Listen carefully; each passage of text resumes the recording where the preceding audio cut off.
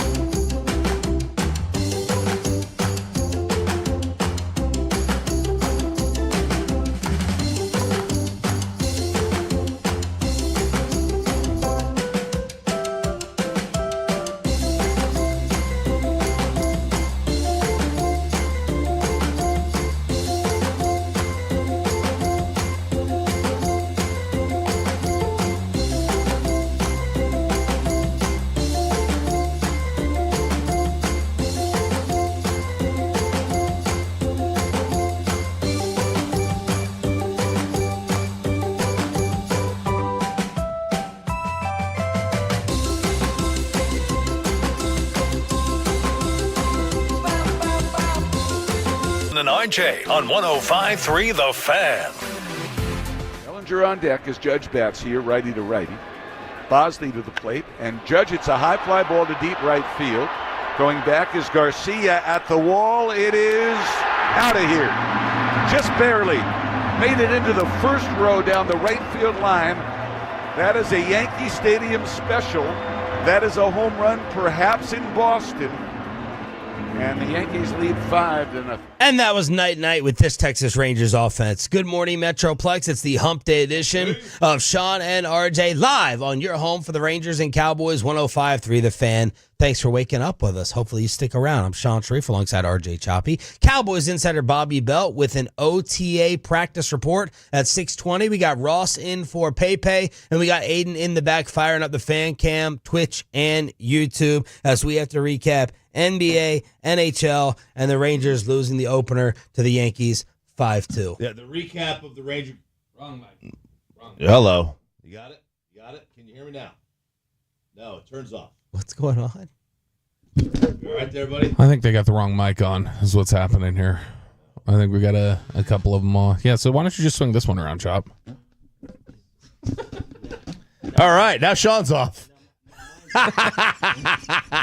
Hey, it's a well-oiled machine. It's a well-oiled machine here. Was not expecting that to start the show. No, neither was I. The Rangers weren't expecting fastballs down the middle, apparently, last night either, because they took balls right down the middle of the plate. Now, some were a couple of inches off the plate. They got called strikes early in counts, and then they wound up getting, put in a tough spot. Simeon, particularly, I think that really hacked off Bochy because he got tossed in the sixth inning. But the offense was I don't know if it's a good or bad day to have Brett Boone on. Yeah. Because the offense really struggled last night. They did not look like they were putting up competitive at bats. When you're sitting there whiffing on pitches that are off the plate. Now, you got to give some credit to the pitcher. But I thought that kid Warren had good stuff. Yeah, he did, but Bassick put on a clinic. He was like, dude, every pitch, every at bat's the same sequence. Like, and this is where Boone has got to tell them, watch the games, guys. Like, this is every pitch or every at bat, the sequence has been, the same. Fast, then they're going to go to the slider. He's going at certain pitches, and then he was ending up punching you out on fastballs away, and they weren't even away really. They were right down the middle of the plate, and they just didn't bother swinging at him. Watching Simeon and Adolis with their at-bats, I know Adolis can catch one here and there, but it's just a hopeless cause.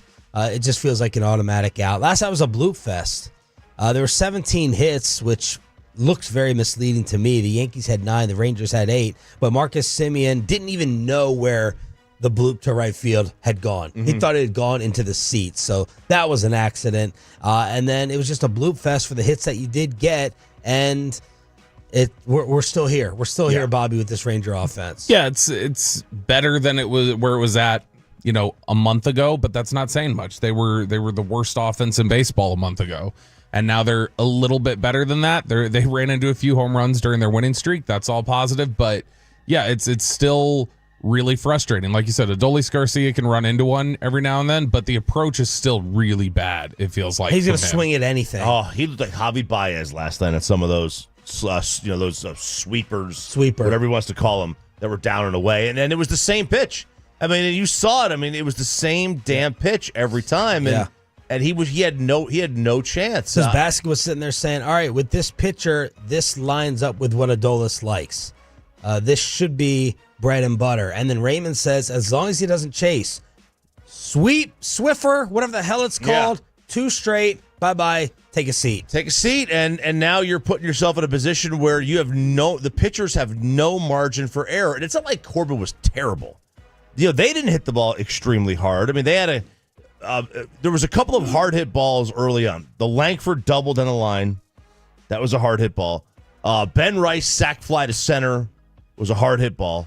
For the most part, there was not a ton of hard hit balls in this game until you got to the later innings, until you got in the bullpen. And so I'm not going to sit here and say Corbin was bad. He wasn't bad. I mean, he kept them in it. 5 innings, 3 runs is not great, but I mean, you when you're playing a team that's got a good offense like New York, I mean, you allow 3 runs, you have to win that game. It feels like right now it's Josh Young or bust. It felt like it was Wyatt for like 2 weeks, and right now it's Josh Young carrying anything that you have. Yeah, they can't sync up. I mean, it's something where Wyatt's hitting the ball really well for 2 weeks, and then nobody else feels like they are. Then it's like, okay, well, Corey Seager's hitting the ball really well, and nobody else is. And then it's like, oh, well, Seager's hurt, and now that Seager's hurt, we're getting Josh Young hitting the ball well. It's just frustrating how maddeningly inconsistent they all are in terms of just syncing up and hitting like we think they can.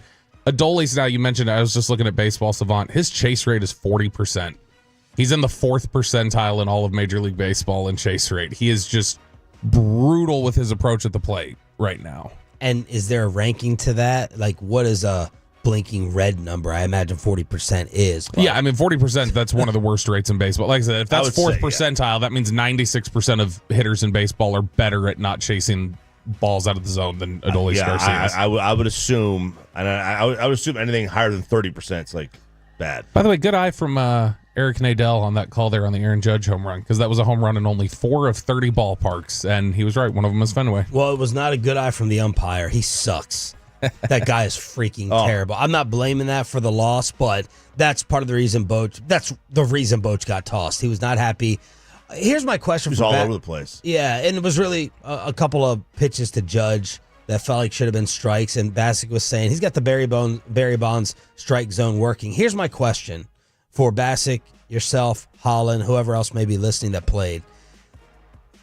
When you miss, when it's an accidental strike, right? Catcher sets up inside, you lose control, and you hit the outside part of the plate, but it's still a strike. How much can I blame the umpire based upon positioning? Because that happened multiple times last night. It was still a strike. It does. But it wasn't the intended target. Yeah, look, I mean, I think it's human nature because you missed your spot so bad. When you're set up inside and you miss away, I mean, you're missing your spot by almost 18 inches. That's a lot. So it's, I think human nature is like, I'm not gonna give you credit on a borderline pitch if it's like on the corner. But at the same time, you're an umpire. Like, you're a professional umpire. You should be able to adjust like that. Yeah. We saw this last night, Walker Buehler in the Red Sox game. They're playing the Mets. Lindor steals. There's a ball right down the middle. But the Lindor was stealing, so the catcher had to move. He shielded the umpire. It was literally right down the middle of the plate. Now, as the catcher, you've got to do a better job of staying low so the umpire could see. But as the umpire, you've got to be able to pay attention to where the ball is so you can make a call. And Buehler got thrown out of the game. I switched on over to the NBA action, but the fellas said they were more interested in scouting, hopefully, the next opponent of the Dallas Stars, Game 1 in the East. 30 seconds on the power play. Rodriguez to Bennett. Bennett at the line. Long shot. He scores! Sam Bennett. A long-distance shot from just inside the blue line. It's a power play goal. It made its way through the traffic, and the Panthers have a 4-1 lead. Panthers radio with the call. They score 2 in the first. They're up 3-1 after 2, and they handle Carolina on the road 5-2. It's getting kind of scary. Florida has won the last 3 games they've won. In the last 4 games, they're 3-1. They won 6-1, 6-1, 5-2 in those 3 victories. They're the team, if you can think of a team currently in sports that just always makes that run in the playoffs. They're always there. They were the best team in the league like 3 years ago. They got knocked out early. Then they go to the Cup Finals. Then they win the Cup. And it's like, all right, this team is rolling, man. They are a tremendous team. And that's Carolina's 13th straight loss in a conference final. Ugh. Going back to being swept in 09, 19, and 23. Yeah, this was I'll tell you what, Florida makes the most of their scoring opportunities. I was watching this last night. It felt like every time I was like, I had the split screen up with the T-Wolves OKC game and then the Florida Carolina game. And so every time it felt like that, I'd look over. It's like, all right, there's another goal from Florida. And so I just look up how many shots on goal it was. They had 20 shots last night, and they scored 5 goals. Wow. A 75% save percentage from Anderson, the Hurricanes. And Anderson is a tremendous goalie, and he is right now the top goalie for the Conn Smythe. Yeah, he was the top goalie. Like ESPN had their preview yesterday. They were like easily the best goalie left in the playoffs. Yeah, he's Mr. Glass. He'll get hurt. He'll miss a game in the series, every series, but he's awesome. And they made him look like he was Connor Hellebuck in a road game. Game 1 of the West Final tonight. The great Sean McDonough will have the call for ESPN. McDonough will join us live at 8 to preview Brett Boone from New York at 9:20 as the show of Wales continues to get it done on DFW Sports Station. Meanwhile, Game 1, West Finals in the association. Shea up the left side to the baseline on McDaniels. Floats it up, counts it, it goes, and it goes! Falling down, Shea lost it home. McDaniels trips him up, and one coming for the MVP. Listen to the crowd. Well, Michael Malone agrees. Is Michael Malone? Oh, God. Apparently doing media work for ESPN, saying, you see why SGA is the MVP. The MVP showed up tonight. He just got done, this just in, coaching Jokic. SGA scored 20 of his 31 in the second half, 8 of 14 field goals. Julius Randle's effort goes for naught with 28 points. And Anthony Edwards, who was averaging 26 a game in the playoffs, was held to 18 points, 5 of 13 shooting. He said, quote, I definitely got to shoot more. I took 13 blanking shots, but I'll say probably just get off the ball a little more, play without the ball. That would be the answer. Thunder handle the Wolves. So was Michael Malone just lying when he said that Joker should have been was the MVP all year, or is there like bad blood between them now? Well, I mean, are they going to blink or make any sort of a move without talking to Jokic first? I would think like Jokic had an idea of what they were going to do. Also, the other idea here is what was the exact verbiage? Was it you see why he's the MVP tonight or something along those lines? I'll get the quote. So depending on what the verbiage is, he could be saying like he's going to win MVP, that, yes. And so like this is why he's going to win MVP. Not necessarily that like he deserved it over Jokic, but like, hey, you see, this is why people voted for him for MVP is because of the performance he had tonight. But he was great at the free throw line. Shea Alexander, he showed why he's the MVP. His 10 of 27 shooting. It was fantastic. He was a monster from the charity The stripe. ref showed why he's the MVP. Ticky-tack. What was the note you had this morning? So, in 2022, at the end of 2022, there was a quote he gave. It was November 9th, 2022, and he was asked about, hey, these officials, are they giving you the short end of the stick on these calls? And he said, they're humans like us and make mistakes. They make a lot of right calls too. And it caught some eyes back then because the next month after he said that, his free throw attempts went way up. So you can actually split his free throw attempts per game from the moment of that quote in his career onward.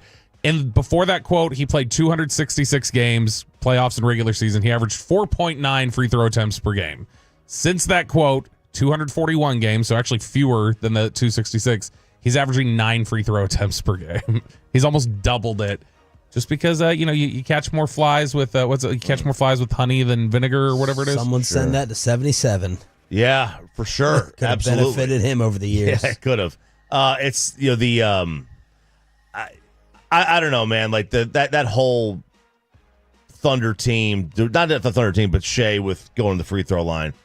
That's just, I don't know. It's not a game I want to. It's not entertaining when it's just a free throw barrage by one single player. It's got Dwayne Wade vibes. It's got Dwayne Wade vibes to it, and some of them are ticky tack, and it just doesn't sit right. Well, and as was being pointed out, he didn't shoot 24 free throws. He shot 14 free throws. Well, and so Thunder fans were pointing out last night their pushback to this was Minnesota took 32 2-point attempts last night and shot 21 free throws. OKC took 61 2-point attempts and shot 26 free throws. And so OKC fans are trying to say, like, guys, we're taking the type of shots that are going to get free throw attempts, and yet we're still pretty close with Minnesota on the calls. 51 threes for the Timberwolves. ESPN said that's the most ever in a conference final or later game. Wow. OKC's so good defensively, though. Yes. That's the big thing that I took away from that game last night is they're smothering.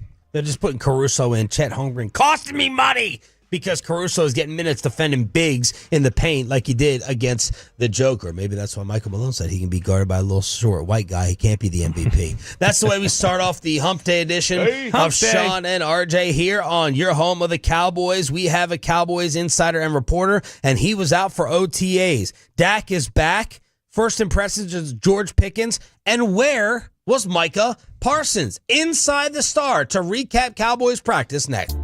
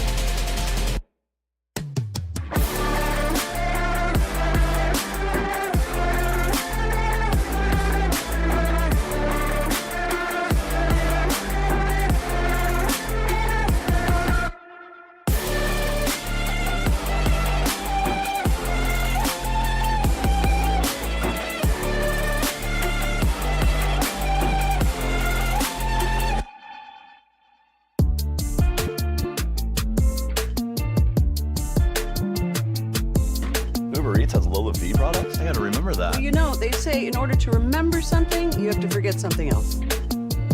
Okay, now that is a very cute haircut. That's like a little shag. I've never seen it before.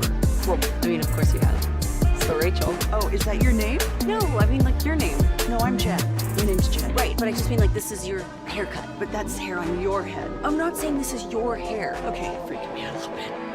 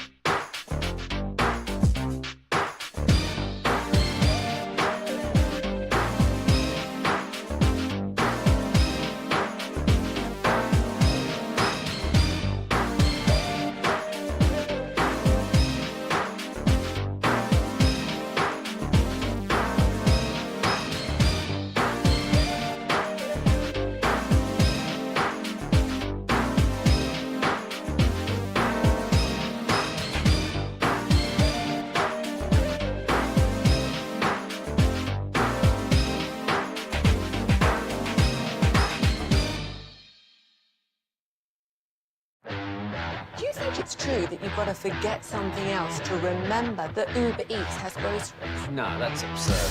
Hey, remember when you used to be a, what was it, Pepper Lady? Pepper Lady? Wasn't it Cinnamon Sisters? Basil Baby. Saffron Squad?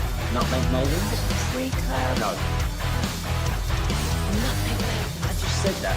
3333. With Frankel & Frankel, there is never an out-of-pocket cost. They only get paid when you win. Frankel & Frankel, the go-to car and truck wreck attorneys in Dallas.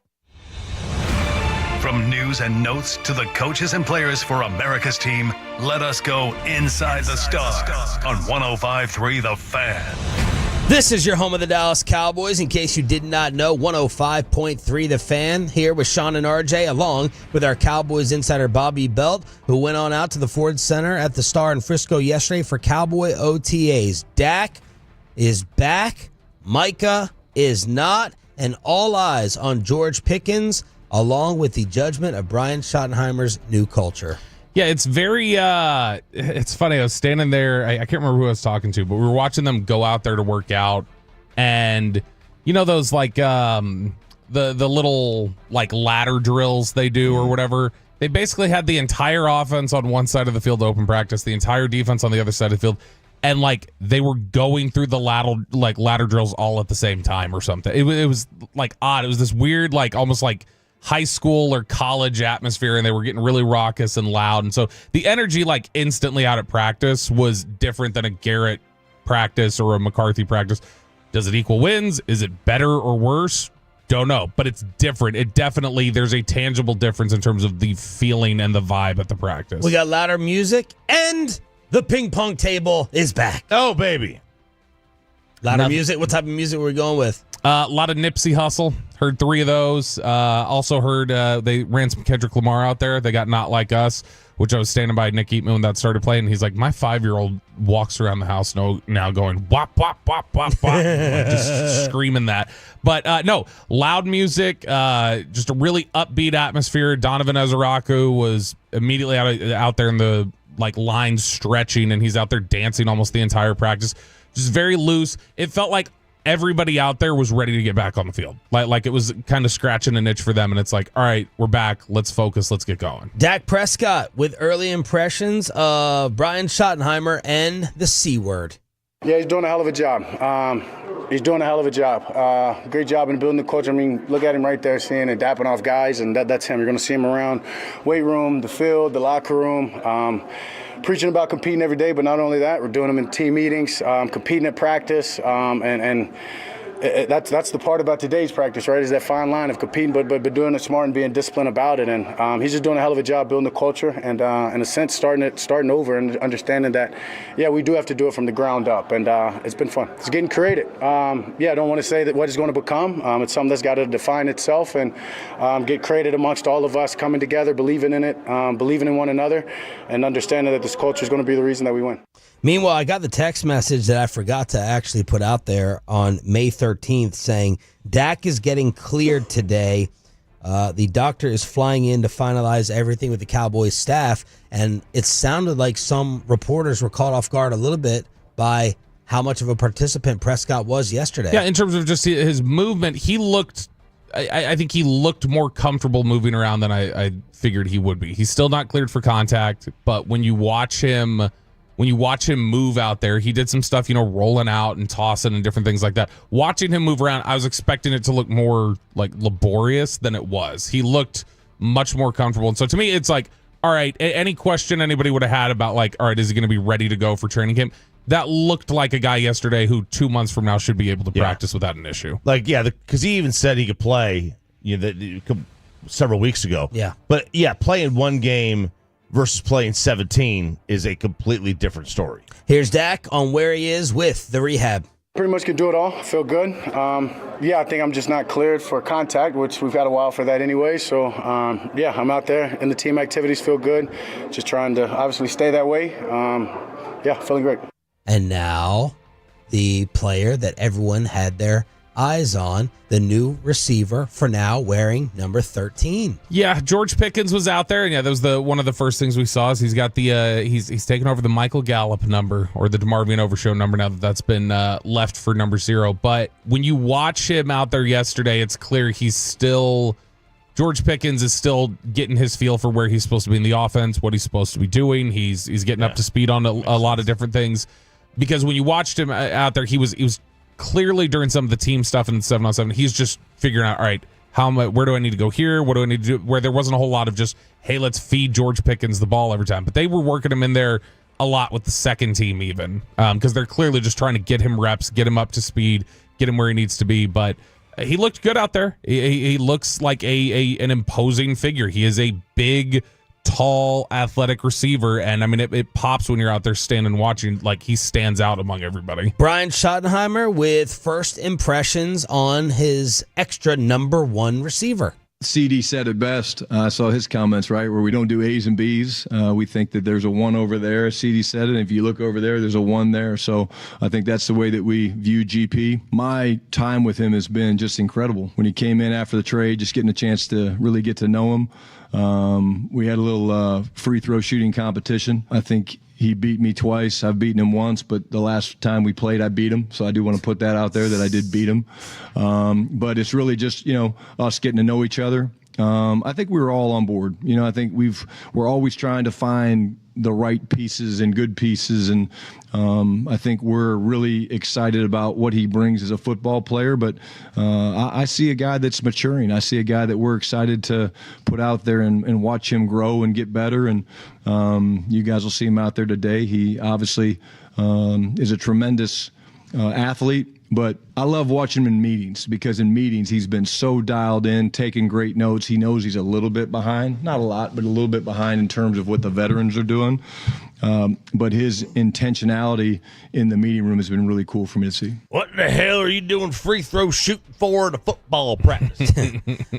You just heard it right there, and it led to some reporters side texting yesterday out of practice, like just fawning over Brian Schottenheimer. Like, go and compare this to Mike. I don't want to get in the weeds, especially with Bobby here, about any McCarthy comparison, but Brian Schottenheimer has won the offseason at the microphone. Again, what will it actually mean? But it just seems like all the little things, finding out where a player is at for his birthday and getting the restaurant to send a bottle of champagne. Drinking a little bit, drinking some shotties with Mike and CD in the golf cart. Putting the ping pong table back and shooting free throws with George Pickens, is trying to build all those relationships. Yeah, he's clearly, this has been the top priority for him, has been culture and has been establishing that. And, Schotty talked about it a little bit yesterday, the idea of just, OTA attendance is important for you trying to get different things down, whether it be with the playbook or different things related on the football field. But he thinks a lot of it, too, is just off the football field and how important that is. And that's clearly been just the top line item for them all offseason. A couple years ago, it was toughness. We need to get meaner. We need to do this. Like, there were all these, every year it seems like there's a theme of just, this is what we're really locked in on. This is what we're dialed in on and try to do off of the field, those intangibles. And I think that when you look at what Schotty's doing, he's clearly said, all right, everything else will flow out from the culture being right. And so that's got to be the thing that we're focusing on more than anything else during the offseason. OTA recap on the home of America's team here on Sean and RJ 105.3 The Fan. I'll go ahead and steal from Nick Harris, Fort Worth Star-Telegram, with some of his practice observations and what happened on the field. Pickens hauled in a pair of receptions on a quick slant and a comeback along the left sideline. DB Wanye Thomas played at safety and in the slot. The linebacker group was flying around. I think you had James and Buddy Johnson interceptions. Ferguson has added some weight, some happy relationship weight, maybe. He appears to like he looks like he's a little bulkier, and so looks look, you got to get in there and fight in the trenches a little bit in line. That's what we need from him. If he does, he's gonna have to move that beard further down the chin. You can't have, when you got a little chubbier face, you can't have a chin line beard. It's not a good look anyway. This is good weight. This is muscle. This is muscle that we've added here. That's fine. But if it's the relationship weight, then you gotta move the beard down. Do the Pittman beard, the bourbon beard. The name that I kept hearing and reading was Brevin Spann-Ford, the backup tight end. Nick said he was unstoppable yesterday. Multiple catches, including one where he separated downfield. Kavontae Turpin took some quick routes and made them into big gains. Speaking of special teams, I had read that Javonte Williams and Miles Sanders were back there on punt return. So I wasn't over with the special teams when they were doing the punt stuff, but I had heard, that they had the backs back there just kind of trying to cycle through things. I think they're just trying to figure out who's our backup here. Who are we going to use in place of Turpin if we've got to, have him out there for a series and we don't want him backed up coming right off of the punt unit. But yeah, I think that's basically they're just trying to find out who's our alternate here. Is it going to be Deuce Vaughn or one of these other running backs? Nick continues, every time I looked up, it felt like Jalen Cropper was making a reception. I heard someone else say they didn't notice Mingo out there whatsoever. Wearing number 81. Love the day from corner. Kyer Elam on the outside. Had a couple of breakups and looked confident. Running backs are rotated quite a bit. Nothing really to take away there. And Israel McQuamu also got a healthy dose of work in the slot along with Deron Bland. Yeah, it's a receiver group yesterday that wasn't flashing in a big way. Like, we didn't get a whole bunch of, like Nick mentioned, he had the 2 catches on the sideline, George Pickens. Those were the 2 times he got the ball thrown his direction at all during team and 7-on-7. So it's not like they were feeding the ball to him a lot. CD had a couple catches. This was mainly yesterday just about executing, getting guys into places where they need to be. It's similar to because there was yesterday a little bit of, you get the panic from people on Twitter when you say something like this, but there were a few interceptions yesterday. Dak threw a couple. Joe Milton threw a couple. I never understood why fans get all upset over practice interceptions. It's spring training pitching. It's like you're working on stuff, or you're just simply trying to execute something. You're trying to see what's broke. One noticeable name not in the practice recap: Brian Schottenheimer. Where's 11? He showed up a little bit the last couple of days. He's been in and out some. I don't know if he's here yet today. He was here yesterday, had a great, actually had lunch with him yesterday. But again, when he's here, he's been great. And again, it's just, it's all voluntary. So when guys are in and they're out, some guys come to meetings, some guys come to practice, some guys are just here getting treatment and things like that. And that's not just specific to Micah, it's specific to all the guys. Where's Parsons? He's next door. He was hanging out at the sports academy next door. He was working out with Myles Garrett. So why didn't he just walk on over to where all the teammates are? He's done this in the past. He's typically done his own individual working out. So I guess I'm not totally surprised that he did it again. Look, the balance continues, but I thought we were doing the whole leadership thing. Well, he showed up. He did report. He usually doesn't even report to this extent that he has today, where he was in the building. Being on the field at the facility with the practices. And I'm not totally killing him. The balance continues here between contract, statement, give me the offer so we can get this done, and leadership. This teeter-tottering is going to continue until the deal is done, of showing up, brand new coach, brand new system, and leader versus contract. Yeah, and look, I mean, Schotty yesterday, I thought, walked the line pretty evenly in terms of talking about, hey, Micah's here, and we're really encouraged by what Micah's done here so far, while also pointing out that Micah is not a total full participant, but again, it is voluntary. It is something that he's done. It is something, the famous Darren Hambrick line. It is something that he's participating more than he has in the past, so I guess they're kind of, and for the stuff that's important to Schotty, the stuff about the team building and being around and connecting with people, they feel like he's meeting at this point. They feel like he has been present. He showed up to the golf course last week. He was in the building on Monday for a lot of the team building culture stuff. So to Schotty, I think he's just like, as long as I'm getting him in the culture aspects, that's what's most important to me. All right, there it is. Your Inside the Star recap on the home of the Cowboys. We have an Ice Cube ticket giveaway at 7:20 here with the Hump Day edition on 105.3 The Fan. Let's start getting you ready for Game 1 in the West. Stars, Oilers, the preview after this. Sound right. Was it Cell Phone Squad?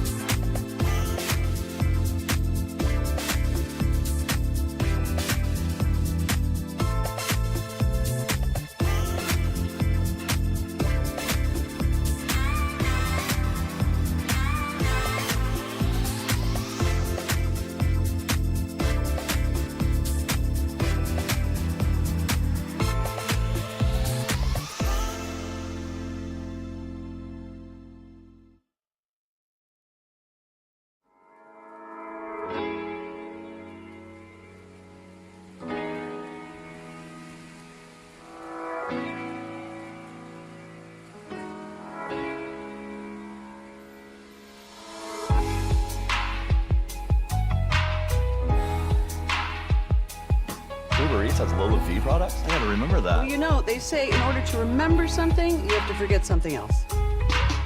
Okay, now that is a very cute haircut. That's like a little shag. I've never seen it before. Well, I mean, of course you have. It's the Rachel. Oh, is that your name? No, I mean like your name. No, I'm Jen. My name's Jen. Right, but I just mean like this is your haircut. But that's hair on your head. I'm not saying this is your hair. Okay, freak me out a little bit.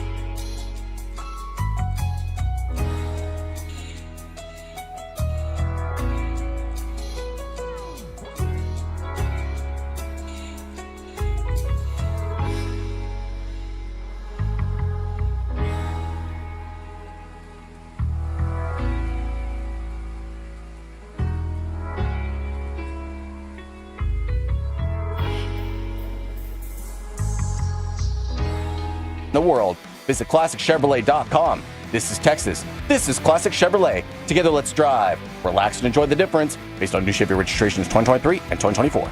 Rodriguez, Ekblad shot, he scores off the iron and in. The Panthers came up with it in the offensive end. It was Rodriguez who spotted an open Aaron Ekblad, and he rifles one home out of the right circle, and the Panthers double their lead. It's 2-0 here in Game 1. Florida continues to roll. Game 1 in the East as they take care of Carolina 5-2. Game 1 in the West is tonight, 7 o'clock at the AAC. The great Sean McDonough, play-by-play voice of the series and ESPN, will join us at 8 o'clock this morning here on Sean and RJ. Thanks for being a total. That stands for turn it on, leave it on. We appreciate you listening and watching however you may be doing it. Let's get to a little preview of this series, and we'll do it with Jake Ottinger. Ottinger went on SportsCenter and was asked, all right, this year versus last year, y'all lost in 6. What needs to be different this time around? You know, it was tight last year. I think, you know, we lost Game 5 at home, which I think is hard to win a series when you do that, when you're tied 2-2. So I think just getting off to a good start, and, you know, we finally won a Game 1 this year. So we want to win Game 1 tomorrow night and get the series off to a good start. And you talk about being at home. What's DFW like when the Stars are going on a run? Yeah, it's incredible. It feels like a hockey town. You know, it feels like a northern city in the U.S. So it's crazy how much hockey's grown down here, how great our fan base is, how big it's grown the last few years. And, you know, there'd be no better feeling than if we could finally, you know, bring these fans another cup. Still amazes me when I just like look at Ottinger and I'm like, that doesn't look like what a goalie. I know. Looks like him. Just talked about that while you're the last time you were. Chop and I were talking about that. Like you watch him walking into the arena and you're like, that dude's the like. I guess it's just all. Yeah, it's all the equipment or whatever. But you look at him and go like, that looks like a shooting guard in the NBA or something. He just does not look like what I'd expected. He's like a high school sophomore baseball player. Like it's crazy. And then he dropped the headline in the follow-up on just how good Connor McDavid is. Yeah, I think when it's all said and done, he's going to be the best player of all time. So when you get a chance to go up against a guy like that, it's pretty special. And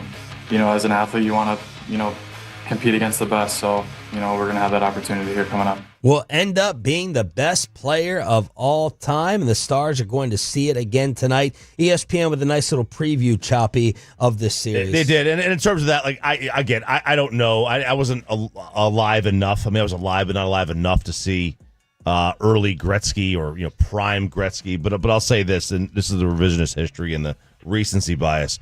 Scotty Scheffler's off to an amazing start to his career. In order to match Tiger Woods and Tiger's first 250 starts, Scotty would have to win 56 of the next 110. Okay, so just stop with the recency bias on players. Like they're, you know what I mean? Like just on everything. So that's the little side there. Yeah, he was Jake Ottinger was born, and exactly 4 months later was Gretzky's last game. So I mean, like he's there's going to be a little bit of a generational. Of course, thing and I get it, and that's all players will vote and lean towards guys in their generation. I have no problem with that. The Stars have set the nerds into a tizzy. They have. The Stars have set the nerds into an absolute tizzy because the nerds had them out 4-1 to Colorado in the first round. EA Sports simulates these games, right? Oh, EA Sports goes and simulates the EA simulation to do all the games. And then in the second round, they had Winnipeg winning 4-2 in that one as well. So they had the Stars out. Stars have been out for a while. So there's that. The other side of this, though, is just the regular human element. So the human experts from ESPN. But don't have their predictions and picks. I want to do the preview right now. Okay. The preview, the 9 out of 10, what we've learned so far, all that stuff. By the way, what's the great hockey game? I mean, I played Nintendo's fantastic. Oh, the Genesis. It was NHL was Ronick. Yeah, EA Sport. It's just a NHL whatever. Like I mean, so NHL and 25, NHL 24. It's the you EA never Sports hear one. people talk about the hockey game like baseball. I've loved playing hockey games in the past. So I mean, the last one I had was probably 5 years ago. Yeah, But I mean, I've always really liked playing them. I think it was about the one I had. And then as a kid, growing up, the Sega Genesis one was like, that was the one that was on Swingers. It's not so much me, it's Ronick. He's good. Yeah. That was a good one where you could score a goal and it would just kind of curve around the goalie. And it was like, that doesn't really work. But And then the blood. They had the blood for 1 year where you could make a guy's head bleed. But Joe ESPN. Mazzulla said, I love that element of the game. Suck it up, just get up. So ESPN had a pretty good write-up on the team, and the goalie competence rating was one of them. And the only one that had a higher rating than the Stars was Carolina. And again, Anderson's been a fantastic goalie, but it's you're splitting hairs. Anderson had a 9.5 out of 10 confidence rating, and then Otter has a 9. Right, so we're really splitting hairs. And it says no goalie has faced more shots, made more saves, logged more minutes during the playoffs than Ottinger. He's provided a level of stability that has played a major role in why they've advanced to a third straight conference final. He's had several moments this postseason. His value's been amplified. Maybe the strongest example was the fact that the Stars are 3-0 in overtime, with 2 of those wins coming in series-clinching games. And while that goalie confidence rating, it is just 8 versus 9, Edmonton's is the worst rating left in the playoffs. Oh. So it's because it's 9.5 for Carolina, 8.5 for Florida. So Edmonton is the shakiest goaltender setup. And look, Skinner was not great in the first 2 games against the Kings. Then he gets pulled, and then there was an injury, and then he's back. And in the last 2 games, he pitched shutouts. So there's that. But it's not like he is very inconsistent. And as Jason Greger said yesterday, his best consistency is inconsistency. And that's the reality of it. What they've learned about the Stars so far this year, it's the fact that they're adaptable.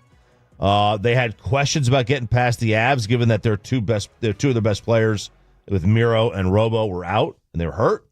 They're in the conference finals. They've yet to receive consistent offensive contributions from certain players because 81% of their goals have been scored by 5 guys this playoff run. Mikko, Hintz, Harley, Wyatt, Granlund. The irony, Grantland? The irony Grantland. is that the Oilers team not thought to have depth and that they're top heavy, but they've been carried by the depth with McDavid only scoring 3 goals. Right. 16 of their 22 skaters have scored. The Stars team, thought to have great depth, has been carried by the smaller few. Yeah, so you've got 26 of their 32 goals have been scored by those 5 players.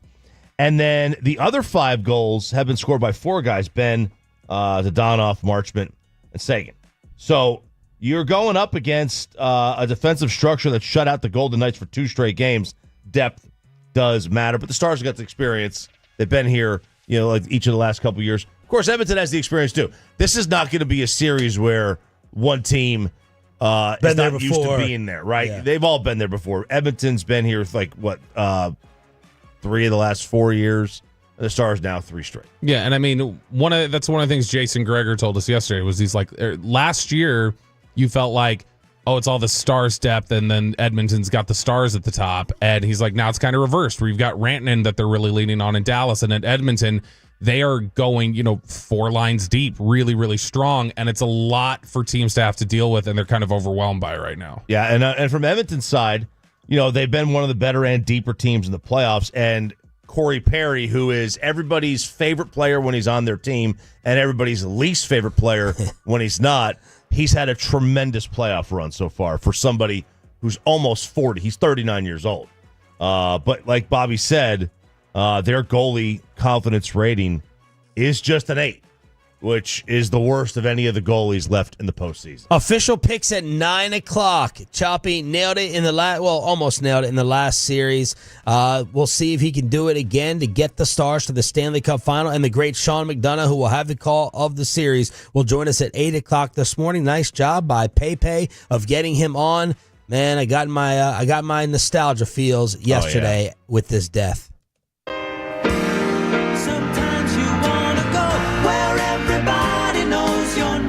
Song gets me every time. Great, it's one of the great intro songs. It has to be 100%. It's the best. Out of nowhere. What do you know? How old are you? So I hate that I have to think about it now. I turned 29 this year. That sounds right. And you watched some old Cheers? So one of my buddies in college was really into it. Was like, have you ever seen this show Cheers? I was like, this show is 40 years old. Like, what are you talking about? We turned it on. I couldn't stop watching it. Watched all 11 seasons. And then this year, I actually went through and watched all 11 seasons of Frasier as well. And that led to your current alcoholism. So nice job. Oh, yeah, big time. All right, Frasier or Cheers? Which one? I feel like I got to go Cheers. Okay. Well, yesterday, one of the big dogs passed away. George Wendt played Norm on the show Cheers, obviously. One of the great supporting characters, right? The one of the great characters in sitcom of in that era of sitcom land, where you had he had one-liners every time. Back when he had his birthday back in October, somebody posted on social media like all of his entrances. I retweeted that yesterday. And I think Peacock actually did something with it yesterday on the TV as well. But they were just look. It's not a show. I wonder how the show stands today. If you're to go back and watch it, like does it stand the test of time? Because you don't see bars like that. You never see bars like that. Where there's these fancy little bars. No, not at restaurant. all. Now, he always had the famous line in there where he'd say, put it on my tab. And he always had this running tab that he was not paying out. And then, Sam would bring the big book on the table and go like, yes, your tab. They actually went and calculated it one time, what his tab he had run up was. What was it? $124,406.90 was the estimate, is what George, what his tab was there. George went, Did the internet do it or like the Cheers staff? Like no, so the internet did it. The internet went like, based on everything they've said here, these little context clues, this is what his tab would have been. And then you get the price of beer in that time. Who has that time? Yeah, all of it. Holy crap. And then, of course, the Chicago Bears fans on SNL. Oh, yes. Probably a top 5 favorite thing for me on Saturday Night Live with the Bears. The Bears. Easy. Thick of doing it. Yeah, easy, one of the most memorable ones. Cultural influence, that's probably one of the top 3 SNL skits of all time. Because, it still to this day, lingers. Someone should have showed that to Caleb. He wouldn't have tried to go to Minnesota instead. Look how popular the Bears are. There you go. But it was sad to see because it's like 76. 76 too young. My dad was that. He was about 76. What is he? 78. Still, it's way too young. It's way too young to go. They say he just died peacefully, which is good. That's good. That's the way to go. 877-881-1053, Franklin Franco Injury Attorney text line. That is also the number to call at 720 when we hook you up with Ice Cube tickets today, tomorrow, and Friday, trying to get you to the weekend as quickly as possible here on Sean and RJ. Why is this team sniffing around the kid from Duke? Why is this team even talking or looking at Cooper Flagg with a Mavs trade possibility being floated out there? We'll tell you about it. People want Ryan Clark suspended over at ESPN. And did Bill Belichick make the mistake of getting engaged? All of that next on 105.3 The...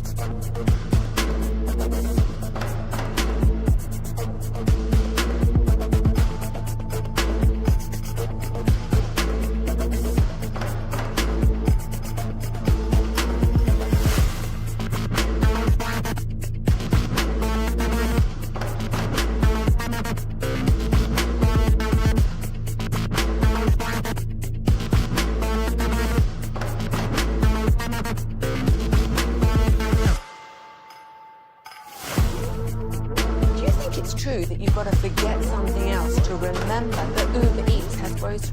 No, that's absurd. Hey, remember when you used to be what was it, Pepper Lady? Pepper Lady. Wasn't it Cinnamon Sisters? Those grapes. Saffron Squad? Nutmeg Maidens? Pre-curb? No. Nutmeg Maidens. I just said that. Was it Spice Girls? Doesn't sound right. Was it Saffron Squad?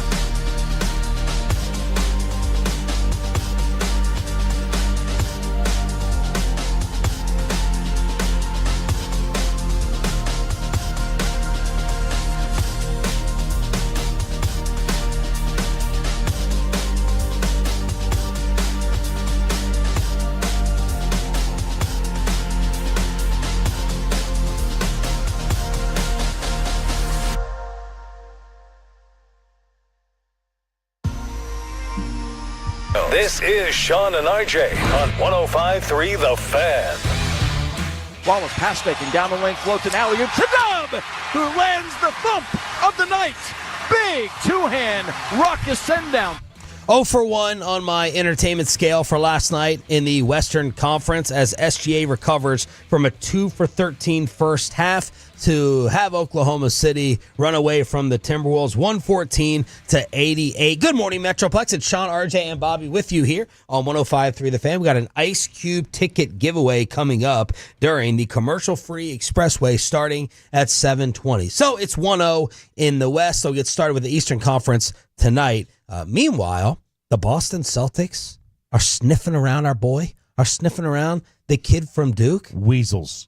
Brad Stevens admits that he had a meeting with Cooper Flagg, the combine, the NBA draft combine. All right, they're talking to Cooper Flagg. Now, he did say, to his credit, will there be fireworks on draft night? I can't imagine, but then again, who knows? But even still, I'm a firm no. I'm a firm no on trading the pick. Firm no on Cooper Flagg. Okay? No Jaylen Brown package? That's the question. Because that's what the Celtics would probably wind up doing. Now, everyone's talking about the Celtics looking at this as kind of a gap year. Yeah. They're punting, right? They're going to punt on this year. You're not going to win a title without Jason Tatum. Hear that, Bobby? Yeah. No, I mean that dude has shown nothing that he can carry a team by himself. Chop by himself. No, he can't carry a team by himself. But it's they are like the Celtics are like Who's the the Finals MVP team. Who's the Finals MVP I again? don't care about that. Yeah, that's why Luka got traded. So don't brag about it too much. So, the Celtics, they do have, they've got a decision to make with some of their roster. People don't think they're bringing the same team back. Yep. That they are going to have a bit of like I said, a gap year and a reset. So, Jaylen Brown's 28. It's not 32 like Anthony Davis or 34, whatever he is. I'm still a no. Still a no, but compare that to Giannis. What would you rather do? Well, nothing. Neither of them. The number one thing Patrick DeMont needs to do is walk into Nico Harrison's office, and if he has windows in his office, he puts up a piece of paper that says 2 to 3, and then he puts up one that says 10, and take a big fat rock and smash the window that says 2 to 3. This Nico window needs to be a thing of the past, needs to be buried, needs to be finished and over with. Done. Over. Out of here. Boogie Cousins yesterday was on with Chandler Parsons being like, I still think that they traded for Kevin Durant. Kevin Durant fits the 2 to 3 year window. Now you want to see the arena burn down. Bobby's lip quivering on the fan cam just showed you what we would think of that. But two things we know about this offseason, we think. The Dallas Mavericks want and need a point guard, and the Boston Celtics have to blow things up. Otherwise, their payroll is going to reach around $500 million if no changes are made. So, HoopsWire, the internet, Bleacher Report throwing out a proposal. All right? This is not Cooper Flagg. Daniel Gafford and P.J. Washington for Drew Holiday. You also throw out Dwight Powell and some picks or whatever. But it's basically Gafford, who wants to get paid like a starting center, P.J. Washington, Drew Holiday to help fix your point guard needs, and defense wins championships. I like Drew Holiday. You like him at 36 years old? Yeah, that's the thing. That's a little old. Sorry, he'll turn 35 in June, and he's making $32.5 million. Yeah, that is old. That is old, but it does fit. It does fit window wise, and Gafford is not long for this place anyway because of the money, right? They've got Lively. It's the money that you can't keep everybody. It's a cap league, right? The aprons and all that crap. So I don't have a problem with moving on from Gafford. You can find another PJ Washington. Drew Holiday is he's nasty. He was nasty. I don't know. He's older. I didn't notice him basically in the playoffs at all. 62 games for the Celtics this year. He averaged 11 points, 4 rebounds, and 4 assists. 44% from the field, 35% from 3, 91 from the line, and again, 35. Yeah, and he was getting crushed pretty hard for his performance in the closeout game. The next closeout game, he shot 1 of 8 in 29 minutes and had 4 points and 2 turnovers. Now, he's still really good defensively, but he is older. He is declining offensively. And when you look at Drew Holiday, I was just having to look it up. I was like, I feel like he's been banged up a lot. And so I was just having to look. Over the course of his career, he averages about 63 games a season. So he's going to miss a quarter of the season just about every year. Yeah. And you've already got Kyrie coming back from injury. You've already got Anthony Davis, who is pretty injury prone. I don't know how much you want to build around that. It's not an instant great feeling for me, so I would lean towards no and try to find my point guard somewhere else. But look, Boston may be talking to Flagg because they can throw out, I haven't run this to any trade machine, but I could see Porzingis being moved, Holiday being moved.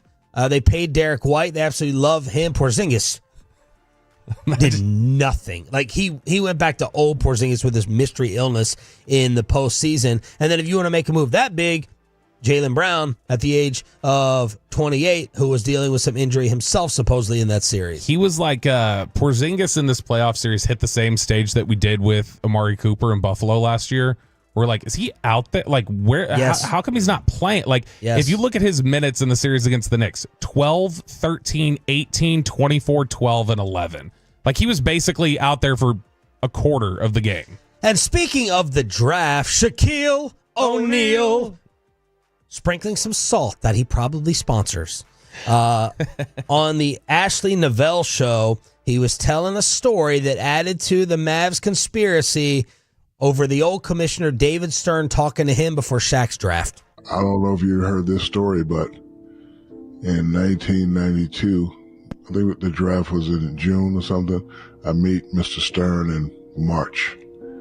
And he says to me, hey, know who you are. Can't wait for you to come to the NBA. Then he pulls me to the side. You want to play where it's cold or where it's hot? He asked me that.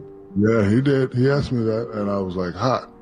And he smiled, and I smiled. And then a couple of days later, they had the draft thing and, the top 3 things. And then Minnesota was number 3. I was like, and then Charlotte was number 2. And then Orlando, Florida was number 1. I was like, I didn't think anything about it. But, you hear a lot of these conspiracy theories, and, there's a lot of situations that could make these things sound good and sound true. Like, okay, Dallas gets rid of one of the best players, but we're getting a new one. Ding, ding, ding, ding, ding. So I don't want to use the word conspiracy theory, but it's very interesting how it all played out. So this is equal parts fascinating and dumb. So it is interesting that if David Stern really pulled Shaq aside, which I can't imagine why Shaq would just make that story up. Yeah. If David Stern really pulled him aside and even asked that question like quietly, it's like, what the hell are you doing? That does seem a little weird. What are you doing? It could have been though like a conversation. So what do you think? You want to live in a warm city or what do you? Yeah, but if it's like here, come over here, tell me warm or cold. Like that's a little weird.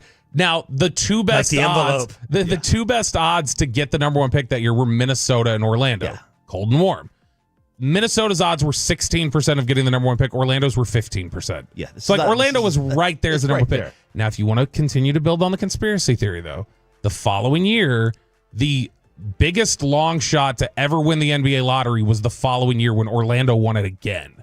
And they won it with a 1.4% chance. So if it's orchestrating things, then that was when Chris Webber was like, I'm not going to Orlando. And then they ended up trading the pick. But this is something where, I could see this. The David Stern, I could see him absolutely orchestrating things. So Dan Patrick, who hosted NBA Sports Center, legendary radio host and all that stuff. Texas politician, yeah. He said that he went to the commissioner's office like twice throughout his career. And one of the times he heard Stern screaming and yelling through the wall at a reporter. And when he went in there to talk about their business, David Stern was screaming at this reporter over a draft conspiracy. And he said, if you write this, I'm going to sue you. And he was mother effing this guy up and down. This reporter losing his mind and going ballistic. And then there was one other time when Dan overheard Stern letting someone just absolutely have it over a conspiracy theory. So if he was still alive, he would be absolutely disgusted and spit all over this. Yeah, 'cause we played that audio that day you were out when Rome asked him about the conspiracy. And Stern's like, have you stopped beating your wife? Which is the greatest. Remember that one? We used to play that drop all the time. It was like, have you started beating your wife yet? He is the greatest commissioner in the history of sports. I love that man for how ballsy he was. And he would, to go from him to Adam Silver is just the most devastating drop. All right, speaking of hoops, the WNBA was on ABC. Baseball was on ESPN. But a 35-point WNBA blowout averaged more viewers than Yankees-Mets, combined with Soto's return to Yankee Stadium. 2.7 million for Caitlin Clark versus Angel Reese, 2.5 for Mets-Yankees. Now, the problem for the WNBA is, what are you going to do as a follow-up? When you don't have that game, what are you going to do? You can get Caitlin Clark's individual games, but that has continued to fuel the fire of Ryan Clark, RG3 over at ESPN. It certainly has. And look, it is so we are talking about like it's getting petty. The Ryan Clark RG3 thing got petty to the point where ESPN staffers are wondering if they're going to have a suspension. But let's start. This is Ryan Clark on the Pivot podcast talking about RG3's comments about Angel Reese clearly having hatred for Caitlin Clark. The one thing we know about RG3 is he's not having conversations at his home about what black women have to endure in this country, about what young black women and athletes like Angel Reese have had to deal with being on the opposite side of Caitlin Clark's rise and ascension into stardom. Now, when you look at it, I think A'ja Wilson is the face of the league. A'ja Wilson is the best player in the league. Caitlin Clark is the most important player in the WNBA. And a ton of her fandom has come along with some racial bias or some racial pieces to why people love her so much. And so now if you're RG3, when is the last time within your household you've had a conversation about what she's dealing with? You haven't been able to do that because in both of your marriages, you've been married to white women.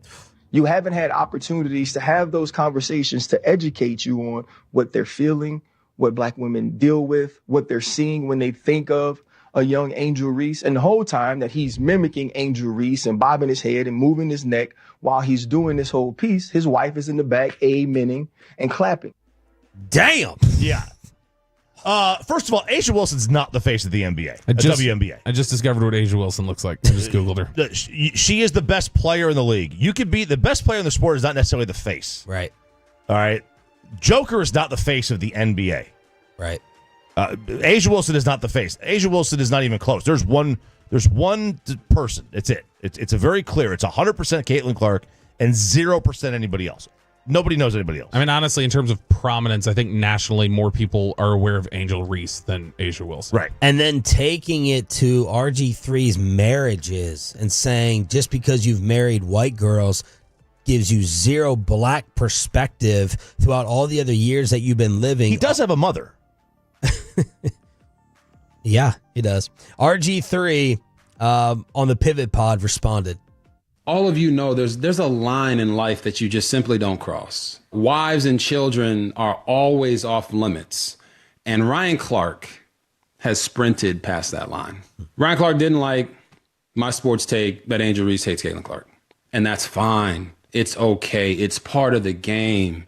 Sports media, I'm going to have an opinion. This person might not agree with it. That person might not agree with it.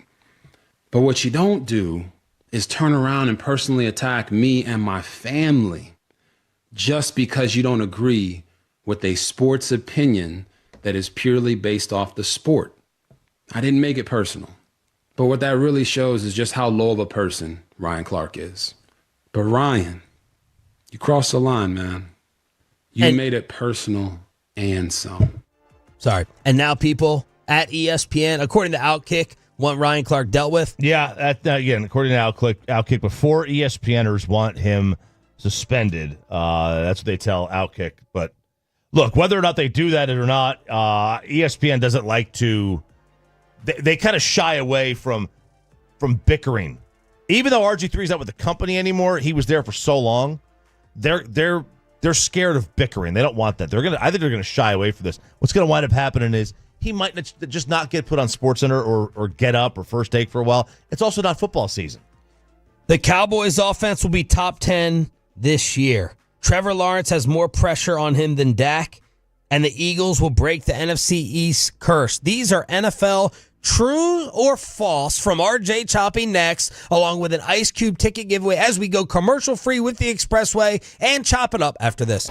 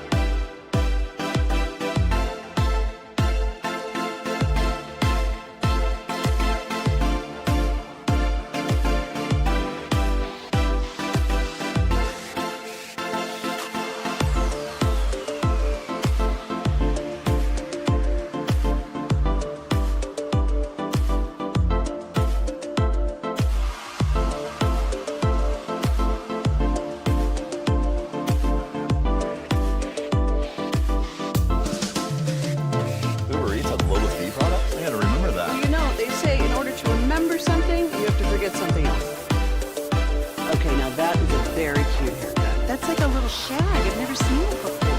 Well, I mean, of course you have. It's the Rachel. Oh, is that your name? No, I mean like your name. No, I'm Jen. My name's Jen. Right, but I just mean like this is your haircut. But that's hair on your head. I'm not saying this is your hair. Okay, bring it down a little bit.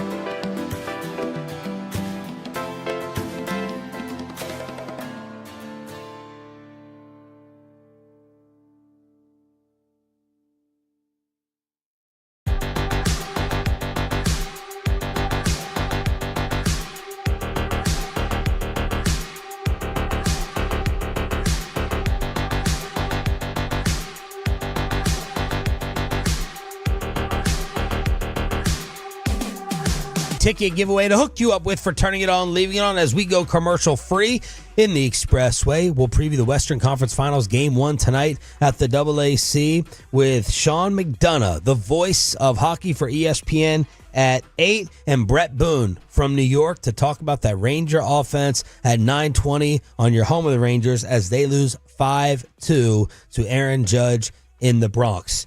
Sean, RJ, and our Cowboys insider Bobby Belt for an RJ Choppy edition of NFL True False. True or false in the National Football League this year, just in general. Brock Purdy, who just got that fancy new contract, 53 per, will not get a second big contract from San Francisco. Easy one for you, Bobby. Well, because the only thing I don't know is, like, I mean, if they don't achieve what they're supposed to achieve, and if they blow out Shanahan sometime in the next 4 years, are they going to just blow out? Are they going to do a reset? That's the only factor I can't know. I think he's going to be good enough. I think he's going to perform at a high level. To me, he's a top 10 quarterback, like pretty solidly. And so I think he's going to be deserving of it. the one factor I just can't account for is, does Shanahan actually get this thing blown up? So, but otherwise, I will say he will have earned one, and so I'm going to lean to the side of they keep him there. So your question is, will he get like another big money one? Yeah, like will he have another big money one with the Niners? I'll lean towards yes. I like Purdy. I disagree with Gavin Dawson's assessment as we were walking in to Cowboy. I'll never forget His that. greatest line. Who did he compare? Brian Hoyer. He's like 10%. But he goes, he's 10% better than Brian Hoyer. So that was Dawson while we were walking into Cowboys practice. I will say true. He gets another Dak-like deal. Yeah, I'll say true as well. I like him as a player. I think he's really, really good. I agree that the caveat with that would be is if they blow out Shanahan. But we could just make it a second big contract in the league. Whether it's with San Fran or not. If he's good enough, he'll get the second deal. Which I think he absolutely will. And I mean, I'll say this. I think that by the time this contract expires, we're not going to have any disagreement in this room about whether he's one of the top quarterbacks or not. Even without this year, Debo, Ayuk feels like a humongous question mark there. Kittle's getting older, even though they gave him the new money. Who are their receivers? Is it Pearsall? It's Ricky Pearsall, it's Juwan Jennings, and Brandon Ayuk. And then, Kittle. But yeah, what do you think of those wideouts? I mean, they're all good to varying degrees and for varying roles. But I mean, the question is, can Ayuk be an actual number one receiver now? If he's an actual number one receiver, everybody else falls into their roles properly. But I think regardless, Purdy sees the game so fast and sees it at such a high IQ level that I think that they're going to reap the benefits of it. All right, true or false? The Eagles will break the NFC East curse. How many years in a row? 20. The last back-to-back champion was 03-04. So 20? So the last time we had a back-to-back champion was George W. Bush had not been elected for a second term yet. Kurt Schilling's bloody sock happened. Like, that's all. I mean, we're talking about it's old enough to drink now. Yeah, I think Wolchuk has the sock as a memorabilia item. How many? Here's a follow-up question. How many times have you gotten this question wrong? 20 years. Every year you think it's going to get broken? Basically. I thought the Cowboys were going to do it last year. They were going to do it the year before. I never predicted a Washington one would win. I mean, Washington. Yeah. Well, I just looked. Washington has won. I think Washington has won 3 NFC East championships. Yeah, they have. Since the last time the Giants won. Won the Super Bowl? No, won a division. Oh, the division. The Giants have won, I guess, 2 Super Bowls in the last 15 years or 20 years. But they haven't won an NFC East since 2011. The Washington Commanders have won 3 NFC East titles since the Giants last won. All right, Bob, start us off. True or false? We're gonna say this is because now you got false. Washington to throw in the mix here. You do, yeah. False. That Philly will repeat. Philly will not repeat. Will not repeat. Nope. I think that they're gonna. I think a lot of the good fortune they had with Saquon Barkley's health. I think the unknown factor of are Nick Sirianni and Jalen Hurts going to get along consistently.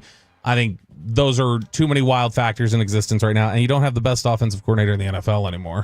So, no, I think I'm going to lean towards right now. I would say Washington is the favorite for the division. I'll agree because I'm throwing Dallas and Washington in the mix. If it was just maybe the Cowboys or just Washington, I would say that Philly repeats, but I will go with history again and hope for history repeating itself, and one of the other two will win the division. I mean, we do it every year. This feels like it's the year. It just does. I don't buy Washington, but we've seen it. I've been wrong too many times. You don't buy Washington because I think Washington's very much like Houston was last year. Like they're still a good team. But they'll have a little step back. Does Jaden Daniels? Debo there is going to be, I think, really, really good. But, I mean, didn't Houston bring in Stephon Diggs last year, so they added him? They got hurt. Well, I mean, Debo got hurt. Houston had a lot of injuries, though. Houston lost Nico Collins, Stephon Diggs. Like, they kept getting hit with injuries. Do the legs of Jaden Daniels make a CJ regression less likely? You understand what I'm saying? Yeah. It's more likely with a drop back versus a guy who can still run around when things break down. Yeah, I think it does. The regression's less likely for sure. Yeah, that is something where you're always going to be a weapon regardless of if you're throwing well or not. And so, yeah, that helps him a lot because CJ's not going to do anything on the ground. All right, next one. Nick Sirianni will not survive to see the end of the contract extension he just signed. How many years was it? It was like they threw, I think it was 4. Yeah. So, yeah, no, he doesn't see the end of that deal. Woo! He's too difficult to personality. Like he's gonna rub somebody the wrong way. Like he's going to have issues. And so yeah, no, he doesn't see the end of that contract. I'll agree. You guys are on to something that the rest of the media world is not talking about with your Hurts Sirianni whispers. Both of you guys have been talking about it in commercial breaks. You're starting to say it on the air a little bit. Would they choose Sirianni over Hurts if Jalen doesn't continue to keep getting better as a passer? But you guys keep putting this in my ear about Hurts and Sirianni, and the rest of the world's not talking about it. That is interesting because that would be one of the few times where they choose the coach over the quarterback. It doesn't happen all that often, but if Hurts doesn't improve as a passer, then I think it is in play. Look, I'm not totally sold all in on Hurts yet. The thing that Hurts has shut me up on is in these big games, he balls out better than anybody else. He does. Yes, he does. His Super Bowl numbers are stupid. Yeah, he had a great game and a loss. He had obviously a great game in the win. So he's been big in big moments, and that's from a quarterback perspective. I mean, that's what you want, obviously. You know, I mean, Doug Peterson got fired 2 years after they named a street after him or something. Like, yeah. I mean, they don't have patience in Philly. It's Philly. This is what they do. I don't think he sees the end of this. Oh, now the question is, like, where does he go after, does he? Because he is so. I think he's so market specific. Gosh, East where Coast? else? Yeah, where else does that play?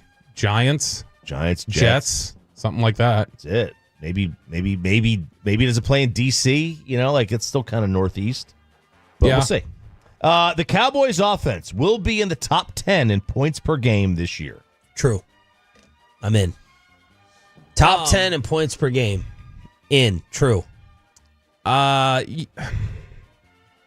I don't like. I feel like what other excuses? What else does your boy need? I mean, you got everything surrounding him. There you go. I feel like they're. Well, I mean, the other question is just: can he stay healthy? Because he hasn't for 5 years. I tried to pick a fight. Didn't happen. I'm gonna say true, but I do think they're borderline. Like I think we're looking at they're gonna be anywhere from like 8 to 12 because of the health. What if I told you he plays all the games? What if I told you he plays 15 games? I was going to say, I'm going to assume just he's going to miss 2 games. And so with assuming he's going to miss 2 games, I'm going to say that in general, they're going to figure out how to manage him and understand like, all right, we're taking a certain approach with him health-wise. Then with that approach, I'm going to say he misses 2 games total, and then they finish right around top 10. Denver was 10th in points last year. Oh, my God. Really? 25 a game. I was surprised, too. And then there was a 1.5 drop-off to 23.5 by the Chargers and the Cardinals.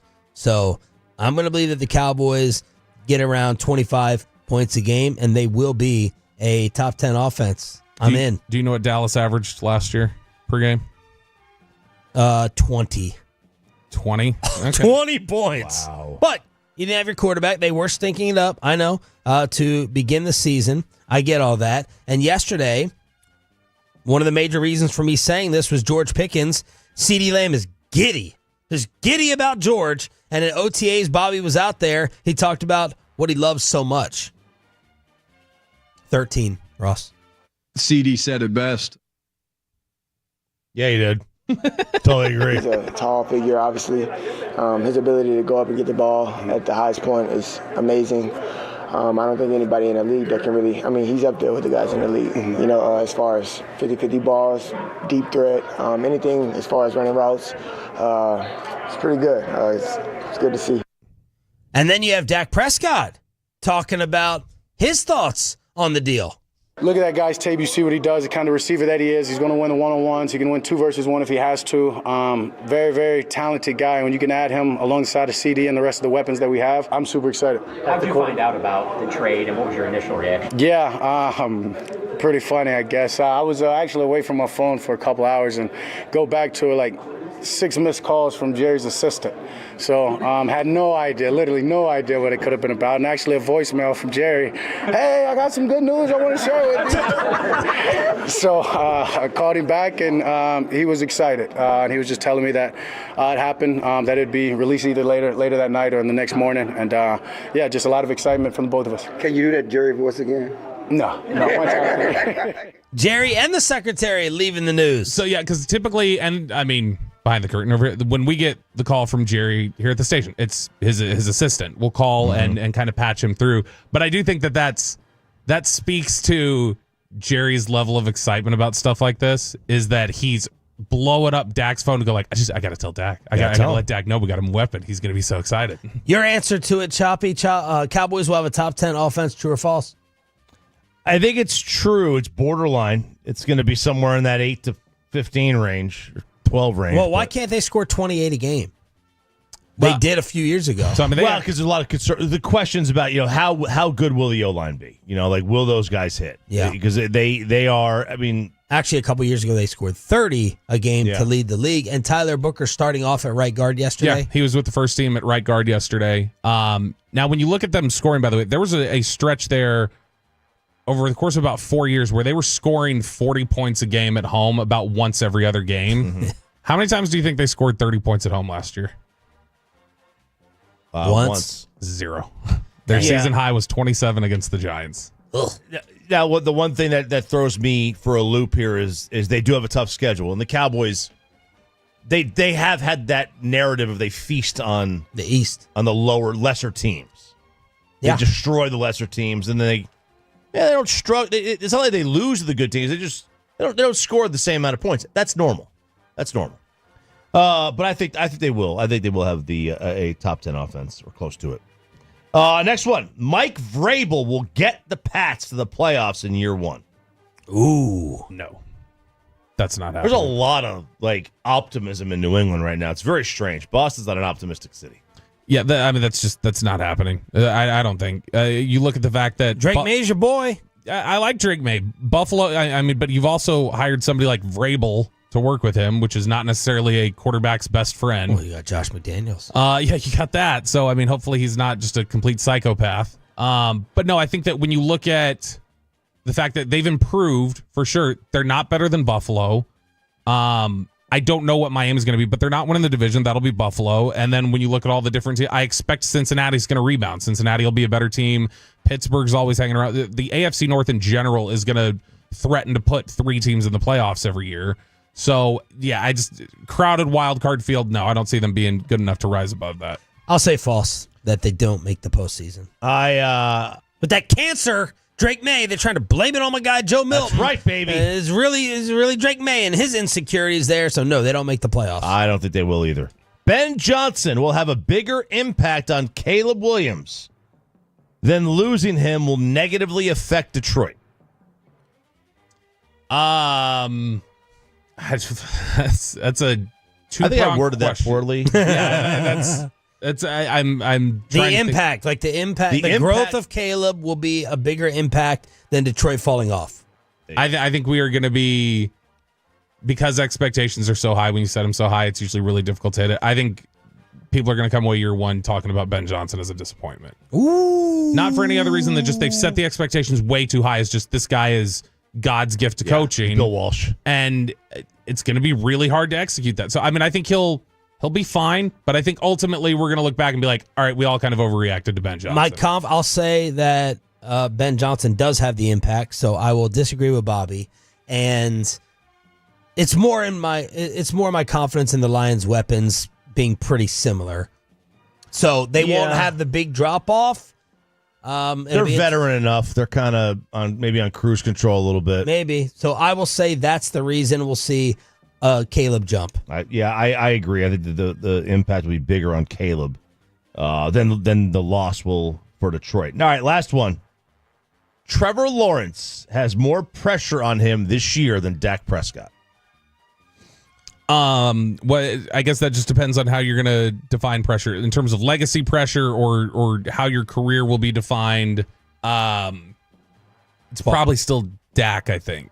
In terms of Trevor has more time. Yeah, I mean, Trevor's got time to correct this. He's in Jacksonville. I think a lot of people still view Jacksonville as a black hole. But, I mean, there's definitely more pressure on, like, you've been paid now. Like, we're paying you for what we think you're going to do. You need to start doing it. And so, again, I guess it depends on where it's going. I'm going to say no. Dak's got a lot of pressure. Dak basically Dak had a massive hand in picking the head coach here in Dallas, who's got a ton of pressure on himself. So that on its own kind of ties to Dak right there. And then there's just what he does on the field. I think there's a lot of pressure on Dak this year. I'll say false. More pressure on Dak, usually always, because of the first fake shows. There's always more pressure on Dak, yeah.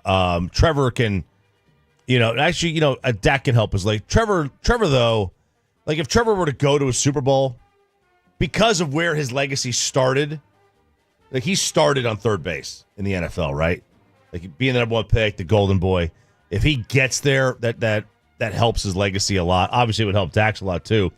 But people think that Trevor, or thought at one point, Trevor had a chance to be the best quarterback in the league. No one ever thought Dak had a chance to be the best quarterback. Trevor was supposed to be football LeBron.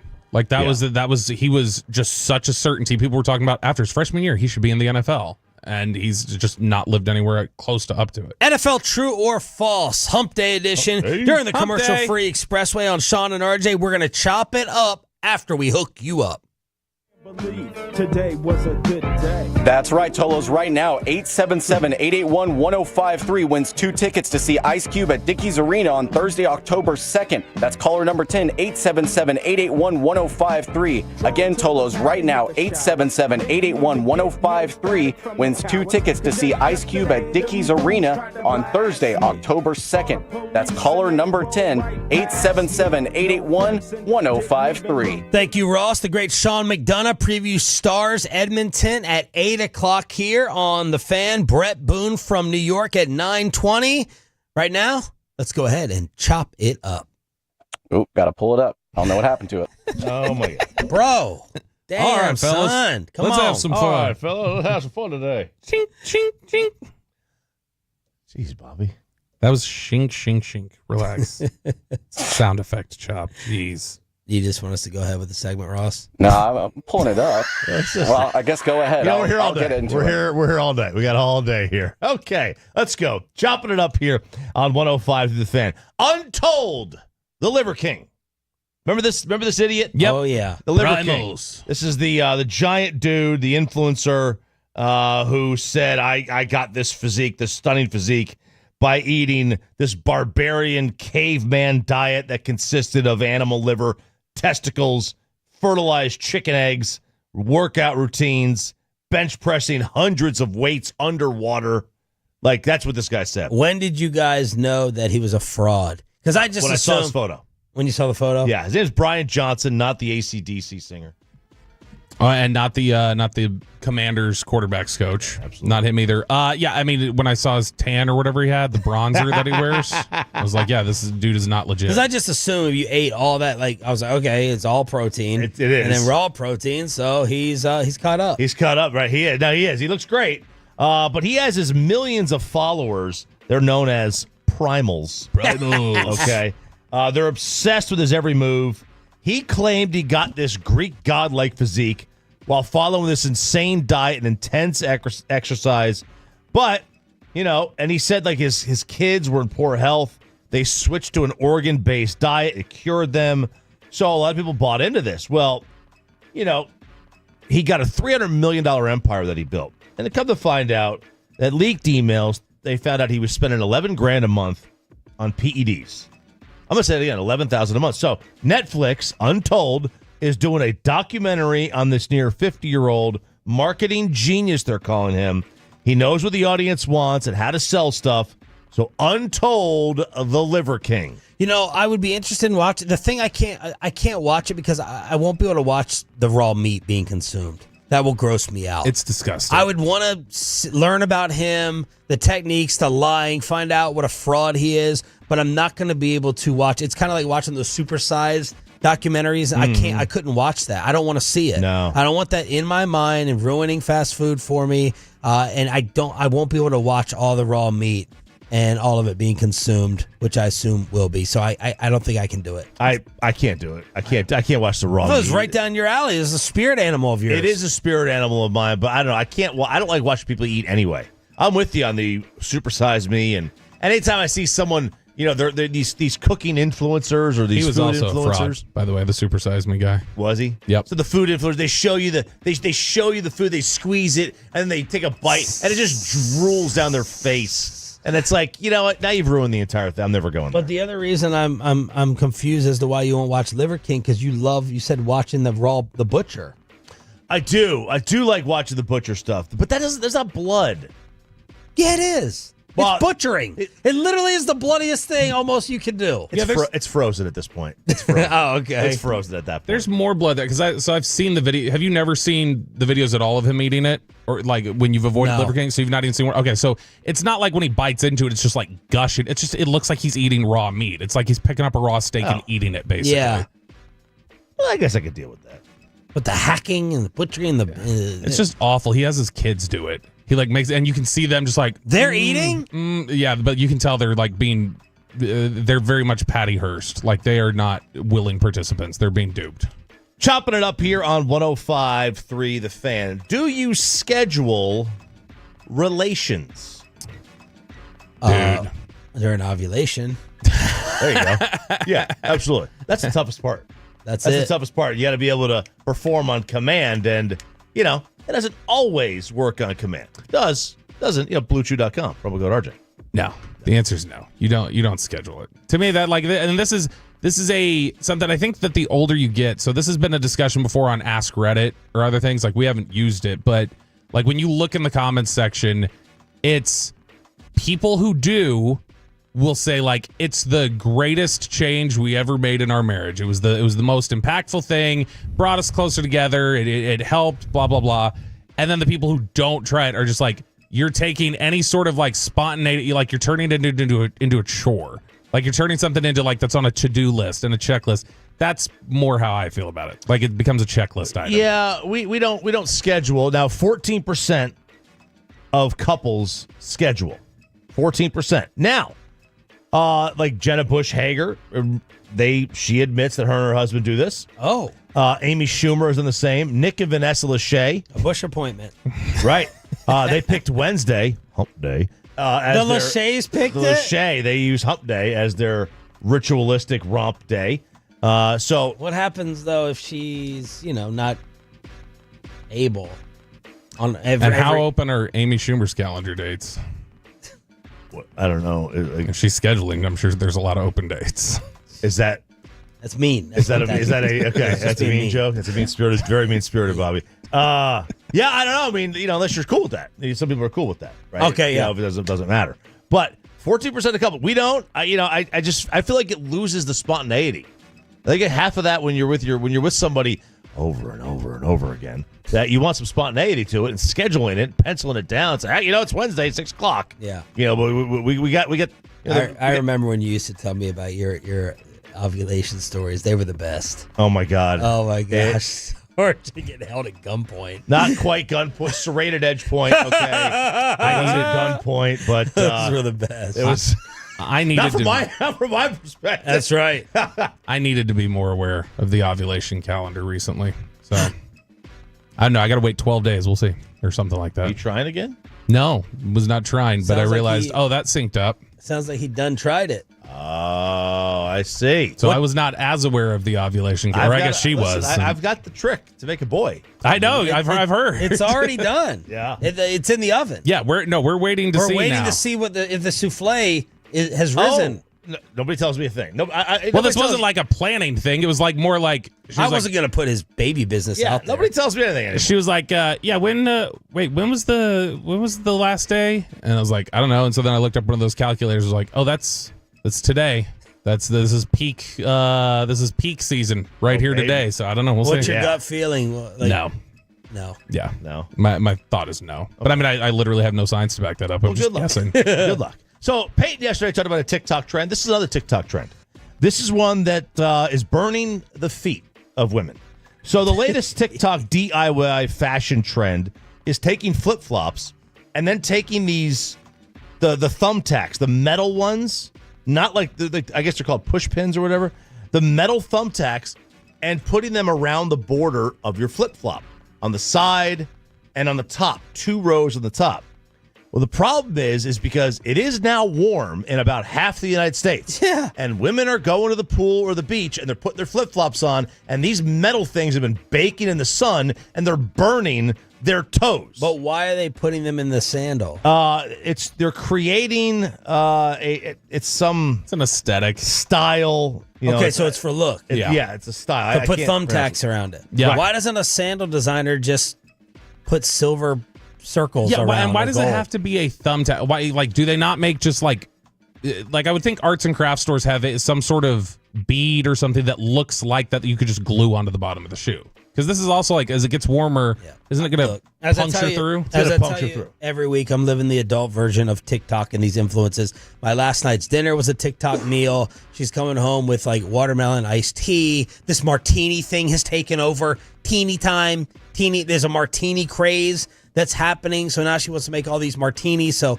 I'm living the adult version of these TikTok things. We need to give Amanda a What's on TikTok segment. There we go. I'm down with that. I don't know. I'm scared of her personality. I don't know. So if she probably could deliver, but I don't know. If you're one of the people who did follow this is a fashion influencer. Wait for the name. Izzy Poopy. Yes, he is. Is he Poopy? Izzy Poopy. If you're not happy because you burned your toes off, blame old Izzy. Chopping it up here on 105.3 The Fan. You mentioned the martinis, the teenies. Oh man. Well, they are shrinking in general. Martinis across the country have been shrinking because of, as President Trump called it, the fat shot drug. That's what he called it in that thing the other day. The fat shot drug. Was that big? Because of those, people's stomachs have shrunk, and they're also not as I think one of the not side effects, but one of the is that you're not as appetized to drink. Okay. On some of these weight loss shots, and because of that, people still want to go out, but they're shrinking the martinis because that's all the craze. And now you're still paying the same price for these teenies, and it's all because of the fat shot drug. I've never drank a martini. Oh, Really? this is made for you. They're fantastic. They're made for It you. is absolutely made for I think you. I just always think martini and I think olive, and I hate olives, and so I just naturally you stayed don't have to away get them from it. dirty. You can get them without the olive. Oh yeah, Bobby. Sarah this, hates olive. This is made for you. The number one greatest ripoff in going out is no longer a steak. It's not food. It is cocktail prices. Yeah. They're insane. Someone has to put a stop to this. $18 drinks, $17 drinks, a cocktail. And then they come in those little stupid glasses. They try to sell you on them being cute with these little martini give me the big wide martini glass. Yeah. Not your little cute, the rim comes over and it's a little bulb or whatever. It's a ripoff. It's criminal what these cocktail prices are. I can't stand it. They're out of sight. And I want a mixed drink, and then you feel like if you drink it quick, you're the alcoholic who's all of a sudden getting the second one, and then you're like 5 in, and you are $100 deep into the bill off of 4 cocktails. So when I used to go get a drink, I still go get them, but when you used to. But I always used to order them short. If I got a gin and tonic or a vodka, I would get them short. Yep. Right, short glass. Just get them you get them in a tall glass, right? And it's like you get more. You're not drinking them as fast. They're just I don't like them tall because they taste watered down. They do taste watered down. They do taste watered. But if you're driving, it'll take less. It'll take more time to drink one, and then you don't feel like you're just rushing through these things. Cocktail prices, dude. They're out of sight. Cocktail prices. They are out of sight. Have you paid attention to these escaped inmates in New Orleans? Have you paid attention to this story at all? Through your emails. So 10 of them. 10 inmates escaped out of the back of the toilet. Oh. They moved. They somehow. Like Joel Osteen. Somebody got arrested, and one of the guardsmen got arrested for helping. So it was an inside job, but they were able to remove their toilet sink. It's like a one big unit, and behind there, they were able to get through some kind of opening in the back, and they escaped. So 10 of them escaped. They have now caught 5. All right. The other 5, they believe, are still within the city limits. The other 5 are going to realize they escaped in New Orleans, and they're like, no, I'm going to turn around and run back. Like, oh, yeah, that's it. It was cleaner in there. Yeah. They did the actual Andy Dufresne. They crawled through a mile of S. Now, how did they catch one of them? A guy by the name of Kendall Miles. He decided to go on Instagram Live after escaping from prison.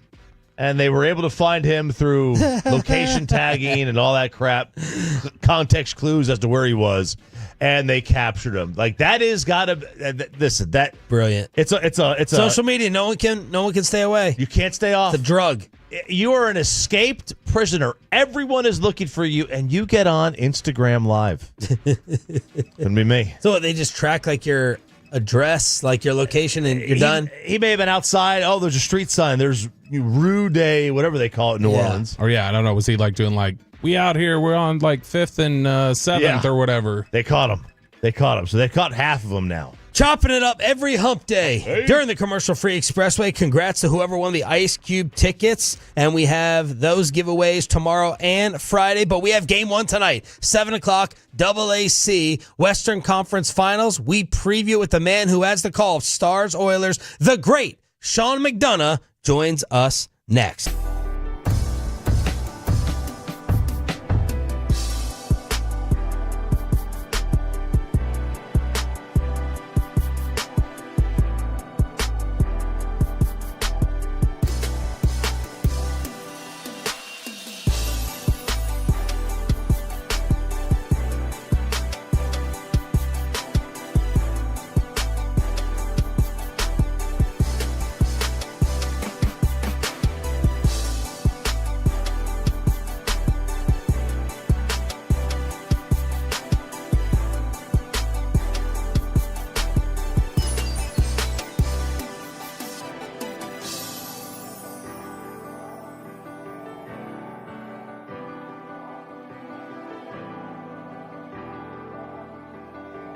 Do you think it's true that you've got to forget something else to remember that Uber Eats has groceries? No, that's absurd. Hey, remember when you used to be a, what was it, Pepper Lady? Pepper Lady? Wasn't it Cinnamon Sisters? Basil Babes. Saffron Squad? Nutmeg Maidens? Paprika? No. Nutmeg Maidens. I just said that. Was it Spice Girls? Doesn't sound right. Was it Saffron Squad?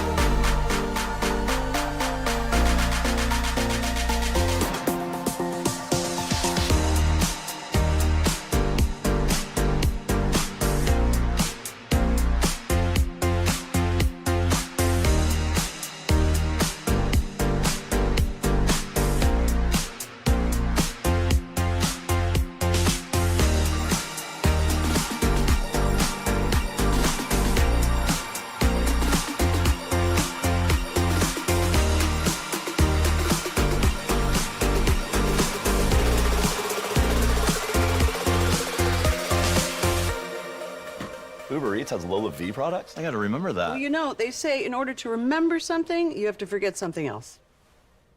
Okay, now that is a very cute haircut. That's like a little shag. I've never seen it before. Well, I mean, of course you have. It's the Rachel. Oh, is that your name? No, I mean like your name. No, I'm Jen. My name's Jen. Right, but I just mean like this is your haircut. But that's hair on your head. I'm not saying this is your hair. Okay.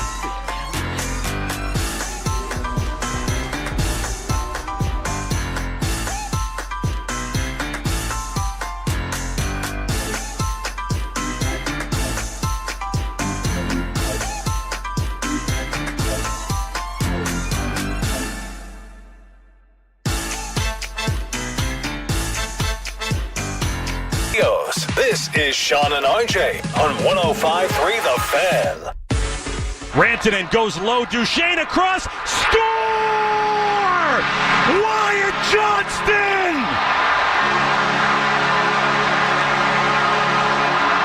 Mr. Game 7 does it.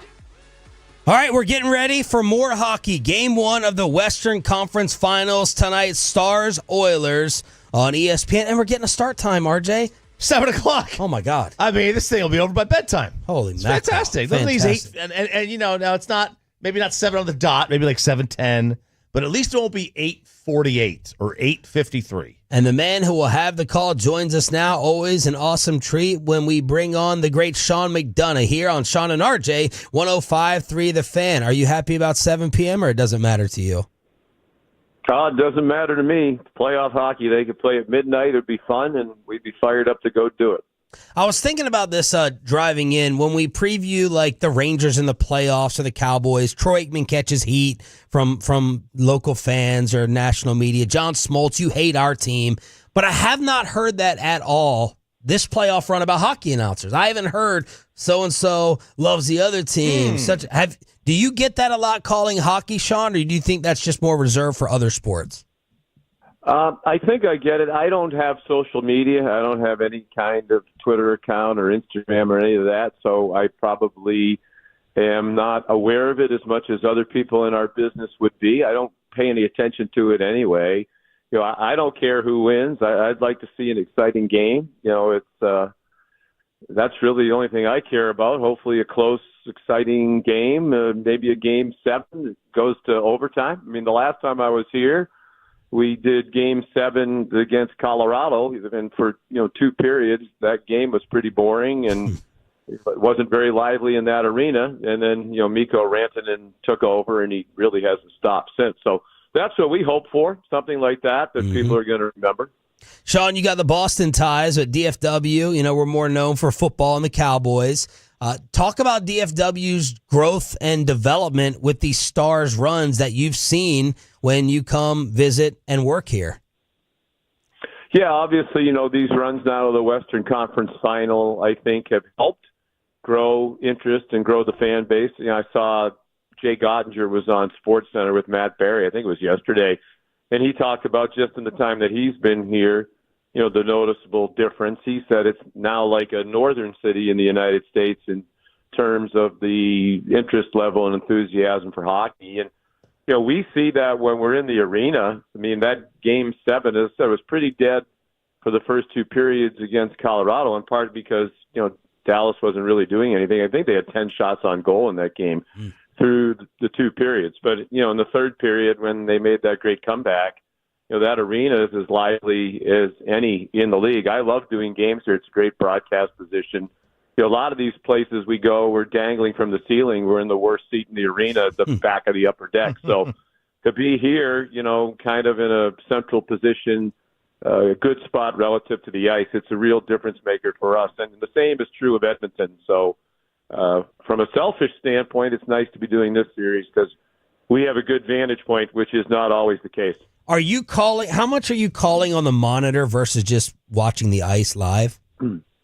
Yeah, almost never on the monitor. The monitors aren't very big in our hockey booths, and the puck moves so fast, and sometimes the directors are taking cutaway shots to a check in the corner while the puck is going someplace else. It's just really hard to follow.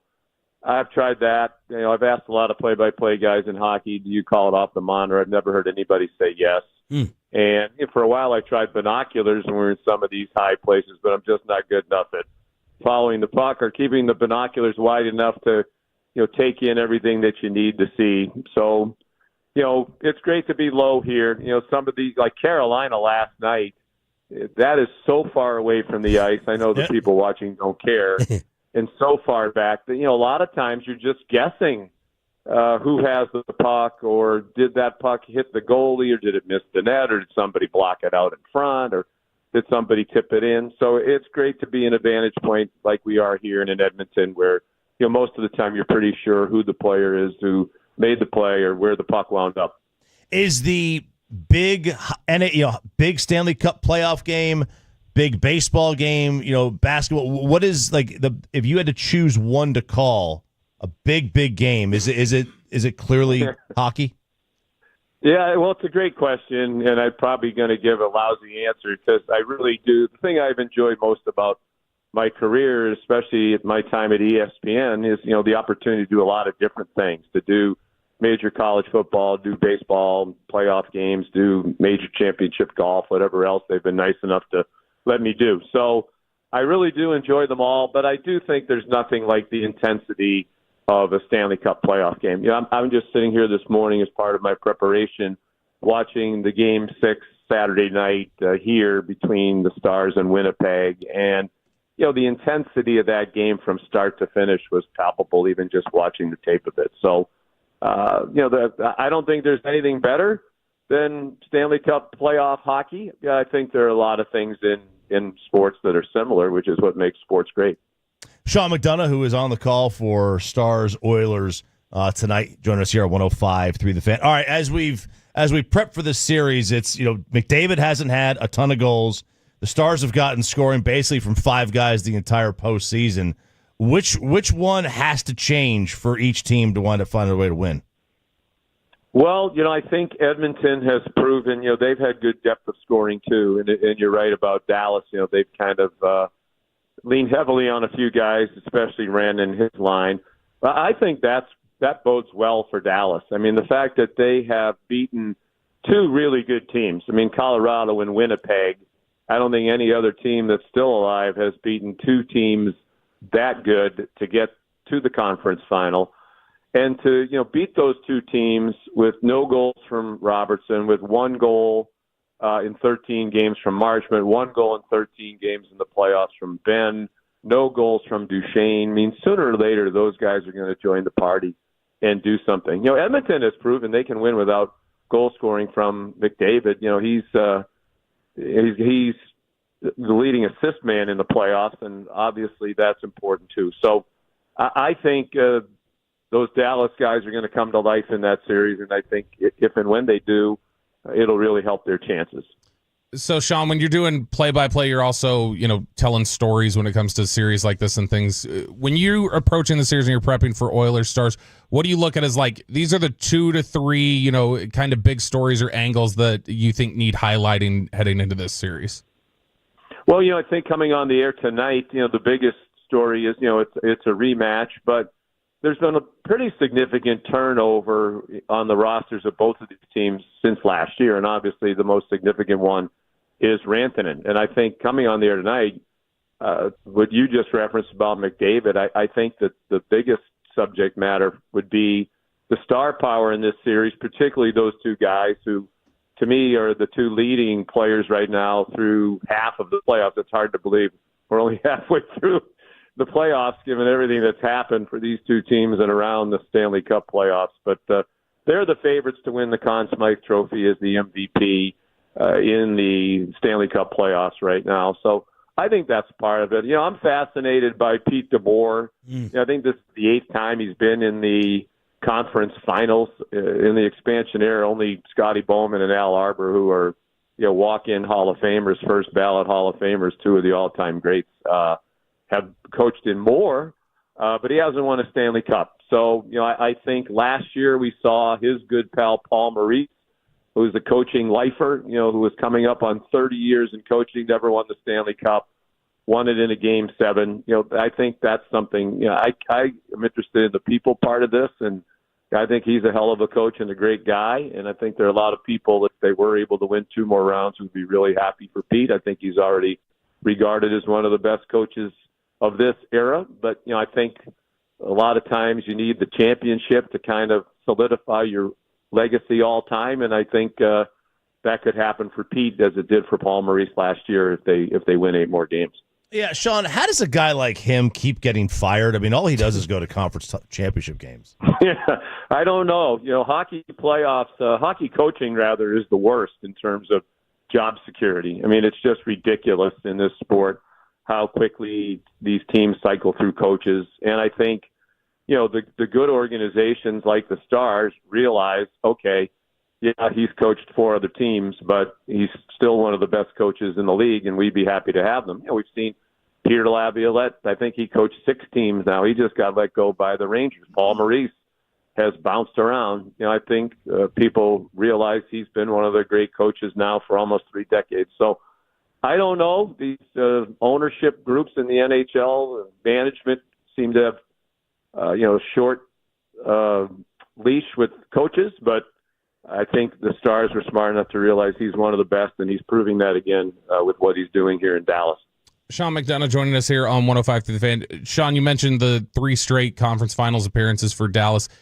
It feels like in sports, whenever anybody has a run like that, it's one of 2 narratives. It's either it's a matter of time, they're gonna succeed, they're gonna win a title here, or it's you're running out of time. Like you need to make it happen within this window. Which one of those do you think Dallas falls into? Do you think this is a core that it's like, hey, this is only a matter of time, it's going to happen for them eventually? Or is it more, hey, they've got to take advantage of this window right now? Well, it's a great question because I definitely agree with the premise. I think the New York Rangers were an example of that. They had a window here the last few years, but it was an aging nucleus, and I think we saw that age kind of took hold this year in what a disappointment they were. I mean, they went from winning the President's Trophy last season to not even making the playoffs this year. I don't really feel that way about Dallas. That obviously they have some players who are key players on the team who are older, Duchesne, Ben certainly,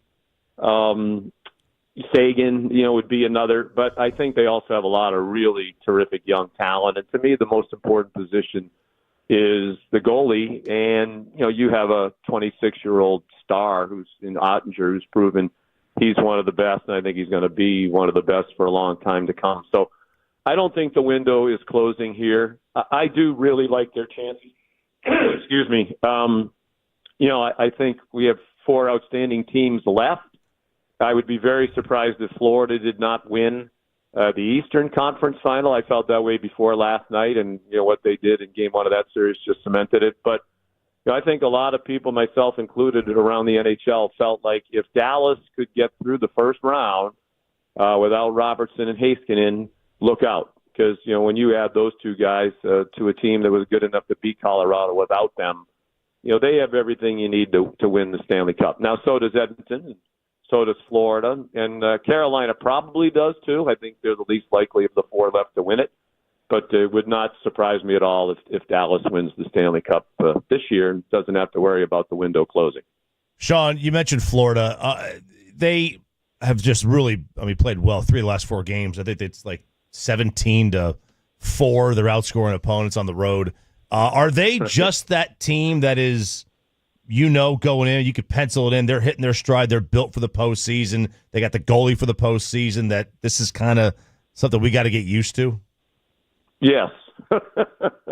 Simple answer to your question. Yes. And a lot of us thought they were crazy when they totally changed the direction of their franchise. They won the President's Trophy, 4 years ago? Yeah.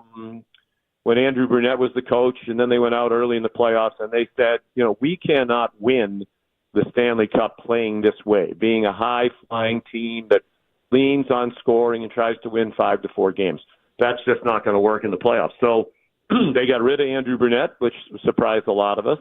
They hired Paul Maurice, and, as I said, he has had a great resume, but he had never really done anything in the playoffs. Remember, he had a losing record in the playoffs over a 20-plus year span before he got to Florida and went on this run now of 3 years in a row.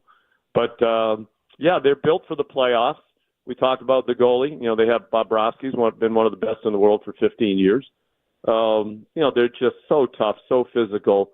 But it's not just that. I think the reason why I like them is instead of Carolina, they play a similar style, but they just have more guys who can score goals for you. With what they did now on the third line and adding Brad Marchand, that was a brilliant pickup as it turns out, and they've done that the last few years. So I think they're really hard to play against. I think, when they get to the Stanley Cup final, I think they will. It's going to be a heck of a matchup against whichever one of these two teams wins the West. You're the man. We really appreciate your time. Have a fantastic call and a great series, Sean. Thank you. Thank you. Appreciate you having me on, and have a blessed day. Should be a fun series. Back at you, the great Sean McDonough with Game 1 tonight at the AAC on 105.3 The Fan. It's a brand new segment every single hump day. Where is the wheel going to land? The Wednesday surprise wheel spin next on Sean and RJ. But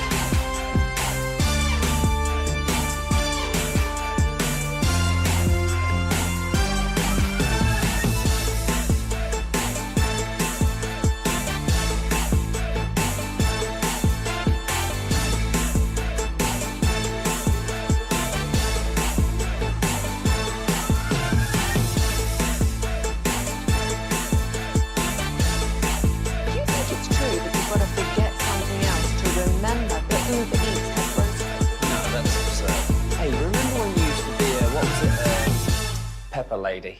Pepper Lady? Wasn't it Cinnamon Sisters? Basil Babes. Saffron Squad? Nutmeg Maidens? Paprika? No. Nutmeg Maidens. I just said that. Was it Spice Girls? Doesn't sound right. Was it Saffron Squad?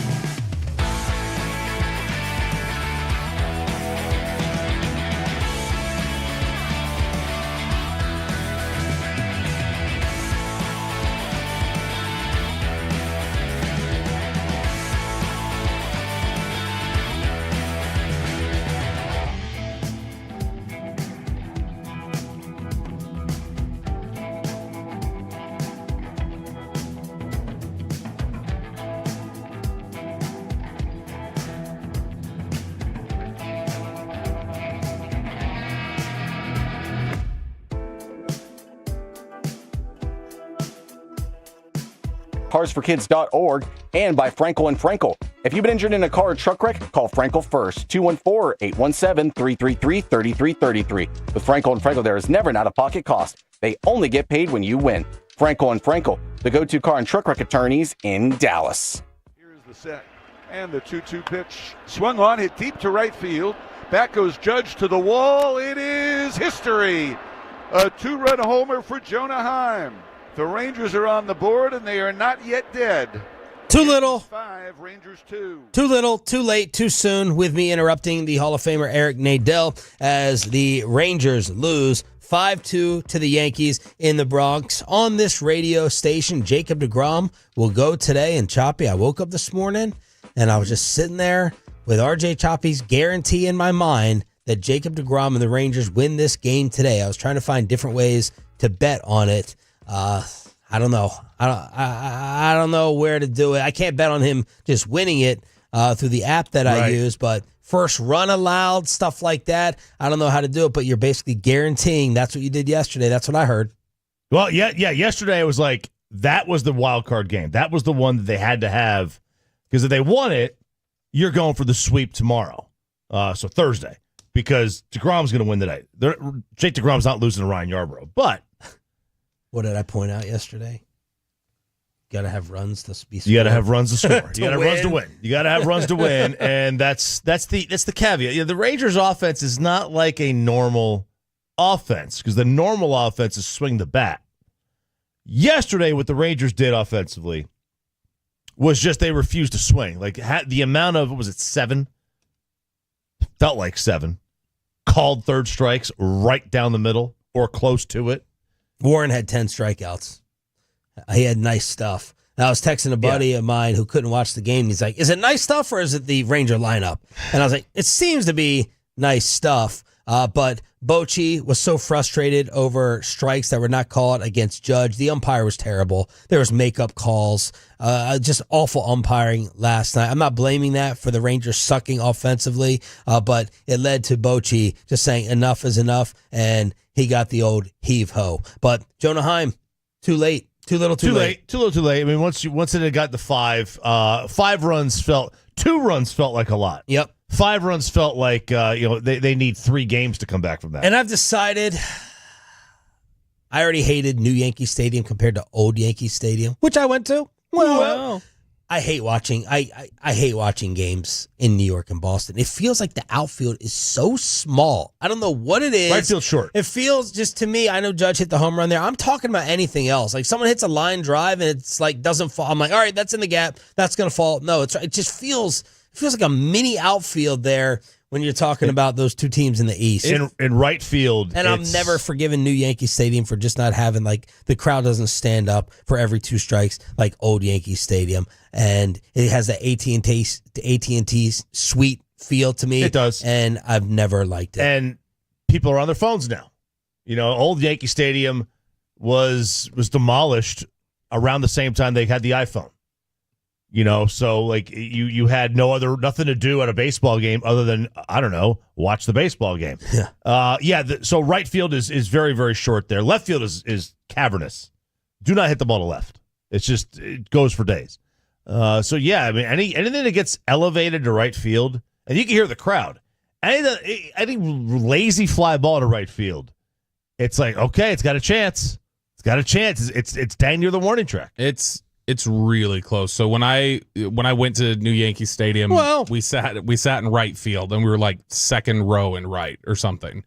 And so it feels like you're right on top of the infield almost. It's definitely shorter than any right field I've ever sat in, which is typically where I like to sit whenever I go to a game. Bobby will give us the recap of Cowboys practice and OTAs yesterday. A lot going on. That will be during Below the Belt at 8:40. And Brett Boone, he may not love coming on this morning after that offensive performance. Booney will join us at 9:20 from the Bronx as they get set for Game 2 today. So what, you're going to have about an hour of Rangers baseball, probably an hour and a half with these liars that list the game start times. It's not going to be 7 o'clock at the AAC. So you get about an hour and a half of Rangers baseball, or just go to the bar or have it up on the split screen. Bobby's Cowboy training camp, OTA report at 8:40, but this is my first time participating on a Wednesday. Yes, this is your this is the first time you've been here for this. This is our new Wednesday wheel spin, and this was an idea from Chop that we're going to take basically 7 segments that we've done before. High-low, life hacks. Last week it was Am I the A-hole? We did that one. Which I'm glad I did not have to participate because I did not want to put my neighbor on blast on the radio. I decided against it. And we ended up taking a Reddit question, which went over really well. But this is a new segment where we're basically going to go into this blind and figure out, all right, what segment are we going to do here? We've got prep for everything that we need to do here. But Aiden, go ahead and spin the wheel.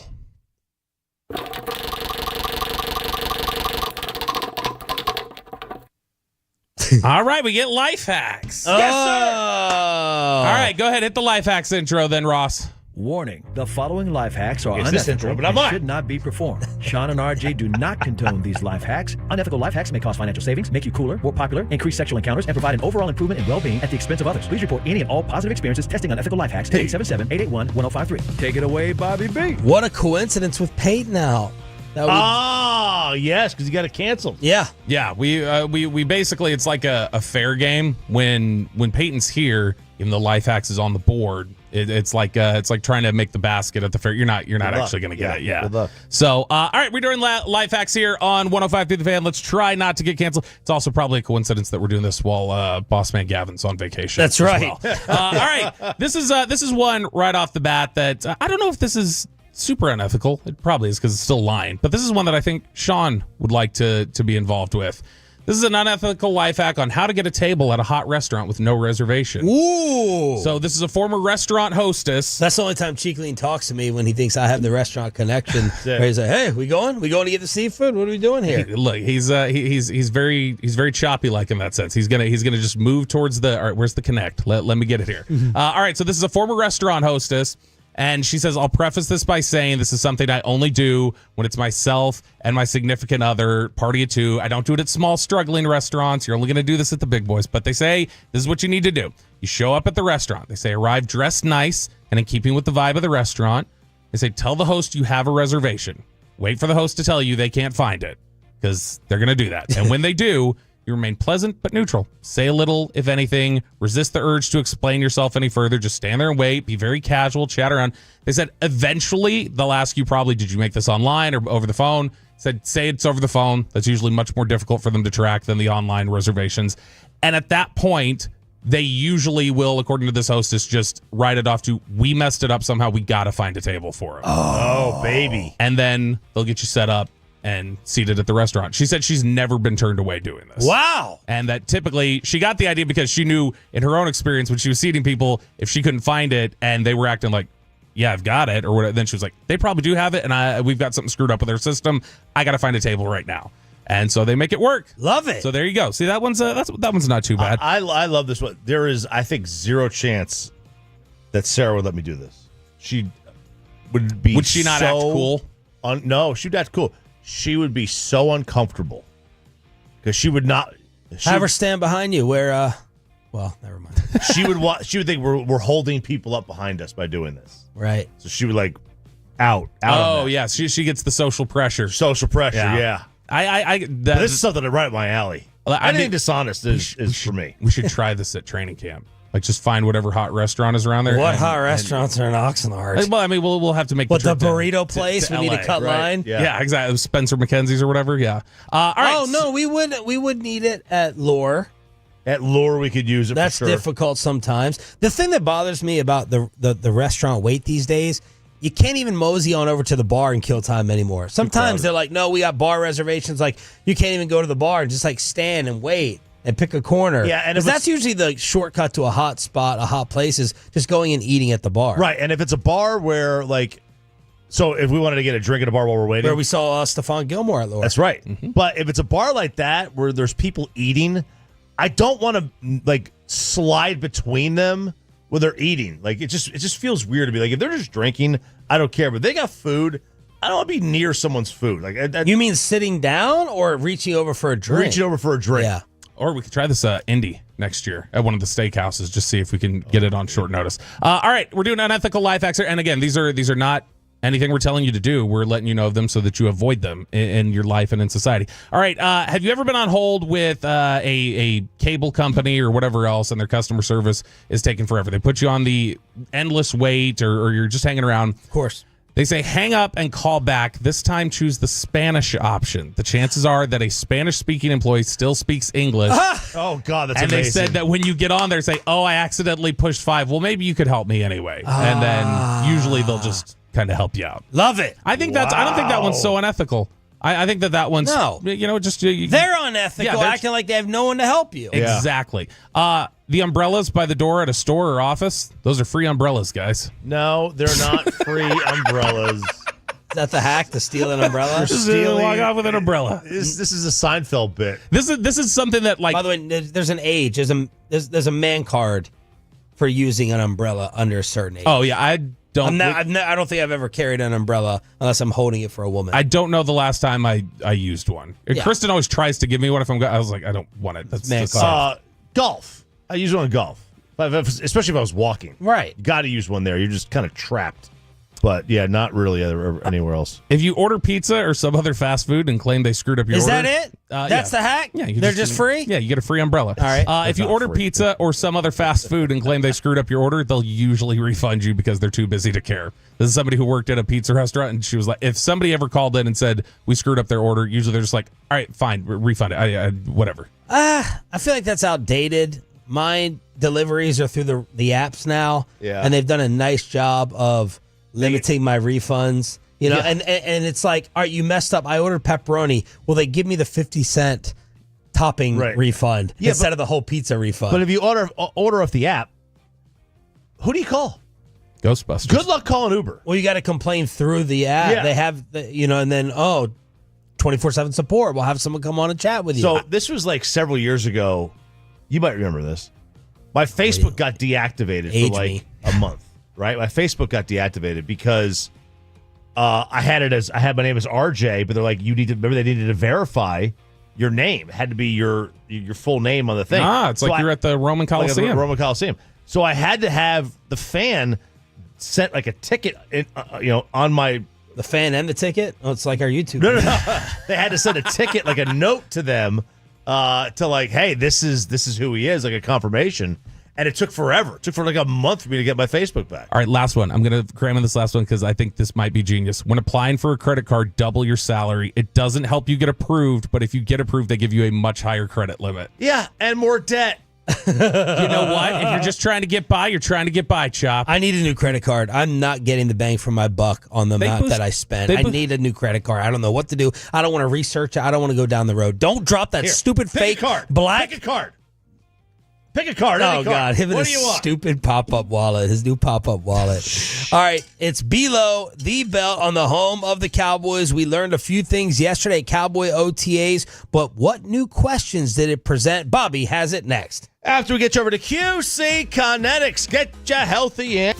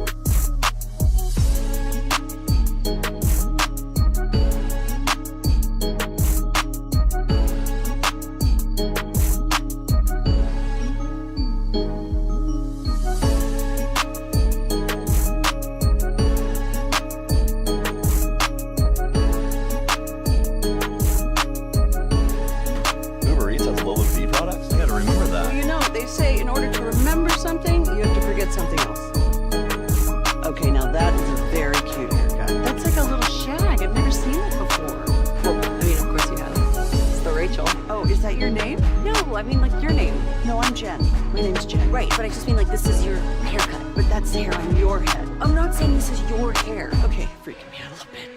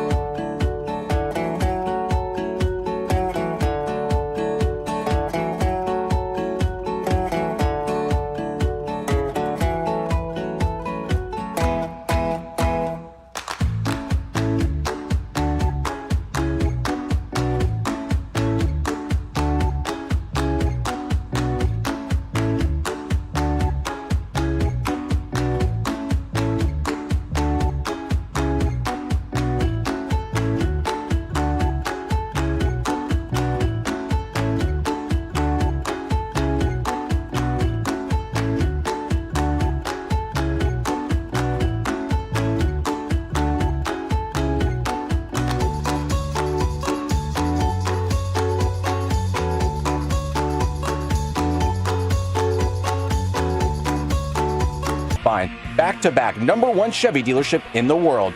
This is Texas. This is Classic Chevrolet. Together, let's drive, relax, and enjoy the difference based on new Chevy registrations 2023 and 2024. The great Bobby Belt. Bobby Belt is an idiot. Don't make me take off my belt. Don't make me No, take out my belt. we're not. Over to you, Bobby.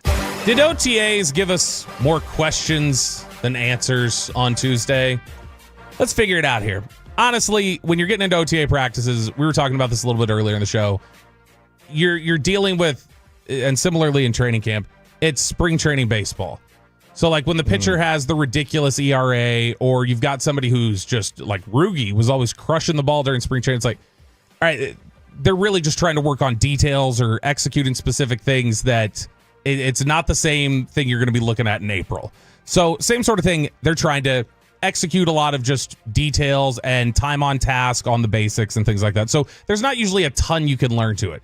Some of the things you can learn are, okay, Tyler Booker is out there at right guard. He's the first team right guard. All right, that matters because Tyler Guyton didn't just walk into left tackle last year. And in the past, you've had guys who don't just walk into it. So that's something where they don't look like they're making anybody pay their dues. They expect Tyler Booker to step in and start right away. So those are the kind of things that you can learn pretty quickly. Then there's other things that when you go out there, you maybe see, all right, well, that doesn't look right. Or maybe somebody said this over here. That seems like an odd thing that they said. And it naturally will lead to more questions. So over on Twitter yesterday, I had people tweeting at me, asking me things about OTAs and different things. And these were the things that I think were most common that were brought up from people. So these are 3 questions that I think were sparked by OTAs yesterday and things fans are wondering about. Number 1, and I'll let you guys answer these questions here, and you can weigh in on the Franklin Frankel Injury Attorneys fan text 877-881-1053. Is Micah Parsons' absence from practice, not the facility, he's been there, he was there Monday, Schottenheimer said he had lunch with him on Monday, is Micah Parsons' absence from the actual football field during these details, is that a problem?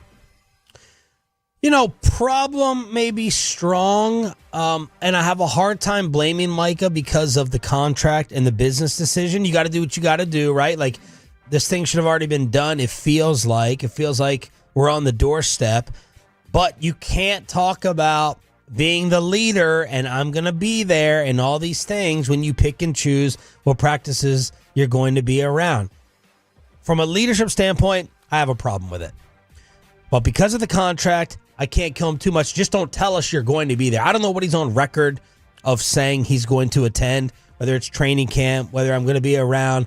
Schottenheimer walked the line of it yesterday. They had lunch the other day. But I'm just getting tired of the Micah leadership story and topic in general.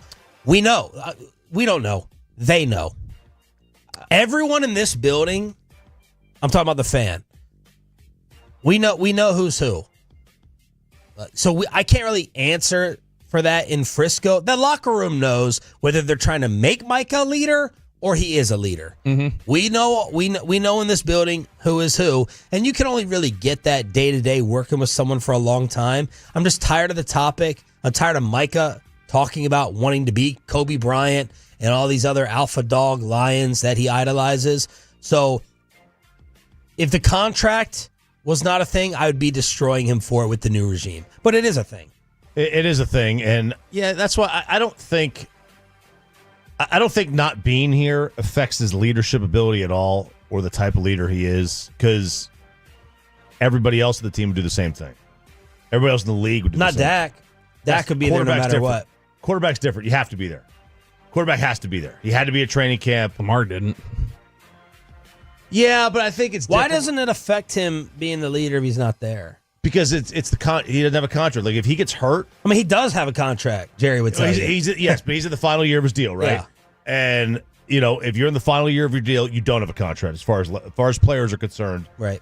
A 1 year contract is not a contract. Right. And if he gets hurt, that impacts his ability to not just leave but to play, and his future with this team, his future in the organization. So I don't think players look sideways at what Mike is doing right now at all, because if they were in his position, they would all do the same thing anyway. Okay. Brian Again, Schottenheimer, quarterbacks are excluded. You mentioned him walking the fine line with Micah. Brian Schottenheimer yesterday talking about why he thinks offseason participation is important. First couple of days, what we were doing some, team building things, some culture.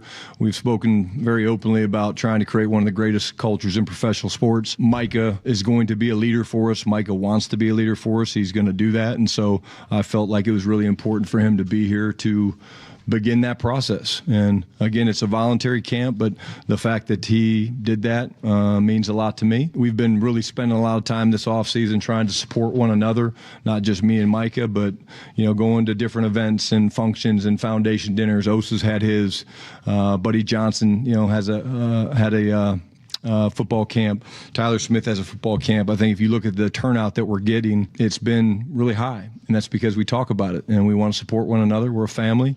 And so when people have something like a foundation dinner event, they have a football camp, if it's important to them, then the objective and the goal should be to have as many of your family members there as possible. And of course, I'm speaking about our teammates. So Brian Schottenheimer seems to think Monday's attendance was more important than Tuesday's. What we were doing on the field was not as important to me as making sure Micah was here when we were doing some of the culture building stuff.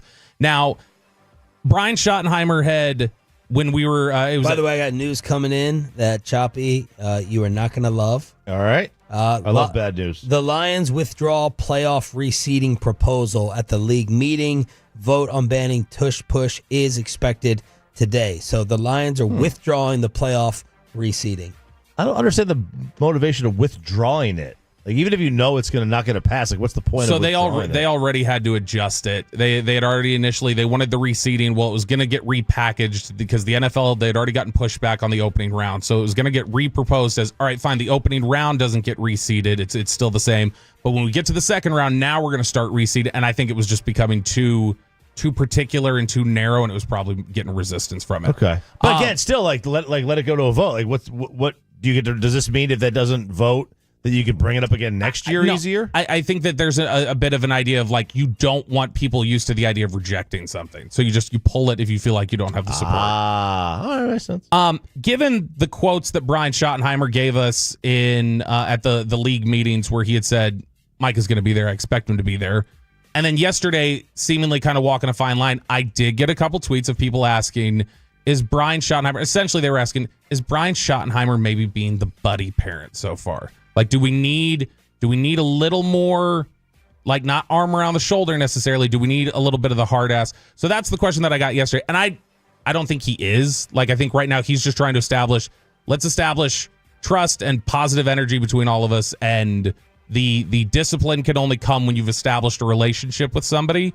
But it is a question that I was getting asked yesterday, so y'all's thoughts on that. Do you think there's any aspect of maybe there's a little too much buddy parent? Not right now. I also, and we're going to find this out, and there's maybe some stories already behind the scenes. What's he like as a hard ass? How does he deliver negative information and news? He's got to do it somehow, some way.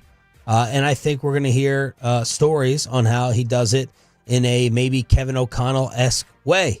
That's kind of charming if you watch Netflix. So right now, nope, not thinking. And that has been an issue of mine here around the past. I thought McCarthy was probably a little bit too buddy-buddy. But no, right now, build it up, good vibes everywhere, and then let's hear how he cracks down.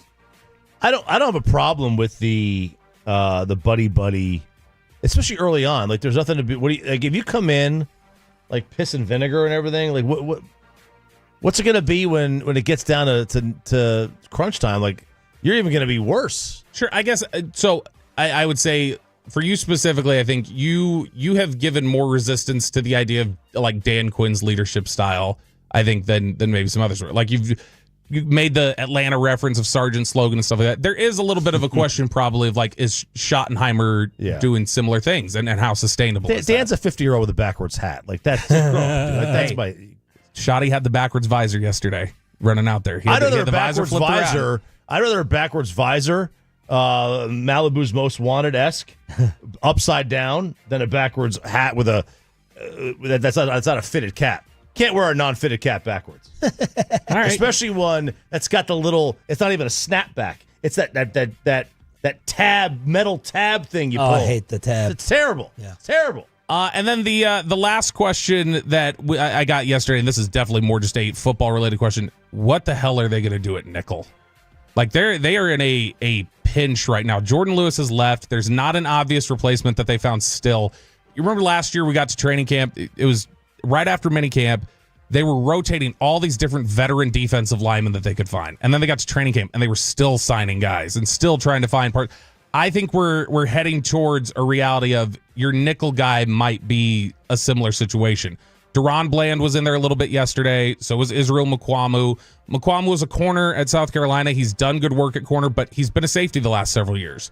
Deron Bland had said he'll play it. He'll play wherever. He'd prefer to play outside, though. So do you really want to move him somewhere where he doesn't want to be? Typically, coaches don't like putting players in that sort of position, but it does bring up the question of, like, is nickel the biggest blinking light right now on this football team? Dak Prescott back and participating more than some actually expected. He gave the overall summary on that new coach culture so far. Yeah, I mean, I think the approach of how we're building it. I think a lot of times, may in the past, I've said it, and I've maybe just been talking, and not just talking, or naive in a sense of talking about how great just the offenses was, right? And not necessarily the team, and not necessarily offense connecting with defense, connecting with special teams. So I believe that Schotty's doing it the right way from the top down of take the offense and defense away from it, take the positions away from it, take the coach and player aspect away from it, and let's connect. And you're talking to one of the most optimistic people I think you'll find. I've seen it the way that it's going. I see the way that people are buying into it, and it's hard for me to think anything different. So that's Dak Prescott in Below the Belt with your NFL and Cowboys report every day at this time with our insider, Roberto. But it's prediction time. Stars or Oilers in what? Text in the predictions and let's see who's right. 877-881-1053. 877-881-1053. Let's see if Choppy can pick another series and have the Stars go to the Stanley Cup Final. Your Western Conference final predictions after this.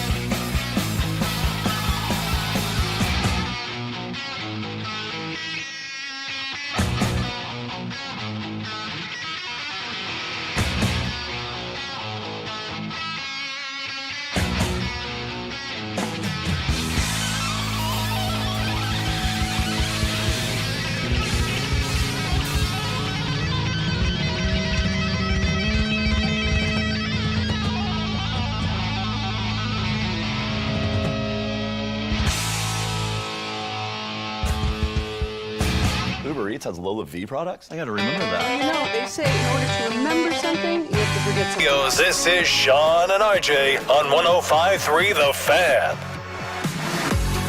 30 seconds on the power play. Rodriguez to Bennett. Bennett at the line. Long shot. He scores! Sam Bennett. A long-distance shot from just inside the blue line. It's a power play goal. It made its way through the traffic, and the Panthers have a 4-1 lead. Florida Radio with the call. Final hour fist pump time on the Fan Cam, Twitch, and YouTube. Getting ready for Game 1 tonight at the AAC. Hopefully close to a 7 p.m. puck drop of the Western Conference Finals. Sean McDonough will have the call on TV. He joined us 1 hour ago. This is Sean and RJ, along with our Cowboys insider Bobby Belt. We got Ross in for Pepe and Aiden in the back live on the Fan Cam, Twitch, and YouTube. It's prediction time at 877-881-1053, 877-881-1053. As RJ Choppy called the last series. Did you say sweep or did you say gentleman's sweep? I think you went. It's a gentleman's sweep, All I right. think. Well, Either way, I was wrong, but I was right. You said wrong. Stars in 4. That's right. I started that, and then we lost game 2. And I was like, well, it's going to be 5. Yeah. And then it was 6. And then it was 6. Well, you felt confident about them I do. winning, and we'll get to that in just a second. Bobby, let's finish up the rest of the preview from ESPN. Yeah, and so what we learned about the Oilers is that their goalie confidence rating is the worst of the 4 teams left in the postseason. They talk about how deep this team is, and that's one of the ways that they're really attacking teams right now is that their depth is a lot for teams to stand. Now, where are they weak? And this is what ESPN says is the X factor for the conference finals, and it's something we talked about yesterday with Gregor, the special teams. So the Oilers had the best penalty kill in the 2024 playoffs at 94%, which is one of the best rates in Stanley Cup playoff history. Couple that with what was the second best power play, and it's what made the Oilers a threat in every situation last spring. This postseason, however, has been different. On the whole, their power play is still succeeding at a rate of 25%, which is good enough for 6th among the 16 playoff teams, but their penalty kill at 66.7% is 14th in the NHL out of the playoff teams. So 14th out of 16 teams. It's by far the worst remaining of the 4 teams. Can they make the necessary adjustments? They had the worst power play of any team in the second round with a 9.1% success rate on the extra skater advantage, while their penalty kill was tied for the second lowest mark of the 8 teams at 76.9%. And that's an area where Dallas has been really strong during this postseason, is killing penalties. They've, outside of, I think it was game 5, where they gave up 2 to Winnipeg, they had gone on a run of like 7 straight games where they killed every penalty. They've been really, really good on the penalty kill. So that advantage, the extra skater advantage on either side, is the big thing that ESPN thinks will settle this. One thing to note here, and this goes back to the last series. So they did get off to bad starts in games 1 and 2. Knights were up 2-0 early in game 1, and they wound up losing like 4-2. And then you go to game 2, Knights are up 1-0, and Edmonton comes back and winds up winning.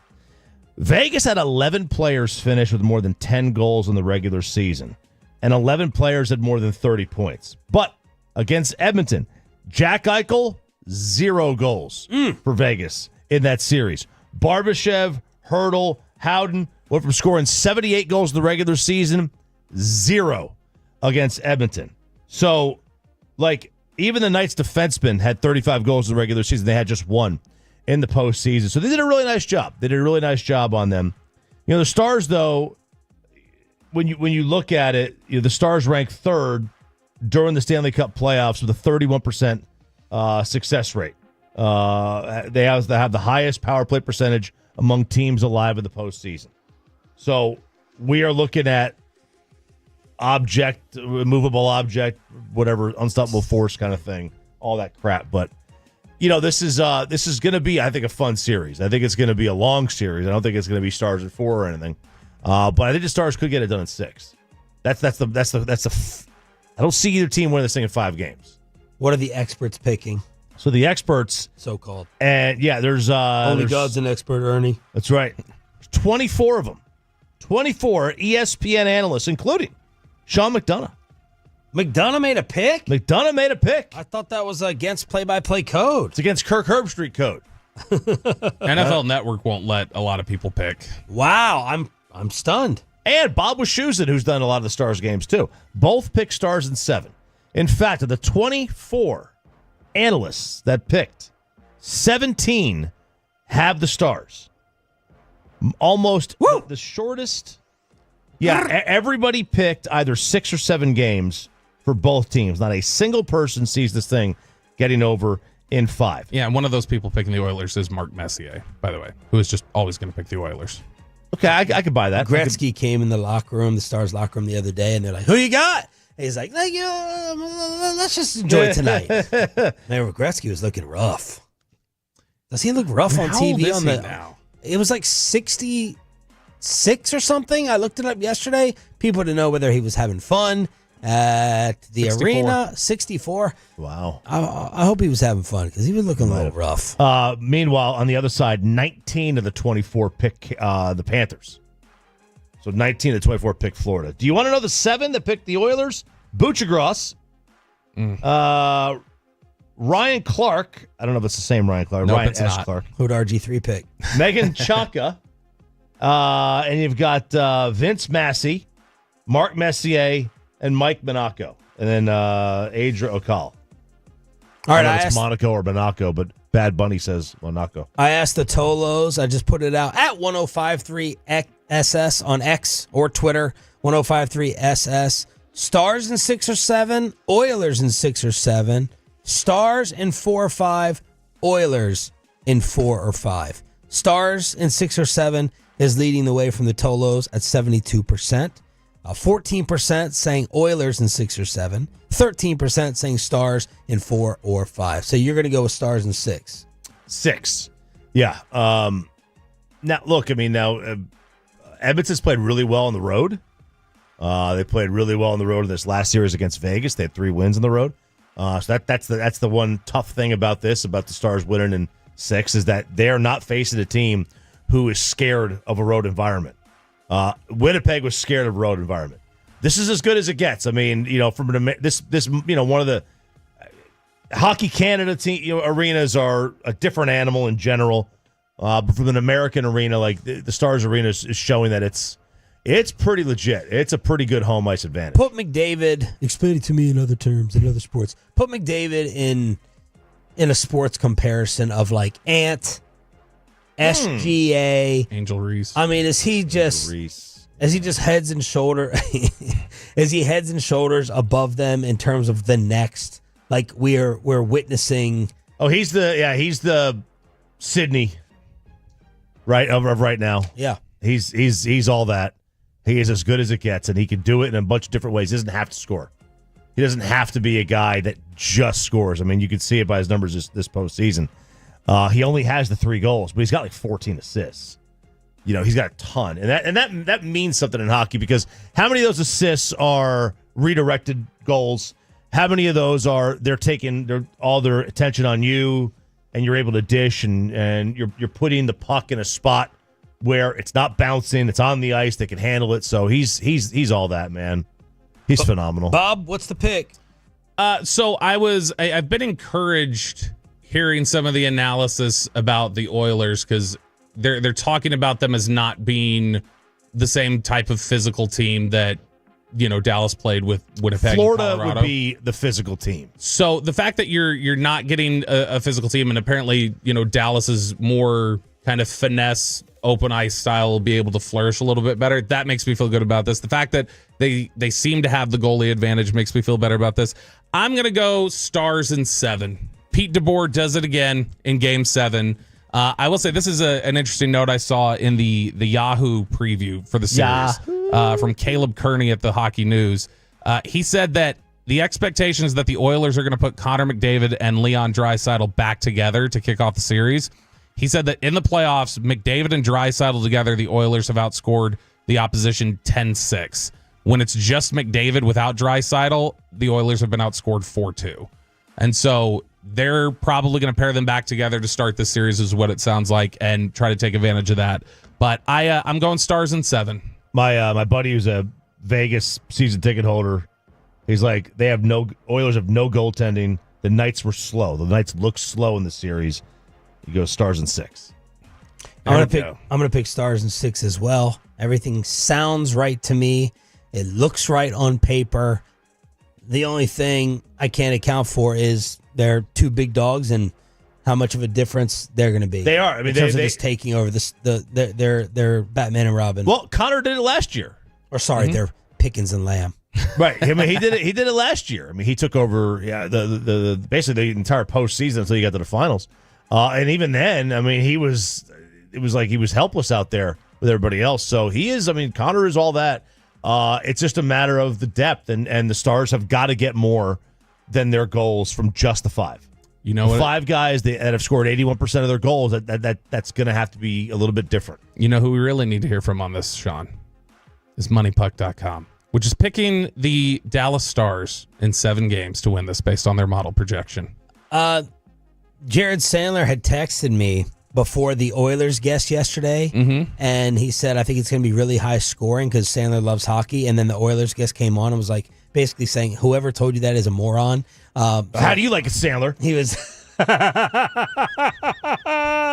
and Jared had said, look, the Stars need depth to produce. No way they win this series without it. Need 2 or 3 of Marchment, Robo, Duchesne, Sagan, Wyatt to have a really good series. Got to be prepared to win 6-5 games. My guess is the team that wins the series will need 4 goals in 3 or 4 wins. Maybe not, but can't expect to win 4 2-1 games. And I said, why do you think the scoring is so high, especially after this Oilers guest came on? He said, just the nature of the styles of play. Otter is good, but he isn't amazing. The Stars are not the grindiest of teams, just seems to lend to scoring. So his prediction is high scoring. A guy yesterday said, no. There are a subset of Stars fans that are like that don't love Otter as the elite goaltender. Really? I don't know. If they're just like, I don't want to say biased, but they have a few games stuck in their heads. Okay. And he has had those games where he was just not great. But go look at the Edmonton games against Vegas. The goal totals, the total goals for the games. Game 1 totaled 6 goals. So not 6-5. 6 goals total. Yeah. Game 2 totaled 9. Game 3 was 7. Game 4 was 3, and Game 5 was 1. So, I mean, those are low scoring, and who knows? Head-to-head in the regular season, the Stars took 2 of 3. They scored 12 goals. Edmonton scored 9. Power play percentage, the Stars were 57%. The Oilers were 25%. So just some things to know. And let us know if you're going tonight. Game 1 at the AAC. Jay Rietma will be in studio at 7 tomorrow to recap, along with all of your phone calls and your text messages. But we got to go to New York. It was not a fun opener for the Rangers offense. Let's find out about it from Brett Boone. The Rangers hitting coach joins us live as he does every hump day. Next on The Fan. It's a very cute haircut. That's like a little shag. I've never seen it before. Well, I mean, of course, yeah. It's the Rachel. Oh, is that your name? No, I mean, what's your name? No, I'm Jen. My name's Jen. Right, but I just mean like this is your haircut. But that's hair on your head. I'm not saying this is your hair. Okay.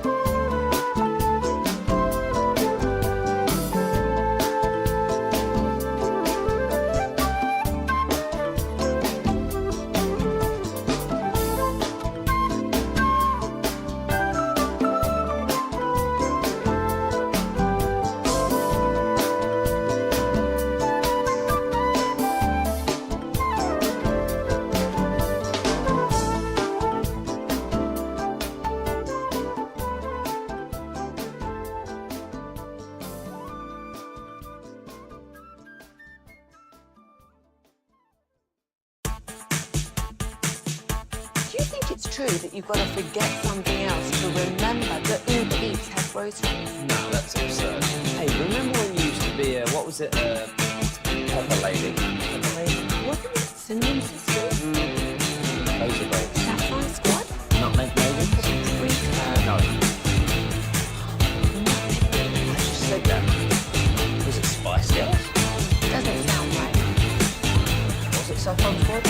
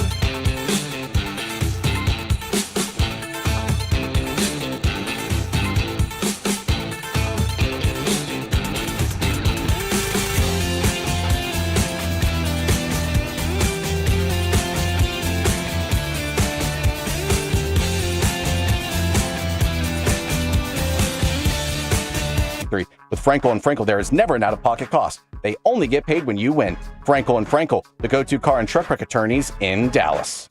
Here's the set. And the 2-2 pitch. Swung on, hit deep to right field. Back goes Judge to the wall. It is history. A 2-run homer for Jonah Heim. The Rangers are on the board, and they are not yet dead. Yankees 5, Rangers 2. Not enough last night in the Bronx as the Rangers lose the opener 5-2. Let's talk about it on your home of the Rangers with Rangers hitting coach Brett Boone. Here on DFW Sports Station 105.3 The Fan. Brett, thank you for making the time as always. What was that moment like? You're standing in Yankee Stadium exchanging the lineup card with your freaking brother on opposite ends.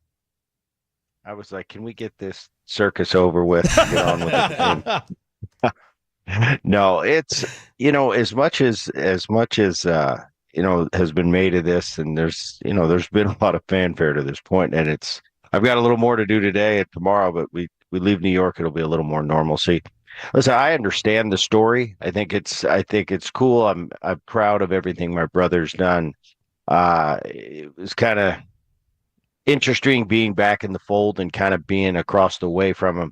Once that game started, it didn't matter to me who was managing on the other side. My job is to try to prepare my hitters as well as I can to go out and try to win a game. So yeah, the behind the scenes stuff, the getting to see him on the off day and having dinner with him and Aaron's family, that's going to be a perk of this.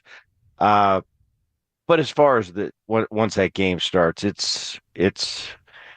it's no big deal. It's not, oh, my brother's over there. And it's, no, we got to beat this Yankee team. So, yeah, it kind of goes with the territory of my whole life has had little things like this to do when it comes to our family. But it's not something, it's something I'm proud of. At the same time, I just like when that game starts and we can get past it all. So last night, the local TV broadcast is zooming in on you. I think Wyatt was up, and I'm just dying to know what's going on in your mind from your perspective. And I think you were like, come on, Wyatt, let's go. But your impact and role this week compared to last week and how we're progressing with this. Well, I think I've always said it's a process, and I know the guys a little bit better than I did a week ago. And I'm learning a lot, to be honest with you. In the last couple of weeks, I'm learning how, man, this side of the ledger, and it's really tough. I mean, I don't have to physically go out there and perform. That's probably the toughest thing to do, but the emotions of living and dying with these guys every day, seeing their work that goes in behind the scenes, and how great they've been working. And sometimes it translates to the field and sometimes it doesn't. It's tough to, you forget sometimes. You're sitting there. We had a lot of called strike threes last night, and I'm just kind of I'm inside. I'm going, oh, come on. What are we doing? And then I'm thinking, wait a minute, come back to earth. I've been there. Yeah. It's a lot tougher than it looks from the bench. But, last night was one of those games where we just couldn't get off the mat and we couldn't get anything going. But late in the game in the ninth inning, it goes for naught, and we end up losing the game handily. But little things like the Jonah Heim home run, those build on tomorrow. Little things like, hey, we made him get Weaver up and get Weaver in the game. Those little things over the course of a season are important. Even though we didn't win the game, we did a lot of positive things at the end of the game, which might impact today. Jonah Heim went to sleep last night going, all right, I got one. And he's starting to feel better at the plate. I can see it from a week ago where he was. So I'm always looking for those little victories. I have little talks with guys away from the field and on the bus ride home. I said, this game is so hard and it's so negative. Sometimes you got to find a little bit of a win when it was a losing night to get you to the next day. And guys it's starting to resonate with some players.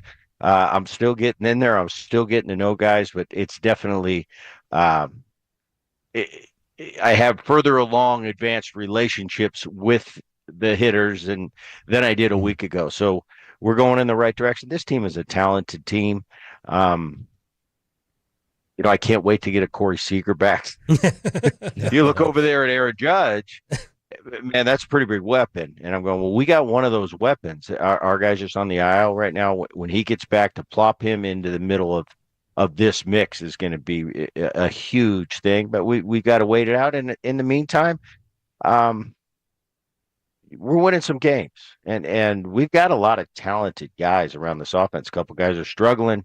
A couple guys have struggled or coming out. It's an ebb and flow of that. But all in all, we're going to be all right, and we're going to be a real good team. We're going to go to the postseason, and we'll see what happens from there. Let's go. Brett Boone joining us here, 105 through the fan. All right, Mike Bassick talked about on the broadcast how you're preaching, watch the game, follow the game, pay attention. Right. And he even brought up second inning. You can already see what Warren's pitch sequence was. Is there a feel for the game? Because when you take a lot of pitches, strike three looking, are those just guesses that go wrong? Is that oftentimes what it is? Well, I think we get to two strikes. I like to call it an educated guess, but we still got to be aware of the other pitch, and we got to be able to touch that, foul that pitch off. It's so different because a lot of the times. I had a certain way of doing it. I had a certain way of preparing. I was a big guy, go up there and sit on a pitch, and I'm not guessing with the pitch. It's like sometimes I got to wait you out, and it's going to take me 4 pitches. Well, that doesn't necessarily mean that works for player X or player. My job is to find out what does work. The plan is what's important. The approach is what's important. It doesn't mean we all have to have the same.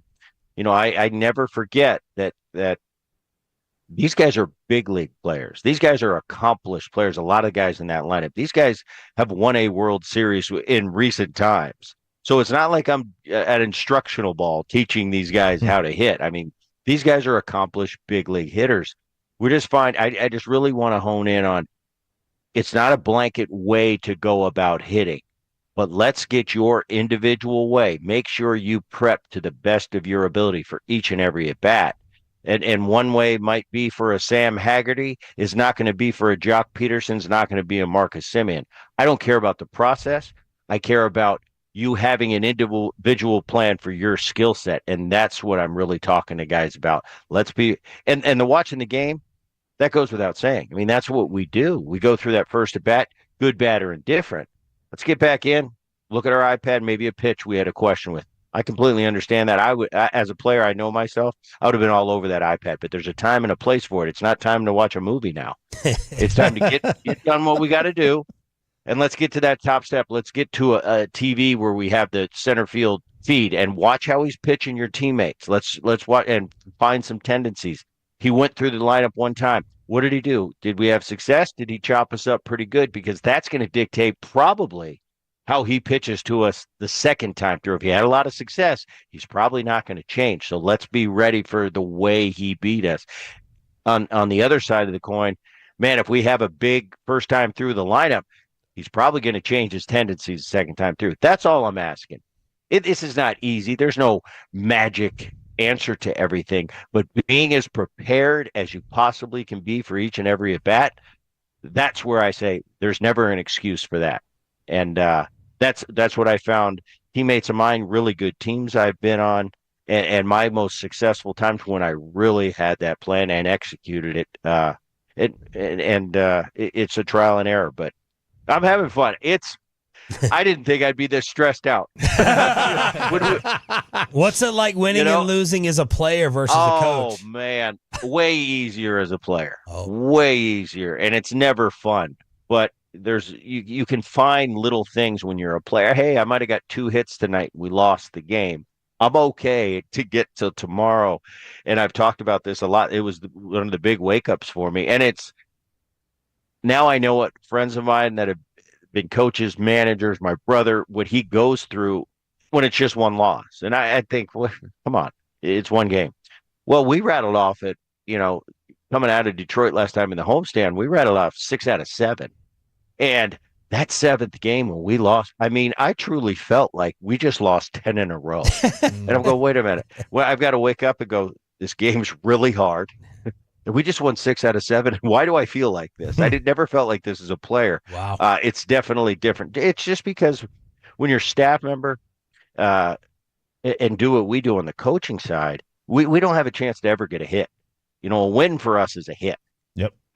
So when we lose, we go 0 for 5 every single time. And that's the only kind of example I can give to what it feels like. A loss really hits harder, and maybe the wins hit harder too. The wins are a little better being this hitting coach position, but the losses are tougher. Brett, you mentioned first time through, second time through. I want to ask you about the third time through, because that's a big talking point around the sport, especially from the pitching side. Teams rarely want to let a pitcher go a third time through the order, but as a hitter, and you were talking about Leiter the other night, and with Leiter, third time through, his numbers are not great, but as a hitter, did you notice a real big difference when you saw a starter for the third time through that you had that much more of an advantage? Absolutely not. In my day, third time through means, man, he's got it going tonight, and we got to find a way to get into that bullpen. Okay, I understand what the numbers bear out, but the numbers are something that are talked about so much. That's another thing. It's like, well, if I tell you enough times that you're not very good the third time through the lineup, you're probably gonna start to believe it. Yeah. And that's the one thing I think this technology is great. I think having all this info is great, but there are some downsides to it. The numbers, and that's a perfect example. It's like, well, if I'm a young guy coming up, a young pitcher and a talented pitcher, and I keep told enough times by the numbers and the people, hey, that third time through the lineup, you really struggle. Wow, as soon as it flips, your psyche goes, oh, I'm not good the third time through. Well, what are you talking about? Is there enough of a sample size to do that? And that's the one thing I try to get rid of all the noise. I don't care what the third time's through. This is the at bat we have. This is, I'm talking from a pitcher's perspective now. What do I have to do to take care of business? This hitter. Last time we went this, and this happened. So, okay, maybe we got to do this, and this. That's that pitcher-catcher relationship that I've never had. But as a hitter, man, a lot of times, as far as that preparation and that process, the catcher, in my final analysis of how I was going to approach, that he definitely came into play. Who do I have catching tonight?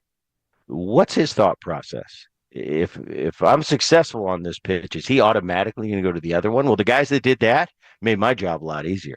I went up my first at bat and I hit a breaking ball into the gap. Oh, book it next at bat. I'm getting a heater, and I am just on this heater as much as I can be. So those guys are easy.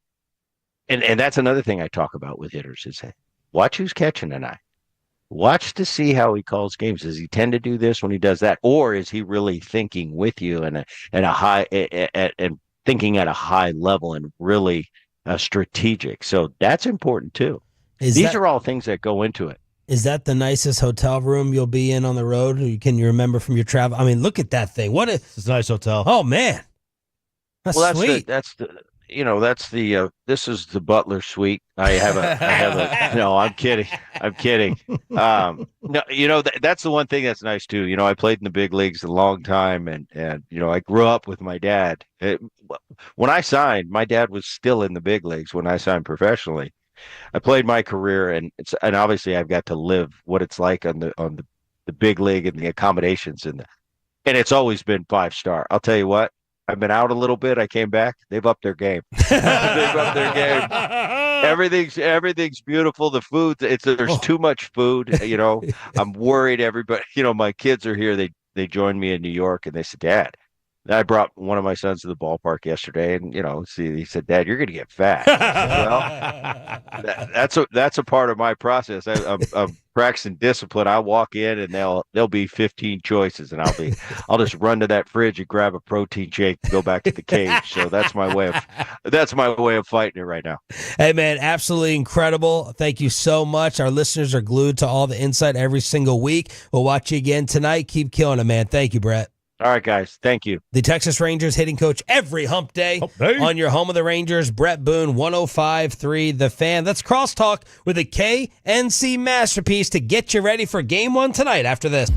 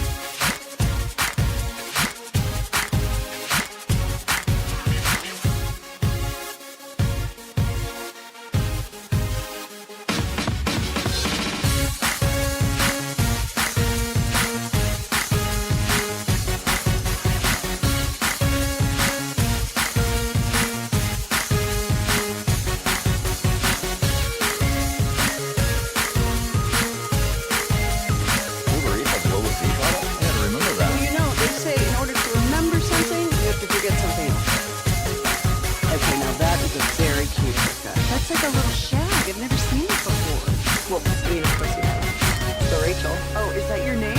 No, I mean like your name. No, I'm Jen. My name's Jen. Right, but I just mean like this is your haircut. But that's hair on your head. I'm not saying this is your hair. Okay, great.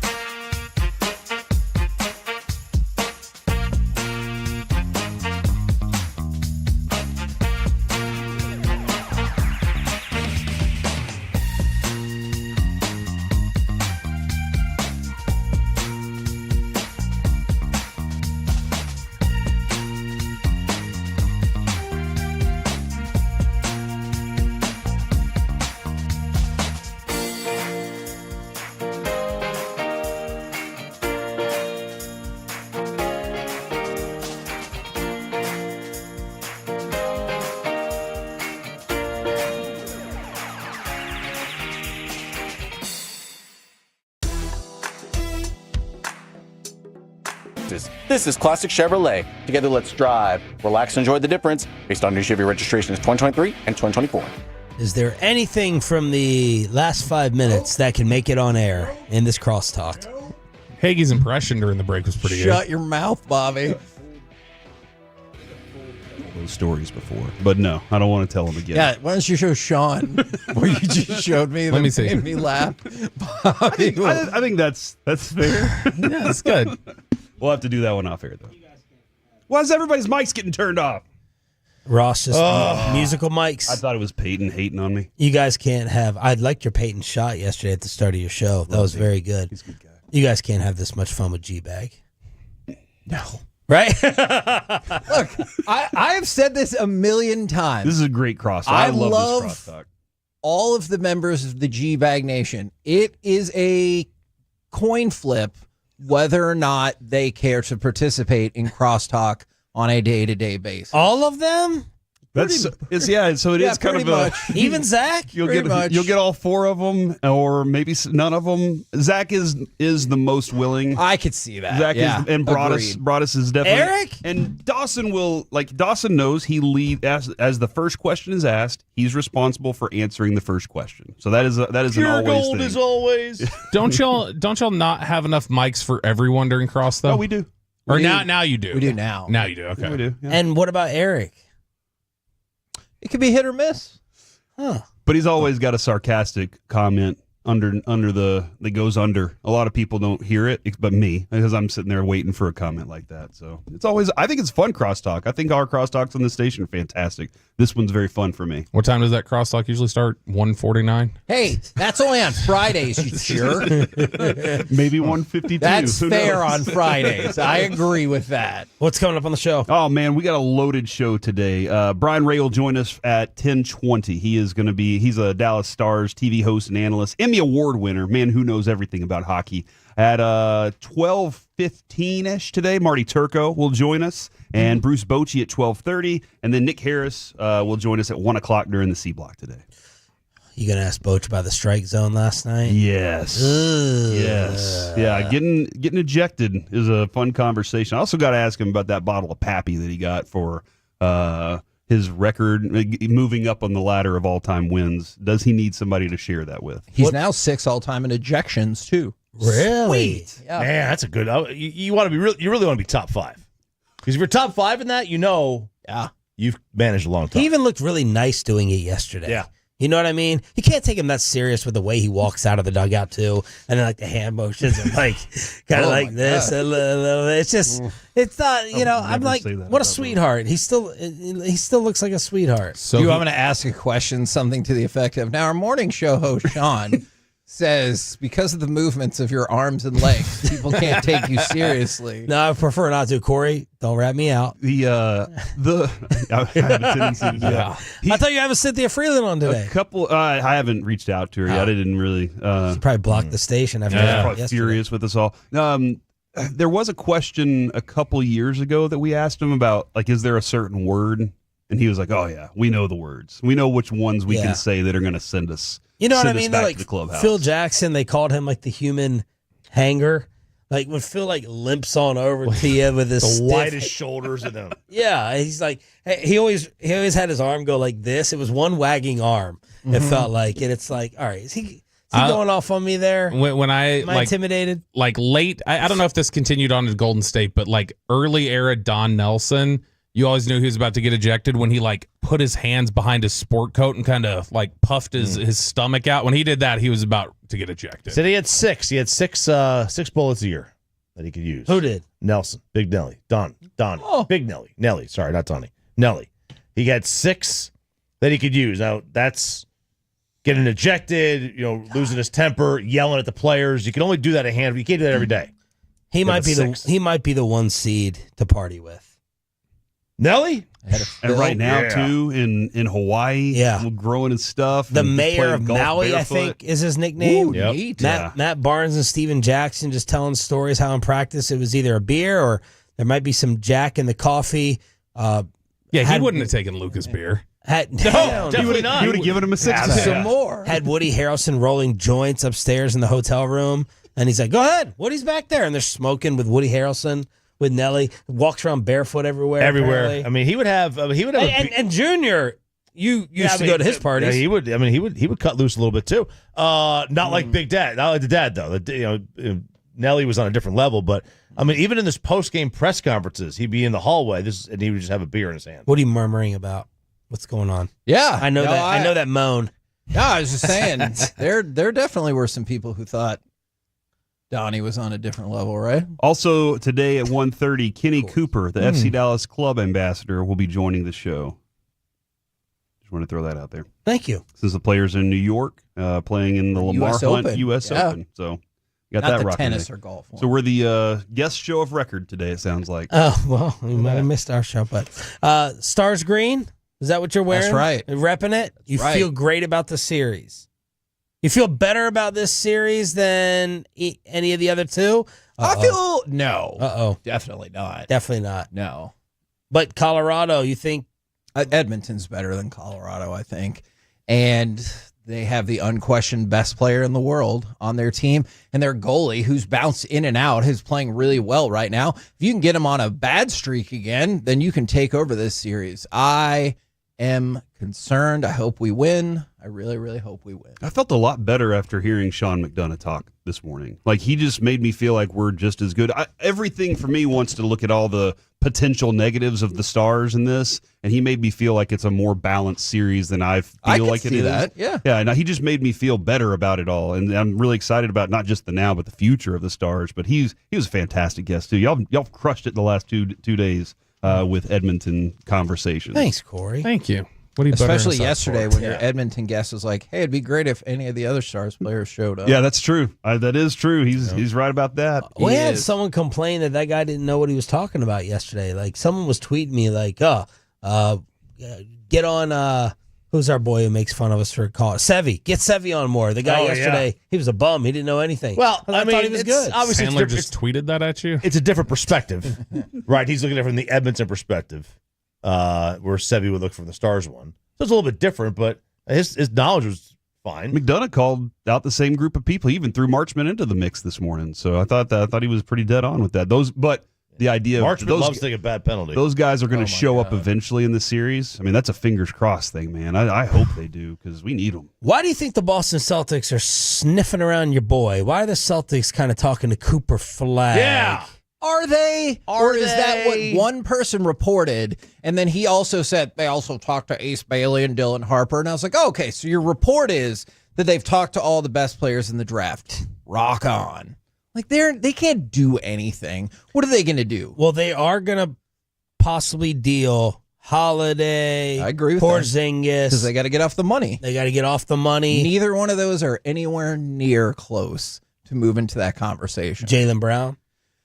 Yeah, Jaylen Brown. How many? Give me all the Celtic names that it would take for you to think about it. But Jaylen Brown also has the highest contract in the NBA, so I think that drops the value. All right, I'm not going to make the money work here. All right, I'm just giving you names, and you tell me when you'll start thinking about it. Jaylen Brown, Drew Holiday, Porzingis for the number 1 pick. Well, yeah, I mean, like that's. If I did not have to worry about the salary cap, if you didn't have to worry about the salary cap, then yes. Okay, but I bet a lot of people would still say no. That's a lot. That's a lot. I mean, that would be awesome. If you brought back KP before Luka, I feel like people would be really mad. That's the Nico 2-3 year window. That really if you're is. Throw KP and Drew Holiday in here. Yeah. Let me put that. in the Derek trade White. machines. What about White? Incoming salary. They're not going to get. They're not going to get rid of White. No, I know. I'm just saying, like, if it was. I mean, if it was just Jaylen Brown and Derek White, then you made that deal easy. Oh, I'm not. I'm not doing it. Because of what y'all sold to me of, I want our guy. I want 10 years. I don't care if it brings a ring. You want a 10-year rooting window. No. I definitely care if you get a ring. Look, do you? But didn't you get that feeling after the Luka trade? Yeah, People were like, absolutely. What Choppy just threw? What'd you throw at him? But look, crumpled up paper. Yeah, because you don't care about championships. You're like, oh, they're lucky. We've already had this conversation. I care about my own. Then why are you trading? Okay, no. Hold on. Well, did you celebrate the Rangers championship? Yes, but I okay. Let's go through the list. Hang on. I enjoyed 2010 and 2011 more. Okay, even though they were in loss. Then the Rangers World Series? Yes. Do you think most people felt that way? I think most, if you were like a lifelong Ranger, yes, I think. Ooh, I doubt. Because you grew up. I don't know with the about team. that. You were there in 2008 when they started showing signs, and then in 2009 when they started showing signs, and you see Josh Hamilton come up, and then bam, 2010, it's like, oh, there's the Cliff Lee trade. Oh, I thought you meant the Mavericks. I'm sorry. Go ahead. No, yeah, I mean, like, the Yankees teams, like the Yankee fans preferred, I think, the Jeter, Posada, Mo, yeah, Pettit because they win versus they buying won everything all of the time. They did, but look, I mean, I think if you were to ask a lot of like Yankee fans, they enjoyed the '95 season where Mattingly went to the playoffs the first time, and they hadn't been there in like 18 years, and they go to the playoffs and they lose, as opposed to the mercenary 2009 team that just brought in CC and I'm not going to tell anybody. You know what I mean? I'm not going to tell anybody how to fan. That is shocking to me and goes against the entire concept of sports is to win. Like this whole Metroplex lost its mind over the Texas Rangers winning the title with such homegrown players as Jordan Montgomery. Oh, wait. Marcus Simeon. Oh, wait. I mean, you Corey win the way you got to win. But like the 06, like obviously I'm not going to take losing to Miami in the finals and that run with homegrown players. But if Dallas beats Miami, for instance, in 06, that's a more satisfying title to me than 2011. Because then I feel like this team that had been built and struggled for 6-7 years finally like scaled them out and was like, we're the best. Oh yeah, I agree with that because you're saying title for title. And 10 and 11, titles in 10 and 11 would have been more meaningful than 23. Like you take the title, right? You take the title. Okay, but that's my contention. It was more fun. The journey of 08 to 2012 for the Rangers was more fun than I agree. just a pop of a title. As long as it's title for title. So I disagree with you about that because you didn't win. If it's title for title, then I'm with you. But the discussion of we want our guy for 10 years, bull crap. I want my championship in 10 years. This city, if the Mavericks would have gone on some miracle run and won the title this year, I don't think this city would have been thrilled with that title. I don't agree with that because I think people say things and then they quickly back down. Boy, there were a lot of people. There were a lot of people angry, like in the moment, like just that they won the first overall pick. Because there's like, screw Nico, he shouldn't even get happiness. Right? So I mean, I don't. They haven't been able to celebrate that totally. See, but that's luck. If the Mavericks would have gone on and won the title this year, like maybe they didn't have injuries or whatever, that proves that Nico was right. Which he's not. Okay, but if they would have won the title, and you saw what the Lakers did, they floundered in the first round. Now, clearly they did not, so that doesn't prove anything for him. But if they would have won on the back of defense and Anthony Davis and Kyrie Irving, then would that have not proven that he was correct? Yeah, it would have. Got to wait 10 years. Got to wait 5, 10 well, no, years. Yeah, because if Luka wins 4 titles in the next 10 years and you won 1, then no, he wasn't right. Yeah, but that's not going to happen. Yeah, it is. What is going to happen? Okay, I'll take that bet. What do you? Well, I've already won because I didn't win the title this year. Titles, baby. What? He'll win 4 Nathan hot dog eating titles. Oh, fat joke? Yeah, it's a fat joke. The KNC Masterpiece is next. We got the Game 1 recap tomorrow. Here are the fellas right here on The Fan.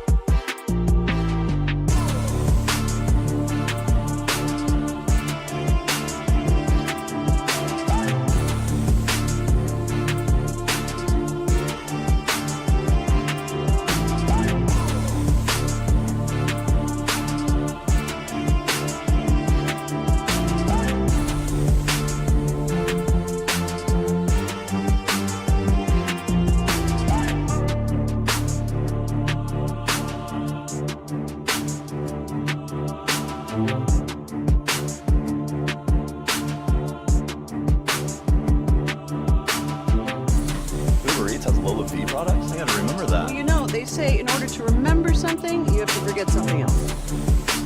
Okay, now that is a very cute haircut. That's like a little shag. I've never seen it before.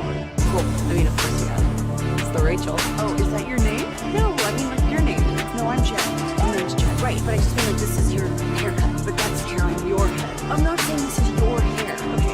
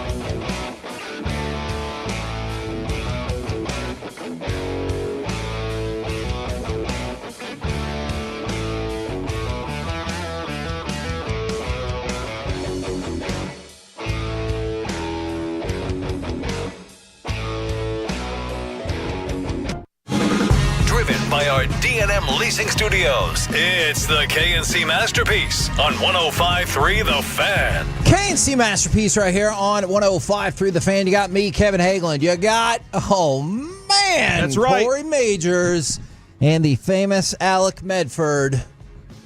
Gentlemen, how we doing today? Welcome to the program. Doing great. I would like to update the world. About Carter and stuff? Oh, Freeman? Man, I thought about doing an introduction for Carter Freeman, and I was like, I feel like I'd be overstepping if I said it like that. All right. He looks furious with you already right now, and I don't know about that, man.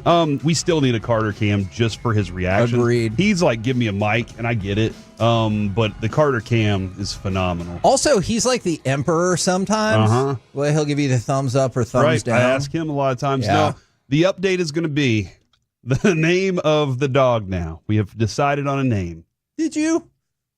The dog has decided on his name. It is Kodak. So we will now call him Kodak Blue Majors. I'm not sure if Blue's going to stick. Hold on. But it is Kodak. What was the dog's name before? Kodak was his name with the foster family. Mm-hmm. And so here's the deal. The kids were like, let's just keep it Kodak. And we were like, all right, like let's put this to a test. So we wrote down all the names that we had come up with that we liked, threw them into a hat, shook the hat. We were going to Avery and going to ask Avery to draw the name. And before that, Adrian was like, hey, look. And she put the hat down by the dog's face. And he reached in there with his nose and pulled out a one piece of paper, which was amazing in and of itself. Yes. And he pulled it out and we were like, well, I guess we should go with that one. He chose it. So he pulled out Kodak, and that's what it is now. So we got Kodak Blue Majors.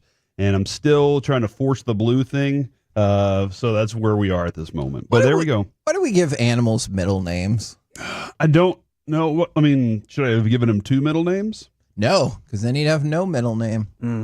That'd be two middle names. They would be the two middle names in between the first and last name. No. Mm-hmm. The middle is just that space. When you do in between the two middle names. When you do median with 4, what's the median? Mean, median, mode, and range. But I said middle. So none of those questions it's the same are applicable. Thing. Middle and median mean the same God, thing. it is not the same thing. All right. So yeah, that's how I am today. Things are going really well. Looking forward to Stars getting rocking tonight, baby. And some Rangers. Hopefully we can get back to scoring runs before the 9th inning.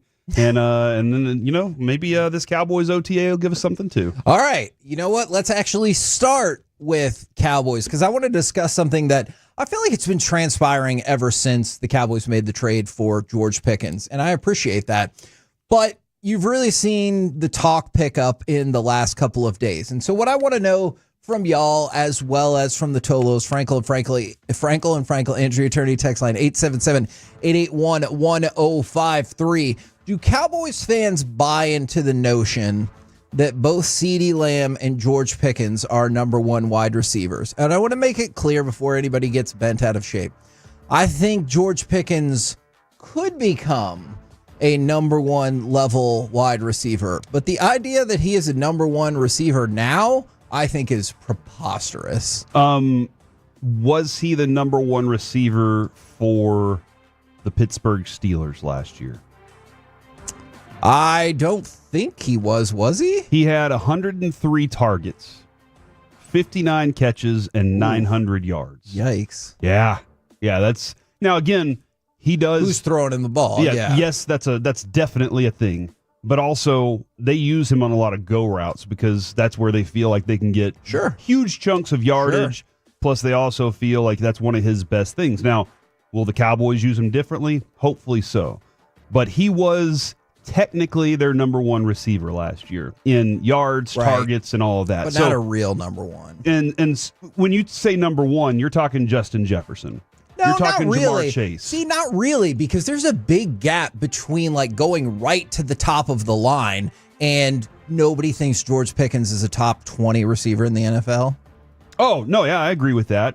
Are there 32 top number ones? I don't know, not necessarily, but I would just say are there that many good quarterbacks? I mean, everybody has to have a job. Definitely not. They need a quarterback to fulfill the role. Yeah. At one point, I think Ronnie Brown was a quarterback for the Miami Dolphins. So was he a number one quarterback? But okay, let's use this example because we talked about this player last week. He's not Ladd McConkey, at least not yet. Okay. And so I understand. It really would make no sense from the Cowboys' perspective if they showed up and they were like, oh yeah, well, he's not good enough to be a number one. I understand that wouldn't be the case. And I understand that they're just hyping the team. But that's what I wanted to know from y'all, from the fan base. Do you think this is a situation where we have two number one wide receivers right now? Not will we get to that, because I could see the possibility of that. George Pickens is clearly going to play with the best quarterback of his career. You could see an elevation. But right now, what do you say? From the 214, there's always a hierarchy. If Randy Moss and Jerry Rice lined up together, there's still a 1 and 2. These guys are too soft to accept it these days, don't want to hurt each other's feelings. And maybe that is CeeDee Lamb going, yeah, man, he's just as good as I am, and welcoming him into the fold, like that part of it. On plays that you line up, if you go, these guys are interchangeable, and you line up and you're like, hey, on this play, CeeDee's the one. On this play, Pickens is the one. And you do it that way, which I don't think the Cowboys will do. I honestly don't. They've said this before, and then it just turned out Amari Cooper was the number one. They've said stuff like this before, and it just turned out that way. CeeDee Lamb is a different receiver than George Pickens by far. He is an elite receiver at this point. Yes. George Pickens has not made his way into elite receiver status. You know what's funny? Don't you still think there's 10, 15% of people out there that think even CeeDee is not a number one? Yeah, you put CeeDee Lamb on any team. I agree. Maybe not the Vikings. Yeah. We'll see about the Bengals. Maybe the Bengals. That conversation is, I think all of those teams would want that receiver if they had a chance to have him. So CeeDee Lamb, I'd put him in that top 3 category of best receivers out there. George Pickens, not at that point yet. So if you're asking me what I feel, no. Do I want the Cowboys to have that ability to say, remember when they had Roy Williams and T.O. and Terry Glenn? They had 3 number ones. But Roy Williams was like a number 4. Yeah. And T.O. was a number 1, essentially. Terry Glenn had a really good year that year. But the Cowboys, if they said, on this play, you're the first target. On this play, you're the first target. And they abuse defenses like that, we'll have this conversation again, and we'll go, yeah, the answer is yes. You see, and that I can definitely go along with, because I think it was RJ Ochoa who put out the list of multiple 1,000-yard receiving seasons for the Cowboys, and I think you could absolutely see that. So obviously there was a big gap between Pearson and Hill in 1979. Then you go all the way till 2006. And then because of potentially more talent, but also because of the changing nature of the game, you see it a lot more. 2006, Owens and Glenn. 2007, Owens and Witten. 2009, Austin and Witten. Same in 2010. 2012, Bryant and Witten. So one of the things that you do notice, of course, there is that's the tight end going all over there. But from the 1979, 2006, and 2019, those are the 3 seasons you had where it was wide receiver, and both got 1,000 yards. And I do think that is possible, but I think it's anything but a guarantee. Now, the 901 A.J. Brown's better. I don't agree. I think A.J. Brown's a fantastic. Then CD? Top 7 receiver for me. Like, I absolutely think that A.J. Brown's phenomenal. And it's just a difference in taste. You know, like that really is splitting hairs in that conversation. But look at their field. Don't they feel like they can go to Devontae Smith at any point? He can pretty much beat any cornerback on the field. They feel like he's a number 1. Yeah. I mean, we've seen it at times when they're just like, this is the Devontae Smith game. Not because A.J. Brown's double covered, but because Devontae Smith's on fire right now. So we've seen this before with that team. But the other thing is, A, their offensive coordinator uses them that way, and B, their quarterback can get them the ball in that way as well. So that's where I look at that team and I think there's still a hierarchy. There is A.J. Brown's 1, Devontae Smith is a close 1B, but that's about as close as I think it is right now. And when it comes to the Jerry Rice, Randy Moss conversation, Rice is easily the one. See, I agree with that. I know Reggie will get really upset, but even in that comprehension, like I could see how they're both number 1s. Like I get that. And I saw somebody say 1A and 1B. And I just right now, I think that's I think it's defined 1-2. Yeah, exactly. There's no other number 2 on this team, that's for sure. Exactly. And so, I think a second-round pick who has never had more than 65 catches in their career and one time got to 1,000 yards, I think has the potential to get up there for sure. And that's why they don't want to sign their contract, because he's like, I get to play with the best quarterback in my career. All right, let's go. But you can't just take that for granted. The 940, y'all make too big of a deal about receivers being 1. QBs throw to open players and open spaces, not to number 1s. It's not me. George Pickens wants to be a number 1 because he wants a contract as a number 1. That's CeeDee Lamb has his contract as big as it is because he knows he's a number 1 receiver.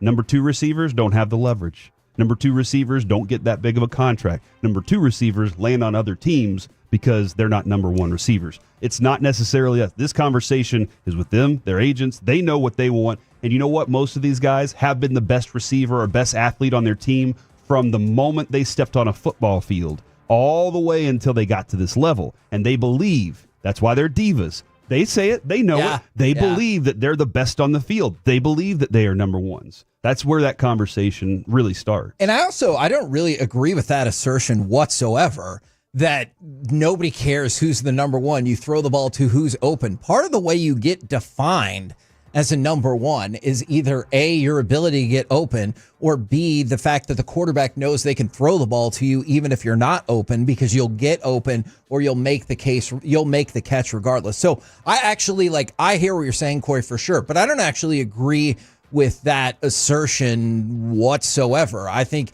you look at the Chases and Jeffersons of the world, and if you want to throw St. Brown in there and obviously CD, I think part of the reason they're number 1 is not always because they run the best route. It's they find a way to get open, or even if they're not open, you're like, he'll catch the ball. Most offenses are designed for their number 1 receiver to be the first look. Yes. That's what the offense is designed to create. Now, again, if your quarterback is very good at going through his levels and going through his reads, he's going to find the open receiver. If your quarterback isn't that great at it, he's going to force it to a number 1 a lot of times. Now, Aaron Rodgers and Davante Adams, that was a connection that was much like Michael Irvin and Troy Aikman. It was ESP. They knew what those 2 dudes were doing with each other. So that's another, but most offenses are designed that this is the guy that's going to be the workhorse. This is the guy that's going to be the bell cow for the offense as a wide receiver. Some other NFL news this morning. Albert Breer is reporting the vote was unanimous.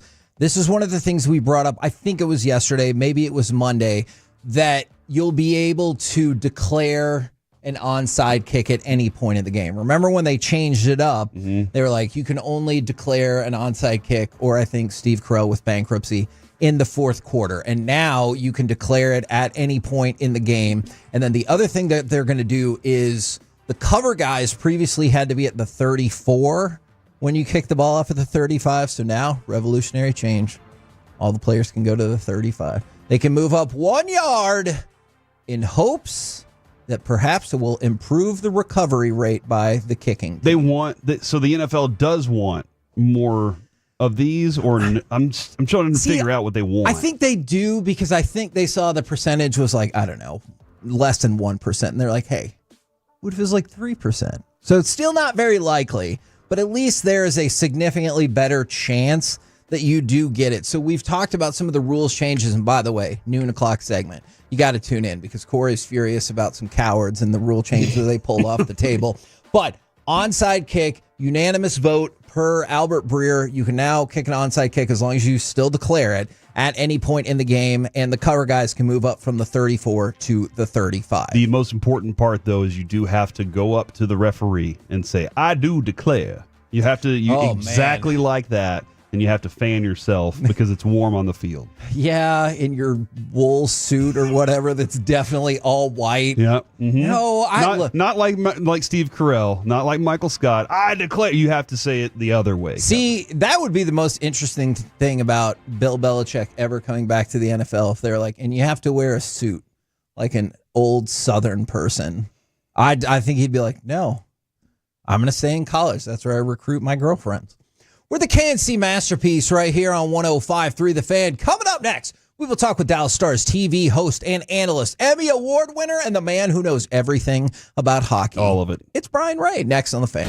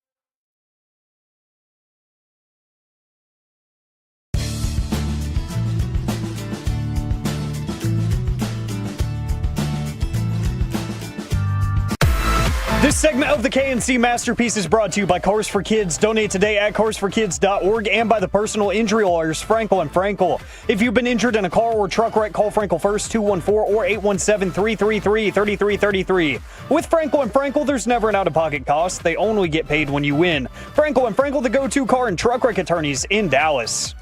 KNC Masterpiece back here on 105.3 The Fan right now. Dallas Stars TV host, analyst, Emmy Award winner, and the man who will find out if he knows everything about hockey. It is Brian Ray. Good morning, sir. Gentlemen, happy game day to you. We are to the conference finals for the third straight year. Tell me that Edmonton is good, but I don't have to be worried because I know they've won 8 of their last 9 playoff games, and the only one they lost was when they gave up a goal with 0.4 seconds left. So I'm a little concerned. I will say this. When we get to the Final Four in the NHL playoffs, to go Game of Thrones on you guys, I do believe all 4 teams have a legitimate claim to the throne. Ooh. That's how tight it gets when you get to the Final Four. So, even Carolina? Even Carolina, even after last night. It may not be the most legitimate claim, but it is a legitimate claim to the throne. So all 4 teams have a legitimate claim. So, yes, it is not going to be an easy series. There are things to be nervous about with Edmonton, but there are things to be excited about with the Dallas Stars. And I think looking at this series, if you go back to last year's matchup, I think on paper, entering that series last year, you could say Dallas had the better goaltending, Dallas had the better depth, and Dallas had home ice advantage. This year's series, on paper, Dallas, I think, has the better goaltending, and they have home ice advantage. The question mark is, can Dallas's depth start to put their best foot forward the way Edmonton's has through the first couple of rounds of these playoffs? That's the biggest thing I'm watching in the first couple of games of this series. And you know, when you talk about the goaltending, Skinner is a tough one to figure out because you'd think, hey, obviously we have an advantage because he got benched and then he came back and threw back-to-back shutouts. And I feel like he's a wild card in terms of I feel significantly more comfortable with what I'll get from Ottinger, but I'm a little worried that Skinner can just show up and be like, no, yeah, I can be awesome too. That's I guess the frustration and the jubilation of someone who's a wild card because, yes, you have a more, I'll say, established sample size. You know what you're going to get when it comes to Jake Ottinger. Stuart Skinner could absolutely implode. We've seen him do it. But as we saw last year in the conference final, he can also put together his best series of the playoffs. Yeah. And so, I'm with you guys. I have no idea what to make of Edmonton's goaltending, but I do think if you're Dallas, once again, if that depth can start to push forward, now you're forcing Stuart Skinner to be a great goaltender shift after shift after shift, as opposed to getting a couple of waves on him and then you sort of pull back, and getting a couple of waves on him and then you sort of step back. So it's similar to Mackenzie Blackwood for Colorado in the first round. Dallas needed to force Blackwood to be great, and he kind of plateaued as the series went along. I think it's the same thing with Stuart Skinner. He's more proven than Blackwood in the playoffs, but if you can force him to be great on a regular basis, force him to win this series for Edmonton, essentially. Yeah. If Dallas can do that, I think you take your shot.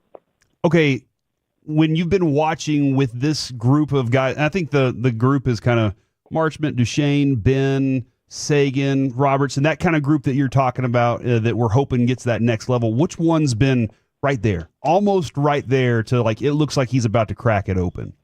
It's Duchesne for me, and I will admit I've been saying Matt Duchene's name for the last few games of the playoffs, that they need a goal from him. Hey, so do the officials. The officials say Matt Duchene's name a lot too. Yeah.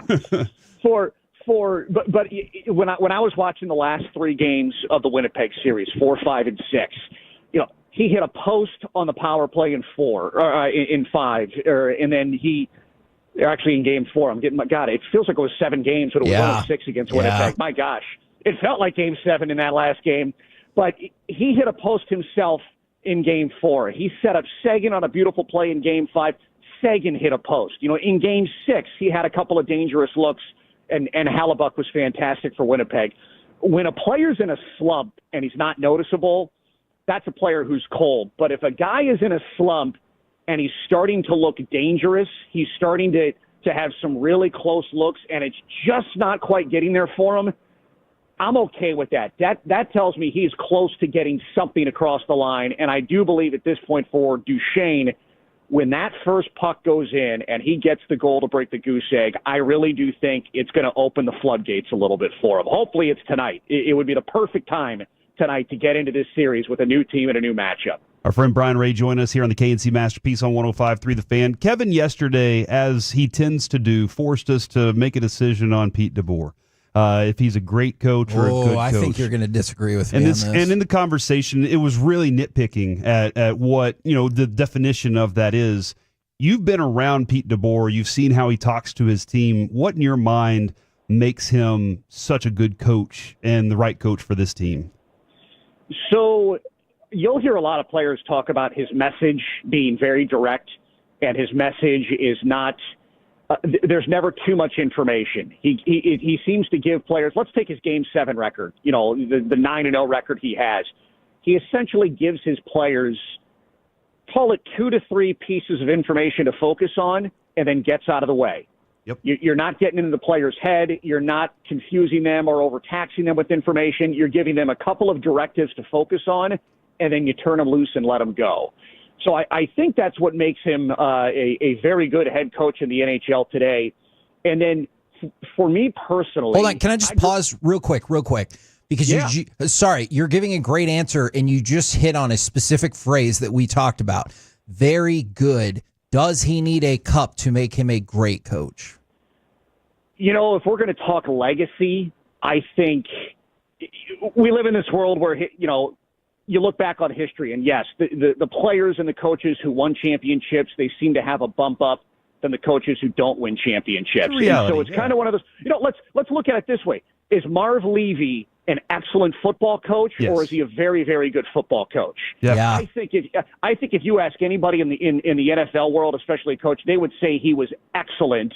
But from a fan perspective or a legacy perspective, he's an excellent head coach who just couldn't quite get that championship. Peter DeBoer has, he's been to the Final Four. I think 8 times. Well, get this. This is even better. He's been to the conference final 6 of the last 7 years, and he's been fired twice in that span. Wow. So it's weird when you put into perspective of how life is as a coach in the NHL.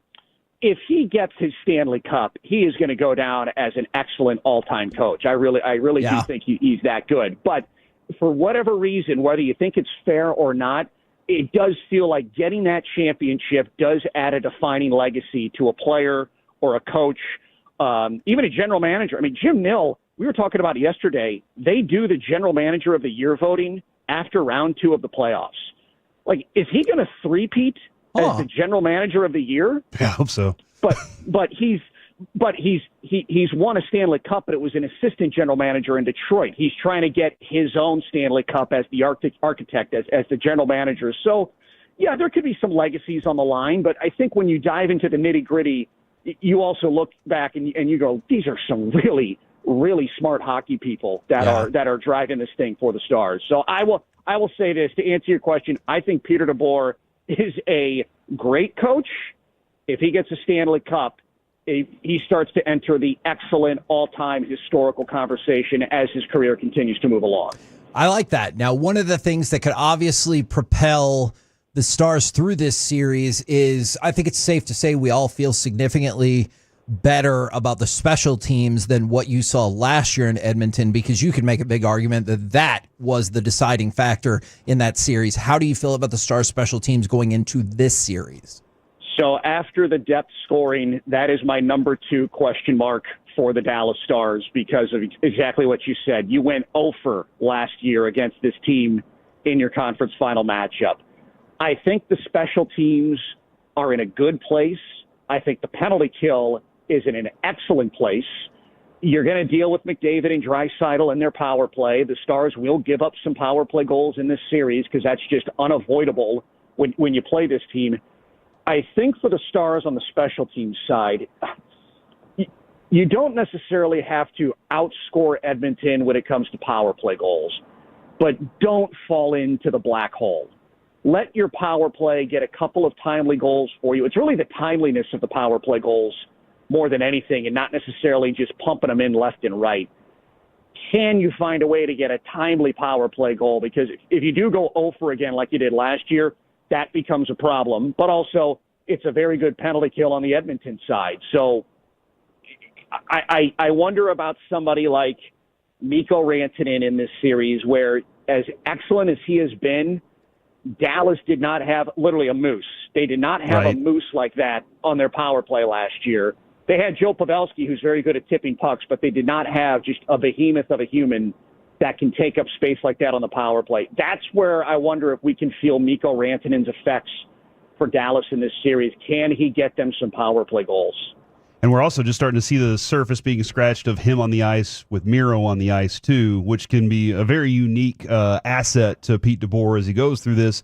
I think I heard Razor recently say, there are a lot of Rays in the Stars organization, by the way. I think I recently heard. But there's only one Razor. That's true. But he said, last year that they in the series they had 5 defensemen and wore them down to a nub. We were discussing yesterday. Do you think they'll go with 7 or 6, or do you think that they have a different approach with the defensemen here?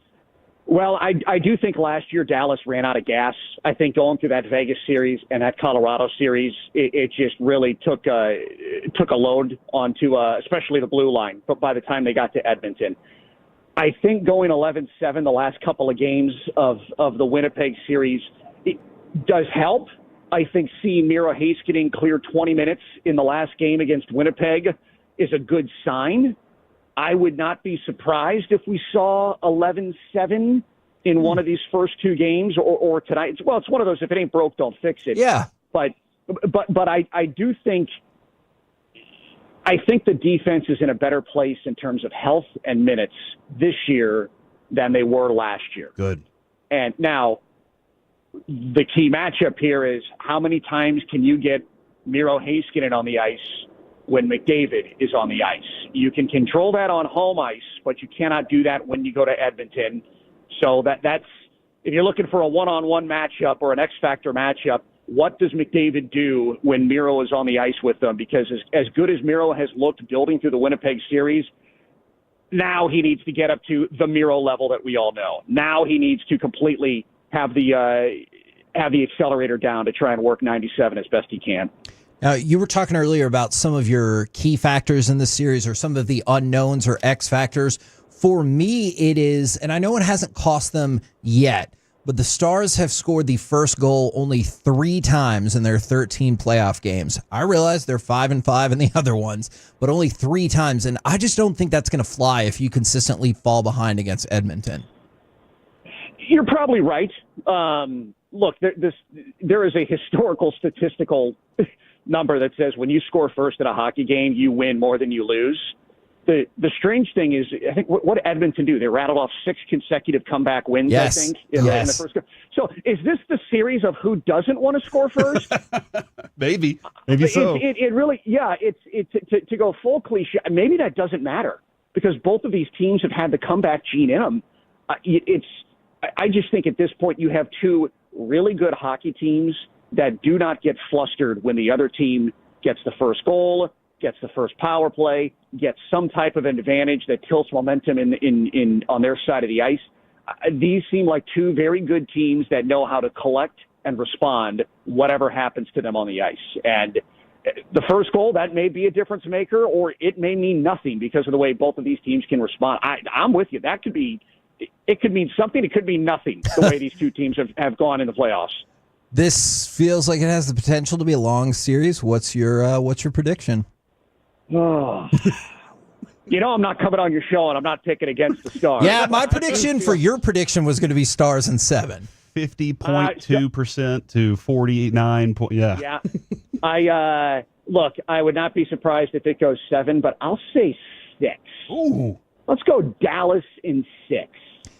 Let's see if Stuart Skinner can have the magic repeat that it did last year for the Edmonton Oilers. Let's see if he can do it again. How neat would that be to end the Canadian hope on Canadian soil as awesome. They know that their cupless streak will extend to 33 years? That'd be great. I have many Canadian friends, so I'm not going to take that bait from you guys because I don't want to feel the grief from them. But I will say Peter DeBoer has had the best answer in a press conference of the playoffs this year. After Dallas beat Winnipeg, somebody asked him about being conflicted of being a Canadian native, but ending, Canadian playoff runs. And Peter DeBoer looked at the person in the press conference and said, "Hey, at this point, I'm finished." Yeah, exactly. I love exactly. Love it. Yeah. Thank you very much, good sir. I'm sure we will be talking with you again sooner rather than later. Appreciate all the insight. Enjoy the games, fellas. Good to talk to you. Yes, sir. There you go. Ryan Ray right here on 105.3 The Fan. Ooh, Dallas in 6. Dude, I'm pumped, man. I'm pumped. That conversation got me all riled up for tonight. All right, let me throw it out there. Dallas wins this series in 6 games or less. There's no way I do not believe they will win the Stanley Cup. I don't care if Florida sweeps Carolina. I will not change my mind. Coming up next, though, it's time for Baseball Nuggets. Do any Rangers fans change their mind and maybe regret this trade? Next on The Fan. Coming up in the next...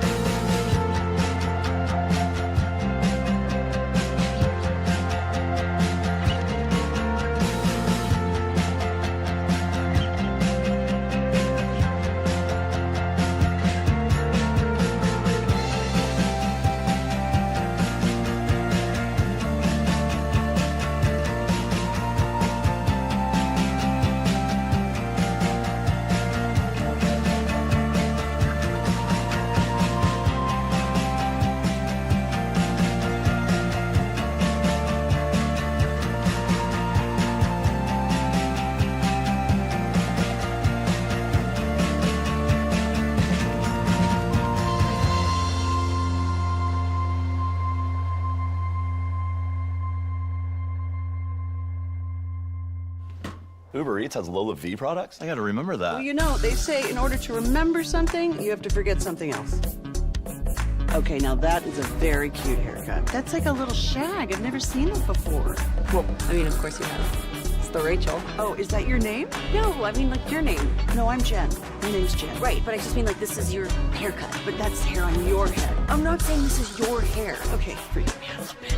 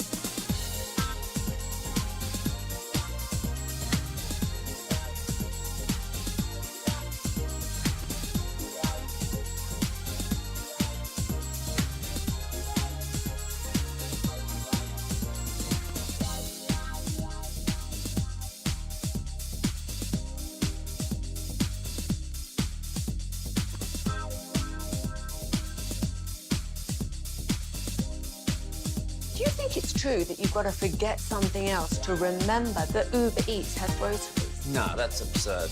Hey, remember when you used to be pepper lady? Pepper lady? Wasn't it Cinnamon Sisters? Basil baby. Saffron Squad? Nutmeg maidens? Paprika? No. Nutmeg Maiden? I just said that. Was it Spice Girls? Doesn't sound right. Was it Saffron Squad?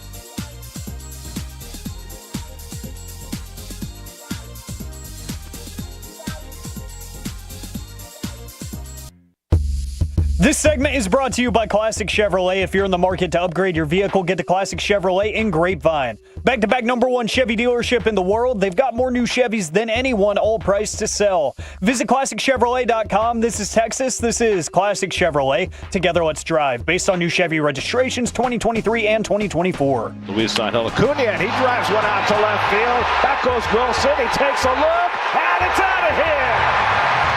Luis Angel Acuna with his third home run in his first 24 big league at-bats. And the Mets go in front 2-1. K&C Masterpiece right here on 105.3 The Fan. We'll get to Nuggets in just a minute, but more NFL rules news this morning. And this one, a little surprising. The vote to get the tush-push banned has failed. And the reason why I say it's surprising is not because I think it should get banned or anything like that, but the voting on this, or excuse me, the betting odds on this. Yes, the tush push would get banned was minus 400. So it was a huge favorite. And then you heard last night and this morning that there were multiple committees that recommended it get banned. And then supposedly Roger Goodell, I think, wanted it to get banned. And Alec, you told us the vote's in and not banned. Yeah, Jordan Schultz says that it is not going away in 2025, and he did follow up and say it looked like at least 6 teams had flipped from no in the last conversation to yes, banning it, and they still didn't get enough votes to get this thing out of here, so it's going to stick around. Wow. Dick Butkus must be rolling over in his grave right now, thinking about this. Just like, I can't believe they're trying to ban something that just gives another team an advantage. He would just be sad at toughen up current football, right? Like Probably. Anytime there's an unnecessary roughness flag, he'd be like, get the hell out of Did here. he just tap that quarterback's helmet and got flagged for that? Yeah. Right now, brought to you by Reliant Air Conditioning, gimmick-free AC repair and replacement. It's time for Baseball Nuggets, and I want to start with that audio we just played. I think the answer is no. Either way, but we were talking about the Rookie of the Year voting for the American League yesterday. In the National League, it's a significantly closer race, but number 4 on the list is Luis Angel Acuna, former Texas Rangers prospect. He has started off the season pretty solidly. Most people thought you were still talking about Cole Reagans, and I think he just went on the 15-day injured list, by the way. Which, he's really good, though. Yeah, you don't want to hear that, but it's the same thing with Acuna, is I wonder how many people look at that and they're like, look, you won the World Series, so I'm okay. All right, line me the trade up. What was the trade again, Kevin? Acuna for a bag of buckets. Is what I'm thinking? A bag of buckets. It was for Max Scherzer. Okay. Look, I know Max Scherzer didn't do a lot, but remember how much you barely made the playoffs. Do you take a couple of those Scherzer starts away and you don't win them, and now you don't make the playoffs whatsoever? Also, if you remember the picture of Scherzer celebrating the World Series afterwards, and he's got the champagne all over his face, and he's screaming like a madman, like that was exciting. Or maybe that was the ALCS. You can't have that picture without it. You know, you can't have that guy who I think was very valuable in the clubhouse too. I agree. More than anything else, like he is the ultimate. I think Mike Maddox used to refer to it the apex competitor. And like that, you won't find anybody as competitive as that guy. That's why he keeps going out there and hurting himself. Yeah, because he's just like, no, I still got it, and you're like, no, you don't. And he's like, and they're like, you got to slow down. He's like, said the I hell don't care what you think right now. I'll punch you to get out on the field. And so I think you would. So no, I don't regret it because that team won a World Series. And when you do that, you have to think about the future loss, and you make that decision then. I'm willing to do this now for the now. Yeah. And that's what Nico's done. And, okay. See, I was ready to proceed ahead, but then you tried to derail the path. I'll say the same thing about Reagan's. He goes on and wins the Cy Young, like, good for you. I feel like he got his opportunity and it just didn't work out here. Acuna is different because he was just a prospect and you hadn't really like given him the opportunity, but it got you a piece that I don't think you win the World Series without. So yeah, he can go win Rookie of the Year or whatever, and that's fine. I'm okay with it. And if he turns out to be, one of those all-star players multiple years in a row, like that's what Mike always lined up, right? So be it. All-stars are the kind of the status for it. Then that is, hey man, the Rangers did a good job in their scouting department. So let's have more faith that they can go find another one of those. Do you think that Team USA should go ahead and get this done? Gunnar Henderson said he would very much like to play for Team USA in the 2026 World Baseball Classic. So would I. Corey, all right, let's say you can, man, I think you're going to answer this selfishly. Only you or Gunnar Henderson can be on Team USA for the World Baseball Classic. Go ahead and answer it for me, Kevin. What do you think I'm going to say? You're going to pick yourself because you're going to be like, we got a lot of good players. I don't care if that guy was runner-up for MVP or third or whatever. Dude, imagine the show. I'm doing the show from where are the Olympics this year? Okay, first of all, it's the World Baseball Classic, not the Olympics, okay? So I'm already concerned about putting you on this team. Look, man, I don't have to focus on what the game is. I just need to focus on where the game is, all right? I show up, I hit baseball, and then we go home and win, all right? Like, that's what it's all about, Kevin. I don't need to know who the teams are. You don't have to do jackass on that team. They're not going to ask you to do anything on that team. If I hit bombs, then it's okay. No, for Gunnar Henderson, that would be an exceptional addition to this team for sure. Yeah. All right. So, but if he's so good, why does his team stink so bad? This is very similar to the Devin Harper Ace Bailey conversation. You know what? That is fair. He is not playing as well to start the season as he played the last 2 years. He's freaking phenomenal. Yeah, they're just in a weird place right now as a team overall. So yeah, I think I believe he will get the invite. I'm going to go out on a limb there. And say he'll get the invite. All right. Let's talk about Aaron Judge. You should cupcake bet Sean with that. Oh, yeah. He always loses those bets. He says he's 1-1. That's not the way I remember it. So Aaron Judge hit the shortest home run of his career yesterday. Alec Medford, how long do you think that home run was? Aaron Judge, shortest home run of his career. How long do you think the home run was? Shortest home run of his career. I'd say because it's Aaron Judge, it still has to be something kind of ridiculous. So maybe like 389 feet. 327. It's 207 feet. Really? No, I'm just kidding. I was about to say, I don't think that's possible. No, I'm just kidding. Corey, this is a good thing it's not Price is Right, or this answer would have broke your heart. Oh, it went 326. It is 326 feet. Now, that is still amazing, and we're not playing Price is Right, so I'm incredibly impressed. And that's in their stadium? Drew Carey would be disappointed with the work that you did. But yeah, 326 feet for Aaron Judge, which, look, he still hit a home run. I think he's hitting 403 so far this season, so nothing to be ashamed about. I just thought that was an interesting little footnote there. 330 Citizens Bank Park is the shortest porch, I do believe. But that's not necessarily a porch. I'm just trying to figure out what the shortest distance in all of baseball is. But 327 was the number that I always remembered, but it was 26 is the number. At least 326. There we are at the moment. 310. Oh, Fenway, 310. Yeah. To left and 302 to right field. Yeah. So, okay. He hasn't hit one to right field yet? I mean, he probably has. It's just been, like Alex said, too far. And they're like, well, I mean, look, you know what I was about to say? Good point, Alex. That doesn't count, but I'm sure nobody in the clubhouse is being like, hey, did you try to hit less of a home run? Like, I'm Not sure a they're single like, person. yes. By the way, Walker Buehler, and we'll probably talk more about balls and strikes as we go along. Walker Buehler came back from the IL and got ejected in the third inning because he was furious with what he thought was terrible officiating and umpiring for balls and strikes. Got the boot, much like Bruce Bochy did. How's he doing this year? Because after that World Series with the Dodgers, I was like, oh my God, he's going to be unstoppable. No, yeah, he's 4-1 with a 4 ERA and 33 Ks. Yeah, he's doing solidly. Going on the IL obviously slowed down the progress at this point and cost him a couple of starts. But yeah, no, he's doing solid. All right. For the KNC Masterpiece right here on 105.3 The Fan. Coming up next, let's talk Rangers, Yankees. Plus, in honor of this series and the Boone brothers, what did you dominate your sibling at? 877-881-1053. We'll do it next right here on The Fan.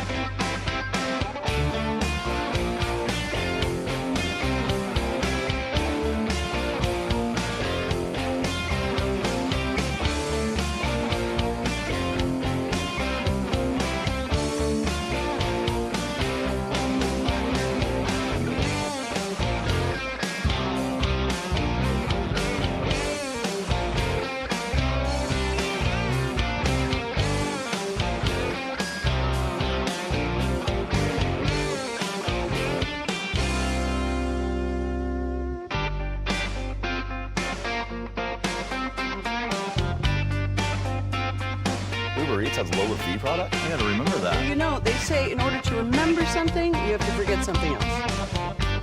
Okay, now that is a very cute haircut. That's like a little shag. I've never seen it before. Well, I mean, of course you have. It's the Rachel. Oh, is that your name? No, I mean your name. No, I'm Jen. My name's Jen. Right, but I just mean like this is your haircut. But that's hair on your hair. I'm not saying this is your hair. Okay. Driven by our D&M Leasing Studios, it's the KNC Masterpiece on 105.3 The Fan. Do you think heading into this series, Edmonton is Deadmonton? I like it. 877-881-1053. We're actually going to talk about something totally different here, but if you want to ponder that. So I wanted to talk about the Rangers and the Yankees, kind of. But my bigger picture thing here is Brett Boone every week on Sean and RJ. You heard him earlier today. Aaron Boone, siblings going head to head. He even said, I get why people are interested in that story, as I don't quite know what Corey's doing on the fan like a cam. cat, a cat pawing or something. There was a hair or something on my mic. Yeah, back to you, Kevin. My question is, what did you dominate your sibling at? 877-881-1053. Hit us up on the text, the YouTube, or the Twitch. But we do also have to admit, go ahead and give me cut number one because the Rangers lost 5-2 yesterday. The 1-1, well, that's hit a long way. Fair or foul is the question. It is a fair ball, home run into the second deck down the right field line. 10th home run of the season for Ben Rice. It gives the Yankees a 1-0 lead. I think you got more what we've gotten used to as a representative start over the years from Patrick Corbin.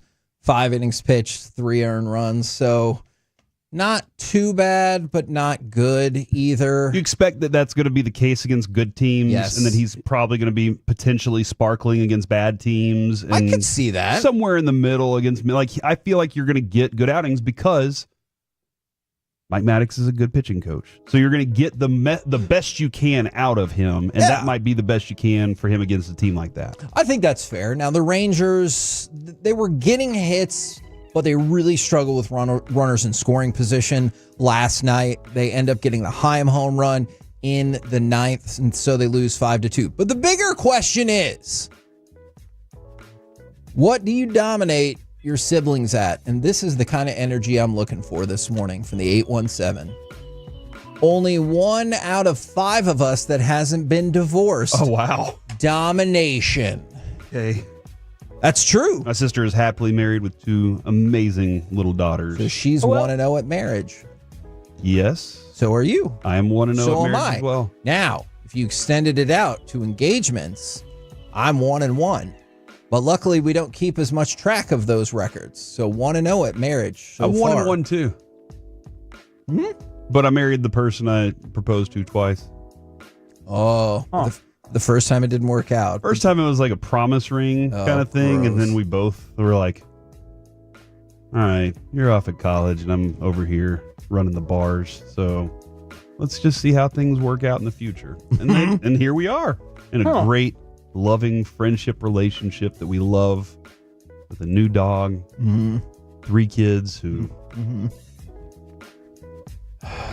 those kids. What is happening right now? I am sorry. You got to be 0-1 in marriage? We are on radio. Okay. Live right now. Side hockey question. Do the Oilers have some dumbass song like the Winnipeg Jets did going into We haven't the found series? it yet. No, that doesn't mean that they don't have one. All right. They are a Not Canadian team. as of yet. From the 972, I'm the younger sibling. I utterly dominate versus my brothers. Literally turned him in to my son. Wow. So pretty much everything. And that is another thing. Another person texted him from the 469. Oh, man. Literally everything. Now, my sister and my mom will try to tell you that this was a negative thing. All right. I dominated my sister at games of skill and chance, much like this. So when we were little, I set up a pyramid of those disposable paper cups in the bathroom, with the cup on top being turned right side up. So my mom and sister claimed that this was negative. What I said was if she was able to get a quarter in that cup and it stayed up there, she would win my TV. That is a heck of a value. That's an amazing prize. Is that my fault that she could not do that and ended up losing a lot of quarters? No. Oh, hold on. They were her quarters? Yes. And you got to keep the quarters she missed? That's how a game works. You didn't say that. You don't go to the fair and they're like, here's 4 basketballs, Corey, give it a shot. You didn't say that, though. That's how fair games work. But you didn't say that it was a fair game, that you were collecting the quarters. Did you tell her that beforehand? Yes. Okay. Yes. Well, now you didn't tell me that. I made it clear that every quarter she missed became mine, much like somehow I get blamed for my sister breaking her gumball machine, despite the fact that she is the one who recklessly threw it off the stairs and expected me to catch it. You said, hey, throw it down to me. I'll catch it. I was like 6. And then you jumped out of the way. That was an irresponsible decision by her. Somehow, we get family get-togethers. That's fun, as if I'm to blame for this. It sounds, Kevin, much like you, that I also dominated my sister at the prank game, as I would frequently invite her up into the fort, in which on her ladder climb up the fort, and her husband's probably listening right now, I would have a entire bucket full of pecans. And so while she's climbing the ladder, I would just dump the pecans onto her. That feels way worse than what I did. The Looney Tunes scene. What the heck? However, I also had a secondary bucket of pecans up there for when she ran off to go tell my mom, and I could just toss them at her. Pecan trees did you guys have? We had huge 2 pecan. I told you, I had 2 pecan trees. I would, as she's running back to the house, there I am just shoo, shoo, shoo. And also, one night, I was laying in bed and I saw her get up. Like, my room was next to hers. I saw her get up and go to the bathroom, and on her way back, I went, Kaylee. And she came into my room and got in my face and was like, Corey, and I acted asleep. And so she was like, I could see the panic in her face when she walked off. And then I just would continue to do that for the rest of the night. Kaylee. And she'd come out and she'd be like, Mom, somebody say my name. She was so scared. And then she was scared of alligators because I told her there were alligators on her floor at nighttime and she had to stay in her bed. So I feel like I pretty much destroyed her at psychological warfare. Okay. Man, I cannot wait until we get to Alec. Now, this one's a little tricky. By volunteered, did they mean owned? Because this text says, I volunteered 3 houses and she's only 1. She is renting now. Now, I want to think that volunteered is supposed to be owned, perhaps? Yeah, maybe so. And I get that from maybe that's different terminology in English. Could be. I just don't know it. From the 704, I've dominated my siblings at weird sports like ping pong, cornhole, and dominoes. From the 817, I dominate my siblings in prison record because I'm the only one that hasn't been to jail. Oh, dang. Now, somehow this came up with my wife yesterday. Oh, Hold on. Maybe they didn't go to jail. Maybe they went to prison. And they're like, I've been to prison and my brother. It does say prison. Yeah, okay, so right, I think. My bad. And so we were watching some crime something or other that I forgot what it was yesterday. Made a huge impact. The person, we were watching Your Friends and Neighbors. Oh. And so they were doing, I haven't seen the most recent episode. Okay, well, it's just about like the criminal process. I got you. People getting a mugshot taken and fingerprints. And I told Jess, I was like, I definitely got my fingerprints taken, but I don't think I got a mugshot. But like, that's not part of the record anymore because it was when I was a juvenile, except for the fact that I've talked about it numerous times. Would you want a mugshot? On air? No. Like, I don't want to be one of those people who's trying to have like a good looking mugshot so you can take over the internet. Like, I always think that's weird. What is it? Is it mugshot shorties on Instagram? Yes. That Lucius is always talking about. Yes. I'm telling you, dude. Look, I'm not trying to bang somebody when they come out of prison. I'm not either. I'm just trying to see what prisoners look like. Same. That is not what all right, fair. From the 469, growing facial hair. My sisters never could get it started. Congratulations. Oh, there's definitely some ladies that can grow facial hair. My sister can't grow hers either. All right. Alec. Now, this is in honor of the Boone Bowl currently going on. The Rangers are losing 1-0 in the series. What do you dominate your siblings at? The unfortunate thing for me is I only have one sibling. I have an older sister that's 3 years older than me. And because of that, just by nature, she was better than me at everything growing up. She was the smart kid, the valedictorian and everything. So any of those skill-based games and stuff, she absolutely whooped me at. And whenever I finally got old enough and started growing and whatnot, she moved out of the house. So it's like, that's not even fair. She had the right idea the whole time that, hey, she didn't predict the divorce, I don't hope. But, she said, I'm going to go ahead and just move out. Because, he's hit high school, so he's starting to grow finally because that never happened. And, should probably get away before he starts getting pretty good at stuff. But the one thing I always had her number in was Mario Kart. There you go. I could always count on that. Like mirrored mode and all of that. The time trials, I was breaking all of her records on her account just to annoy her. I was incredible at Mario Kart. I still am. You don't want the smoke. Don't go to the Frankel and Frankel injury attorney's text on asking for the smoke because I will give it to you. But that was the one thing I had on her. Everything else, she was so much better than me at everything that I'm just bitter. Now, I'm going to walk you through the progression of how the fan text usually works. We're going to go from a very grounded answer. For the 817, I'm the younger brother. I dominated my older brother in football and hockey, though to be fair, he owned me in basketball. To the fun answers, from the 972, I dominated at making our parents grandparents. I had 4 children. My siblings have no children. Oh, man. To the... Is that a choice? Really? Well, sometimes not. To the really, really sad ones. From the 469, I'm 40. My brother only made it to 17, so I'm dominating. Lest you think this is only one. The one immediately after that. That sounds like Bobby. My twin died at birth, so I won at life. I mean, that's a fact. Oh, man. Did you... So on... Never mind. I don't know. That's all the information I have. One of my... Four Christmases isn't the greatest movie. But Vince Vaughn has a line where he finds out Reese Witherspoon had a twin, and she was large growing up, and he was like, did you eat the baby in the womb? Did you get superpowers from that? And I think that's the most hilarious thing, because it was a joke, and that was a joke zone. This is not a joke zone, though. This is a serious conversation. Congratulations on your victory. From the 806, this is kind of how I feel. Sorry, boys. Oldest brother had 2 girls. Middle brother, 2 boys. Wife and I had a girl and a boy. Therefore, I win. I did admit before we had Noah, I frequently told my wife I would like one of each. So I was really hoping that we had a girl or like twins, a boy and a girl or whatever. From the 940, Corey, you're a mean brother. Funny, but mean. Hey, I will tell you this.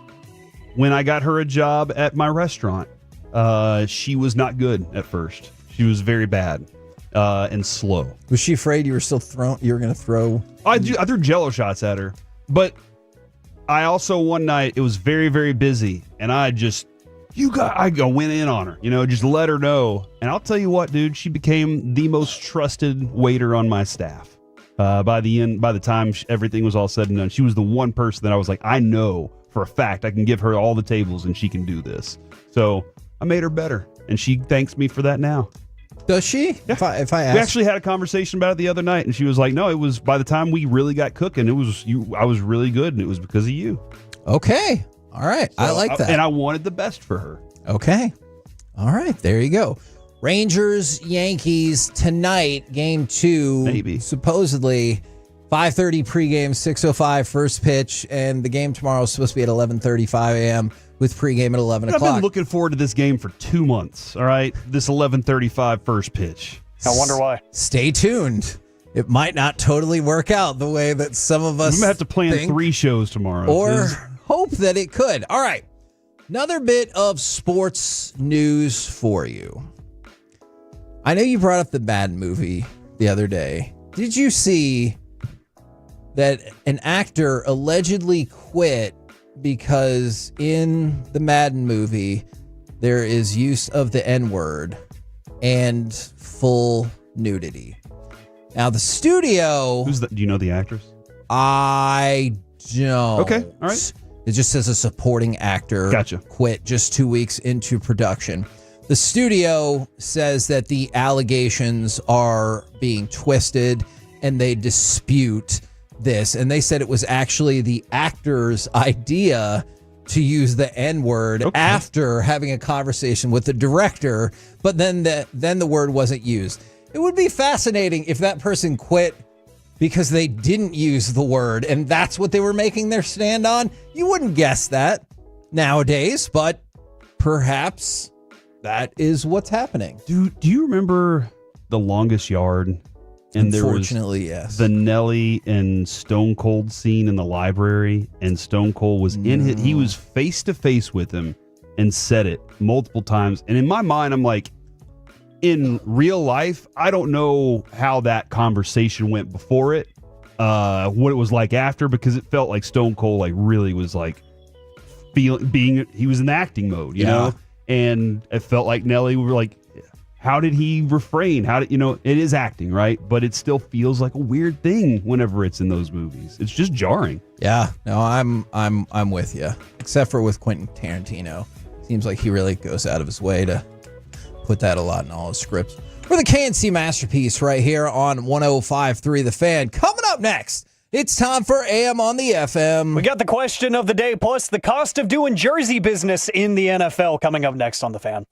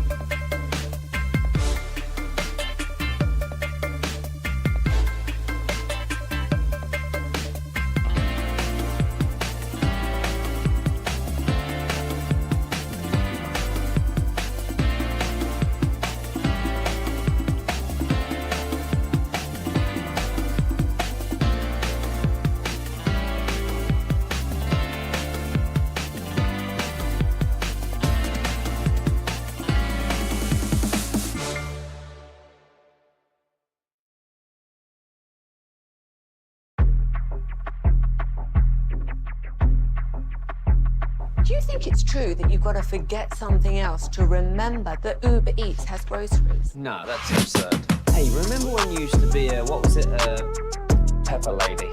Pepper Lady? Wasn't it Cinnamon Sisters? Basil Babes. Saffron Squad? Nutmeg Maidens? Pre-curve? No.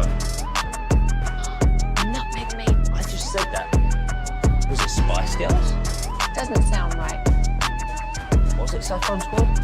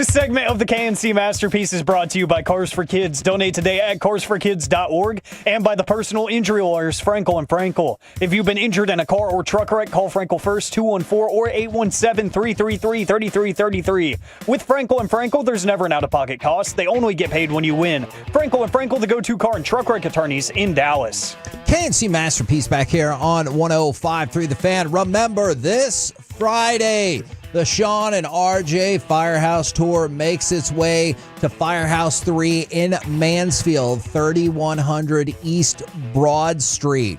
They will have Whataburger breakfast there, and also, while supplies last, so get there quick, giving away a one-of-a-kind Sean and RJ t-shirt. What an extravaganza. You can be there. Peyton can't. So I would recommend that you make your way to Mansfield. Peyton can't because he's not going to be here. Is he in Vegas?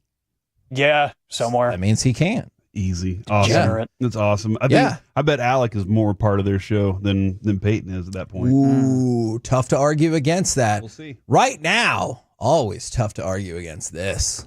What does this button do? Please, please, do not push the button. You have no idea what it... Alec, you be quiet. Alec, that was awful. 1 for Alec, 0 for Peyton. Don't you dare touch that dial. Don't you dare do it. It is time, 4 a.m. on the FM. My name is Alec Medford, the pride of Mansfield, Texas, as people call me. 877-881-1053, the Frankel and Frankel Injury Attorneys text line, Twitch and YouTube, to answer the question of the day today.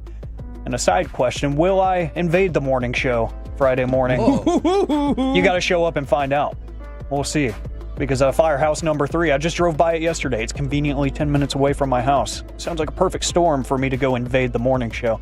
We'll see. This Friday, 6 a.m. Be there. I might. Who knows? But the question of the day today, plus the cost of doing jersey business in the NFL. Always wonder about some of these, highly slotted draft picks that really, really desperately want to keep a jersey number tradition going.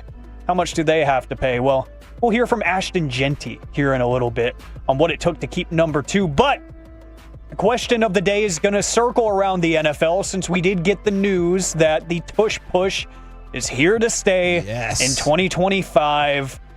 It was a 22-10 vote in favor of keeping it. So I don't know if it was the magic of Jason Kelce being there in the room with the owners when they voted on it. I don't know what went wrong. But as Kevin pointed out earlier, the betting odds said this thing's going away. Yeah. And that did not happen. So I do think that the tush push is stupid. It irritates me. And I probably only think that, fully admit it, I probably only think that because the Eagles do it, and the Eagles do it so well.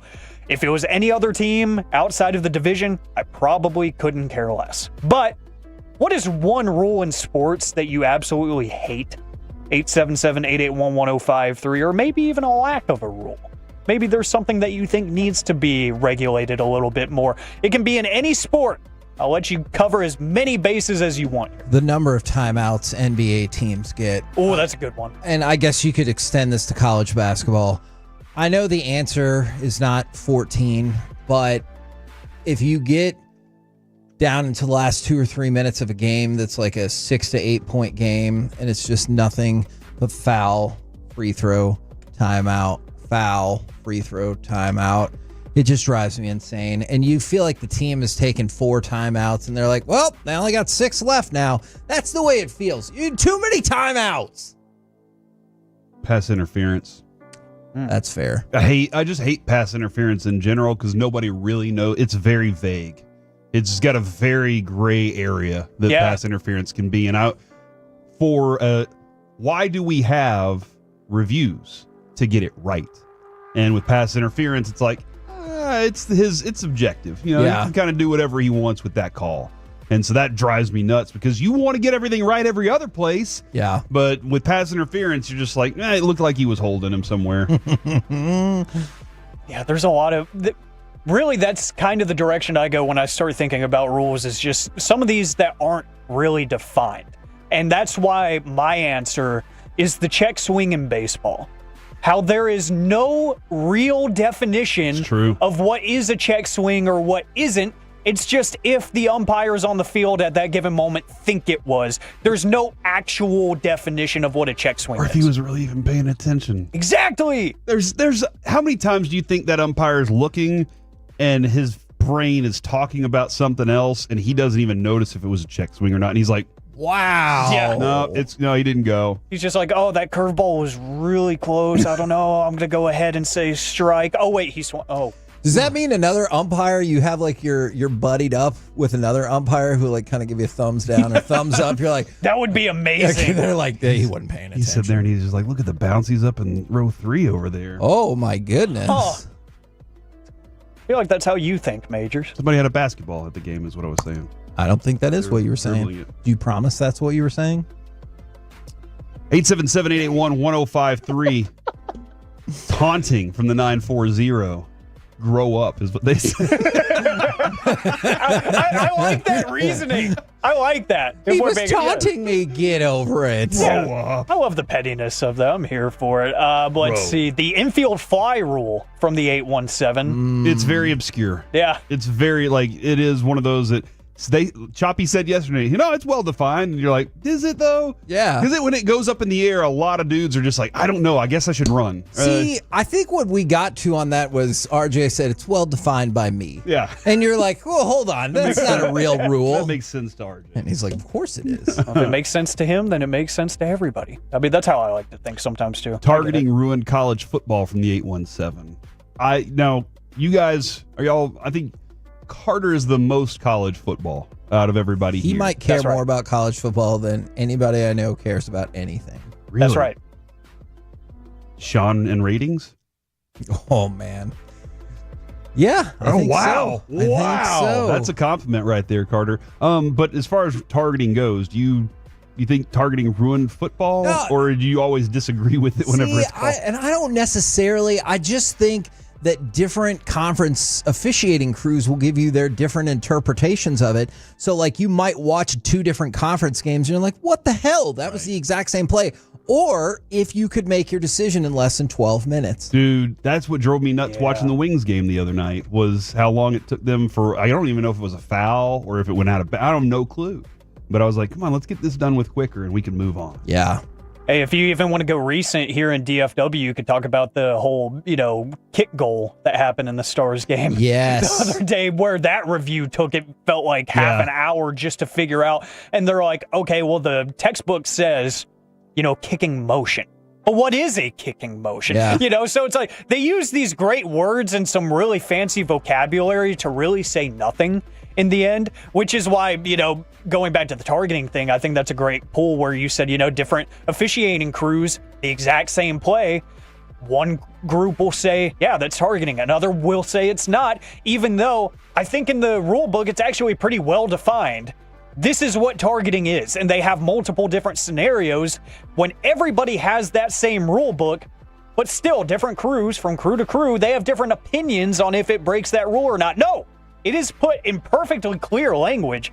This is what it looks like. If it looks like this, call it. If it doesn't, then don't call it. Feels pretty simple, but there are a lot of really just dumb rules in sports. Multiple people have said the fumble out of the end zone to be resulting in a turnover to the other team. Oh, that one is frustrating. the worst. That one is awful. And the new kickoff rule came in from the 4-6-9. Yeah, that doesn't, I thought it would be way more confusing than it actually is. That hasn't really bothered me a whole lot. It hasn't bothered me other than the fact that I don't think it's just really achieving what the league thought it was going to. They made it seem like, oh yeah, it's going to boost, kickoff returns by 70% while still keeping concussions down. It's like, well, you're still going to have people, especially if they get past a block quick, running at full speed downhill towards a ball carrier. It's still going to happen. So, I think the NFL is probably guilty of some of those, if not a lot of those. But on the other side of the coin, I get onto baseball for a lot of things that don't make sense. I feel like they've done a really good job with some of the rule changes here recently. I will say, though, like the changing of the size of the bags, I feel like I haven't noticed much of a difference. And that I just feel like that a lot of these prospects coming up are just naturally faster. So teams are more inclined to steal bases. I could be totally wrong. Somebody from MLB could hit me up and say, no, you're totally wrong. Ever since we changed the size of the bag, we've had tons of people stealing bases. Man, I don't know. The ineligible man downfield from the 817, I think is too restrictive. Yes. If your lineman's like 12 yards down the field, I get it. Then you're like, it kind of looks like you're going to pass to that guy, but they're like, But they have to have a line. I agree with you. Push the line further. You want how far down the line should be? How far is it? 2 yards? I thought it was 3 yards. I think it should be like 7 yards. And I'm like, come on, you ran out there knowing that looks like a screen. That's pass. enough space too. Well, I guess not a screen That's pass. enough space to get a significant down. Yeah. I think it should be used as an advantage. I think it should be something that they can use. And I know they just tweaked it, but the onside kick, having to declare that you're going to do an onside kick, it feels like it takes the element of game planning out of the game, which I think is 100% stupid. Alec, I want you to keep going, but I think whoever's directing the Pat McAfee show right now needs to adjust one of these perspectives, because they have Tom Cruise, and his head alone is as big as Pat McAfee's entire body. And I think they need to either pull the camera in on Pat a little bit, pull it out on Tom Cruise just a little bit, because Bruce's camera looks like it's cinema, dude. Yeah. Like, it looks like a really It looks like good, a film grade camera. Yeah. I don't care for. I also why is this happening? That is just a great to promote Mission Impossible. Yeah. Well, I guess we did that too. So that's fair. Can't really throw stones on that, can I? Yeah. That was an awesome interview. That too. was an awesome interview. But hey, because he was the right size in front of us. This is intriguing. Pat McAfee and Tom Cruise on the same screen. That's odd. Anyways, McAfee, actually, I was telling Carter about this. He has a great bet going on for this series because Michael Cole, his broadcast partner on Monday Night Raw, is a Knicks fan. So if the Knicks win, McAfee has to do the full 3-hour show in a Michael Cole suit. But if the Pacers win, then Cole has to do the black tank top and shorts. All right, obviously, for Monday Night Raw. I'm rooting for the Pacers now. Yes. I like Jalen Brunson, but I want to see that. Yes, and I honestly don't care at this point. I just want to see Tyrese Halliburton and Jalen Brunson punch each other in a wrestling ring. Yeah. I think that would be amazing. That would be awesome. Corey, you're going to like this. This is from the Kay Adams show. And she was talking at the Panini rookie premiere with Ashton Genty, who was selected by the Raiders. If you remember in college, he wore the jersey number 2. Number 2 was occupied by Daniel Carlson, the kicker. So, the kicker, he's a smart man. He might have saw Ashton Genty's $20+ million signing bonus and said, yeah, I'm not gonna give up number 2 easy. So she asked what goes into that process. So yeah, I called him. I was like, you know what I'm saying? I'm trying to get that number 2, you know. I'm willing to negotiate, you know, whatever you're thinking. You know, I gave him what I was thinking, you know, first. Then he came back, you know, and I'm like, hey man, I gotta do it, you know. I gotta drop that little bag for number 2. Are we talking? What's a little bit? Are we talking like college tuition? Like, what are we talking? Yeah, it's up Like a up there. Honda Accord? Like, what Now- can you buy for that? A brand new Lexus? What are we talking? So you could probably buy a house, like a nice size house. Where Like can I buy a house for what you said? In Vegas on the outskirts? actually, no, I'm not gonna say a house, not Vegas.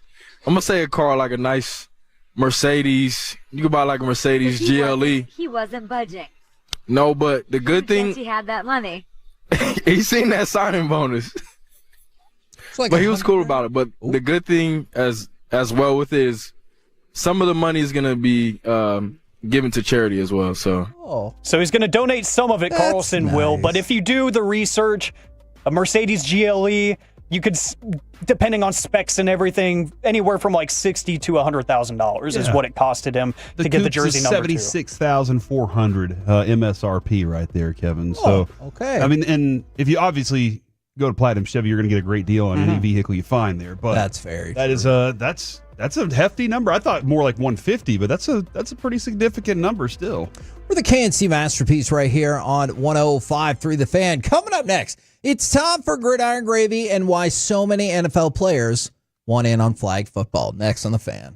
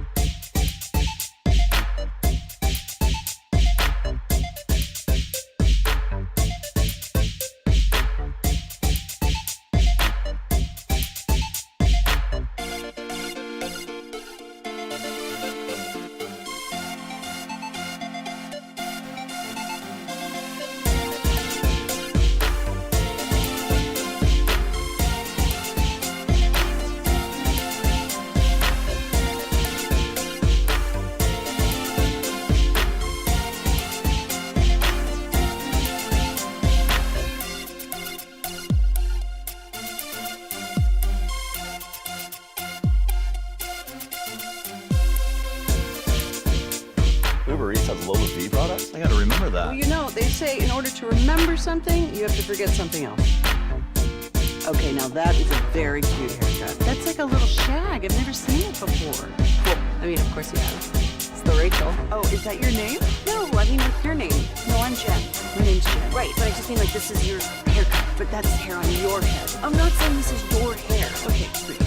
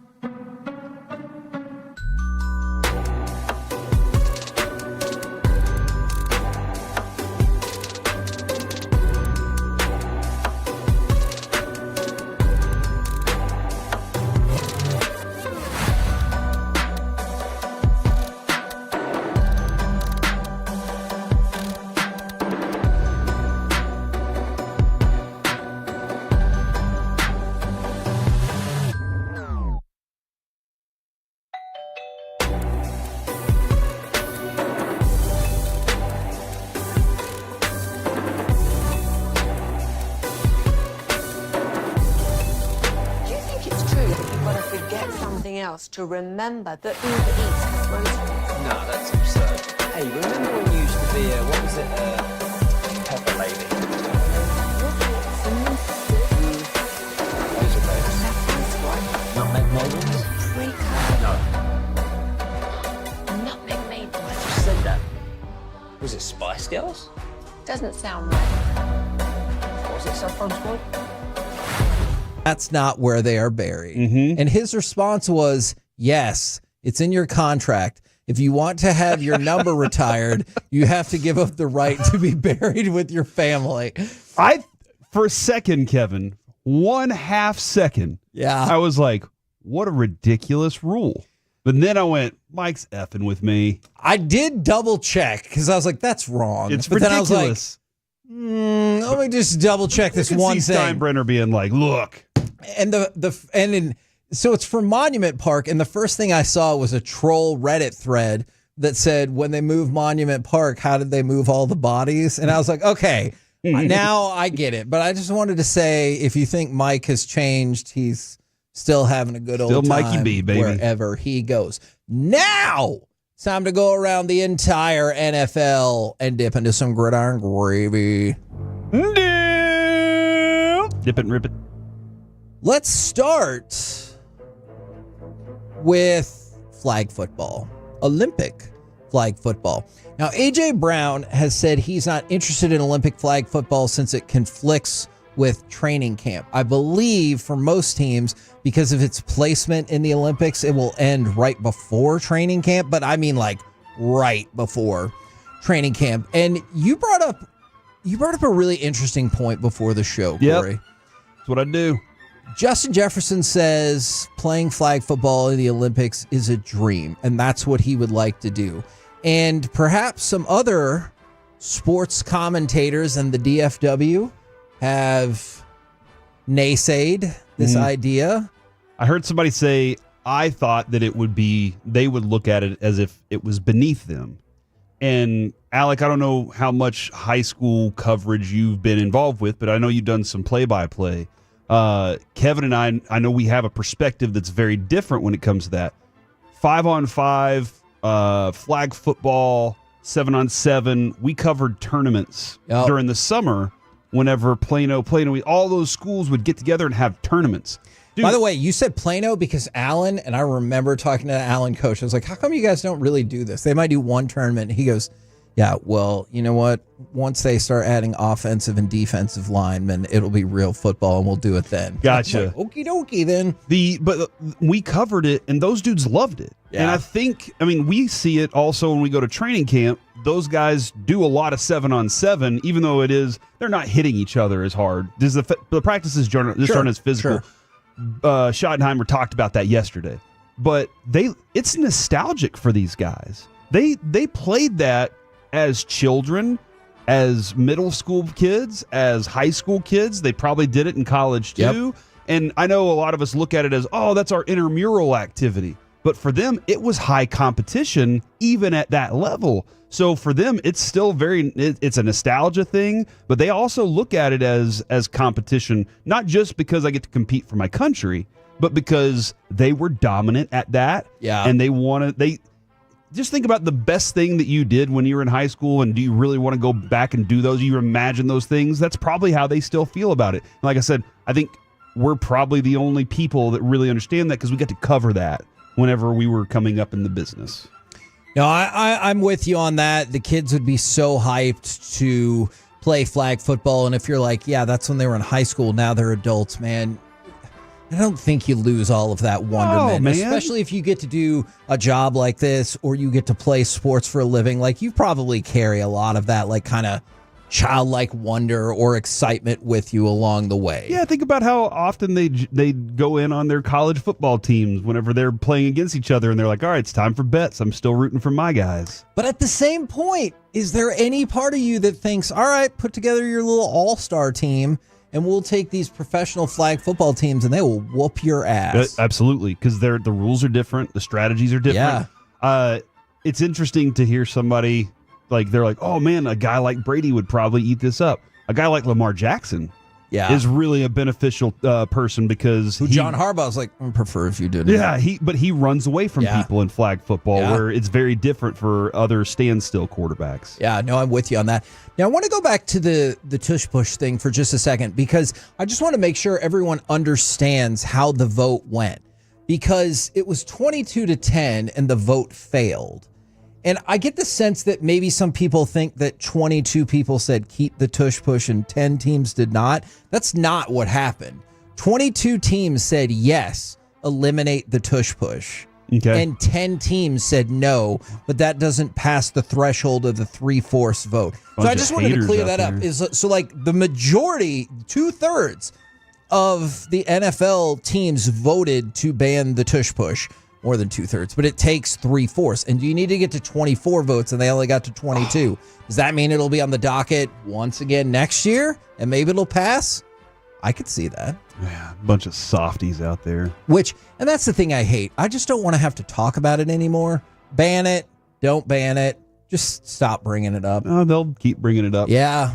For this specific reason, it keeps the headlines rolling. I think you're probably right about that. All right, let's go from that to very fair. Let's go from that to Are you okay, dude? Okay.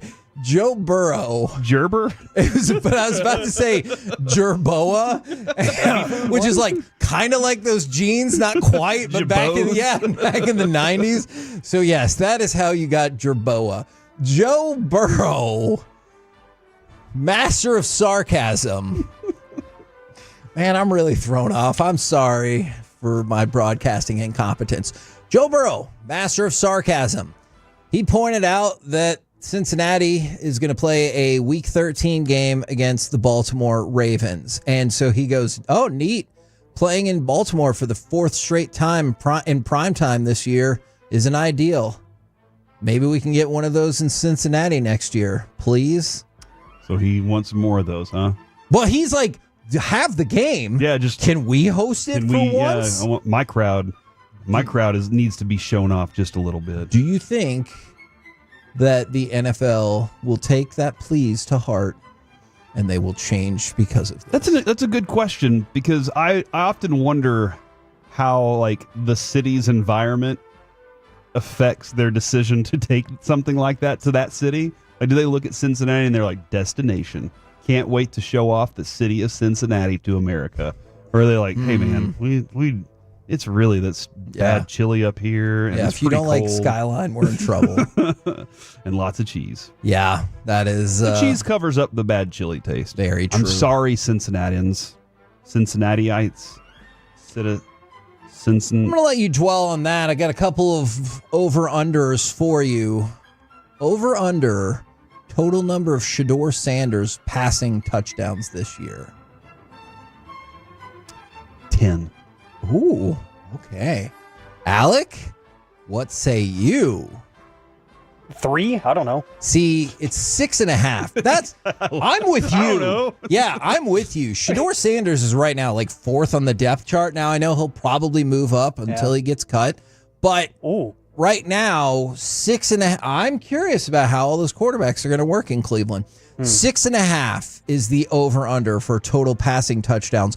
5.5 is the over under for interceptions. I think he's going to hit the under on both of those, just because I don't think right now he's going to play a whole ton. Okay, I don't know what I feel like the cry is going to be up there for it a little bit. So because they probably won't be good.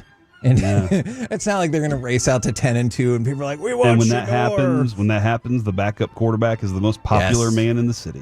All right, over under number of games Jackson Dart will start this season. 6.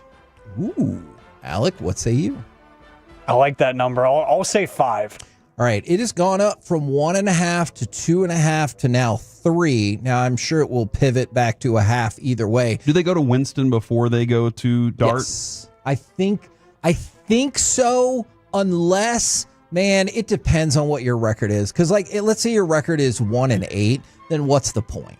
If you're 4-5 and you're like, I don't know, we could still get into that wild card spot, I think that's probably what they'll do. But if they're as bad as a lot of people, myself included, think they're going to be, then I think they will pivot to that and they'll be like, okay, well, let's just go ahead and have Jackson Dart out there. With a KNC masterpiece right here on 105.3 The Fan. Coming up next, the Lions withdraw their reseeding proposal, but Corey thinks division titles are stupid and is ready to burn the system to the ground. I didn't say, okay. Next on The Fan.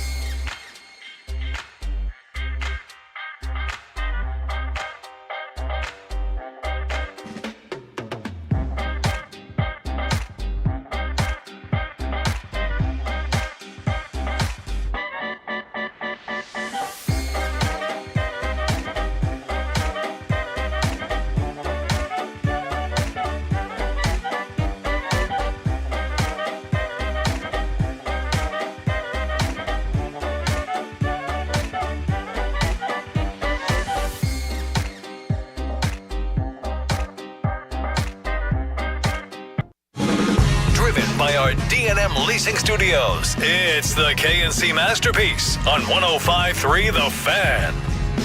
KNC Masterpiece right here on 105.3 The Fan. Normally, I would say asking the questions that matter, but I don't think I feel comfortable asking that question just quite yet.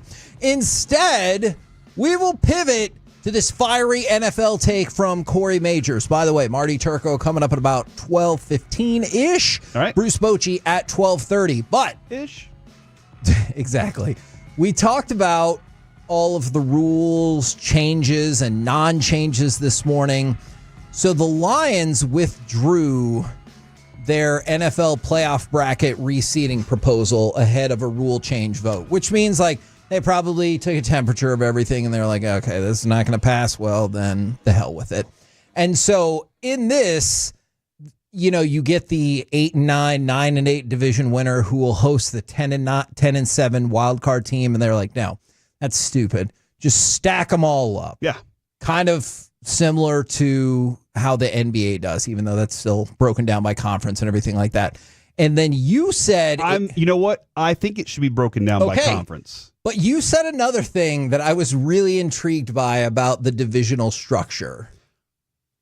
I think divisions are stupid. I think they're worthless. A division title doesn't mean anything. It means absolutely nothing other than we get to fly a banner that says, and not a real banner. This is a hyperbolic banner. Is that the right word? It's not real. You get to fly that and go, we won the division this year, even though you haven't really done anything in the playoffs after that. Yeah. You were a bad team. That's why you lost in the first round of the playoffs, because you were 8-8 and you slipped into the playoffs. Winning a division title really is nothing but, it's more of a marketing ploy than it is anything else.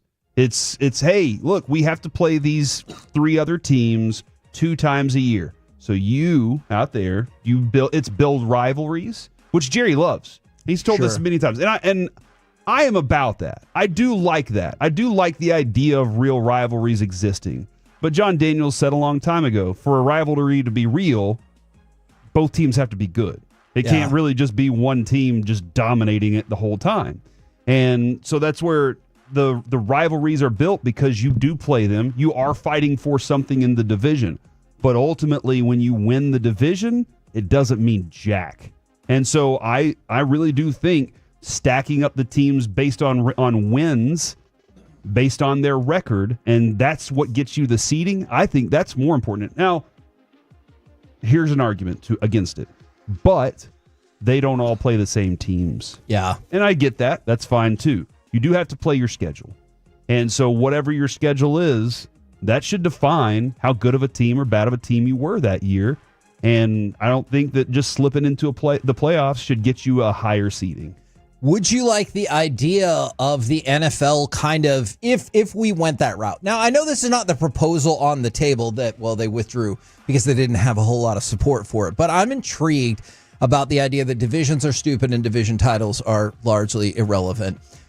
Would you try to move toward a round robin type schedule? Because there's 16 teams in both leagues. So Cowboys would play all 15 of the other NFC teams, and then you'd have the same kind of structure in terms of what out-of-conference teams that you play. Yeah, same kind of thing. Or if you really wanted to amp it up, which would make the Super Bowl even more potentially perplexing. 31 games. Well, that was not that. I was going to say potentially have 2 designated rivals. You telling me Jerry Jones wouldn't want 31-game schedule? Yes, 100%. Because he's already given us this ridiculous line that I was like, stop it. He was like, no, we always view the NFL schedule as 20 games. Whether that's 4 preseason, 16 regular season, or whatever. And I'm like, what a neat way to try to sell that. Because that's what they're going to do with their players. They're going to go, hey, we're going to have 18 games with 2 byes and only 2 preseason games. 20 What's is the problem? number. 20 is the magic number. Plus the extra postseason games. Yeah, so exactly, because don't think that's not next. And so would you potentially then want to play every team in the NFC to really dissolve the idea of divisions, and maybe you play 2 of your rivals that extra time? Maybe you play 2 AFC teams that extra time? Or would you want to keep the old schedule in place? And you're just like, but if you win the division now, nobody cares. You might still be the 8 seed. be honest, Kevin, I haven't thought that far ahead on what I want, what I desire there. Okay. Because in my mind, I was just looking at the standings as a whole. Yeah. Like the NBA. Like we do look at the NBA, we're like, all right, the top 8 teams in the NBA, that's the decision. Does the division title in the NBA matter at all? No. Does anybody care? No. Nobody cares. Now, baseball, I do feel like baseball is a little unique in that the field is still smaller in the playoffs. And so that's still a unique thing. But in football, when you've gone 30 years and you've won a couple of division titles here and there and nothing else beyond that, then yes, a division title is important to you. But for a lot of people, Kevin, for you, the NFC title is important. Yes. Getting to the NFC title game is important. Correct. And that a lot of people have said that. I know Super Bowl is always the status. By the way, can I just say the NFC title is important because that's the closest thing that is within reach. Like I'm here to win a Super Bowl, right? But like that feels so far away because we haven't been in the Super Bowl, let alone won in the Super Bowl, let alone been in the game to get to the Super Bowl. And so that's why I've changed it to NFC Championship game because we haven't even gotten that far. And I'm like, get me that. But you're right. Let's say the Cowboys went there 2 years in a row. I know things have gone very crazy. And you didn't win, then of course I would be to the point where I was like, neat, make it to the Super Bowl. Yeah, and so that's where somebody just said division titles aren't important in the big picture, but I agree. I love because the rivalries of these divisions have. You can keep rivalries. Yeah. You absolutely can keep rivalries, and you can keep, Kevin, you can keep the 2 games for each one in the division. But ultimately, when it comes to at the end of the season, where did you stack? Yeah. Well, did that division keep you from it? Oh, man, our division was just so tough. All right, then if you're that good of a team, you're going to win through the playoffs against these other divisions that weren't any good, right? Yes. Look, and if you wanted to open it up and like, let's say you have interconference rivalry games. So like every year you had the Jets play the Giants. Okay. And every year you had the Cowboys play the Texans. That's like one of those. And then you would do whatever you wanted with the other one and rotate it. Or that would be a potential option. I'm not saying that should always be the case, but we've gotten to the point where you do see some curious playoff matchups. Like the fact that the Cowboys several years ago went on the road against the hapless Bucks and Tom Brady and just drill them into the ground because that team probably had no business being in the playoffs, let alone hosting a playoff game. I'm all about taking away the hosting rights for some of these absurd teams that probably shouldn't even be in the playoffs. Are there rare instances where a team maybe had an injured quarterback for the first half of the season and came on strong late in the season, and now their record isn't really representative of what they are at the playoff time? Yes, but it's a full season. Yeah, like that's what the season is built for, and we see it happen all the time. I don't like the idea that a team that was better has to go on the road simply because they were in a different division that was better. And I know people might not just have general faith in the Vikings, especially this last year. Yep. But they were 4 games better than the Rams, and they had to go on the road to Los Angeles because the Rams won their division at 10-7, whereas the team that won the Vikings division was 15-2, and they were only 14-3. Quite honestly, the Vikings fan base deserved better. Like their fans deserve to have that home game because their team was better. They had the 3rd best record in all of football, and they were the 5th seed in just the NFC. Like that does seem weird. And I did see somebody who pushed back and was like, "No, that's the only title we're going to win, so don't take it away from us." Being the Cowboys. No, of course. I understand. Like but even still, I don't even like that. I don't like the idea that an organization, not necessarily just the Cowboys, that an organization thinks, our fan base thinks that's just fine, that we won a division title and we get to host a game. Now, I can also understand how owners would disagree with this. Hold on, you're trying to take a game away from me now? Yeah. Well, invest in your team, make your team better, and you get that game. If you're a better team, you're going to get the game. When the 4-6-9 can't win the Super Bowl without winning the NFC East division, Kevin, you absolutely can. 100% you can win the Super Bowl if you don't win your division. Has it happened very frequently? No. but you can. Yeah. That's not an impossibility. Yeah, absolutely. We're the KNC Masterpiece right here on 105.3 The Fan. Coming up next, we'll move into the Expressway. It is going to be a jam-packed Expressway. We got Bruce Bochy coming up. But coming up next, Dallas Stars all-time goalie win leader. It is Marty Turco right here on The Fan.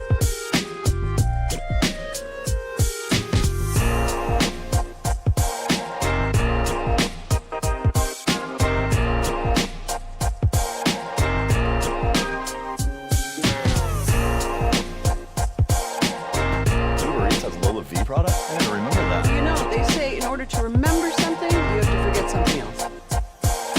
Okay, now that is a very cute haircut. That's like a little shag. I've never seen that before. Well, I mean, of course you have. It's the Rachel. Oh, is that your name? No, I mean like your name. No, I'm Jen. My name's Jen. Right, but I just mean like this is your haircut. But that's hair on your head. I'm not saying this is your hair. Okay.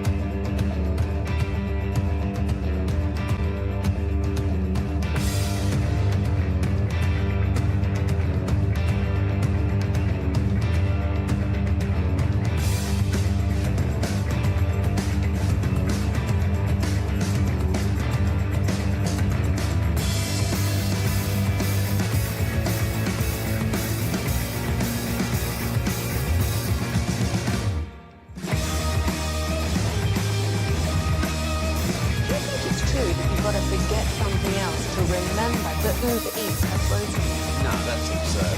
Hey, remember when you used to be a, what was it, Pepper Lady? Basil Babes. Saffron Squad? Nutmeg Maidens? Pre-curb? No. Nutmeg Maidens. I just said that. Was it Spice Girls? Doesn't sound right. Was it Saffron Squad?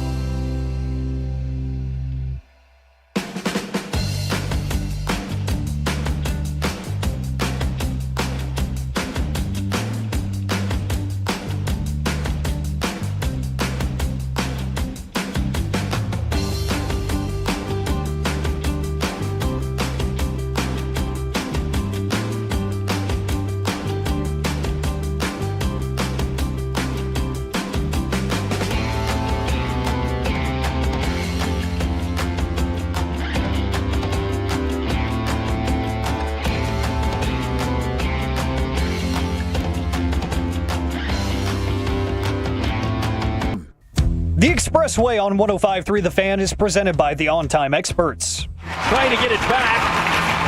And then a weird hop again in front. Backhand shot. Turco scrambling makes the save. Oh, what a Larson save that was. KNC Masterpiece right here on 105.3 The Fan. We're going to get to that in just 1 second, but football news. The Buffalo Bills will be featured on Hard Knocks in the NFC East. That's the division the Cowboys play in. Will be featured on the in-season Hard Knocks, so if you care, get prepared for that. But right now, Dallas Stars all-time goalie win leader, purveyor of Kingsville, it is Marty Turco. Good afternoon, sir. Good morning, guys. How we doing? Good, man. It's game day. You got to be fired up, right? Yeah. Oh, my gosh. Western Conference Finals. I feel like we've been here before against the same team. So I like our chances. Oh, my God. I'm so excited just to hear our fans. They've been so great this playoffs, and it's only going to get better. Okay. I love the enthusiasm right there. I was curious from your perspective because there'll be different players. I know a lot of the core players are still there, but how much, if at all, do playoff rematches like when you guys would go up against the Avalanche stay on your mind? They do. You're right. Every team's different. Certainly these two teams, but still, majority of familiar faces, coaches and goalies and such. But, for us, Mika Rantanen's, it's a huge difference. We got a different look on D. And I can really argue Thomas Harley's just a totally different player, the confidence and what he's playing with. But on the flip side, I got to tell you guys, this is the deepest Edmonton has been in a long time. And there's not a fluke that they're in the Western Conference Finals against us. The only thing is we played probably the other best two teams in our conference to get to this point, which is fine by me. I know DeBoer's used this phrase a couple different times, and he used it especially about Game 6. He said, I don't think a less mature team could have won that game because the stick-to-itiveness part of everything. How important is that maturity over time? You just said it. We're in our third Western Conference final here. Yeah, I think it definitely helps.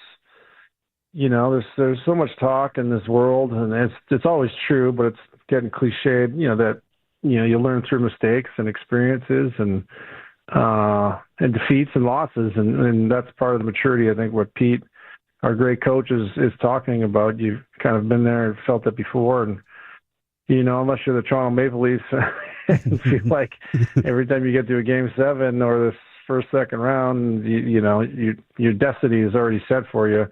That ain't the case for us. Cowboys of the NHL. Yeah, I hear you.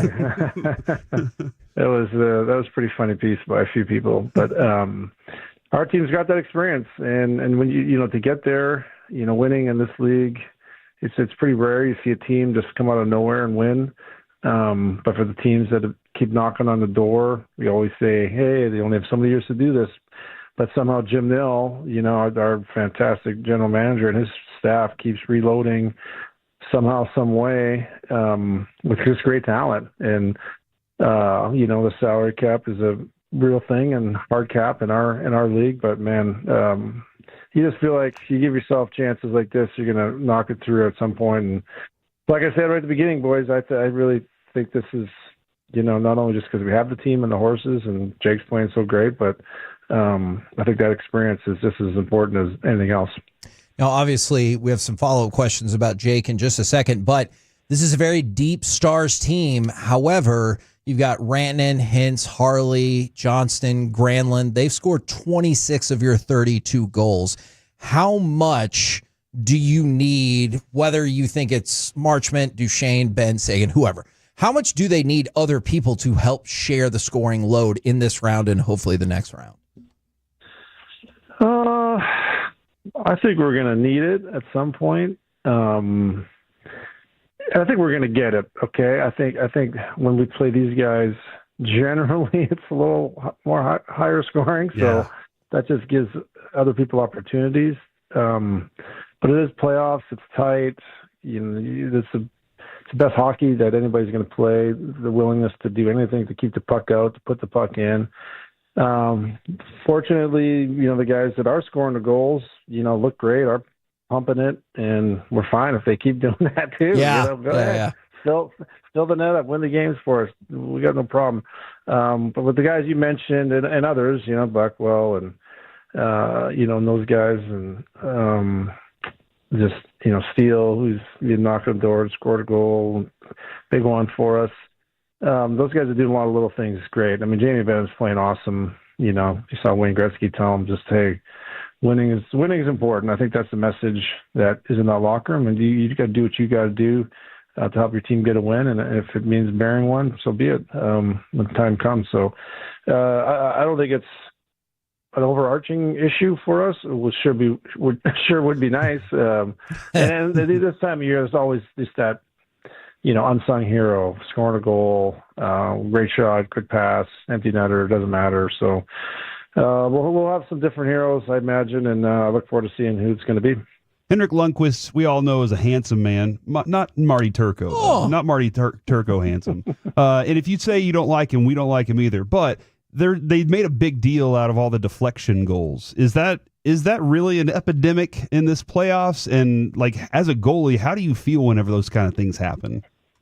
Nah, that's nothing new. Okay. I do think what's new is, there's probably more people in front of the net, and not just this year. This has been going on for 10 years. So it might be just a rash of it, or he can't escape it on social media and the replays. But I mean, I think I've lost a series in Colorado. Someone shooting it out in front of the net, hit my D man, the shin pad going right through my 5-hole in overtime. That stuff, it sucks. You feel like it's your fault, but it's not. There are some things goalies can do, I think, to find the puck and see it a little bit better. And, probably my issue, I don't know what Hank has. And for the record, Hank, I play with his twin brother. They're both awesome. Okay. Hank is a good dude. He's a goalie. He's Swedish. He's a fantastic human being. He's a little dry on TV for my liking, but it's second language. We just got the sharp suit, so we get the hall pass by most women and goalies. But those things, they just happen. So if you fight for it, right? I don't know why goalies making saves that are like a foot or farther outside the net.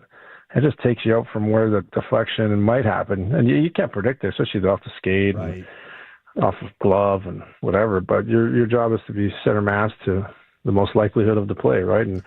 But there was one couple last night, just seeing eye shots, and you got a big goalie in Carolina, and he's looking over one dude, but then there's someone else is trying to block the shot, and it's just hard to find that thing. And I don't think, what I hear a lot is people, go to games and like, man, I just don't know how you guys see it through all that traffic. Well, the answer is, well, sometimes we don't. And it is our job, and we do this every day. And when someone shoots it from 40, 50 feet away, and you gotta make a blind guess of where you think that it was going. But we have a good idea when like I said, you do it every day. But these guys are the best in the world. There has been a lot of deflections. We've seen it in our series, right? I mean, the greatest goal we've had in, probably since the Cup, or one of the greatest goals anyway in the last 20 years. Mikko's, willing it into the net and, flying and a wraparound, right? It goes off the skate. But no one cares. No one cares.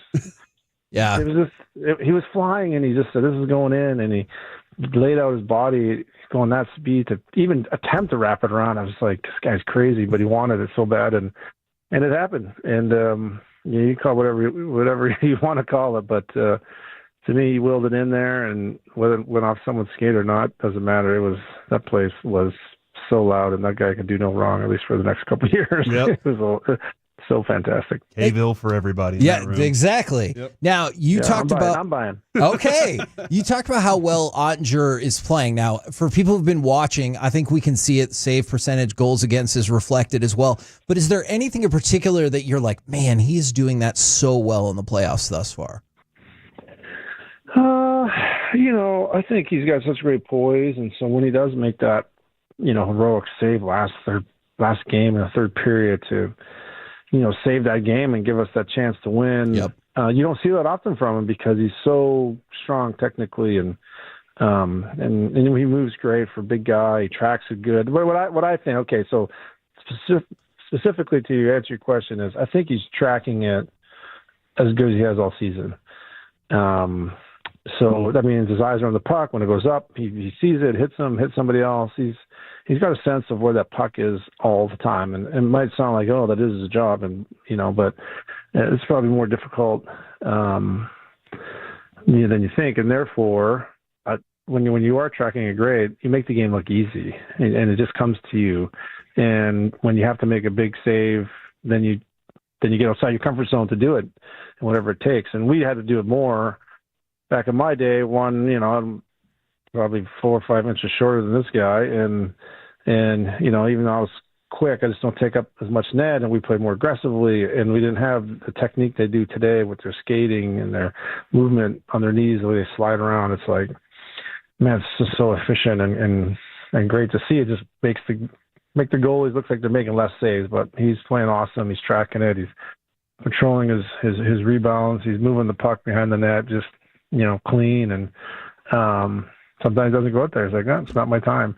Let my defenseman deal with it. But he's on. You could just tell he uses confidence that bleeds onto our bench and into the locker room, which you need this time of year. And on the flip side for Stuart Skinner, how tough is it when you kind of bounce in and out of the lineup like that? I don't know. I never bounced in and out of the lineup.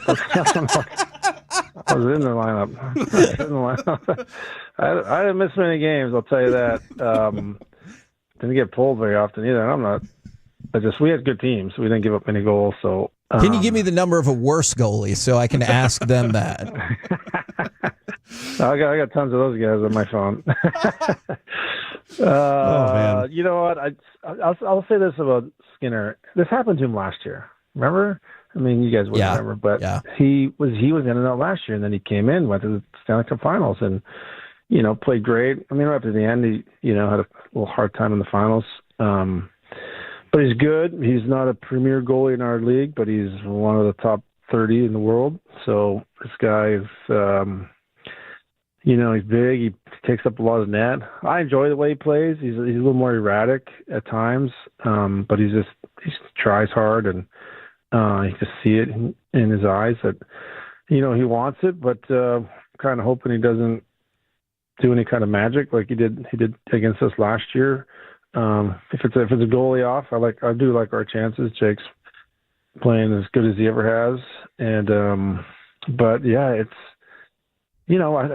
sometimes I'm jealous. Like, this guy got to rest and practice for a week and find his game. I never got no time in the middle of playoffs to find your game or whatever when you lose it. But I'm just kind of half joking, and these guys are good. And, we just saw a 3-time Vezina Trophy winner last series struggle few games on the road in the first round and against us. Gave him a chance in their last game, but it's hard. It's hard this time of year. There's so much pressure, and whether, Hank trying to defend goalies and say, oh, it's not their fault, going off shin pads and stuff. I've been there. You got to make your own breaks, and it's our Stanley Cup, man. It's a hard thing to win. So we're down to 4 teams. This is super exciting. I've never, in all my years, I was here in 99 and 2000, which was a blast and helped put hockey on the map. But this city is on fire right now. Everywhere I go, people are talking about it. The request for tickets insane. Media for the guys and alumni, shit, I've been on your guys' show in a while. Oh yeah, and we'll be happy to be back on. And we'll be happy to have you back on anytime, Marty. We are looking forward to this. Thank you so much for hopping on with us today, man. And we're hoping for this cup just as much as you are, man. And I'm telling you, I'll be sipping on a Kingsville tonight, watching these Stars get after it, man. Yeah, I'll be having one in the suite. Just to calm the nerves a little bit. Yep. When you can't play, it sucks. You can't do the game. And I was sitting with Gretzky last game and in our owner's suite, and he's just like, man. And he's got no dog in the fight. He's just like, man, it sucks. You feel for these guys. You get nervous watching because he used to dominate, right? And so now he can't. But anyway, appreciate you guys. Really fun talking to you. See you, man. Love you, Marty. There you go. Marty Turco right here on 105.3 The Fan.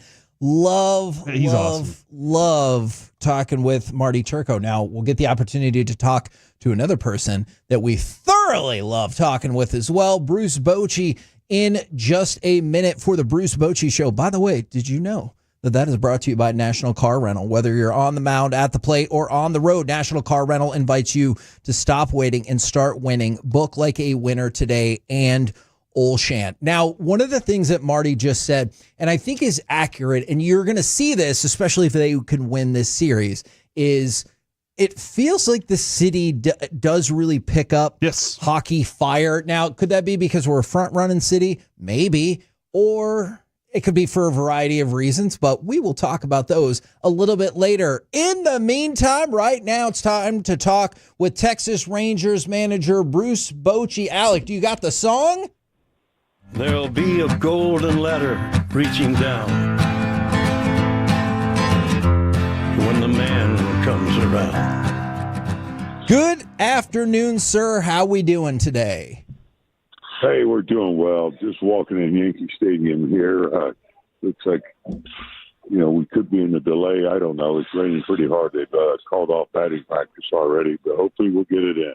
And I know normally we don't ask weather-based questions, but with the weather looking tough tonight, maybe the weather looking tough tomorrow as well, what is there? Are there already like alternate plans? Or, I know you need to get these games in. Yeah, right now there's no alternate plans. They do see a pretty good window from 6 to 9, so they'll keep the tarp on till the rain stops, and hopefully we'll get it in. With conditions getting worse tomorrow, they will do all they can to try to get this one in tonight. And we may have to hang around tomorrow, or if they call it early, then we'll head on to Chicago and have to come make it up here on another day. But knock on wood, clears up, and we play. What is there an allure to Yankee Stadium? I know Mike, he was sending us some texts, and he was like, "I'm here at Yankee Stadium. This is my first time." Is there still a bit of an allure when you walk into that stadium? It was more so the older stadium, the other stadium. For me, so much history there. I love that facade out in right field that hung over the field a little bit. This is a nice stadium, and still some of that, but not quite the same. It's not where Mano and Ruth and those guys played, and that. So anyway, it's always good to get here, though. You're playing a team that has so much history, and you get the monuments out there. So players do enjoy walking around here. Now, Boch, I saw the video last week, and we didn't get a chance to talk to you since that happened, but whenever you moved up on the record list, and I did see a bottle of Pappy sitting there on the table. Is that like an everyday pour? Or is that something that gets tucked away for a special occasion? Yeah, you know what? I made a lot of friends when I got that bottle. I didn't know on the team, but no, you know what? We said, this battle our way to the postseason, and that would be a good time to open it. So, yeah, it's got to be a special occasion on that one. Do you get a bottle also for moving up on the list of ejections? Is that something too? Yeah, I'll get a bottle of moonshine for that one. It's a little different, but yeah, you know what? It's just been a really tough run, as I said last night on these calls. Man, they're different makers, and last night, wasn't so bad, but 2 days ago or 3 days ago, that last day, and Leiter he didn't get a couple of pitches there. Look, I go back and look at it. They were strikes, and it changed the game. Now we would have had one out, man on first, and they end up coming back hitting 3-run homer. So just goes to show you how important calls are. Yep. And that's why I'm so into this challenge. It just makes sense to me. It takes away that bad call at the worst moment, and so anyway, I'm hoping that they do bring it in next year. Have you guys had any discussions? Because I've read a couple of players talking about that with the automatic ball strike system, that perhaps where the pitch gets logged could be up to like 0.4 of an inch away from the pitch where it actually was across the plate. Has anybody said anything to you about that? I know there's talk with the players that it's not completely accurate because of what you're saying, but the ABS is, I think, overall can be a little bit more accurate than the human side. We're human. We're going to make errors, or we're going to miss calls and those things. So, yeah, you know, I think it does, you know, give you a better chance of getting that call right, and at least you feel better about it after you challenge it. And if it's that close, it doesn't go your way. Well, that's not why he's put in. It's the call that, you know, was you know, off a few inches, or you know, or when it really catches the plate good. And those pitches that Leiter threw, they caught the plate pretty good. Talk with Bruce Bochy right here on 105.3 The Fan, man. Excellent insight, as you always give us. Thank you very much for that. I was curious. I understand the frustrations about that, but in a different way, frustrations have to be there with y'all in terms of runners in scoring position, because y'all created a lot of opportunities yesterday, but just couldn't seem to cash in. Yeah. You get bases loaded. You know, when you're facing a good pitcher, you need to find a way to, you know, to get those runs in, and couldn't do it. You know, they ended up costing us. But yeah, it's not been real good for us this year. I think it's been picking up. I think guys overall have been doing a little better job last 2-3 weeks. But last night, it just didn't happen for us. Are you encouraged by the fact that in addition to it picking up, it seems like y'all are creating more chances with runners in scoring position, and just theoretically that should hopefully lead to better results? Yeah. Yeah, you know what? Last night, I can't say that. Last night, I was talking about this after the game. It just looked like we weren't picking up the ball very well. I mean, we had 9 strikeouts in 4 innings. 5 of them we took. That's unlike us. And so this was a little different. We didn't create a lot of opportunities last night, but when you do, that's when you really got to cash in. Boch, I was watching a little video on Matt Cain's perfect game, and him and Buster Posey were talking about, you know, what the moment was like in that game. And I was kind of curious, a couple different things. One, how many of those kinds of games, no hitters and perfect games, have you been there to see? And also, is there ever a tell that this guy's going to have something special tonight? Did you know something special was going to happen on that night? Well, I can't say. I knew, you know, a perfect game was going to be thrown. Right, yeah. That was on top of his game. And then it's when you get through that 5th inning, I think, where you go, oh, geez, you know, he's got a legitimate shot at this thing. I mean, now you get down to 12 outs. In fact, Leiter, you know, he had a chance at a no-hitter. So, you know, you feel like, hey, this could happen. And stuff was really good. So, but, you know, the thing about that game, what I found out, and I've been in a few of them. I saw Timmy throw a couple of no-hitters, Sanchez. I saw Heston. He threw a no-hitter. He's a rookie, threw a no-hitter in New York. Wow. But that game, the perfect game, it can bring a club together. Because when you get to the last 3-4 innings, everybody's pulling so hard for the pitcher. They're sitting in the same spot. They're not saying anything. You know, they're nervous as far as making the plays. Nobody wants to make that error. So anyway, it was pretty cool to see how that kind of brought the club together, closer together, and we went on a pretty good run that year. Now, I know you guys, or Major League Baseball in general, has all kinds of advanced statistical metrics. Baseball Savant is adding like swing path, attack angle, attack direction, all kinds of different stuff for hitters. I'm curious, do you ever feel like there can be too much information and data and that it muddles what is most important, or is more information always just a good thing? I've said this. I think no doubt there's way too much information. I mean, information's good, but you know, sometimes you get too caught up in the process versus what you need to do, go out there and compete and find a way to get it done and battle and play with the grit that you need to, and those things you can't really measure because we're really, I mean, it's not going to stop because we have so many smart people in the game. They're going to come up with more numbers and stuff, and which is fine. And some guys can handle it better, but I think sometimes we do paralyze ourselves with all this information. You know, so that's the old paralysis by analysis, and so I think that's hit us a few times. Yeah, sometimes I do tell Kevin, don't think, meat, and that's usually when he's at his best. So Aaron Judge competing against him, when Juan Soto said he's the best hitter in baseball, I was like, hold on, I thought Juan Soto was the best hitter in baseball, but then he's like, no, he is. When you're going to the plate when you're pitching against him, what is the kind of the feeling? What are you trying to stay away from against him, and what areas are you trying to attack on him? Well, you got to mix it up. You can't get in a pattern. I mean, if he had, definite holes, that's the only place you would throw it. So, you got to create some doubt on what pitch is coming, and so you mix it up. But you got to be careful.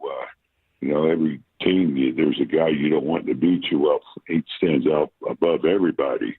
And last night, he hit the home run. He didn't hit it well. That ball's a fly ball in our ballpark. Mm-hmm. And, but I think it was his shortest home run. But anyway. That's correct. Yeah. Absolutely true. Yep. Yeah. So you got to pick your spots. You'll probably see me put them on.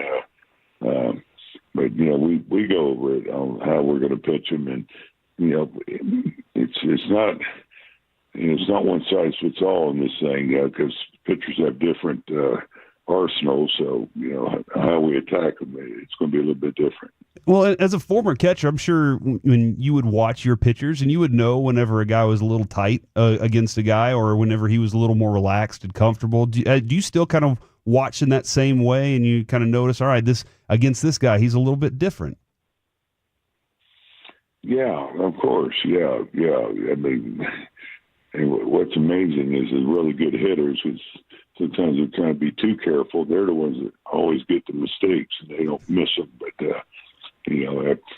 but you got to get the calls. I mean, that's the pitch I got rung on last night. Got thrown out. The judge was up, and that's what I said. I don't care who's hitting or where we're at. A strike's a strike, But it's such a small margin of error when you face good hitters like that. I think despite a couple of different disappointing results against Houston, we've all been pleased by the bullpen thus far this year. What kind of anticipation do y'all have for Chris Martin? I know he went on the injured list, but when you see one pitch got to go back out, that obviously I think makes a lot of fans kind of nervous. Yeah, I mean, we think he's going to be fine. In fact, probably could pitch in 4 or 5 days in that area, but now's the time to, I think, to give him a break. We have rode him pretty good with all the close games we played, and he's done a terrific job. So anyway, we're going to back off and give him his break right now because he's such an important part of our bullpen, and I got to make adjustments down there. He's the guy that uses the stopper and then go back out. And maybe I just got to give him the 1 inning and that's it. But we all know how important that stopper role is. We saw Robertson do it last year. Those guys are invaluable. Come in and get an out, maybe 2, and go back out. But it's some guys that. It's probably not their time to do it. Chris, he's getting a little bit older, let's be honest, and so it's up to me to try to take better care of him. Well, thank you very much for all the insight and information as always. We'll catch up with you again next week, and good luck getting these games in and getting some wins. I appreciate it, guys. Always good talking with you. You have a good day. Yes, sir. There you go. Bruce Bochy right here on 105.3 The Fan. I saw it seemed like your interest level was peaked when he goes, yeah, look, we might just put him on base. We're talking about Aaron Judge. No, I mean, I love the strategy part of things. And whenever you have a batter like that, is that the best decision for the team because you feel like you can really attack everybody else? We're past the point that you can just say it's a small sample size that leads to these ridiculous numbers. I'm not predicting that he will end with these numbers. But right now, Aaron Judge is on pace to hit 403 with 55 home runs, 148 RBIs, and an OPS of 1.253. So you're saying he's pretty good? Yeah.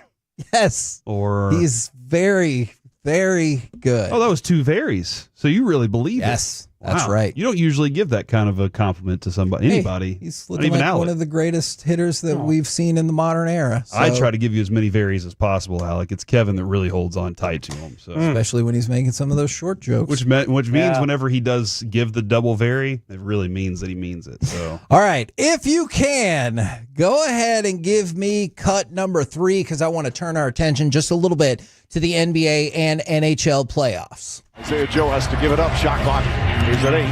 Williams one-on-one with Randall. Gets past him. The floater's up and good. Tough shot from Jalen Williams. You saw last night, Oklahoma City really ran away with it. It was very competitive in the first half, and then they just kind of broke it open. And with the defense that Oklahoma City is playing right now, it's just one game, and they had a home game.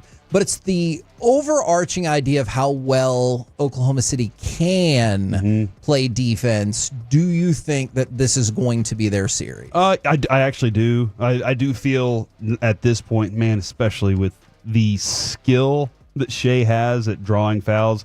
Remember how frustrating it was with Harden? Yes. Whenever you'd just be like, it was obvious. And the referee's like, I didn't see it that way. Like his skill at it. Last night, that shot that he made from laying on the ground, you're just like, what? How do you even make that, too? Yeah. But also, the frustration that I feel Anthony Edwards must have had being, at 4 fouls and kind of sitting there having to watch as as the lead kind of is expanding away from him. That had to have been frustrating, too. And then he's got to get back in there and do a lot of work, and it was too far away for him. I know on the other side of the bracket, their fans did some very regrettable things, but do you find yourself rooting for Jalen Brunson in the Eastern Conference Final? 1,000%. I do, too. And because two things. One, when he was here, he gave us some electric games. Yep. And he never gave us any reason to root against him while he was here. It was always reasons to root for him. I think I really picked up on it, Kevin, when Rick Carlisle was like, I went to Villanova. I went to Villanova. Yep. And asked who the best player ever from Villanova was, and everybody thinks it's Jalen Brunson. And I was like, dude, that late of a pick, and everybody thinks that, and Rick Carlisle thinks that about him too, and he thinks that highly of him. Rick Carlisle could be hard-edged, Sure. and difficult sometimes, but his knowledge of basketball I respected a ton. And so when he said that about Jalen Brunson, and then on top of that, Jalen Brunson was just awesome anytime we had him on the show. Yeah. Like, anytime we talked to him, he was fun. He was intriguing. He was engaging, and so I will always root for him. Now, am I kind of rooting for Rick Carlisle a little bit? Part of me also is rooting against him because of those rough around the edges things. But this whole Tyrese Halliburton hate that exists in the world for a dude that's like really good, and then he tweets out after the Olympics when you didn't do anything on the project but still got an A, and he's holding up his gold medal. Like, he's got a personality that's fun. Why does everybody hate him so much? Is it because he plays for the Pacers or because people think he's overhyped? Which is weird because that's what the players said, right? They said he's the most overrated player in the league. And I did like that Rick Carlisle was like, what a mean-spirited question to ask. And I was like, that's a fair point. But underrated, you're like, all right, so people are going to feel good about this. Most overrated, I understand that. I don't particularly get it either. So I'm confused about that. All right. For the NHL side, man, Carolina got punched in the face last night. And what I mean by that is, look, people lose games. Obviously, the Stars have been on the wrong side of a couple of lopsided playoff games already. But you look at if you look at the march for Carolina to the Eastern Conference Finals, they lost 2 games. One by 1 goal, and the other game they lost by 2 goals because of an empty netter. So realistically, they were both 1-goal games that they lost. They got punched in the face yesterday, especially as that game went along, and Florida just stomped them 5-2. I mean, it feels like Florida has really pulled a lot of momentum coming out of that Toronto series, especially since they D'd around multiple times in that series and almost lost. But they looked tremendous yesterday, and I wonder if the Stars win, it's inevitable that they're going to face the defending Stanley Cup champions. Ooh, and, man, listening to Sean McDonough this morning on Sean and RJ and Bobby and Peyton's show, actually, Peyton wasn't there today, so I got to give Ross the love on that one. That's right. Just listening to him talk about Paul Maurice and where he came from as an assistant coach and grew into this makes it even more fun for me. I know whenever potentially the Stars face them, I'm going to have to hate him. All right, I understand this. I get it. But his quotable stuff last year, Kevin, we loved it. We cracked up all the time. And so I'm looking forward to more of that stuff. So I've really enjoyed him along the way. And look, I think we just came to the point where we'll agree to disagree on this from the 806. He left the Mavericks on his own free will, so there is reason to hate him because they wouldn't pay him enough. Like, that's what it comes down to. And I know some people think he was going to New York no matter what. That's probably so. Not. I don't agree with that. I think if you would have maxed him out, then he would have stayed. And right now, that would have looked like a smart decision. But also, Dad getting the job with the Knicks, if the Mavs were offering that, I don't know. Like, I don't know how much influence that has. Even if you did have a good relationship with your dad, unlike me, if there's so many millions on the table, I'm like, yeah, all right. Let me ask you a question real quick. All right, we'll talk about it tomorrow. Yeah, or in the C Block. No, it's your won't. segment we coming got up Nick next. Harris coming up next, it's time for the C Block starring Corey Majors and Nick Harris, where you can ask him whatever you want. I'm not asking him anything. Oh, next on The Fan.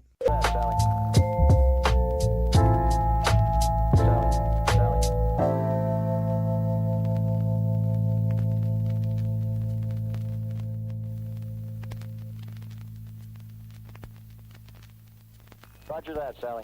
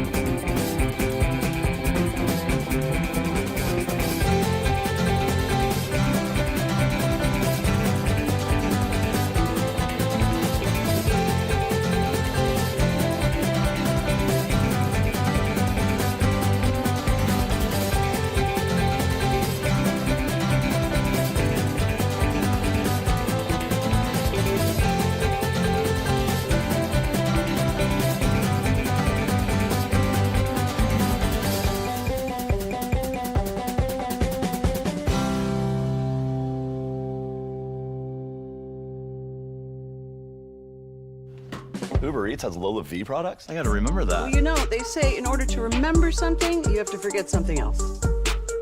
Okay, now that is a very cute haircut. That's like a little shag. I've never seen it before. Well, I mean, of course you have. It's the Rachel. Oh, is that your name? No, I mean like your name. No, I'm Jen. My name's Jen. Right, but I just mean like this is your haircut, but that's hair on your head. I'm not saying this is your hair. Okay, freaking me out a bit.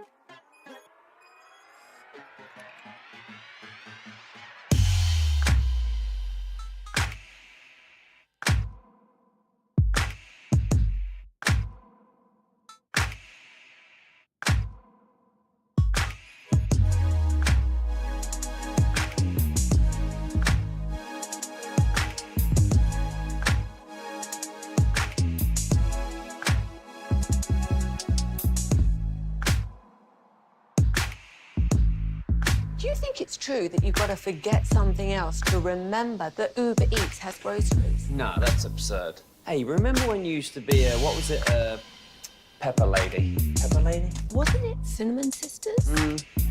Basil babes. Saffron Squad? Nutmeg maidens? Paprika? No. Nutmeg Maidens? I just said that. Was it Spice Girls? Doesn't sound right. Was it Saffron Squad?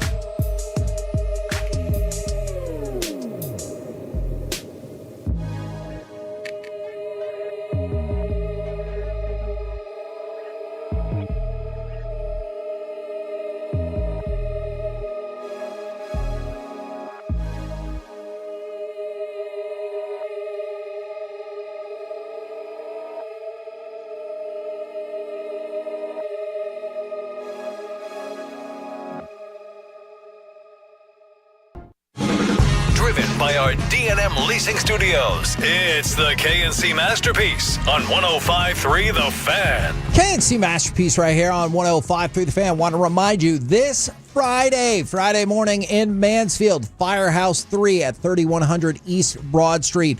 The Sean and RJ Firehouse Tour will continue. That's Whataburger that's going to be available for the people, plus special giveaway, a one-of-a-kind Sean and RJ t-shirt while supplies last. Right now, it's time for a special edition of the C Block starring Corey Majors and from the Fort Worth Star-Telegram and one-time KNC enemy, Nick Harris joins the program. Nick, how are you? Doing fantastic. Always frenemies, but yes, doing fantastic. Alex said he would laugh at that. I'm glad we balanced this out now. I really like Nick Harris a lot, so this is good. Me too. Nick, first question. My son signed my name on a waiver form this morning. Should I go ahead and reprimand him for this, or is this quality stuff? Okay, what was the form for? That's the question. It was free Planet Fitness for the summer because he's a student, so he gets to go work out. Are you a proponent of this? Does this allow him to kind of get out of your hair? No, I mean, I'm perfect. Actually, we already have a rec center membership. I don't know what he's doing here. We already have a gym, but yeah, he wants to work out with his friends there. I just feel like if he does this now, what else will he sign paperwork for? Yeah, maybe that's a stern talking to, and you'd be like, "Look here, bud. This is my name for a reason." See, this is what I'm talking. This is the stuff. That. This is the content Nick Harris brings. And I like the demeaning bud that got added in there. It's a show of dominance. I like that. Now, Nick, this might be a cynical question, but when I see an article up that says Dak Prescott cleared for everything except contact, I don't maybe feel as enthusiastic about it as I think other people believe I should be. Yeah, it's a fascinating part to be at, especially because I believe it was about a month ago when he was at the Children's Cancer Gala Fund in downtown Dallas. He said that if he had to play a game right now, he could. And so it's like, okay, but you're not 100% cleared, so what does that exactly mean? You know, at the end of the day, he needs to be cleared for contact in time for training camp, and everyone believes he will be. You know, whether he's cleared for contact right now or not, unless he's trying to play in these USL semifinals for the Renegades this weekend, I don't think that's going to be a big factor. Hey, the other day brought this up, and I know Christy Scales says this every year at training camp, but Broadus was saying, hey, OTAs, keep an eye on what guys are going in where at what times, like where they are in the rotation of things. And it seemed like Schotty yesterday was like, you're not going to get anything from that. We're putting guys at ones and twos all over the place. We're just going to rotate it in and out. Anything you noticed regarding who's going where, or is that a real thing from Schotty? Yeah, that's pretty much what I had kind of gathered too. Is it was kind of a, hey, we're going to throw all these noodles at the wall and we'll see what sticks. And I believe that was intentional on the fact of, hey, this is the first week of OTAs. We're going to be doing that anyway. I don't think it was necessarily like, hey, the media's coming. Let's just throw everything at the wall so that they're not reading into anything. I truly believe, when Brian Schottenheimer's talking about competition, he's truly giving every single guy on the depth chart an opportunity to come in here and win a job. And, that begins with OTAs and getting everybody, ample amount of reps, whether it's a guy like, George Pickens and CeeDee Lamb getting quite a bit of time yesterday. Pickens only got a couple of targets, but he was still on the field quite a bit. Or if it's a guy like Jalen Cropper, who had like 4 or 5 receptions to my count yesterday as well. There's a lot of different options that are being thrown out. I think a couple of positions that stood out to me were the slot corner spot. I mean, obviously that's going to take a lot of importance going into the season with the health of Trayvon Diggs and Savone Revel. What exactly is that room going to look like when week 1 comes around and they need to go play at Philadelphia to open the season? There's going to be a lot of questions involved with that. Arguably the biggest one is who the hell is playing slot, right? And we saw Deron Bland, Israel Mukwamu. We even saw Wanye Thomas step up and play some slot as well in that moment. So it looks like they're throwing a lot of different options at that specific position.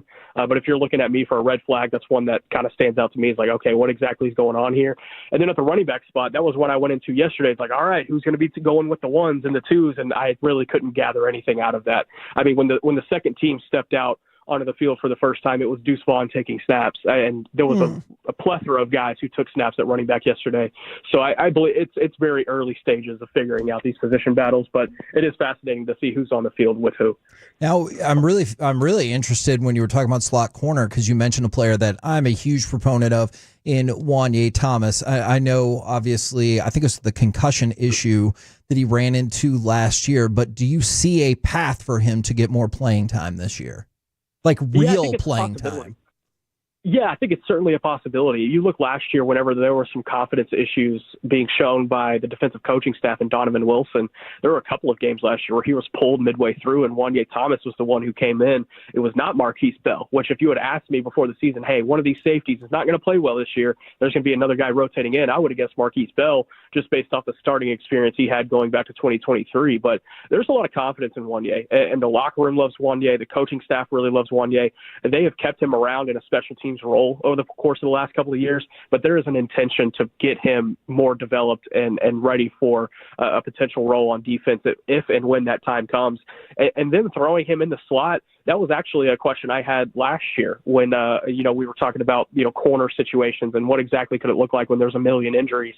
And I had asked him in the locker room, I was like, hey, is slot something that they have worked you on at all this season or like during practice or anything? And he had said no, but he would be open to it. So maybe this is just kind of a different philosophy with Eberflus coming in, being like, hey, you have the body type to work at slot. You have the hip mobility, the flexibility to do so. Let's try you out there and see if it works. I'm glad he's at least getting the opportunity to do so. I've always felt like he has that kind of talent to work on the inside as well. I'm glad you bring up the Eberflus philosophy here, because I'm very curious what the emphasis for his defense is going to be. Everybody wants a great pass rush, but it always feels like he does so well with linebackers as a defensive coordinator. Where is his point of emphasis for this defense?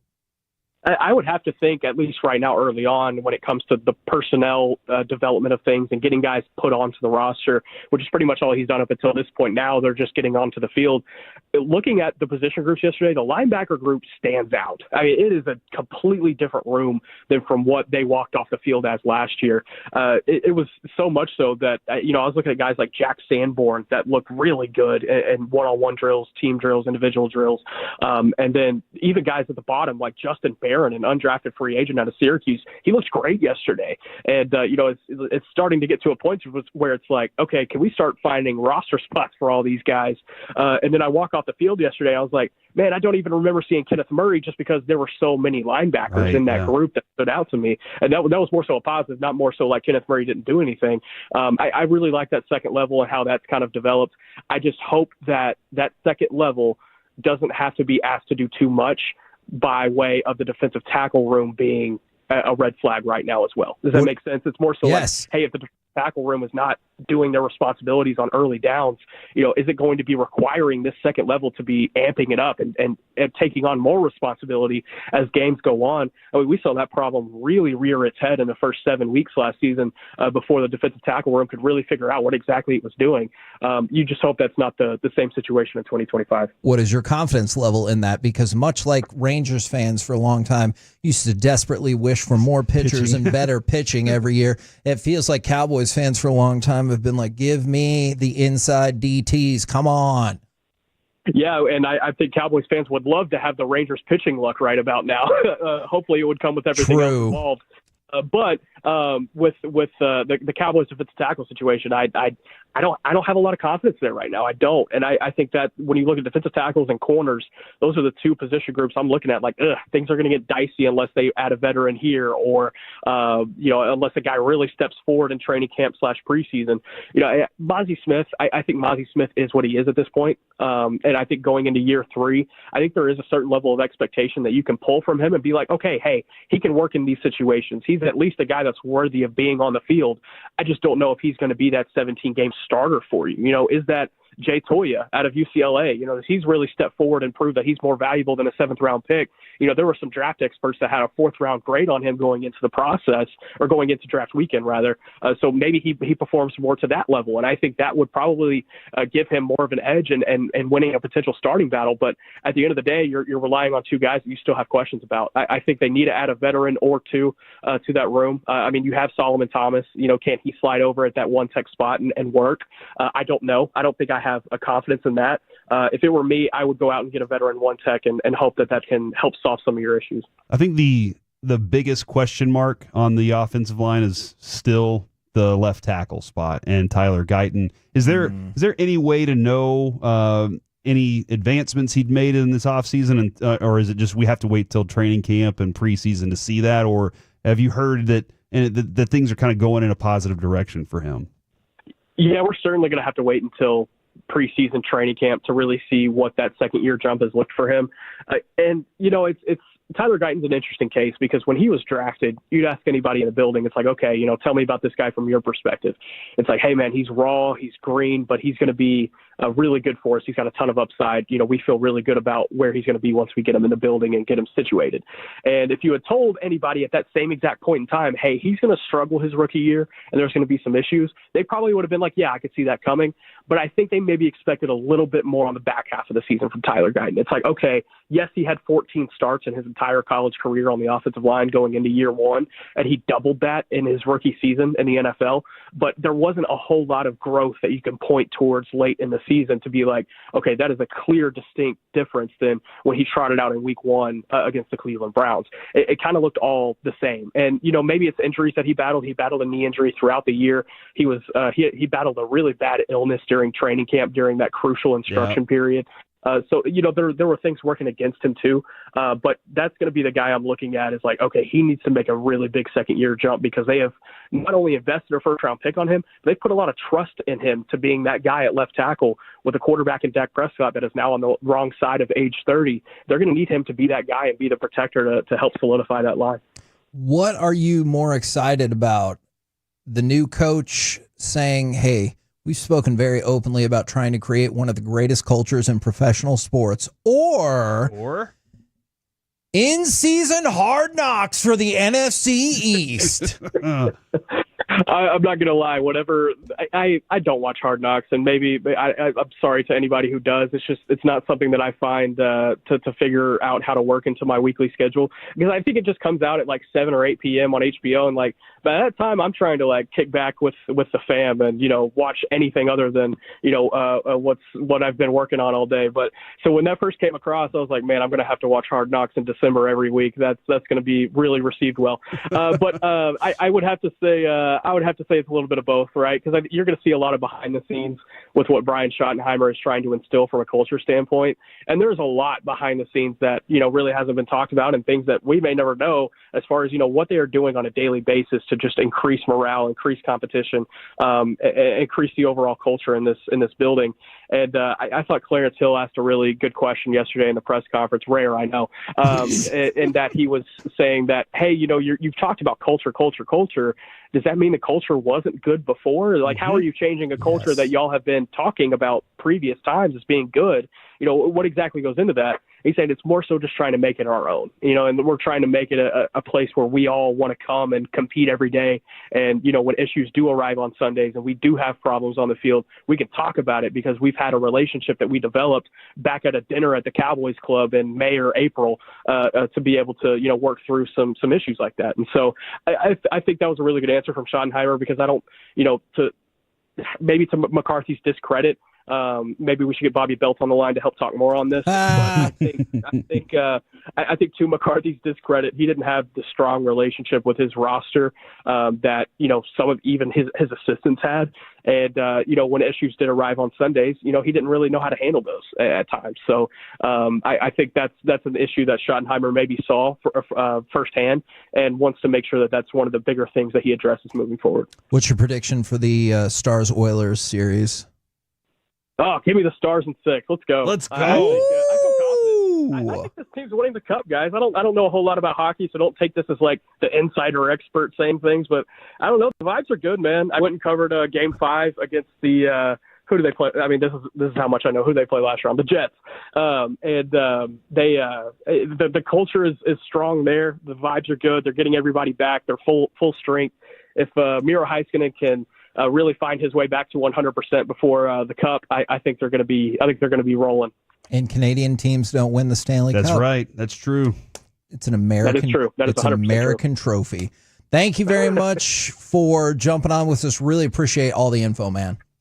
Hey, thanks, guys. Anytime, fellas. Thank you. There you go. Nick Harris from the Fort Worth Star-Telegram right here on 105.3 The Fan. Coming up next, we asked Nick, now it's your time. Give us your Stars-Oilers predictions. Plus, we will talk with somebody from FC Dallas. You know who it's going to be? I know who it's going to be. Do you want me to tell you? Tell me next. What? I like surprises. All right, Kenny Cooper on The Fan.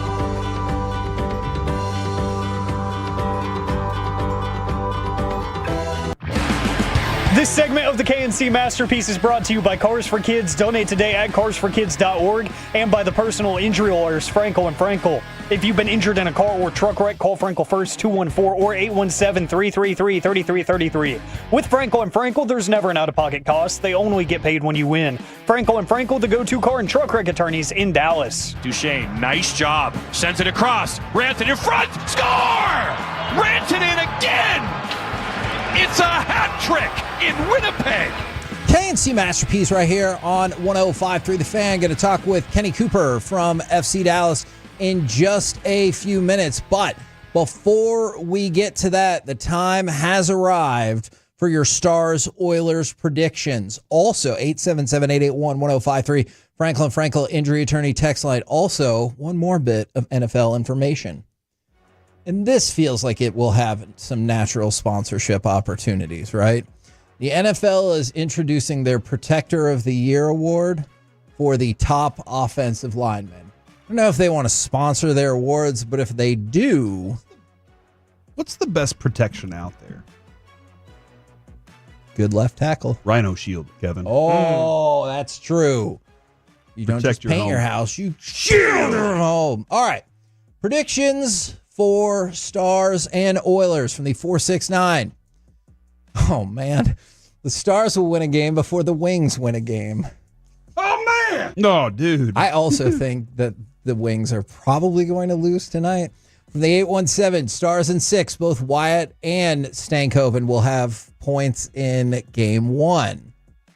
I mean, okay. Not for the Stars, Yeah, Kevin, obviously. but still. Yeah. From the 972, Stars and 6, Otter gets 2 shutouts. That would be awesome. So the odds in this have really continued to move, but they've stayed very close. So the Action Network, which is Darren Ravel's deal, he had it at minus 115 for the Stars, plus 110 for the Oilers. BetMGM has the Stars as a very slight favorite, and DraftKings has it minus 110 to minus 110. So essentially even. Okay. All right. Kevin, lots of suggestions on what the best protection is coming in on the fan text, and I appreciate that. And I want more people to say Rhino Shield, obviously. Yeah. That's a big significant Or just deal. type out in all caps shield with like a whole bunch of exclamation points. Are we just predicting tonight's game or the whole series? Give me the series. Can I predict tonight's game first, though? Sure. Tonight, at home, the Stars win with Pete DeBoer for the first time on home ice in game 1 of a series. Oh, yeah, because the other one was in Winnipeg. Yeah, That's right. yeah, that was on the road. So we got it Oh. now. Like, that's what I would be telling the team if I'm Pete right now. Obviously, I want them to come out with that same type of energy that they came out with in game 1 on the road. You know, come out there, attack, dude. But that is interesting to hear Marty Turco talk about, look, man, both these, there was high-scoring series last time because the Oilers are they attack. They are a very good offensive team, so be prepared for that. As far as the series goes, this is going to be a Game 7 situation. The Stars are going to have to win it at home in Game 7 against one of the best teams that you could possibly face in this final. But the Stars will win a final because third time's a charm. Third time is a charm, ladies and gentlemen. I like it. From the 469, Stars in 5. Wow. From the 254, Stars in 7 in overtime. From the 214, I'm not going to lie, I'm nervous, but I'm going to go with Stars in 6. From the 214, Stars in 5. It's a Cold War. Are we to that point now with Canada?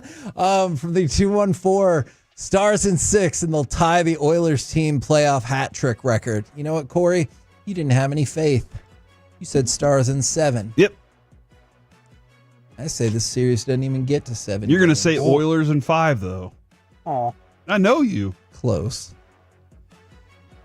I want to make it clear. I very much hope I'm wrong. You've been wrong before.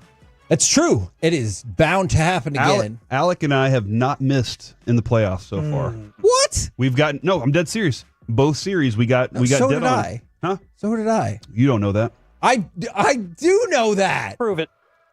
I said stars in 7, stars in 6. That's not proof. That's a suggestion. Where's your proof?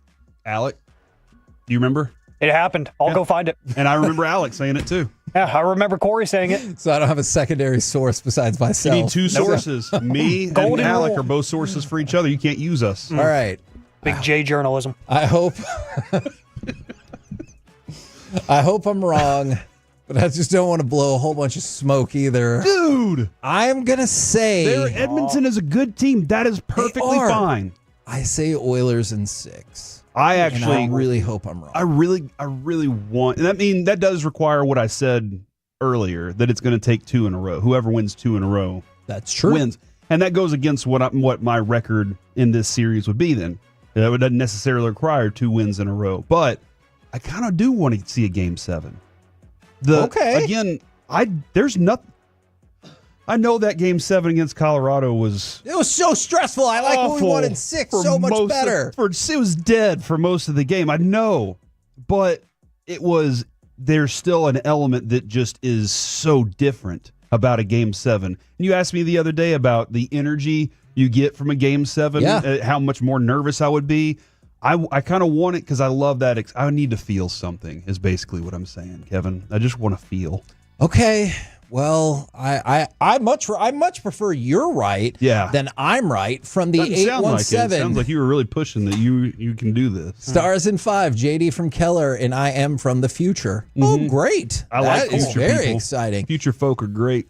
From both the 817 and the 214, stars in 4. Look, if the Stars win in 4, again, there is nothing that would change my mind about them winning the Stanley Cup. Florida by this wouldn't stand a point. chance. Absolutely. From the 469, Thunder in 5. All right, so we were looking for more Stars-based predictions, but I appreciate that very much. At this point, any prediction. Just go ahead and predict anything. Oh, no. And we'd be glad to read those. Please don't do that. Stars in 3 because the Oilers just quit. I feel like that's a refrain that comes from you They quite found out often. there's no oil left, and they're just like, oh, man, what do we do? For the KNC Masterpiece right here on 105.3 The Fan. Right now, let's turn our attention to the pitch. FC Dallas Club Ambassador Kenny Cooper. Good afternoon, sir. Good afternoon. Thanks for having me. Yeah, absolutely. All right, how we feeling about and that's one of the reasons that obviously, not that we're not pumped to have you on, but we didn't have another player on because they're getting ready to play New York in the U.S. Open Cup, round of 16. How we feeling about that matchup? Really excited, really optimistic. It's a very special competition that has Lamar Hunt's name on it, and so it's an important one to our club, and we've done well to get to this point, and I'm really excited. The team's looking good, and New York is a very good team. Obviously, we're in the final last year, and so it'll be good. I'm really excited and feeling optimistic. Can you explain to me what club ambassador is exactly? Do you get a cool sash or a crown or maybe a staff of some sort? That's awesome. Well, first of all, I mean, it's such an honor to be in this role. This club just means everything to me, and it's my hometown club. I played here 2 different times, and it's really my family, and so it's really like a dual. It's like a all-field spokesperson. We're really active in our community. We do a lot of community clinics, watch parties. We do partnership events, and it's always special to have this crest on and to represent our club and in any situation like that. And then on a daily basis, I'm on the field. I'm a support coach, so I go to every first-team practice. I try to be a mentoring figure. And then with our ecosystem here, with our second team and 6 academy teams, I spread out through there as well. And so it's I have to say it's a dream job for me. I never wanted to finish playing. My love for the game is as strong as ever. And just after so many years in it, after so many great experiences, I have just a great opportunity to share from those. And I have to say it's very fulfilling and feels very purposeful on a daily basis. Well, we do get along with Dan Hunt very well. That's so if true. there's anything you want or need to go along with your job, let us know. We'll try to figure it out. Yeah, if you want a sash or crown, like, Yeah, dead we can serious, figure that we'll out. make it happen. Now, we've heard you talked about you had 2 stops in FC Dallas. One of the things that we heard, and I need you to please tell me this is true, did you get traded on your honeymoon? And will you walk us through how in the world that worked? Yeah, this is true. I have 2 kind of crazy trade stories. One is getting traded first night of my honeymoon at dinner. I was playing in Portland at the time, and we had just sat down in Hawaii, and I had a text message, and I just excused myself from the table real quick. And when I returned, I said, "Honey, hey, we're moving to New York." So it was it's so funny just looking back on just the journey. And I have to say that that's one, situation that really stands out. I've also been, at one time, my best friend and I went the opposite way. So when I went to Seattle, my good buddy Adam Moffett actually ended up coming here. So, who got the better deal on that? That's so funny. Well, he came here, so I would say he did. Smart. But he, we're great friends to this day. And again, it's just so funny to look back on. I mean, there's, the journey has so many highs and lows and funny stories, interesting stories. And for me, those trade moments definitely stand out as some funny ones looking back. Specifically on the honeymoon, then, like, is that just a, hey, you know what? Let's order an extra round. Like, well, let's more celebration now. Is that one of those more celebration nights then? Funny enough, my wife and I are originally from the East Coast. Oh. We're both born in Baltimore, so we got a little bit closer to her family. So we got to share, that season with them in a special way. Being here in Dallas for so many years, I got to do that with my own family, which is so unique. I mean, it's so difficult to play any game as a professional and to have a long career and then to be able to do it in your hometown, I think is really unique and very special. So I got to do that with my family and with her family, actually, when we went to New York. It was just very special to share those memories with them. I'm sure the answer is no, as we talked to Kenny Cooper right here on 105.3 The Fan. Was there any time that you think your wife also wishes that she could have traded you away? Oh, dude. Probably. Yeah. That's hilarious. Yeah, we've been there. That's hilarious. She actually, so my wife and I, we go back a really long time. We're in the same 4th grade class. And then when I was playing at Manchester United in my 3rd year, she was studying abroad. And so our mutual friends put us back in touch. She was my first girlfriend. We are in our 20th year together. Nice. So I was really fortunate. I've had her by my side a long time.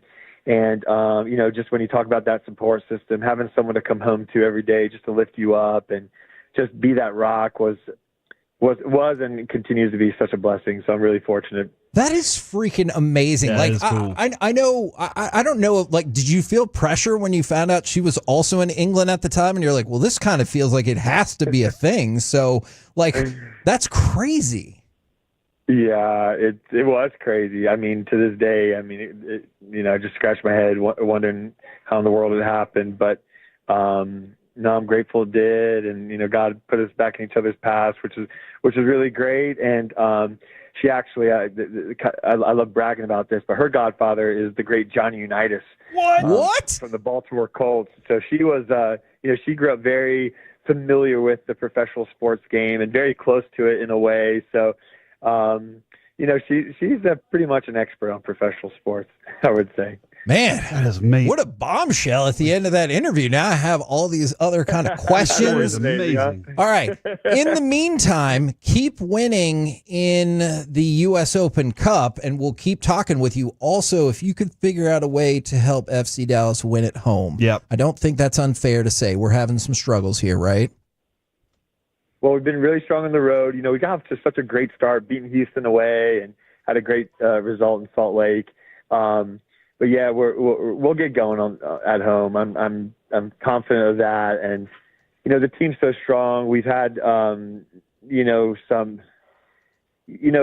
fortunately we have such a deep squad, but we've had to we've had to, everyone's been, out there helping, and that's a good thing is we do have this strong squad. So even when guys get hurt or someone's out, we've had Sebastian Lletget, an amazing veteran presence who's been out, about a month and a half, and Musa missed some time. So hopefully we get all these superstars, healthy and ready to go in the middle of the year. And I'm confident there's some big wins coming here at home. Man, we really appreciate the time and you sharing your story. We are going to have to talk to you again. I hope that's okay. Yes, call me anytime. All right. Perfect. Thank you very much. I'll call you later tonight, man. Thank you, guys. There you go. Kenny Cooper right here. I believe he would take that phone call. I think you would too. Right here on 105.3 The Fan. Dallas against New York tonight, 6:30. You can watch that on Paramount Plus if you want to check it out. Both of those teams, Kenny Cooper was on both of those teams in the round of 16 for the U.S. Open Cup, which is, of course, named after Lamar Hunt.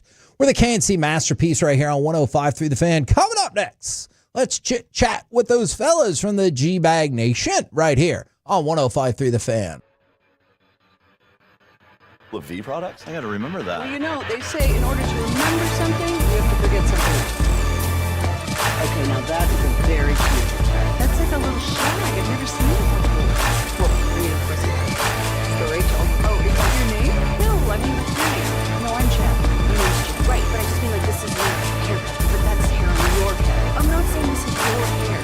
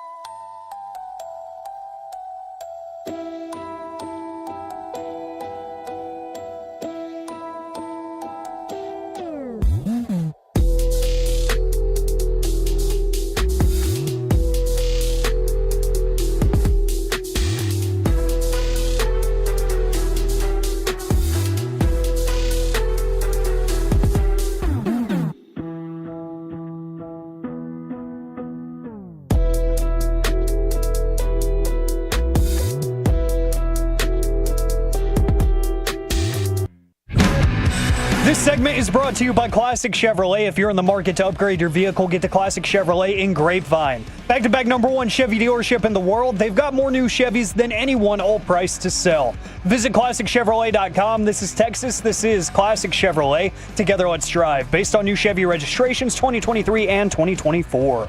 K&C Masterpiece right here on 105 through the Fan right now. Courtesy of D&M Leasing, it is time for our chit-chat with those fellas from the G-Bag Nation. Gentlemen, who is you today? Terrific, Hagee. How are you? I am doing excellent. Thank you very much for asking. Were you guys surprised? I admit I was surprised just because the betting odds seemed to be so much in favor that the tush push would get banned. It fell 2 votes short. Were you guys surprised at the way that played out? Yeah, I was. I thought when it came down to it, maybe you wouldn't want to talk about it, but privately, one team is getting an advantage. Yeah. So I would have very quietly and maybe shamefully, I don't know if I've been able to look myself in the mirror, but I'm helping our chances of winning the Super Bowl here and player safety. Yeah. Let's keep that in mind. Do you have to say make-believe things like that? Like when politicians or the NCAA goes, it's all about the student athletes. Do you feel like you have to throw in make-believe things like that that you don't actually care about? Well, I'm trying to soften, my approach on some things. I gotcha. So I do feel like I need to do that more, Higgy. Okay. Any advice? Hard line. That's a good point. That's a good point. You're asking the wrong person. You can find plenty of other people in this building that can help you with that better than Did everybody in the division vote against it? Do we have the votes? Let's see. That's a good question. I didn't see that yet. Looking. I was wondering if there are teams that voted for it, like it's okay to do the tush push if you don't ever play the Eagles, but once every blue moon. Well, it had to have been also like all the Eagles former coaches that are out there. I heard that only Kellen Moore was the one that voted for it. So, like Arizona, Gannon and Steichen. And Steichen said they voted against it. That's awesome. Oh, yeah. Because Sirianni was working the phones. That was the report. They're trying to rally all the votes. I just wonder if everybody in the division did vote against it. Yeah, like they're saying, listen, we need to get rid of this thing. Sirianni said those guys got the jobs they do because of the tush push. Yeah. As soon as I heard that, I'm definitely voting it out now. Kellen Moore was the only one that voted for it. Yeah. And the other ones voted against what I said. But I didn't know. To talk him into it. Yeah. I think there was a list. I think Schefter had a list. Okay, yeah, because I just seen it. And I was like, dang it, I closed it. But I think he worded it very poorly, like I would a tweet. Yeah. And so you're not sure if they voted for it or against it, the way he worded it. Yeah, because I think when the voting came out this morning, a lot of people thought it got 22 down votes and only 10 up votes for it to be banished. And I was like, well, that's not really the way that it worked. All right, the 10 teams that voted against the tush push ban. So that means they're in support, to your point. Okay, I was confused right off the jump. Yeah, okay, these are the 10 that supported the tush push. Obviously the Eagles, Ravens, Browns, Lions, Jags, Dolphins, Patriots, Saints, Jets, and Titans. A lot of AFC teams. Exactly. There's the answer to the rest of your question. There you Just go. the right Lions and the Saints, man. What are the Lions doing? Yeah, I don't know. What the hell? They'll probably meet about up it. with the Eagles again. They're trying it They out. hate everything right now. They feel good at defensive tackle at 1 and 3 They're like, to be able we to got handle this. that. Yeah. If I'm in the league and, I got Anthony Richardson I'm voting for, we have Jared Goff, guys. We're never going to tush push. Yeah. Seems valid. That is probably a fair point. There must be like alliances inside football where you're going to support me and I'm going to support you. Oh, yeah. Because I that's totally the agree only with that. way it makes sense that they would, because they're the only team doing it. And they're like, I'll get you back. I hope all whenever. those teams that voted for it take an L by the Eagles that way. They sneak one in or No, get a it's true. first The down. AFC East, you had 3 out of the 4 AFC East teams voting for Yes. this. That's what I'm saying. You don't play these guys, you're going to vote for it just because you have no dog in the fight, as they would say. You remember the last time I picked up the tab at the combine? Now it's your turn. You owe me. That's how you get votes, Kevin. Man, that's interesting. I wonder what amount of the We almost tab. killed the owner at the Eagles with downtown at Indy. Oh, really? Yeah, Jeff Lurie, he ate the shrimp cocktail. Oh, yeah. Nobody Cocktail told him sauce. about the horseradish sauce on the cocktail. Yeah. He took a big bite and then almost fell out of his chair. He turned red. I thought we lost our owner there at the Eagles in 1998. Because Oh, it was dear. because of the spice of the horseradish, or he's allergic. The horseradish, it got him. Oh, okay, the gotcha. spice of it. There's so much It'll of hit it you. in the cocktail sauce. He just took a big old bite of that shrimp, thinking he was, like he was on a boat somewhere, and then next thing you know, he's on one knee next to the table. Just marinara sauce. Would it be against the rules for an owner to incentivize another owner to vote with him in these? Yeah. It would be against the rules. No, it wouldn't be. No. No, they can get around that. They get around. They need to do like a 30 for 30 on these meetings. Oh, I bet. It's fascinating, all the politicking behind the scenes that goes on to get these votes. And we're wasting money on $5,000 worth of milk. These guys have the ability to go ahead for the second time. So 2 different people had to buy that $5,000 milk. They can do a lot. What? How are you guys feeling? Game 1 tonight. People I think are really... this is Lori being more committed. I'm sorry to cut you off. Okay, Peggy, I think this might be Lori being more committed than Jerry once again. Okay. He's in there. They're not going to get the votes. Lori's in there drumming up votes. What do you need? Okay, I like it. I'm about to sell another 10% of my franchise. We're going to have hundreds of millions of dollars again. Just let me know. Yeah. He calls in Jason Kelsey. Oh, you guys think that's why he retired? Let me get him here. Yeah. Well, let me get him to talk to you one-on-one. Yeah, he said he would go campaign for it and explain it. A lot of people are angry. I said Oilers in 6. What? I clearly said I hope I'm wrong. Is this leaning into like you're picking against the Stars because it's working? Not necessarily. Or you're just naturally. He just thinks the Oilers are a better team. You're just might not be wrong. The Oilers have a great depth of deal. A great deal of depth. They have the best player on the ice, and if Skinner shows up the way he did the last 2 games, I'm nervous. I hope I'm wrong, but I say Oilers in 6. What say y'all? Well, I say what got into you, Hagee. Yeah. And I would say you have 1 minute to change your opinion. I agree. I will not. Yeah, 1 damn minute. We're about to drop the damn gloves over I'm here, hopeful. I think it's a coin. Just about that. I hope the goaltenders, and I hope that's the difference in Rantanen. And you might have a big advantage. I read in the Athletic today that if you would have just had Rantanen last year, that would have been the difference against the Oilers. Now you don't have Tanev, but you do have Harley playing better. You have Harley's Rope healthy, way better. A gigantic than he was and last year. Healthy Rope. Yeah.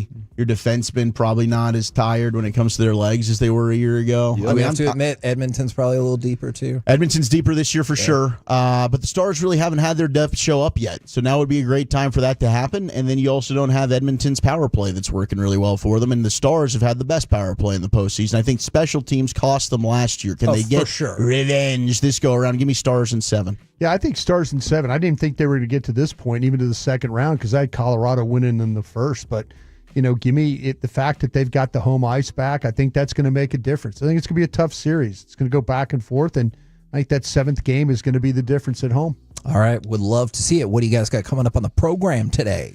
Okay, nobody tell Jared Sandler because he's in the air. But at 3:00, I'm gonna talk about Jack Leiter here. We're gonna get him an update on Jack Leiter. Okay, and at 4:00, Mike Heika, DallasStars.com.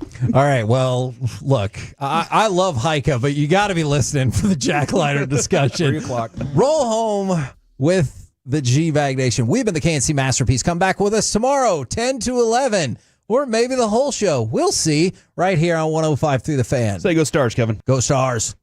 Screw you, Jared. Goodbye.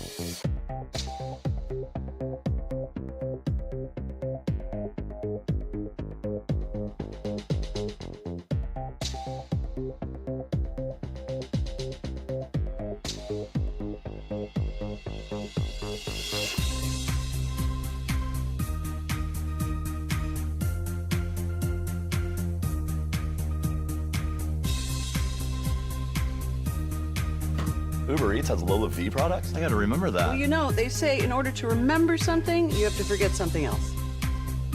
Okay, now that is a very cute haircut. That's like a little Driven by our D&M Leasing Studios. You're rolling with the G-Bag Nation on 105.3 The Fan. Welcome to the nation. Here we go. It's hour one. G-Bag Nation 105.3 The Fan. Welcome in. Thanks for making us part of your day. We have a lot of sports to talk about here, gentlemen. Day 2 OTAs. Rangers, Yankees again tonight. And the Stanley Cup Western Conference Finals gets underway this evening. General at your service. If you see me, bear me. N.A. There's Broadus in his beautiful Stars hat. It's beautiful. Looking at the Dallas Stars cap you're wearing. Ready for the game tonight. Did you say anything about the Yankees? Yeah. Okay. Rangers, Yankees. Did you say tonight? Knicks? Not yet. Oh, okay. Excited about that one? Yeah, a little bit, man. Yeah. A little bit. It is a big sports night, and we look forward to talking about them all with you here over the next 3.5 hours on The Fan. Mike Heika, formerly The Morning News, DallasStars.com, coming up at 4. Yeah, Pacers got the Knicks last year. Knicks trade Julius Randle for Cat. Jalen Brunson even better. Maybe it is their year. And that's juicy. Is we got to talk about the West Finals as well. I know there's a lot of Timberwolves fans irritated as we expected, but yeah, there's Bully Melrose himself in his star sweater and his Bully Melrose wig. Lucius Alexander's in the Pimp Cup Master Patrol, ready to go 3.5 flawless, and Carter Freeman's coordinating your video. Speaking of coordinating video, is Bully up yet? Yeah. Yep, Bully Melrose is up there. Carter took care of it for us, boys. So it's there. We got game predictions and trying to just rally the troops for tonight, you know. All right, and we can find that on Twitter and YouTube, probably. Instagram. Up there. I Look think at that. Instagram, anywhere. Yeah, everywhere. We're going viral, boys. Man, Carter's killing it back there. So salute to him. And Bully will give his prediction in that video, and we might hear from him live throughout the show. Possible. Okay. The Oilers are coming in confident. The only weakness, maybe their defense. Leon Draisaitl was asked about it, and he bristled. Said they're a good defensive team. Coach Chris Knobloch was not as strident when talking about their back-to-back shutouts. He says there were a lot of blocked shots. And also, when you're getting saves, you forget about the mistakes. So maybe he's throwing a little bit of a wet blanket there. Maybe he says that maybe these shutouts are a little bit of fool's gold. It's not necessarily a Fort Knox. They just, we're lucky enough to go flying in front of pucks that hit bodies.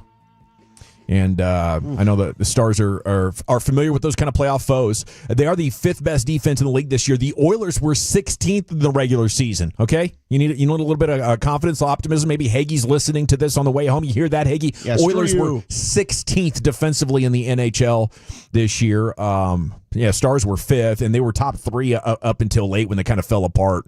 had some weird third period issues there with that 7-game losing streak to close out the season. But right now the Stars have the better netminder. The Oilers, they're doing a hell of a job defending as a team and making it happen, but they're not confident in their goalie. And I know Stars fans are fired up.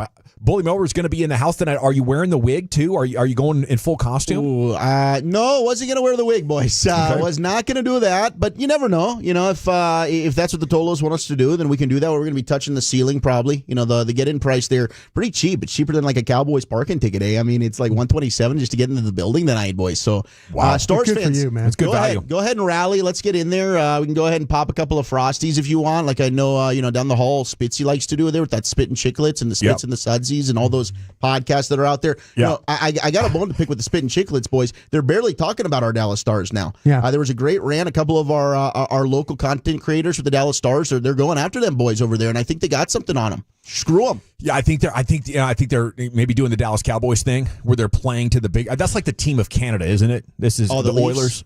Oh, okay. The Leafs are for sure. I think Ryan Whitney or whatever the hell his name is. I forget these days, boys. I'm pretty old. But I think he's an Edmonton Oiler guy. He is an Oiler guy. Yeah. He wears Oiler gear on their podcast. So, whatever.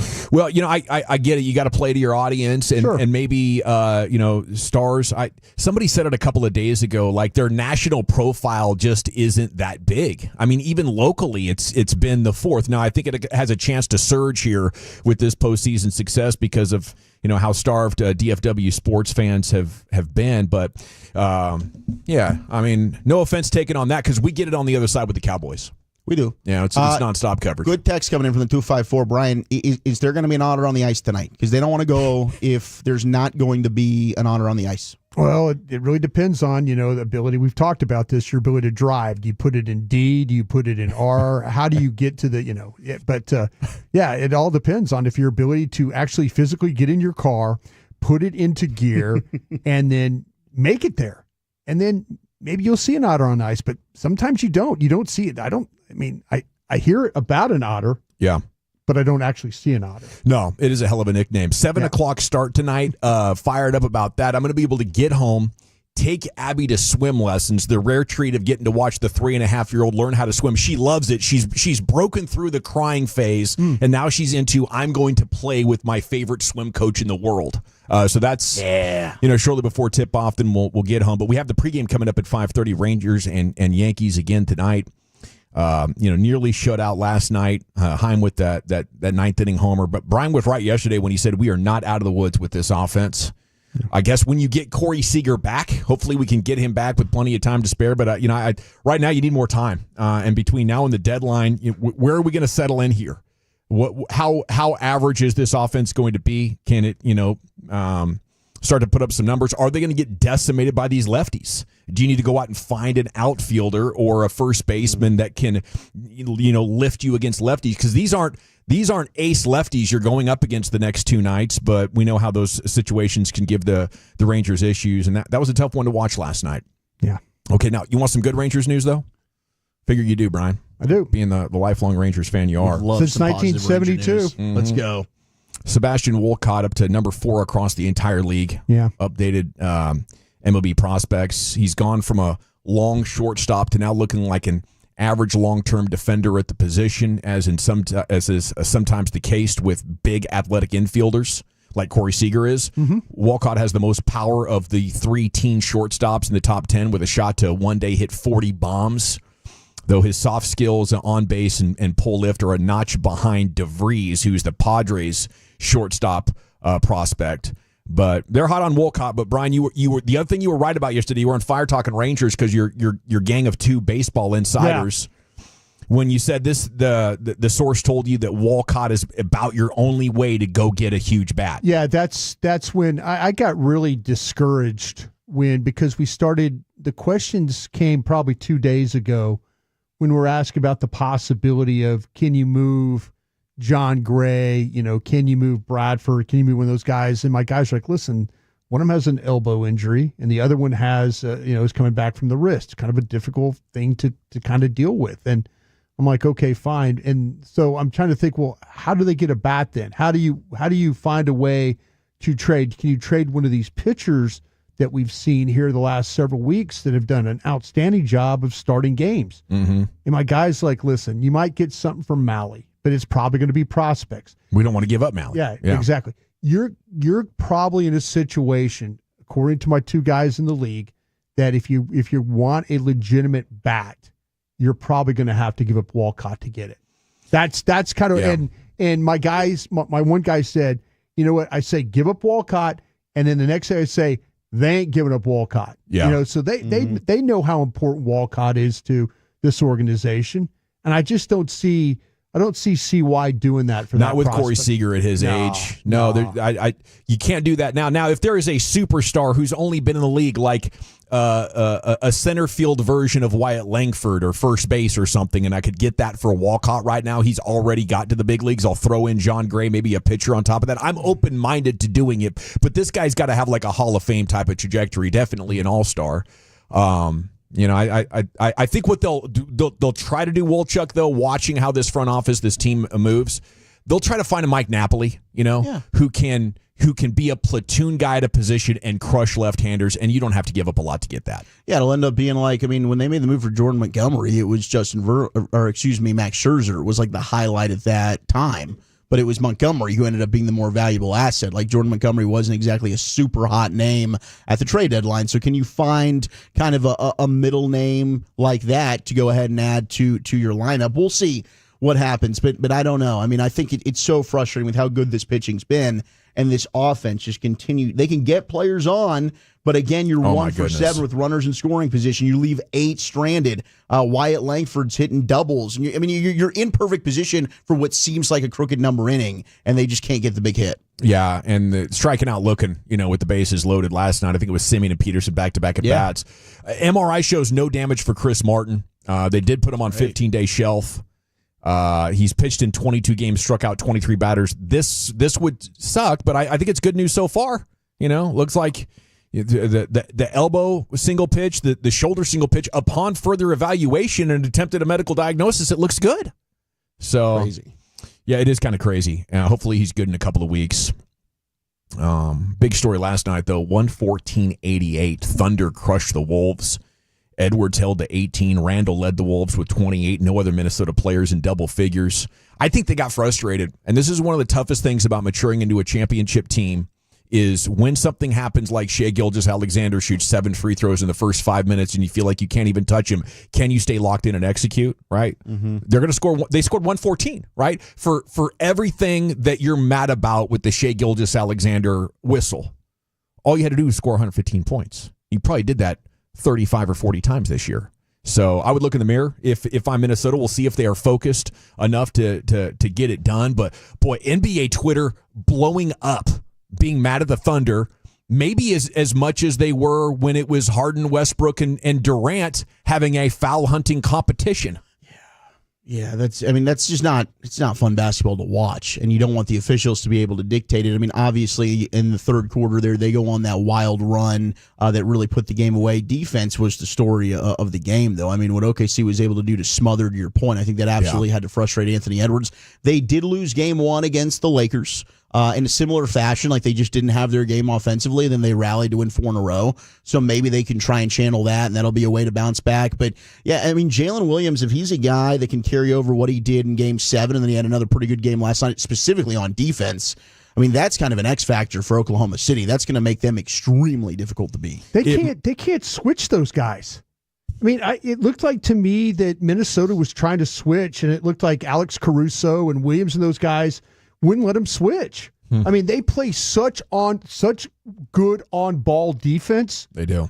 Very physical. That's a problem. Like that, it looked like to me that Minnesota was trying to find ways to do that. They're so good. Caruso's running. I mean, he's like physically going under screens and picks and stuff. And you get Conley, who's also skinny and small. It's incredible. I was watching just some highlights of them and playing defense, and I'm thinking, okay, how are they doing this? How's Caruso doing this?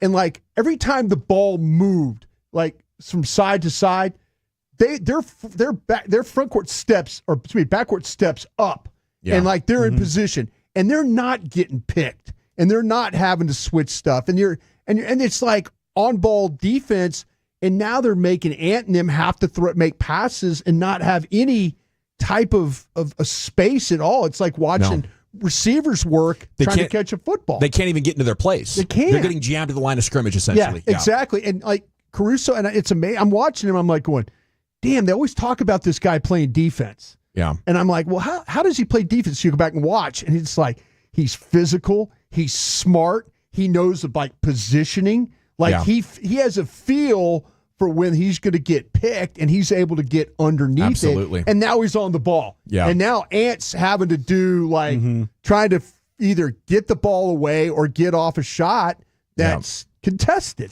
It's really hard, to track everything around you, and there's this awareness and anticipation component that we can't measure. Yeah. But clearly all the Thunder defenders have it at a high level. Salute to Sam Presti for being able to scout that and find that. And then you add the length and the quickness on top of that. I mean, if you're a great positional defender and a smart defender, and then you get great athletes with size and quickness, that that's the kind of thing they can do. It really is one of the best defenses we've ever seen in the history of the league, what they really managed to put together. What do you guys think of the solar flare?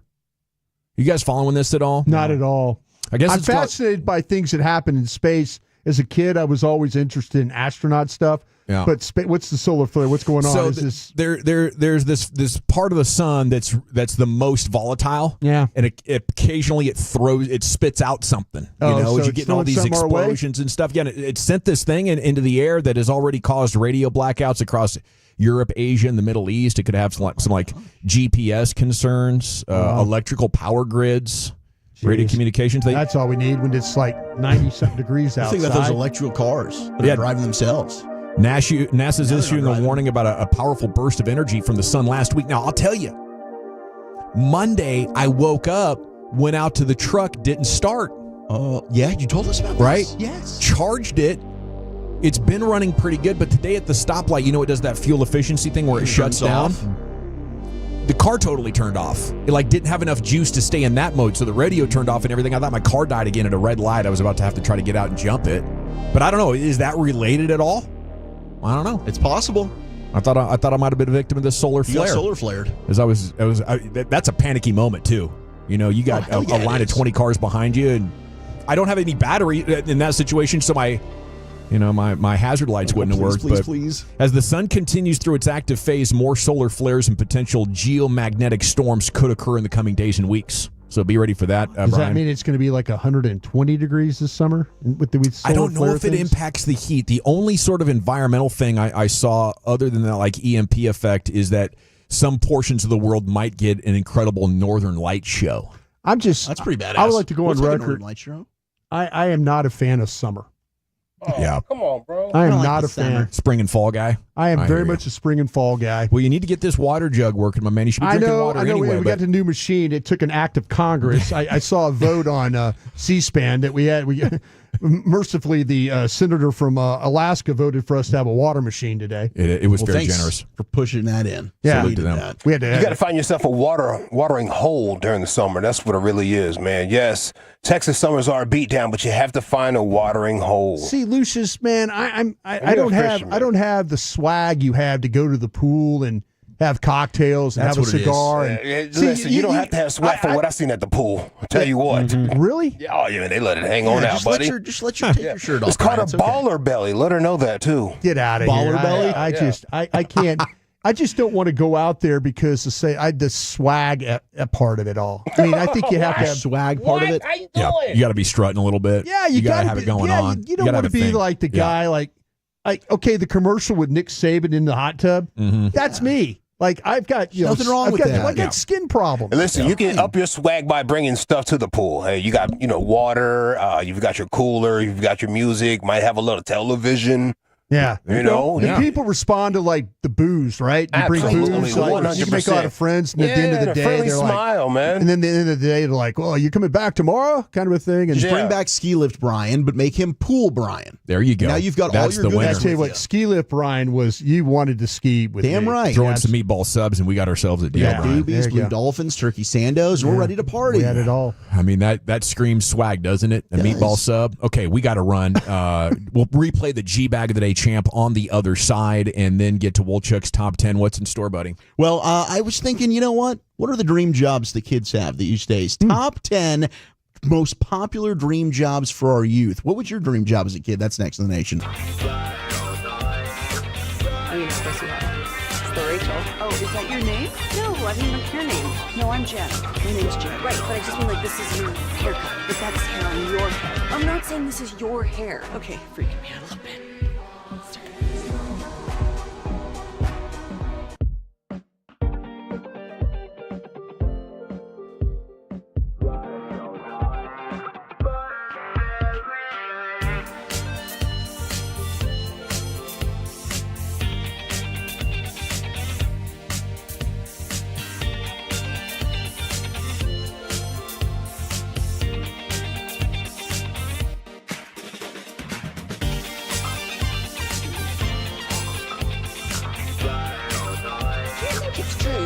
Forget something else to remember that Uber Eats has groceries. No, that's absurd. Hey, remember when you used to be what was it, Pepper Lady? Pepper Lady? Wasn't it Cinnamon Sisters? Razor Birds. Saffron Squad? Nutmeg Maidens? Sweet No. Nutmeg Maidens. I just said that. Was it Spice Girls? Doesn't sound right. Was it Saffron Squad?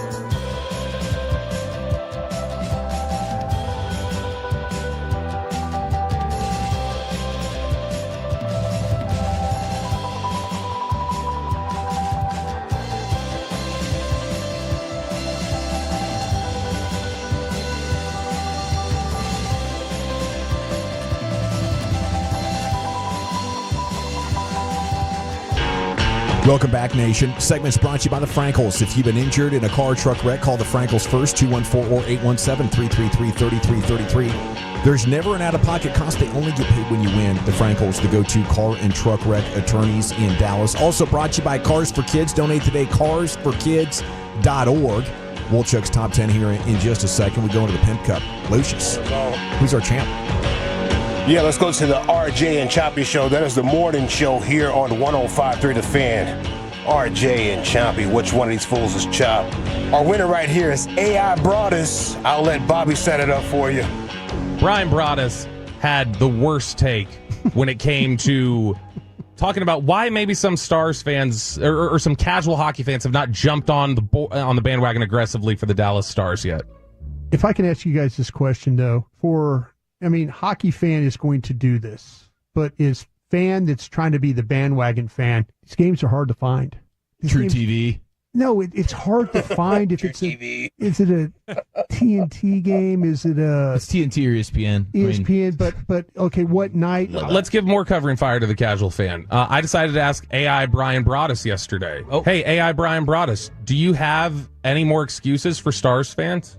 How do the Stars expect fans to even get to the game with how confusing cars are these days? Do I put it in R to go, L, N? That's a lot of letters that you expect guys and gals to learn. Are you going to learn that if you're a casual hockey fan? If you're walking around Dallas, how do you even know a game is going on at the AAC? I can't see any ice from the outside. It looks more like Petra to me. Seriously. The first time I went down there, I was like, whoa, am I in southern Jordan right now with this rock-cut architecture and these water conduit systems?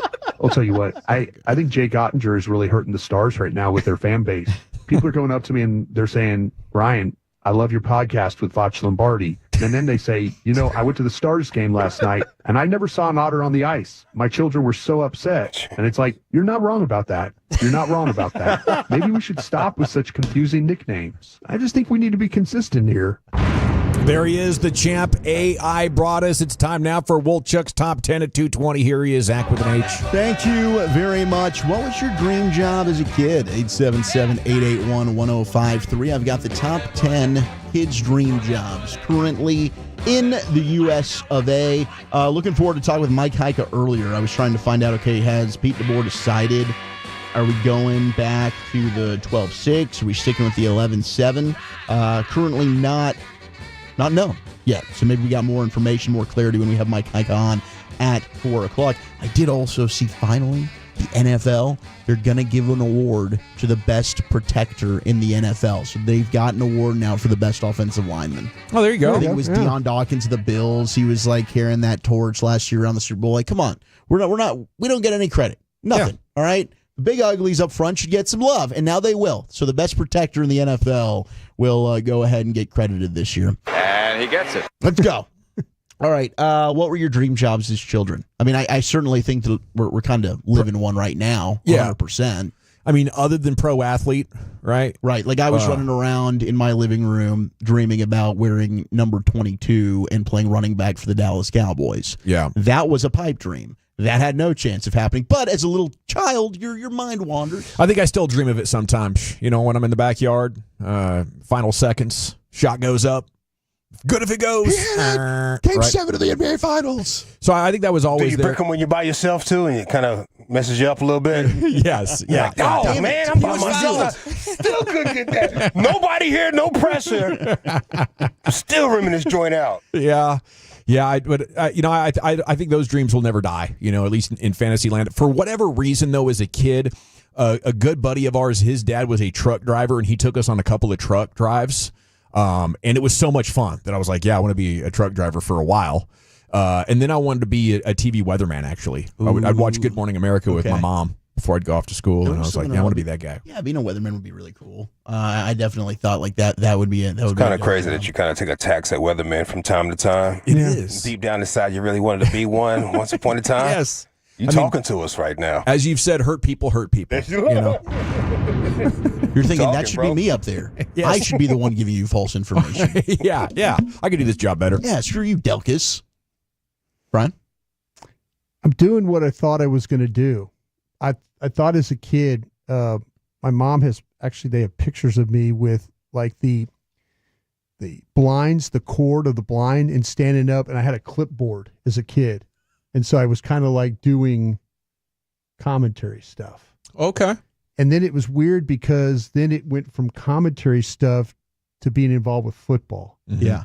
So that part of it worked out, but ultimately it went full circle back to the Radio. media. Yeah, the being a commentator. So that's kind of what as a kid, my mom said I always had, like, I would take the cord and act like it was a microphone and always be talking into it, and not knowing what the heck I was saying or anything like that. Sure. But that's kind of where I think a lot of this got started. Yeah, I mean, like as a kid, I wanted to be the voice of the Dallas Cowboys. Yeah. Take over for Brad one day. And hey, we're certainly living the dream right now, being here with you guys. Lucius, what was your dream job as a child? Well, that's half the problem, Wooly. I've never known what I wanted to do. Yeah. I've always known I love music and radio, and that's about it. I've always had an infatuation for the people on the radio. Yeah. But I've never known what I wanted to do. I felt so sad when kids would go up there and be like, I want to do this, and I want to do that. I'm like, oh, man, I got to think of something that's kind of awesome. So I sound cool. I didn't know anything. So, but you're sticking with what you love, though, right? So you are kind of. I'm still kind of doing living it. the dream. Yeah. I took a test from the military, and they told me you should be in media, son. Keep the guns to us. Keep the guns up to us. Yeah, we'll keep the guns. Lucky break. You right hold that there. microphone and a camera for us. Well, I'd imagine you didn't want to be a helicopter pilot. I'll never get into another helo in my entire life be after no being go. strapped up there for hours. That's terrible. Yeah. Were you terrified the whole time? 100%. Because I would have been. Yeah, 100%. I just said I'd quit. Fighter pilot, though, did get text in from the 561. I dreamt of being Roger Staubach's barber from the 214. They should call it the Larry Allen Award 903. I'm with you. My dream job was to be the next great Dallas Cowboys running back from the 214. When I was a wee baby, I wanted to be Tarzan from the 214. Hey, that's a good goal. Playing doctor from the 239. I wanted to be a doctor when they were a kid. Storm chasing. I think storm chasing does sound pretty badass as a kid. Abby, she's 13, and she's been talking about that. She's like, I want to be a lawyer or a storm chaser or a real estate agent. I'm like, okay. Can she show more toughness than some of that audio that Lucius plays occasionally? God, please, God, Jesus. What are we doing out here? I think she would. Yeah. Yeah, please be more pretty tough cool than under those fire, folks. I think. Yeah. Some of the honorable mentions. God, in the name of God. We do have pilot on the honorable mentions. A veterinarian is one as well. I think I definitely knew a lot of kids that wanted to be vets, and then I think you realize that's a hard gig. Yeah, it is. There's a lot of school too that goes into that. It's like to me, that's tough. How do you take care of something that can't tell you what's wrong with them? Yeah. That's the problem I would have. And might be trying to bite you. It's a good point. And then you got to tell people all the time, the heartbreak of It's going to cost you $1,600, bro, if you want to save your dog. And then you got to watch the dad make the decision for the whole family, because it really would say, "I'm just let the dog go, guys." That's what God does. A lot of crying children. How does that happen though? Does the dad? You just got to look down at the ground, or what do you do? We're not paying for this. You go by yourself, I think. Yeah. Late. That's what I did anyway. Did you? Yeah. That's what my dad did. And then as soon as I got older, I would go with him. He's like, "This is how you learn to be a man." Yeah. And so we'd put the cat. My dad told me the Rottweiler went to a farm.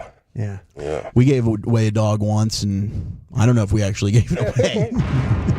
That's what he told me too. Like, oh yeah, it's got a great home now. It's got a farm and everything. I'm like, I don't. Now looking back on it, I'm not so sure that's what happened. My dad crushed a cat closing the garage door. Oh no. Yeah, back in the day, you didn't have the automatic garage door openers.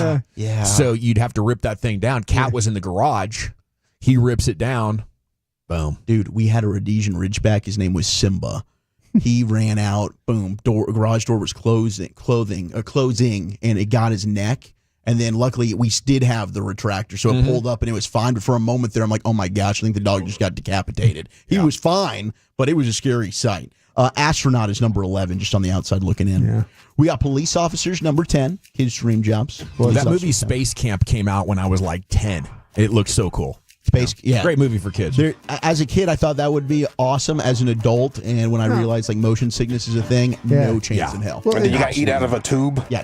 No. You get stuck up there in the space station, and nobody cares down here. Yeah. The thing about it was when we started losing rockets and Space stuff. race, 85. That's when people, I think, started saying maybe astronauts not a good thing. Move to the Soviet Challenger. Yeah, be something else. Number 9 is being a writer.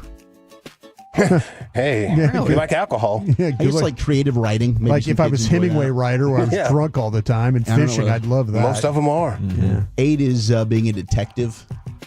Detective. As a kid, Like you Jim read, Rockford, the like Rockford the Hardy Files. Boys, or Hardy, Nancy Drew. Yeah, Nancy Drew, great story as a kid. I mean, Sherlock Holmes. You know, Yeah. you think like, I mean, I don't know, and I certainly not. I think first 48 Yeah, when I see detectives, right? That seems so tough. Yeah, buying Really Burger tough. King, you know what I mean? In reality, it's a real grimy type of job. Yeah, late bad nights, job, yeah. having to chase down a lot dangerous of high people. stress. Yeah. Tell us you know Pookie. 7 is firefighter. I Being a admire the firefighter. folks that do that because I sure couldn't. I was And, watching you pull that gear around. That was hard, dude. No chance. Yeah, especially like when you're not prepared for that at all. I'm wearing like jeans. My crack is showing right now. I think that was the thing that was the most terrifying thing about the fire. Can we move? Yeah, I mean, we lost Grandma Mary. You know, Who was filming I might have that? saved one person. I have no idea who was filming it, but they liked it. They saw All I it. know was like the first thing I noticed was you like your pants. The were, entire thing was extremely embarrassing. I just wanted to get through it the best I could, and I completed the mission. Yeah. I just don't think we saved but many we people. we lost people, right? We did. We definitely lost some people. I think I saved one. We probably lost 2. Professional athletes, number 6. I thought that would be a little higher. Number 5 is a scientist. People don't want to be, little kiddos want to be scientists. This is great. And then you realize like science pretty damn hard. It's real hard. Especially nowadays, everybody's a scientist and an expert. If you want to be a science, be like Johnny Quest's dad. Everyone's a doctor. Dr. Quest. Yeah, I love the shirt that says, I don't need Google. My wife knows everything. Very true. Are we not explaining to these kids like the high paying jobs? No, I don't think so. Well, and as a kid, you're not really concerned Yeah, with they that. figured it out. It's You know, called with money. TikTok and Yeah. Yeah, what's the ages between these kids right Yeah. here? I mean, this is like, we're talking 13 Little and kids? younger. Yeah, Yeah. these are little kids. They trace their fingers and make turkeys out of them type thing? pretty much. Okay. Yeah, pretty much. I just wondering where we at, bro. We're painting our hands and sticking it on the paper. making ashtrays. a cowboy. All right. Like being a teacher's number 4, Gavin. So there you go. There you go. Yeah. The teacher. Oh, here we in go. their sphere of influence, they probably have very positive experiences with their kindergarten and first grade teachers. Yeah, number 3, we got a musician. Before they start being mean to you. Musicians would be cool. Yeah, they struggle. But it's hard, They man. do. That's I gotta did be want to hard. learn the drums as a kid, and then, no, it never happened. I guess a drum. You do look like John Bonham, the drummer for Like a Led drum set Zeppelin, was a little bit. expensive. My dad was like, we're not. No, Yeah. sorry. 2 is acting, being an actor. Number 2. Struggle. Dream job as a kid. Yeah, big time.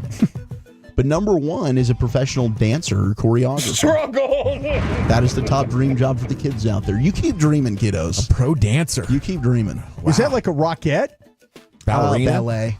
Oh, ballet. I mean, the picture's about like a ballerina. So I can ask them their questions. Does your wife have gnarly feet? Busted up feet. That's Yeah, what you white said. busted up Man, feet. that was I can't remember who you asked that to, but that was like an all-time classic. Was it Evan Carter? Was it? Maybe it was. He is married. It was somebody with an athletic Maybe wife, it though. was. Yeah. All righty. There you Thank you, go. Wolchuk. It's a top 10 at 220 Your in the feet books. busted up. Man. Okay, I was driving home 2 nights ago listening to Fred and Blake. I heard Jason Kidd talking about Nico. It made me think about things significantly differently, okay? Rim session coming up next. Not only do I have this Jason Kidd audio, we have some LeBron as well for you as well, and we're back with that and more here. It's the G-Bag Nation and the Fan.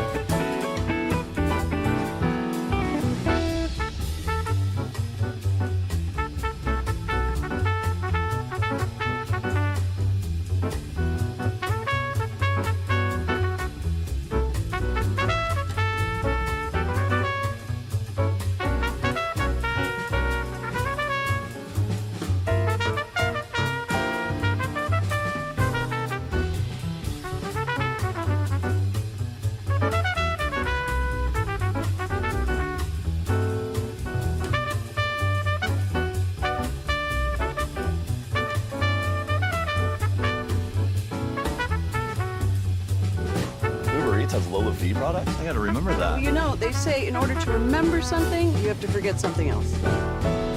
Okay, now that is a very cute haircut. That's like a little shag. I've never seen it before. Well, I mean, of course you have. It's the Rachel. Oh, is that your name? No, I mean like your name. No, I'm Jen.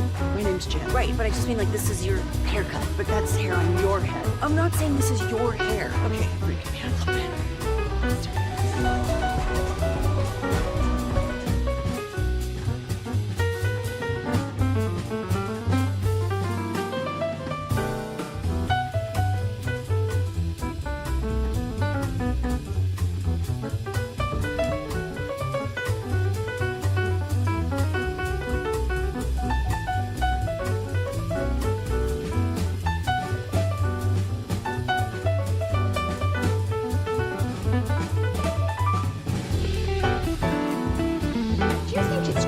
Got to forget something else to remember that Uber Eats has groceries. No, that's absurd.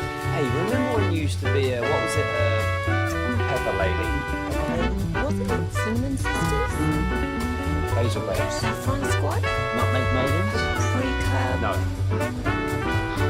Nutmeg Maidens? I just said that. Was it Spice Girls?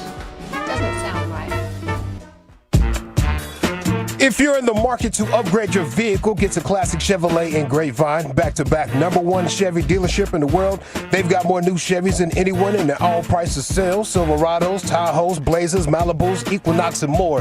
Visit ClassicChevrolet.com. This is Texas. This is Classic Chevrolet. Together, let's drive, relax, and enjoy the difference. Based on new Chevrolet registrations 2023 and 2024. Okay, it's been 3.5 months since Luka was traded. Heard audio 2 nights ago, driving home Monday. Jason Kidd cut there with the Fan After Dark guys, Fred and Blake. I'm looking at this Luka trade differently. I still think it was a horrible trade. Should have shopped it. Wouldn't have traded Luka myself. But hang with me here for just a second. The takeaway that I saw on Twitter was Jason Kidd says his relationship with Nico is great.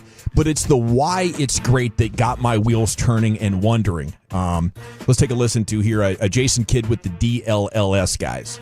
Yeah, I think my relationship with Nico is at a high. You know, understanding business is part of the game of basketball. I've been a part of it as a player and coach, and so understanding the vision of winning a championship is what Nico's here to do, and I'm in full support of that. And so I'm excited about what the summer holds for us, having the #1 pick, but not just that, but hopefully there's some free agents out there that would, want to come to Dallas, and we believe that we will be attractive this summer.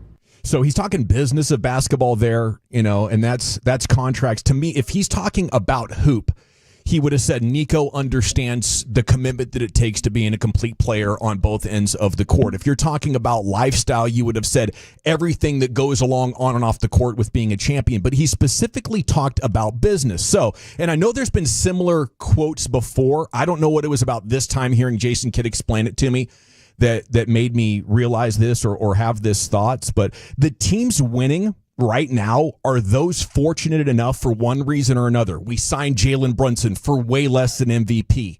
Edwards and Shea have not been in the league long enough to be eligible for a super max. The Pacers basically loaded with role players. There's only one player now in the top 10 salaries of the league who's still alive, and it's Karl Anthony Towns. Bloated contract. Throughout the top 15, top 20, this is becoming a league of depth and athleticism and playing quick. And now the economy of winning in the NBA more closely resembles the NFL. That's my takeaway. So you feed that back through the Luka lens. If you're going under the assumption he is talking just specifically about contracts and the lifestyle stuff and the defense stuff, those only kind of matter because of this. We're now looking at $70 million. Brown and Tatum are at 60. The rest of the top paid guys in the league are around 50. We're talking about jumping to $70 million for a guy that effectively lost you game 3 of the finals because he totally gave up on defense and did something similar for the Lakers. So then you also look at through the lens of why did Mark Cuban sell the team, right? One of them was because he lost money in all but 1 year. He ran the team. He was profitable 1 year, and he didn't want his kids to feel the pressure of you have to keep making the right moves and throwing money at your product to keep them a champion, or the fan base will turn on you and hate you, right? So if you're following me there, the issue is you can't run at a profit, pay the super max to even one guy, and simultaneously build a contender around him because the luxury tax threshold has become too punitive in the way that the NFL salary cap is for them, and in Major League Baseball, it is for everybody but the Dodgers. And really the only way to win what the Warriors did is they were willing to lose a lot of money, right? That was the last dynasty. Sure. And KD to the Warriors set a plan in motion for the owners in 2018 to take away the ability to load up superstars on one team because it was creating just chaos, right? And KD to the Warriors was really not that good for anybody other than KD's resume. That was the only thing that won as a result of that. The league didn't win. So they've made it impossible, financially impossible, for superstars to pair up and stay with a team for a sustained period of time.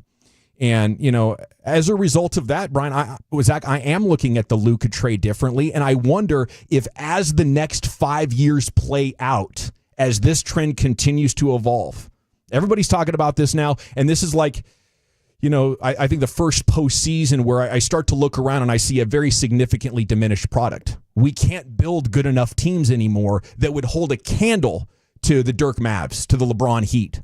Though I believe champions of the past would run through these versions of NBA teams 16-0, undefeated in all 4 playoffs. Yeah, I mean, there's no doubt Golden State, that dynasty that they had, better than any team now. Miami, 100%. Those Spurs teams would beat any of the Final Four remaining right now. I mean, the Lakers, no doubt, as you mentioned. I mean, yeah, you've had Raptors, Lakers, Bucks, Warriors, Nuggets, Celtics.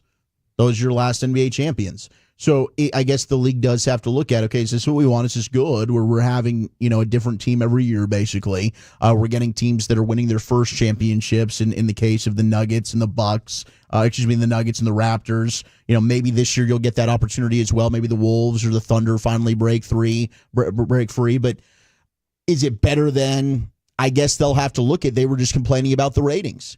Is it better to have the other version, where you do have the super team, you do have the dynasty, because that's what they're finding out, right? Yeah. So we're going to see, like there might be a correction here, that we end up pivoting to, because ultimately it's eyeballs, viewership, money that's going to drive this thing. You're getting parity right now. Is that a better financial plan than a dynasty that you can market around? Because I do think I got sick of the dynasty a little bit, but then now looking up and seeing kind of where we're at now, maybe I wasn't. Maybe it just was the fatigue of like, okay, you get Warriors and Cavs every single year in the finals. And it's like, can we get some fresh blood? But now you get 5 straight years of fresh blood. And now I'm wondering, where's the chase for the championships again?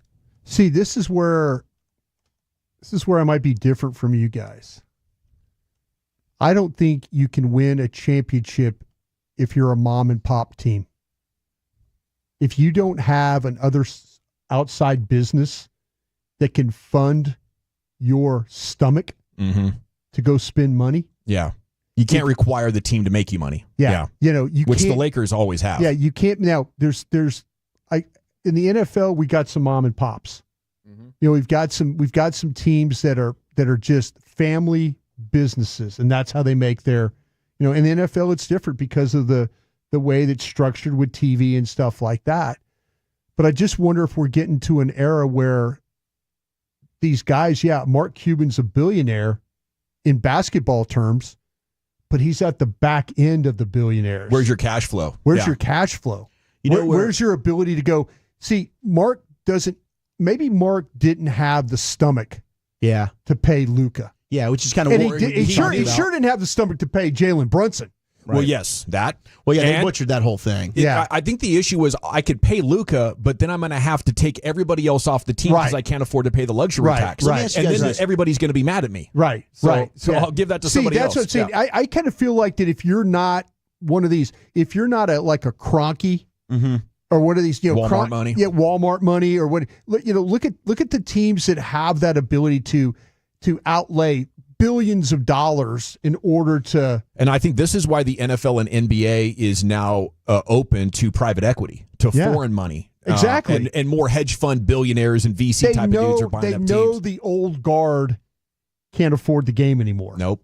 No. The Maras, the Rooneys, the McCaskies. Yeah. They know that the old guard can't afford how this is going to be. So stay with me. And again, I would not have traded Luka, especially would not have traded from what they got back. But if you feel like you were on the cutting edge of this idea, right, and the market is fully digesting this and now starting to produce these kind of results, you don't want to bang the bell on it. You know, I think right now the NBA media is starting to talk about how the economy of team building has changed in a massive way. 3.5 months ago, there were pretty much crickets.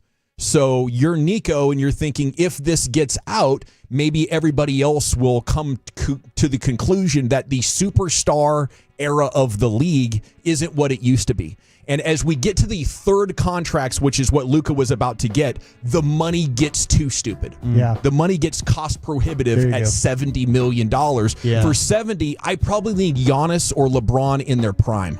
You know, So- that's what I would do that for. Otherwise, when my superstar's getting ready for contract 3, Wolchuk, I'm sorry. No, you're good. I'm trading him, but not for that. Like I still think this got personal with Luka and Nico, and ultimately that's why they did it. But this goes back to the point you were making the other day about Caleb Williams and the ownership and the owners wanting to have the power and the say and kind of the end all be all.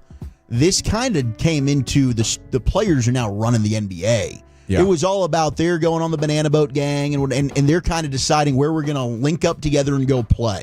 Yeah. It was the superstars are running the league. LeBron is running the league. By doing this now, and where you can't have 3 stars together like that, because financially this model, you can't afford that long term, the owners then kind of get back the control here a little bit. They do. And by controlling themselves. Sure. This new CBA effectively prevents them from allowing those superstars to congregate in their city because it would cost them money, right? I'm going to lose money with this model. So, you know, the other point I wanted to make about this real quick, after the trade, Rich Paul, Clutch Sports, did an interview, a podcast type of deal, where he was talking about trying to make Anthony Davis and everybody around Anthony Davis the best team possible.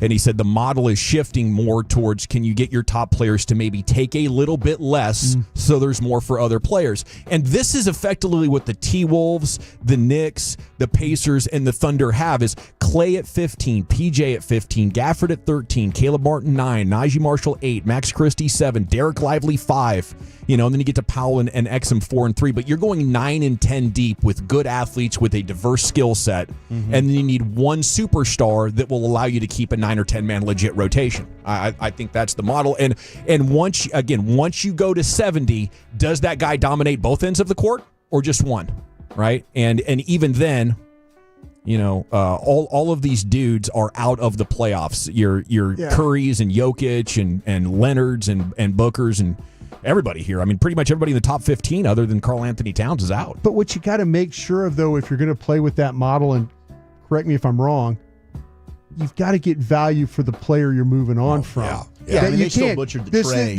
This model doesn't work unless you maximize what you get for the player. Yeah, you shouldn't be rejecting Dalton Connect in the trade. You shouldn't be rejecting an added first round pick, which is an asset. You should, and you should shop the player around and see if another team can get you more value. Yeah. And if it doesn't work, then you sign him to the 70 and look for your next opportunity. Right. You know, but you don't do what you did.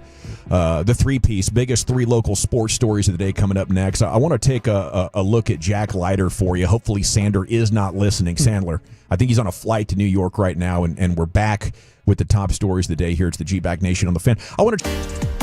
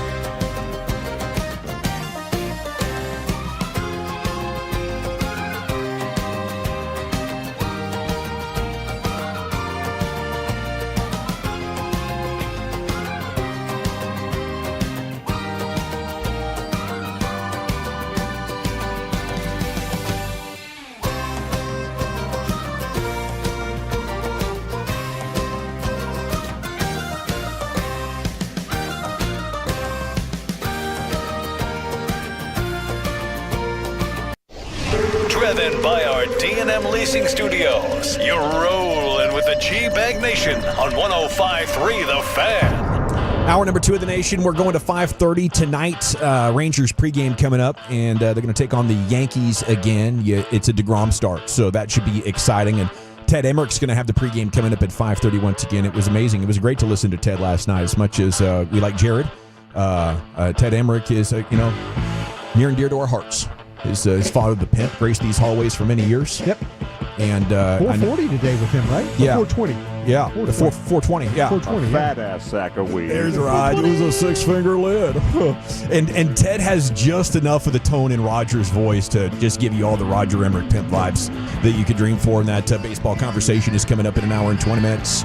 Day Just 2 go to Cowboy games and you can hear Roger make their announcements. Yes. Yeah. Yes. So good. On the concourse. Iconic voice, Roger Emmerich. And Ted's got great pipes as well, man. Krusty's Corner's coming up at 3:40. Day 2 of OTAs. Of course, we have the C-Note coming up for you. Mike Heika, DallasStars.com writer, is going to join us at 4 o'clock. I think for the Stars, Game 1 tonight, 7.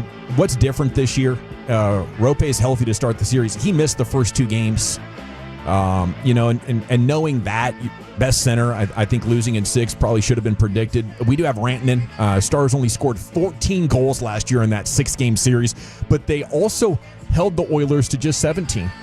So I figure you look at last year, power play went dead, 28 minutes of 5-on-4, and you got the goose egg. And The Athletic wrote in their preview, I said it last hour, if the Stars had just had Mikko last year, they would have won the series. Like, that's how much he tips the scales. You include the fact also, Wolchuk, I don't know how you feel about this in your Stars sweater over there. Bully Melrose might want to tune me up for this one. Joe Pavelski no longer weighing down the lines. Yeah, absolutely. I mean, Joe couldn't really move. Pavs was a shell of himself last year. So yeah, I do think there is something to be said about the depth. The Stars are a deep team. They just haven't gotten, in terms of points, the output that Edmonton's gotten to this point. Yeah. I think it's also, they went through a grind, man. You talk about a 7-game series to start with Vegas last year, and then you followed that up again with another hard-fought series against Colorado. You now have Miro and Robo, who didn't play in the first round. Like, you've got fresher legs in this series against Edmonton than you had a year ago. That can make a big difference. I think Stuart Skinner, and then how well is your penalty kill?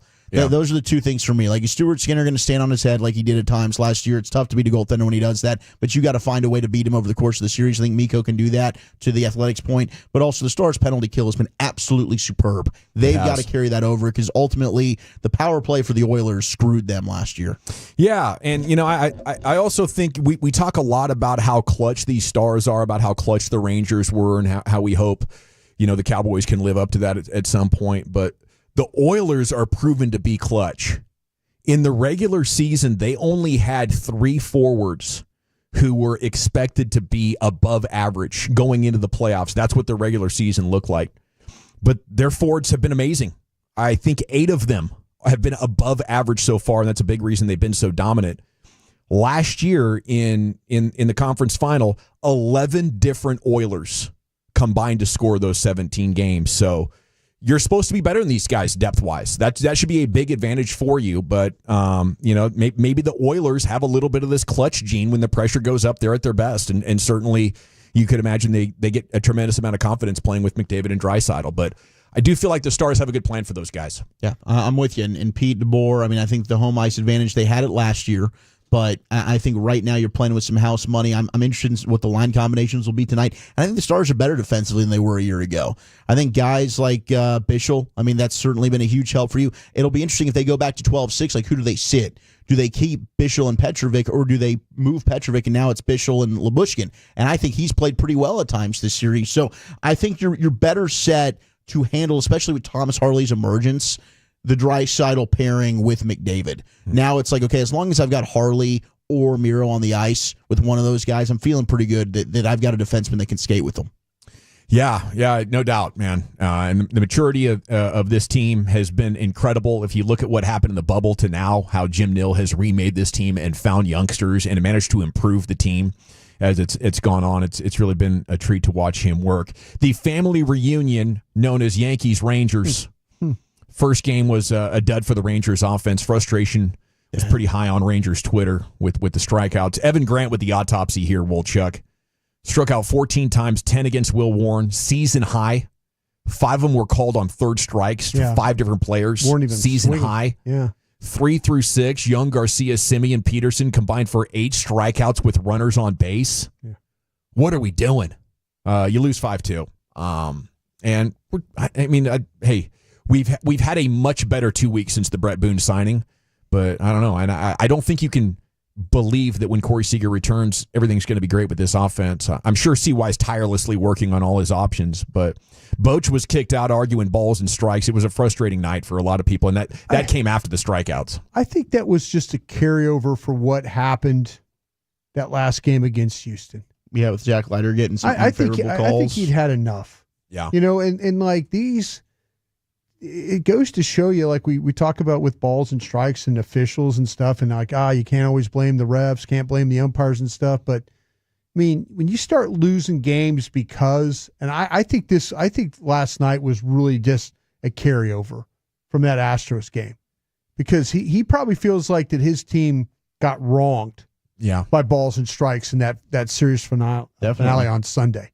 And so he's like, listen, if I'm going to get tossed, I'll get tossed. But his team just wasn't hitting last night. They were, like you mentioned, Dawson, by the 4th inning, they just started to rack up the strikeouts, not even swinging, at pitches and stuff. So, yeah, I think it was just a kind of a frustrating night all the way around. What I thought with all the looking is they have intentionally gone to being more patient and, decided we're going to take more pitches in high leverage situations because they're throwing us junk, right? So now the league has adjusted.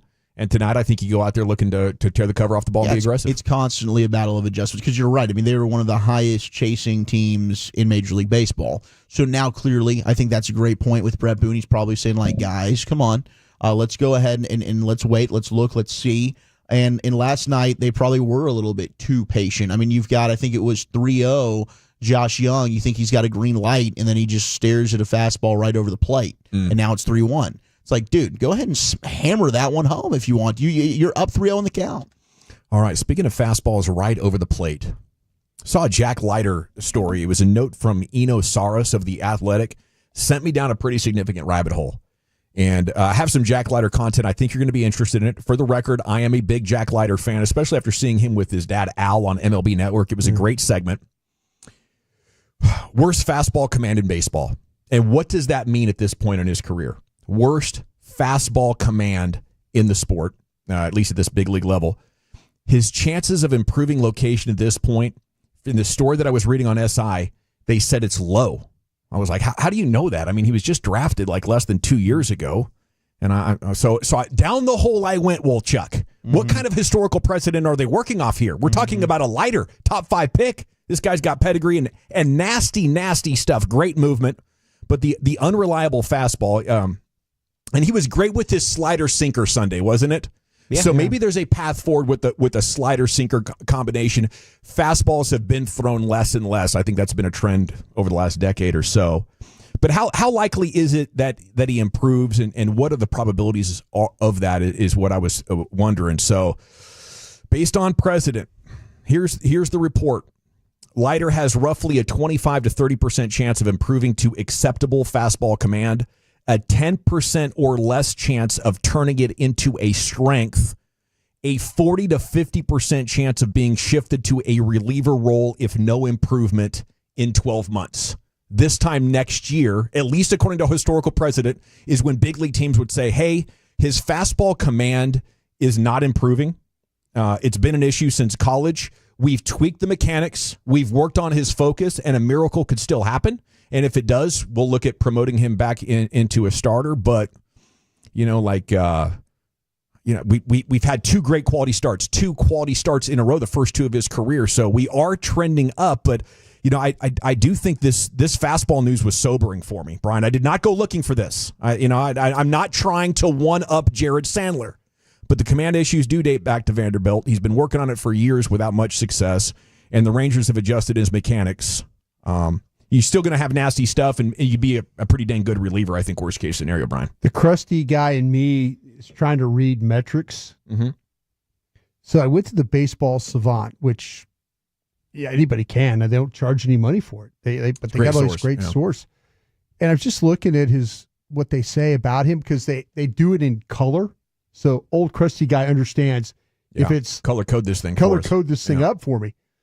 They're saying his fastball velocity is in the great range. Yeah, it is. He's got the sixth best stuff. And then they're saying like, okay, so the four seamer would be the fastball stuff too, right? Yeah. It's great. It's just he's got to locate it 31% of the time. But they're talking about it not being fast enough or not. No, it's the worst location in baseball. Yeah, it's out of the zone. So it's like wild reliever profile. Yeah. Who, man, kind of like a Roldis Chapman, but less. He just doesn't have command of the pitch. So it's a great pitch. Yeah. You just don't know where it's going. Yeah. Okay. So I'm looking at this chart, this target chart now, because you're right about. Okay, I was thinking, God, something with this velocity. I'm like, no, man. Yeah, the spin rate's great, velocity's there. He's at 97.4 when it comes to miles per hour on it, and the major league average is 94.6. So he's at 97.4.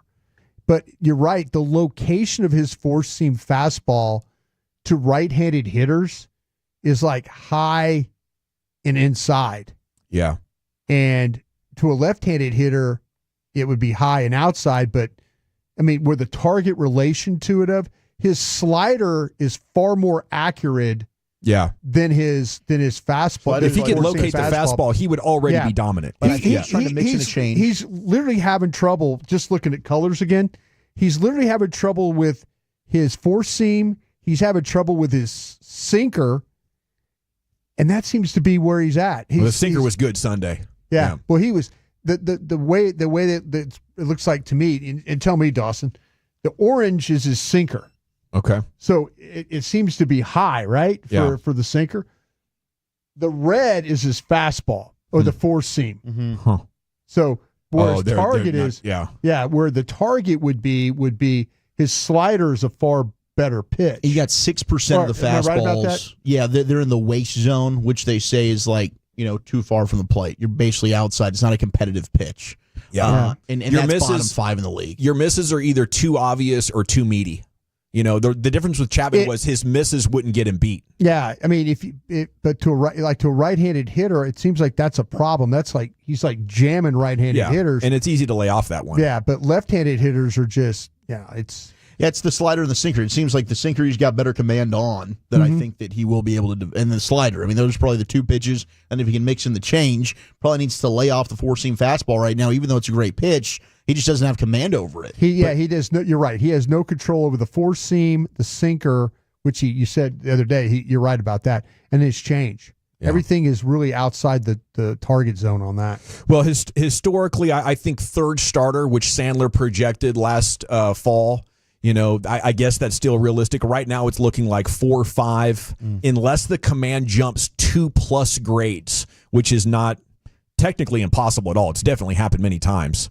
But you have a new pitching coach regime in Texas. I think you believe in Maddox and his guys. You have the secondary stuff that is big league level. But like long relief is something people don't want to hear right now, but this is, it's not great. And it's exciting that he's proven, hey, I can stick around in this game. Like Dad Al the other night, you went 7 innings, you take a no-hitter, my kid's going to be a big league pitcher. We're going to have a career, and I think that's, pretty dang exciting. A cool Big 12 baseball note, Surprise Stadium, Rangers home for spring training, going to host the Big 12 title game coming up next spring. And Dallas Wings looking for their first win of the season tonight. They're going to be in Minnesota. The Lynx were 30-10 last year, so they're a contender. Their all-star Nafisa Collier is MVP level. She's averaging 28 points per game. And, Wings have a lot of promise on this roster, but might need some experience. I think it's 5 rookies. Okay, coming up next here, G-Bag Nation, it's time for the C-Note, Cowboys news of the evening, and the top 5 things we've learned so far at the OTAs is coming up next here. It's the G-Bag Nation on 105 through the Fan. Let's chat Trajan Wealth, though, shall we? That's TRAJAN, and were you aware, May, it's Military Appreciation Month, and did you also know Trajan Wealth is a veteran-led company?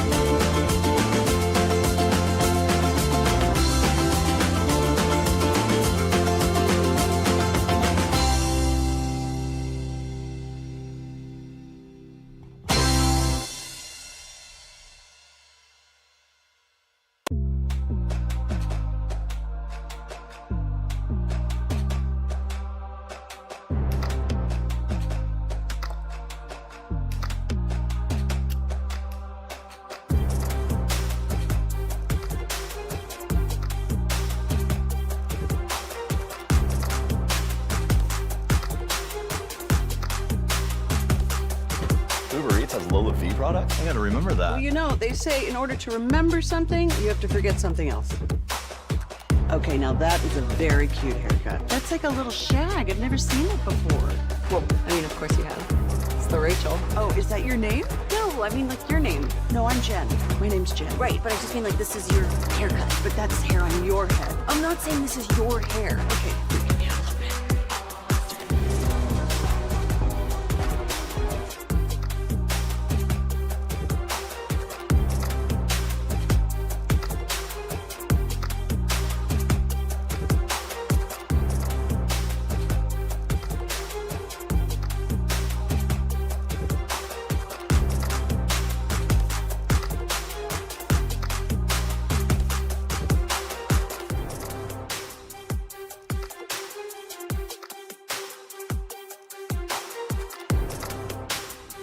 It's true that you've got to forget something else to remember that Uber Eats has groceries. No, that's absurd.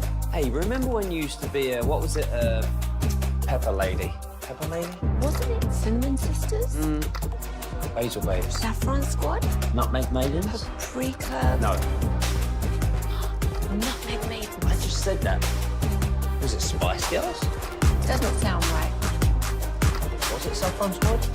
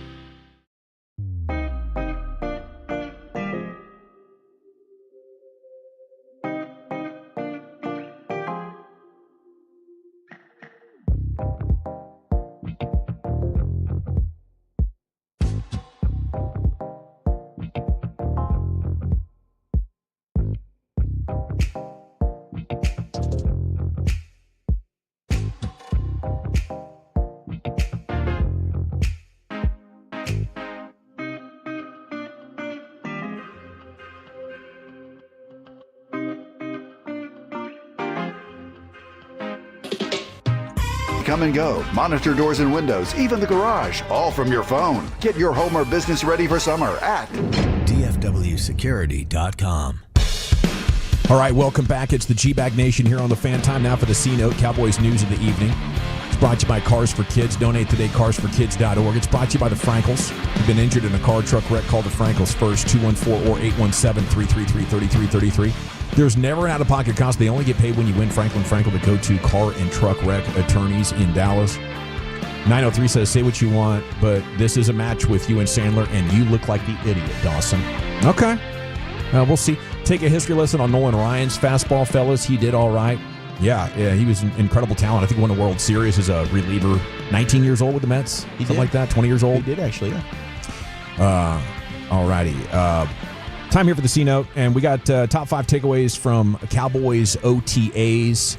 Could not get reporters in today, but we were yesterday, and a lot of things interesting. Deron Bland got some practice reps at slot corner during the only day the media was able to watch. This is a sensitive topic, isn't it? Because at slot corner, you're going to make significantly less money.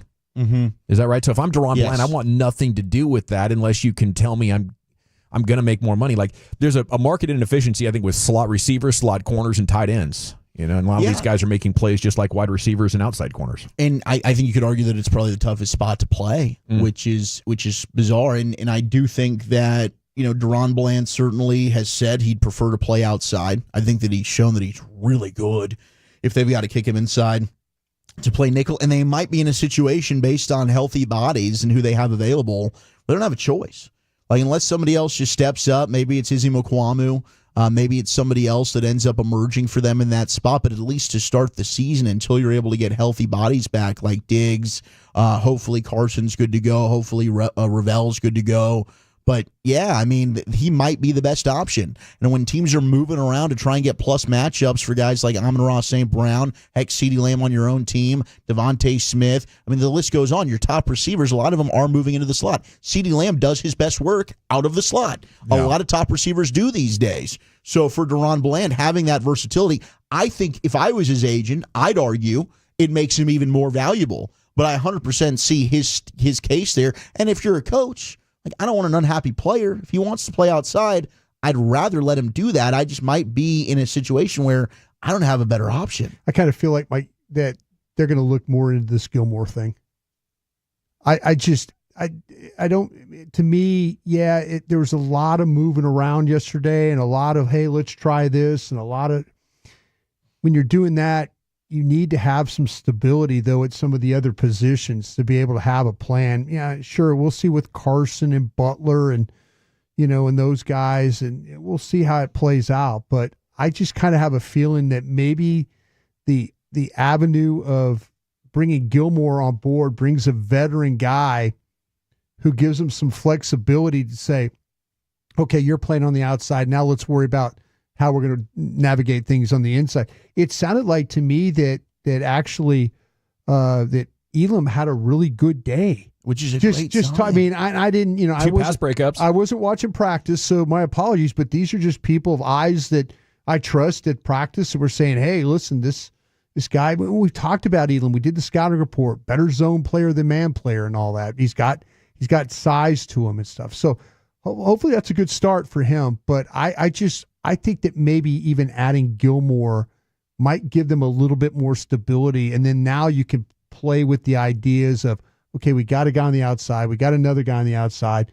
Let's see what we got with Bland, maybe playing him back more on the inside and seeing how that goes. And maybe getting Carson ready. I mean, Troy Pride was a name that I heard was mentioned yesterday, playing a little in the slot. We'll see with Butler and stuff like that. But they've got these injuries. These injuries are a problem. Now, I think they're going to get Ravel back for the start. I mean, like when training camp, start of the season, I think we'll start to see this. It sounds really super positive about him. Diggs, I can't tell you. I can't give you for midseason. They're all long, big outside corners. Has there been anything else on Gilmore since Steven mentioned it, or no, he was there and that's what I'm saying. I'm just throwing it out there as I like it. Is if you're watching these practices, and maybe we do, and I talked about like June 1 being a day where there might be some cut downs and stuff, but maybe in June 1 when you get done with these OTAs and mini camps, and you're like going, you know what?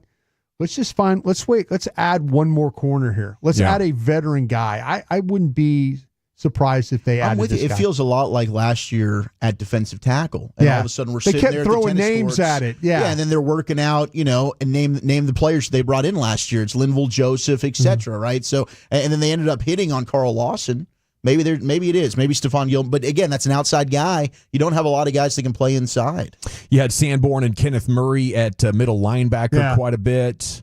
A lot of talk about the quarterback, and Schotty was talking about Joe Milton today with reporters who were not allowed to watch practice. And Brian would, but it's at 1 o'clock now, so it's hard. I think it's hard for me to get out there. Yeah, I'm sorry about that. Yeah, but on the Milton thing, where the reporter said that Joe was a handful in the meetings because he's just a little bit too eager or whatever. Not necessarily the most team-minded, I think would be kind of the takeaway was the rep coming out of New England.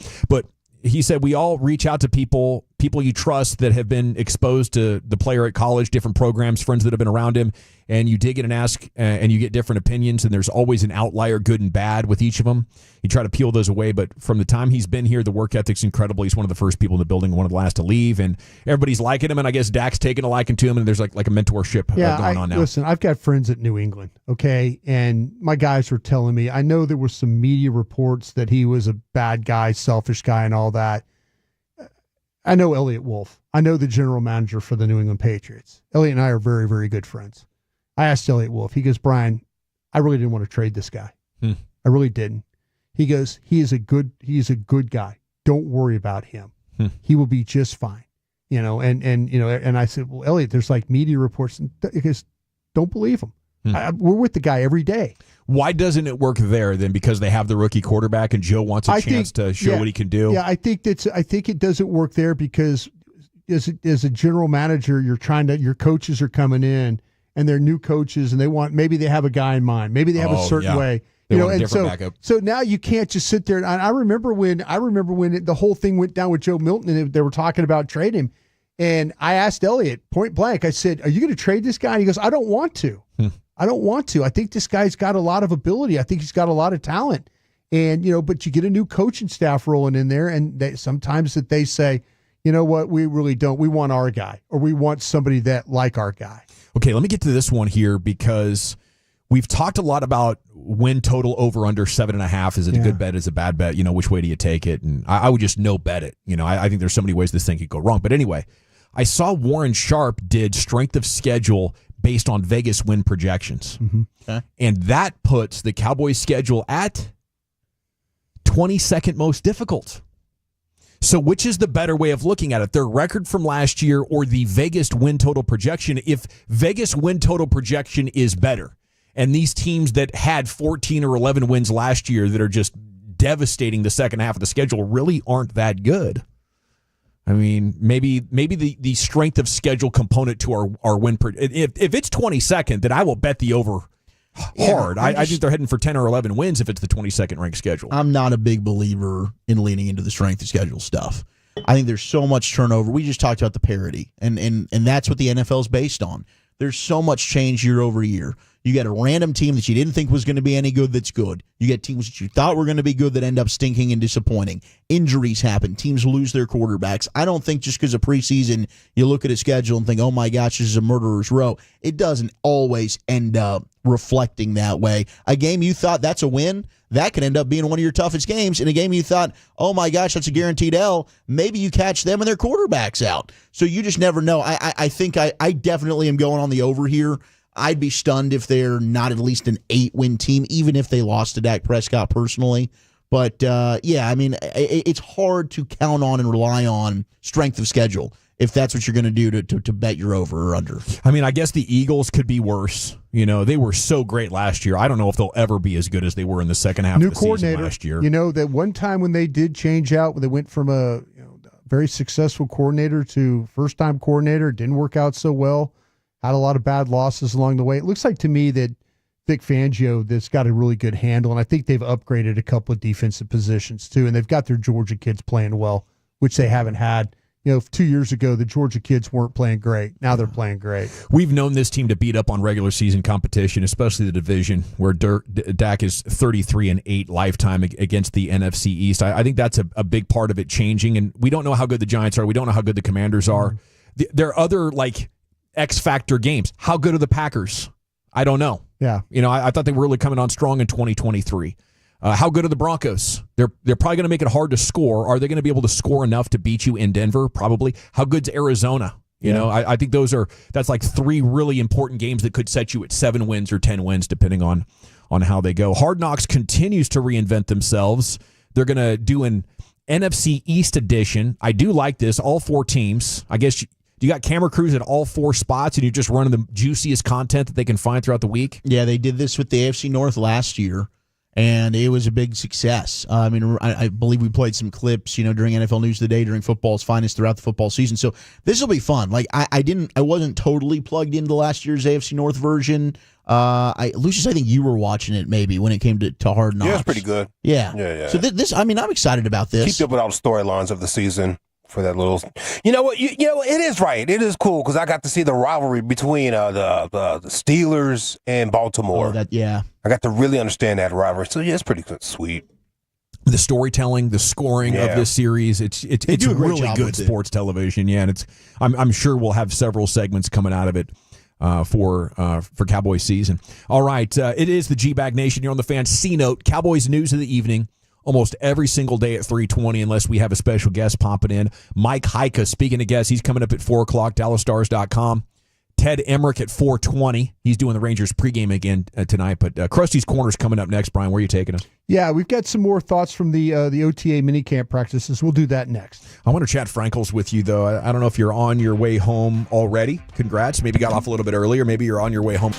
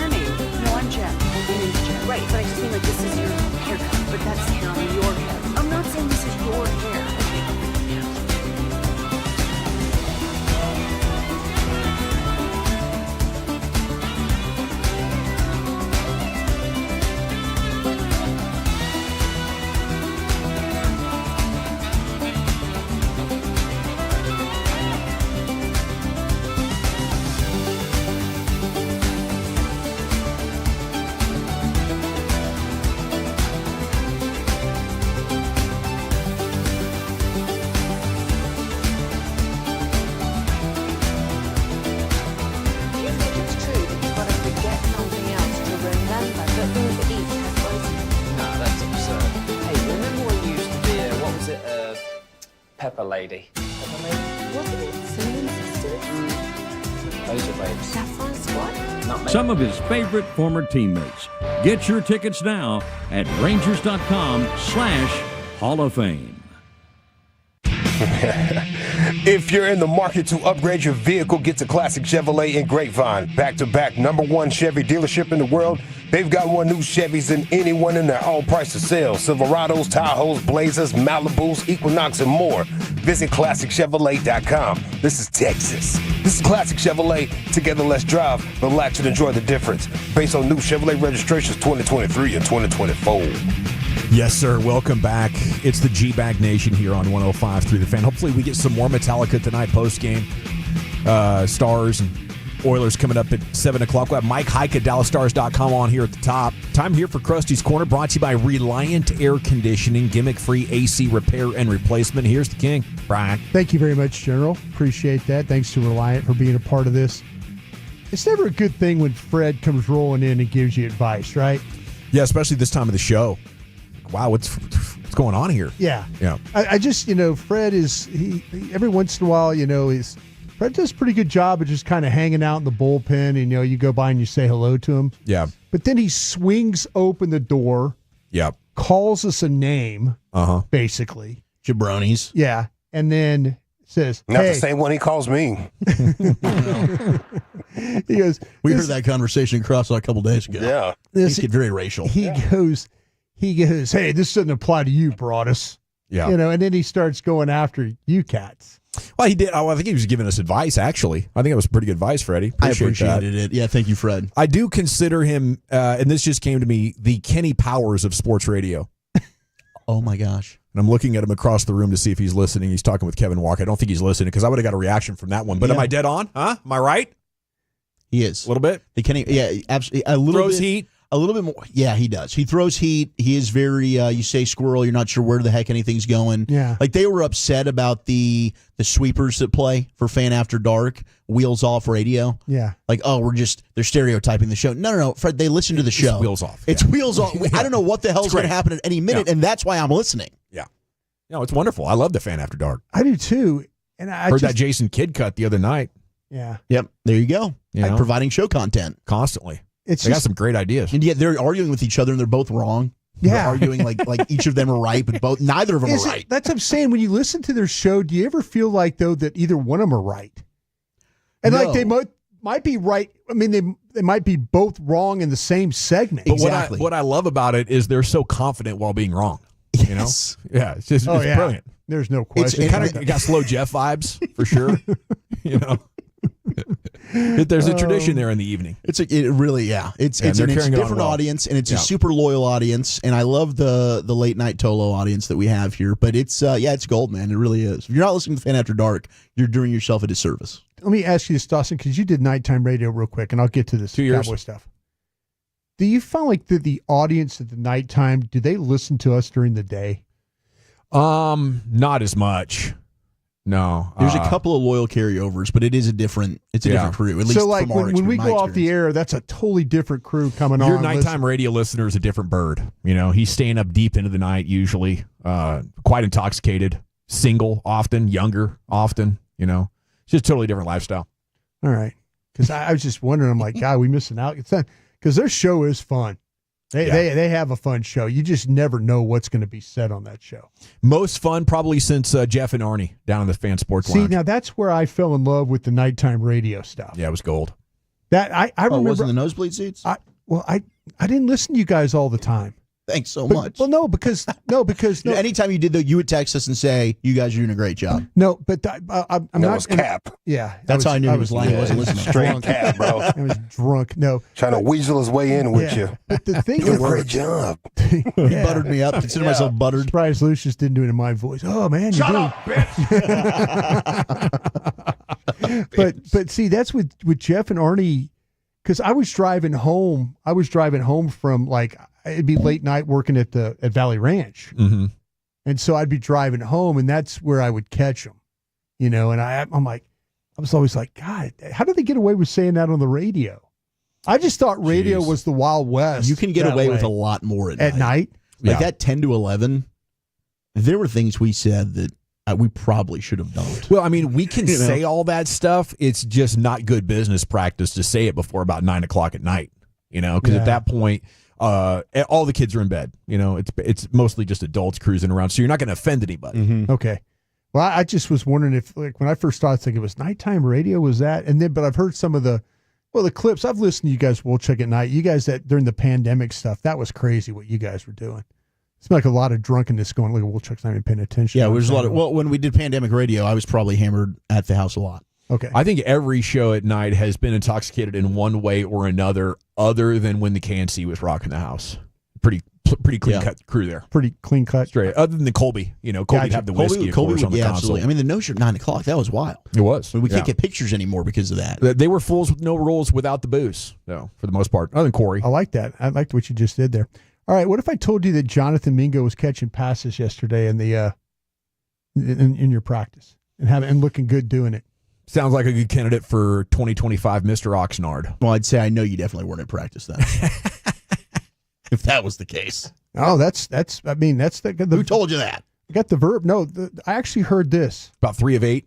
I heard this. I heard this. Mingo and Paris Campbell were catching passes in this. Yeah. Were they forgetting about Paris Campbell? Cropper. I forget about him too. Cropper, Mingo, Campbell. I had heard Cropper had Nick Harris was letting me know about Cropper. So was Mingo doing this with Dak, or was he working with Milton? Yeah. That's good news. Yeah.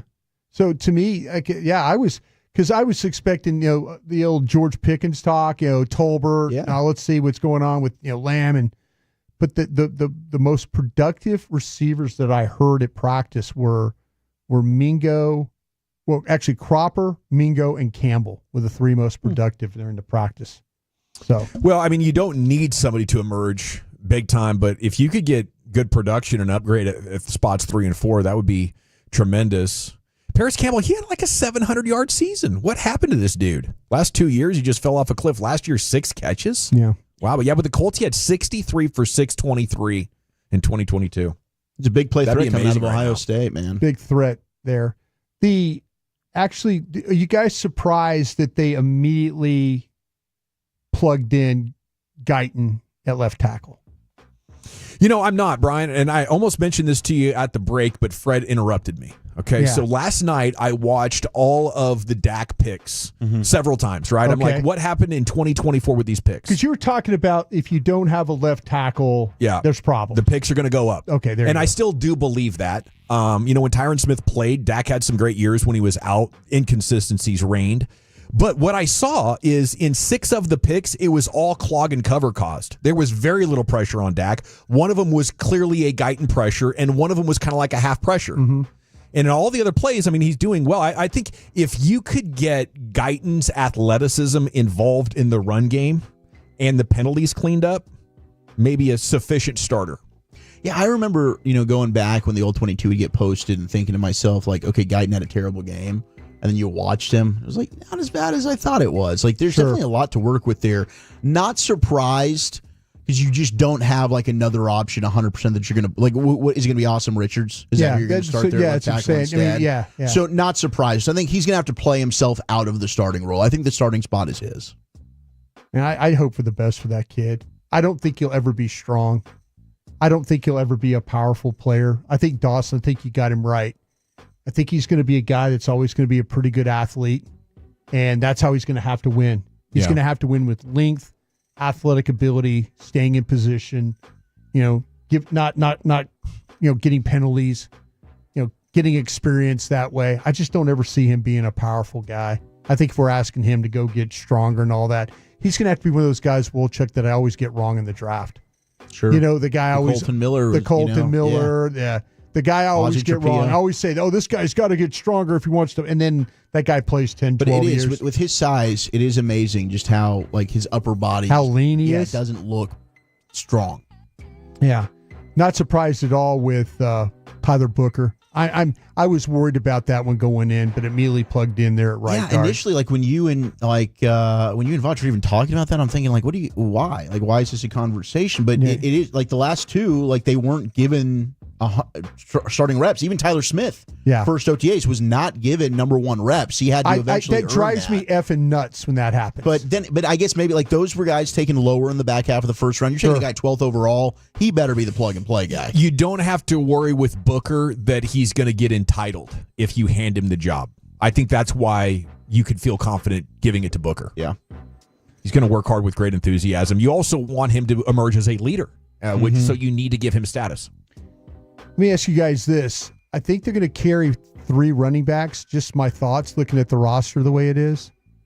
I think they're going to carry the 3 running backs, but if they want to carry, could Hunter Lipke's spot be taken by a 4th tight end? Yeah, it could be, especially if John Stevens ends up being healthy this time around. And that's Lipke's spot, not Mafa's? Well, what I'm looking at is I think I got to carry 3 running backs, and then Hunter Lipke's kind of my fullback and my H. I think Hunter Lipke's spot, and I don't think Hunter Lipke has a sponsor here anymore. Yeah, McCarthy loved him. Yeah, and so my thought is if all of a sudden, say that Williams, Blue, and Sanders do look good and you want to keep Mafa, I think Hunter Lipke might be out it that way, but I think that Lipke, Mafa might be in competition, or Sanders with a spot for whoever if they want to keep 4 tight ends. So your 4 tight ends would be Ferguson, Schoonmaker, Spanford, and we'll see what happens with Fairweather, who they really like from Auburn.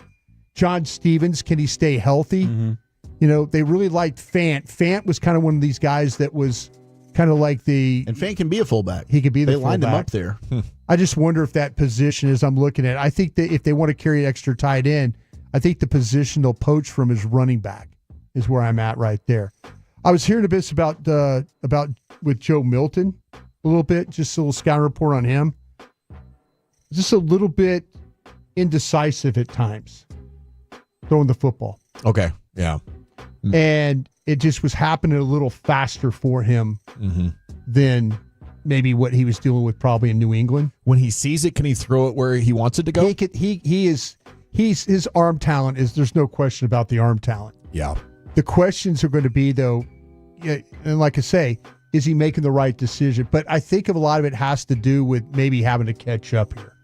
Okay, scheme-related indecision? I think this is more scheme-related than anything right there. I mean, it would make sense that a guy with that build, with that arm, the limiting factor is the decision-making, and you basically have to be a savant to ace the test in the NFL. There's only a few guys in the entire world that are genetically capable of doing this. Mentioned Elam playing well. a rookie that showed up on defense here, my final thought here is Shamar James showed up.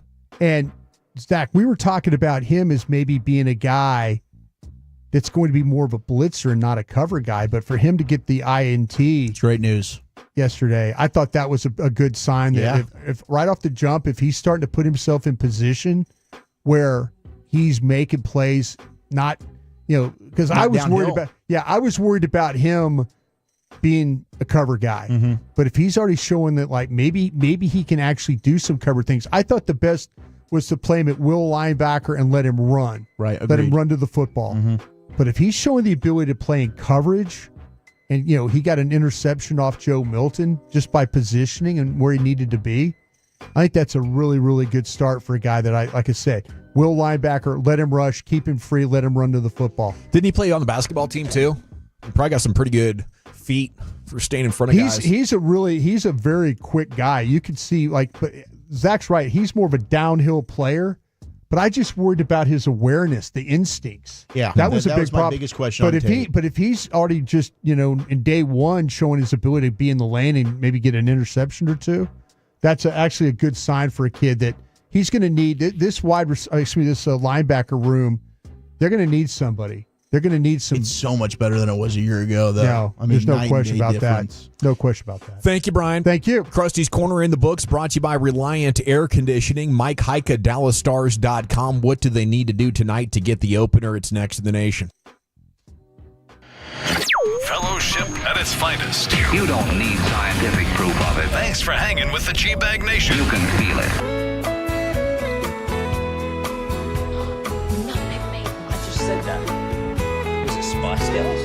It doesn't sound right. Was it sometimes good?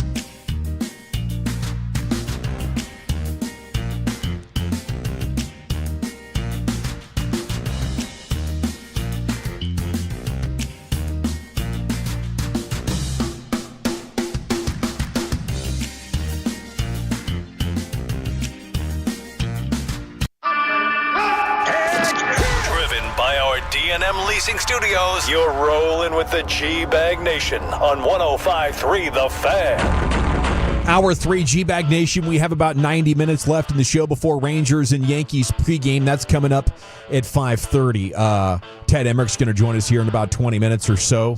Chat with him. He's got the Rangers pregame tonight with Jared Sandler having a travel day. We'll catch up with Sands again tomorrow after the day baseball situation. I think that's an 11:30 first pitch tomorrow, by the way, if you want to jump in there. Yeah, there might be some weather issues as well when you kind of work through. Okay, we'll have to be on the lookout for weather tomorrow, and who knows. But listening to Boch earlier, he was confident tonight's game is going to happen. Yeah. Tomorrow, we'll have to wait and see. Mike Heika, DallasStars.com, joining us now here on The Fan. And a good evening, sir. How you doing over there? I'm doing great. How are you guys? We're doing awesome.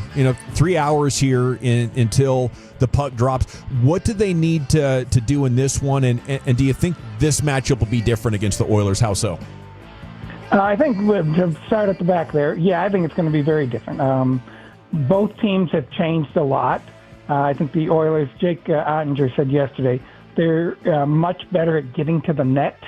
So, they've been known as a high-flying kind of circus act with McDavid and Draisaitl, but they've also added some muscle to get to the front of the net and to score in that area. So I think they're different. Then if you flip the page, the Stars defensively, I think, are much different when they've added guys like Bischel and Cody Ceci, who actually played for the Oilers last year. So those two things I think are different. And what they need to do is, Pete said it this morning, I know it's very simple, but they need to score on the power play. They went 0 for 14 last year. Stuart Skinner took a lot of confidence out of that, the Oilers goalie. And what they, in my opinion, what they need to do is get in there and score some goals and get their own confidence back up and then eat away at Skinner's confidence. Were you able to take anything from pregame, Mike, or are we still looking at the 11-7? Do we go back to 12-6? And if they do, which defenseman do you think ends up being the odd man out? It's interesting. Yesterday, the way they ran practice made it look like they're going to 12-6 and that Labushkin would be the guy who would be out and that Oscar Beck would come back in and center the fourth line. But the way Pete has talked in the last few days, it kind of sounds like they might go back to 11-7. One, because he still would like to have a safety net for Miro. And two, I think he really wants to use Rantanen on every line if he can. That's something he's done the last few games.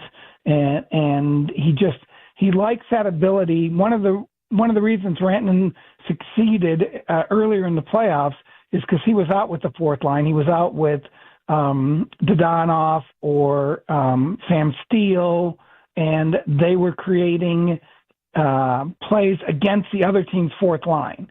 So, while you get normal matchups, fourth line to fourth line, third line to third line, to throw Mikko Rantanen in a matchup of fourth lines, he's going to stand out. And, the 11-7 gives Pete the ability to double shift Rantanen and get those matchups.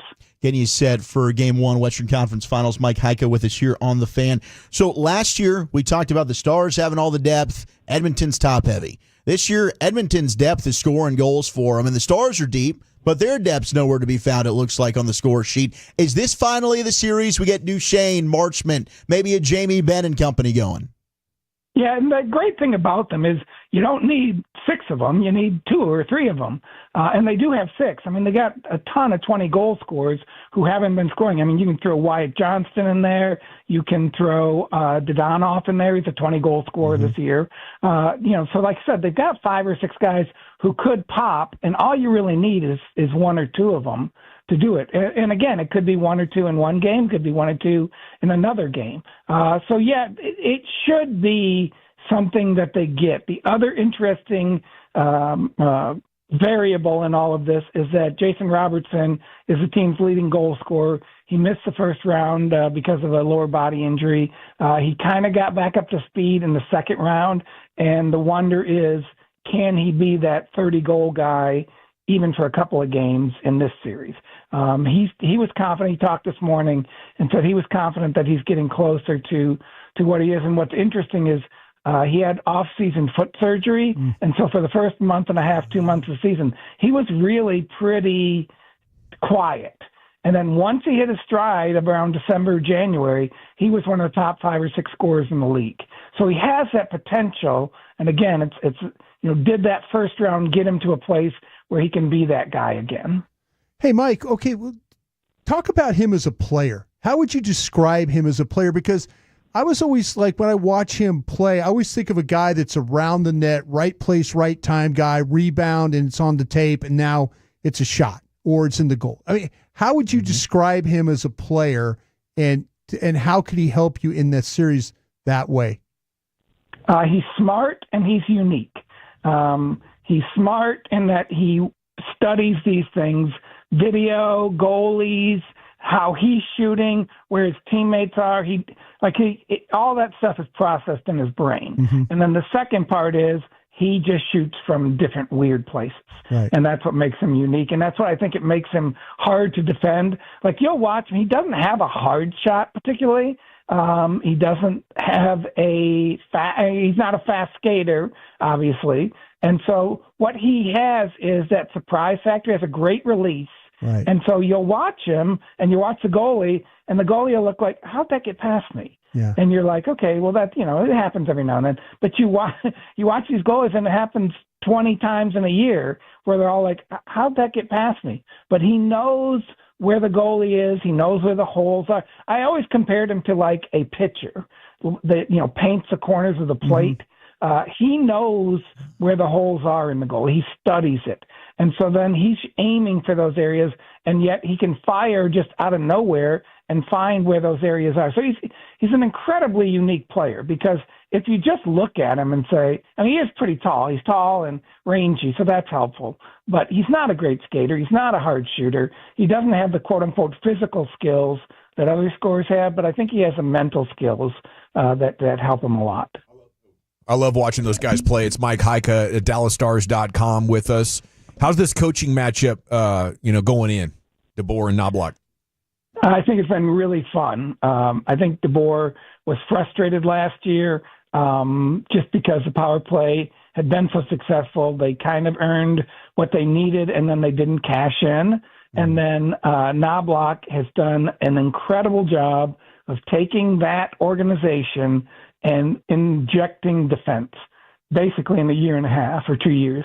And they are so much better defensively than they were 2 or 3 years ago. And that makes them obviously a contender. If you can, it's the old line from Happy Gilmore, Happy's learned how to putt, where it's like, oh, look, the Oilers are playing defense, and they play good team defense. Their forwards play defense. They are a good structured team, and adding that new depth in the 4-line role makes them a much better team. And I give him so much credit for all that transformation, because it's funny, and you don't ever want to criticize these guys because they're the best players in the league. But you look at McKinnon, and when the Stars play Colorado, he just feels like he has to win the game by himself. Makar can do that as well. And I think McDavid and Draisaitl had that in their DNA. And that can be a frustrating thing for your own team, because, if your superstar player thinks he has to win the game by himself, then sometimes you don't get your best effort. And they've done a great job of showing McDavid and Draisaitl that they have other players, and that you don't have to go, play risky hockey, what I used to call Edmonton Oilers hockey, to win a game. And it makes all the difference in the world, because now you're more in control. You're not taking those chances, and you're not opening yourself up to the other team. How much better suited is this Dallas Stars team defensively, and especially in the penalty kill, than they were a year ago? Because that's what really tilted this series, was Edmonton found their power play, and Connor McDavid really just took over, and the Stars never had an answer. Yeah, I think the penalty kill in particular is really good. I think a lot of different areas on the Stars are better. Like I said, on defense, adding a Cody Ceci, adding Liam Bichel, that makes you more physical. and then also helps you defensively. CC is playing second most minutes to Essa Lindell, and Essa Lindell's tops in the league in penalty kill minutes. So adding a guy like CC has helped in that regard. And then the other thing is and it's interesting to watch because you got to give Elaine Nasruddin a ton of credit because they lost Tanev. He didn't come back. He didn't resign. And then they lost Radek Faksa. They lost Delandria. There's just different guys who've kind of gone, and done other things or gone to other places, and they were some of their best penalty killers. And then boom, you throw in a guy like Oscar Beck, or you throw in Blackwell, or whoever you throw in, they seem to be really good at running the system. And Sam Steele has stepped up. Obviously, I think he's had just a fantastic playoff, and it's been really good. But again, they really have good defensive elements throughout the lineup. And it's interesting because yesterday at practice, Pete just juggled everything other than the top line. And it'll be, if they do go with 12-6, it'll be interesting to see. I think he's going to have a defensive element on every line, just so that if you get caught out there against Draisaitl, if you get caught out there against McDavid, you have that defensive element. So it'll be interesting to see how he rolls out tonight. You've been covering this team a long time. How have you taken in the AAC, the way the Stars fans have been throughout these postseason runs now, 3 straight years in the Western Conference Final? But have you noticed a difference maybe in juice this year compared to others? I think, honest and truly, I think they've had great juice for several years. The interesting thing about this year is they're winning at home. Last year they were losing at home, and so that does reduce your juice greatly. But I think, what are they, 6-1, 7-1 at AAC so far? So that makes all the difference in the world. And then it is cyclical. I mean, you do feel, I believe in momentum. And, when you get going and then you're playing well and then the crowd's getting into it, well, then they feed you and then boom, you're even better than when Thomas Harley scores an overtime goal or Mikko Rantanen comes over and takes over a third period. The place goes crazy. And that then feeds the next crowd. They want to be even better than the last crowd. And then the crowd feeds the team feeds the crowd. It can be a real momentum boost for that arena.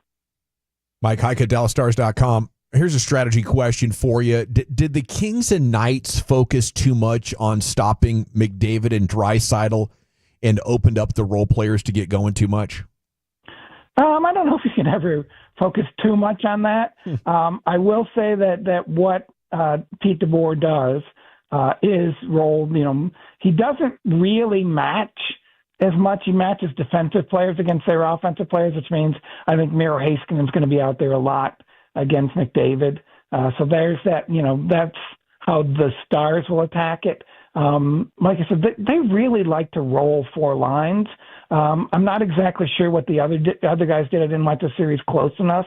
But I just think the history of what Pete does is he wants every line playing, whatever, at least 10 minutes, sometimes 12, 13.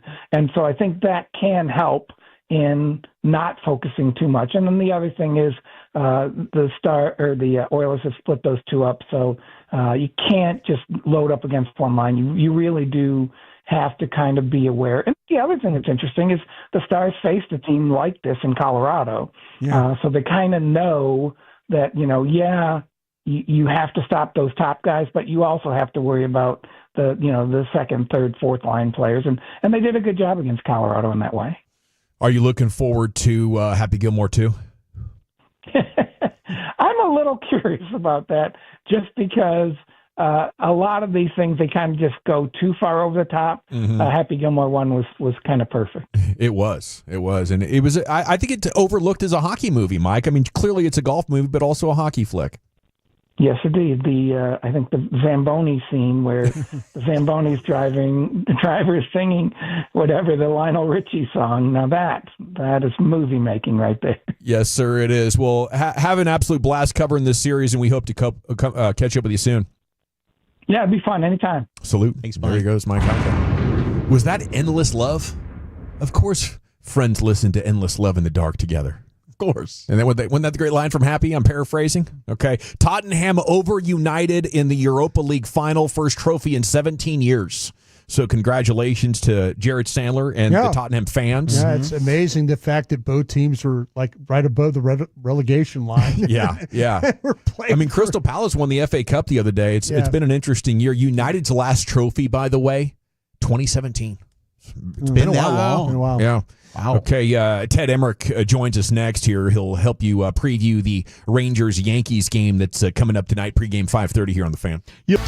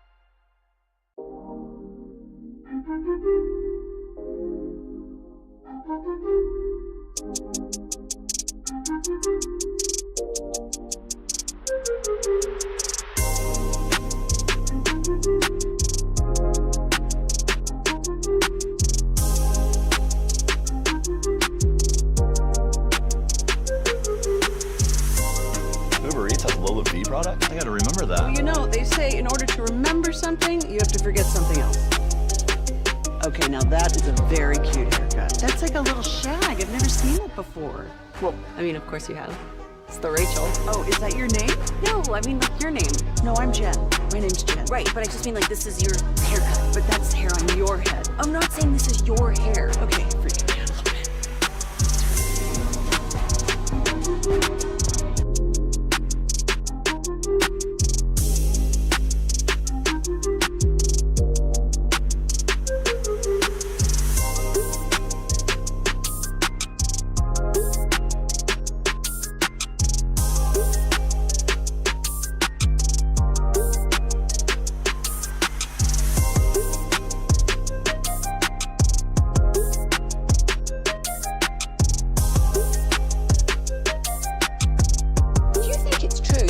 forget something else to remember that Uber Eats has groceries. No, that's absurd.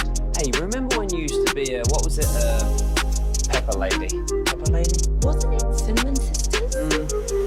Laser Waves. Saffron Squad? Nutmeg Maidens? Paprika? No. Nutmeg Maidens. I just said that. Is it Spice Girls? Doesn't sound right. Was it Saffron Squad?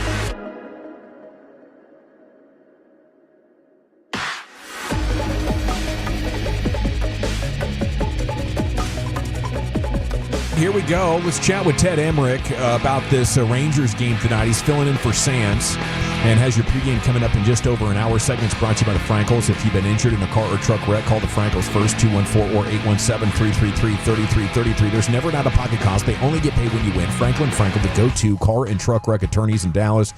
Everybody knows Ted Emmerich by now, knew his dad. He called NCAA basketball, college football, Olympic events, ESPN, Westwood One, NBA TV. You see him everywhere. You hear him everywhere. Yeah, Teddy, tell him how you called Coppell football for all those years, too.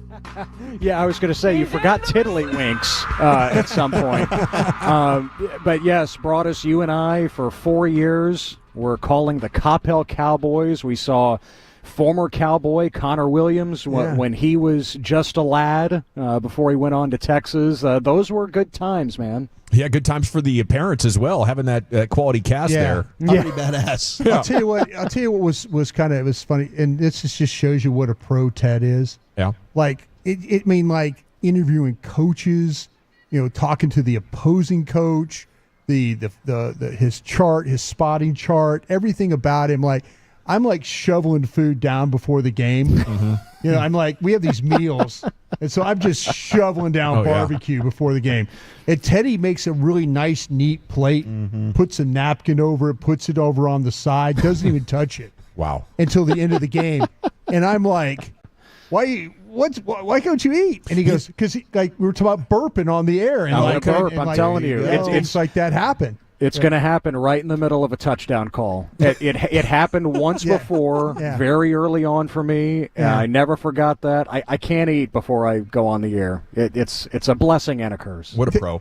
Teddy, can I tell one more story on Teddy? We were at a game, and we had, this broadcast we did was, it was a professional broadcast. Seriously. The commercials and all this stuff. I believe it. It was big time. Yeah, right up there with the Cowboys radio network, let me tell you. The Dallas Cowboys radio network. Yeah. So we were doing we came back late from a break, and it was a kickoff return. And my man, Teddy Emmerich, created a kickoff return without out of scratch. That's true pro right there. Who returned the ball, where the ball went. He watched it. And then he when we came back, he immediately went into the kickoff return like we'd not even missed a beat. I didn't even know what to say. Yeah, Broadus, all I was missing was the ability to recreate the sound effects, old baseball broadcasts when exactly. They're on the road but not traveling, and they got the wooden block and the stick and crack of the bat and all of that. I needed something for the pads popping. I was always grateful for those games we played like LD Bell and the Tongan names. Teddy, Trinity. Yes. Teddy knew to repeat the Tongan names a couple of different times. Trinity. So I would hear it, and then I would be able to describe the play. Teddy knew I just off the rip wasn't going to say the name. Yeah, give me a number. But Teddy was great at doing those kinds of things. Broadus, you were the master of the 2-syllable Tongan name like Vaitai. Vaitai, I was all over Vaitai. That was a badass tackle, man. So Ted joining us from the Bronx this evening. Rangers. Now, how's the weather, Ted? How's the lookout for tonight and tomorrow? Gavin, I think we've got a window to get this in. It was spitting rain maybe 15 minutes ago. The tarp has been on the field throughout pregame, but nothing right now. And according to the latest forecast, we shouldn't have anything substantial until, say, 10 o'clock. So we're hopeful. That doesn't mean we won't get a little precipitation here, but everyone here seems to be confident that they can get it in. And they need to, because tomorrow looks a lot worse for the day game. How much fun are you having? You've done a lot of basketball, football, Olympics. I imagine you're a big Rangers fan growing up here, right? Oh, man. No, dude. Just growing up in DFW and rooting for the Rangers my entire life, this came out of nowhere when Jared and the Rangers reached out to me. Hey, would you be interested? Yeah, absolutely. Whatever you guys need. And so for these two games, getting a chance to come up here and stay at the team hotel and travel with the team and just be a part of it, from a distance certainly, but be in the mix. And especially here, the only other time I've been to Yankee Stadium, I never went to the old Yankee Stadium, which was just a block from where they built the new one. It was the 2011 season, and it was a game in June. The Rangers lost in 12 innings. C.J. Wilson actually had a terrific start. He went 8 innings. I looked up the numbers today, just refresh my memory. But what I'll never forget about that game, guys, there was a Yankees fan, and this is in June, it's hot, in a full black trench coat, sipping on red wine, and just heckling me and my buddy Scott the entire game. We're in Ranger shirts. I guess we were asking for it, but... Man, it's like, how can you make fun of, what are you drinking right now? What are you doing at a ball game with red wine? Yeah, and a trench coat. Yes. Oh, my gosh. Well, tonight's it's deGrom night, which is always special. But, Ted, it's the first time that he's been back to New York since he was traded to, or he signed with the Rangers and left the Mets. So is that a big topic for tonight's broadcast? Oh, for sure. It's one of the storylines of the series, along with the Boone brothers being in opposite dugouts, certainly Brett and Aaron. But, man, it's just, as a Rangers fan, it is just so fun to see him taking the mound every 5th game again. I mean, that's something that you could take for granted very easily, but considering what he has navigated injury-wise in his career, the fact that he is back, the fact that he has adapted and taking a little bit off his fastball to preserve his arm. He talked about that at length yesterday in the clubhouse with all the reporters, especially the New York reporters that wanted to catch up with him. It's a special comeback story. The fact that he is back to being dominant in a slightly different way than he was across town with the Mets years ago. Ted Emmerich here with you on the Fan. I was listening to the pregame last night with Mike, and then I had to get out of the truck or turn the radio down or something. I got the Boone family, the Bell family. What other family has put 3 generations of players in the big leagues? I didn't stick around for that one. Yes, so you lose. Yeah, I would not have gotten Alamar's? them. I'm telling you, Jared comes up with these trivia questions, and I said it on the air, Gavin. I feel like if you got 2 or 3 of the families, then I mean you're golden. But yes, it was the Bells, it was the Boones with Ray, Bob, Brett, and Aaron, the Colemans, Joe Jr. and Casey, the Hairstons. You've got Sammy and Jerry Jr. and Johnny and Scott Hairston, the Kessingers, shortstop Don Keith, Kessinger. and Gray. Yeah, Yep.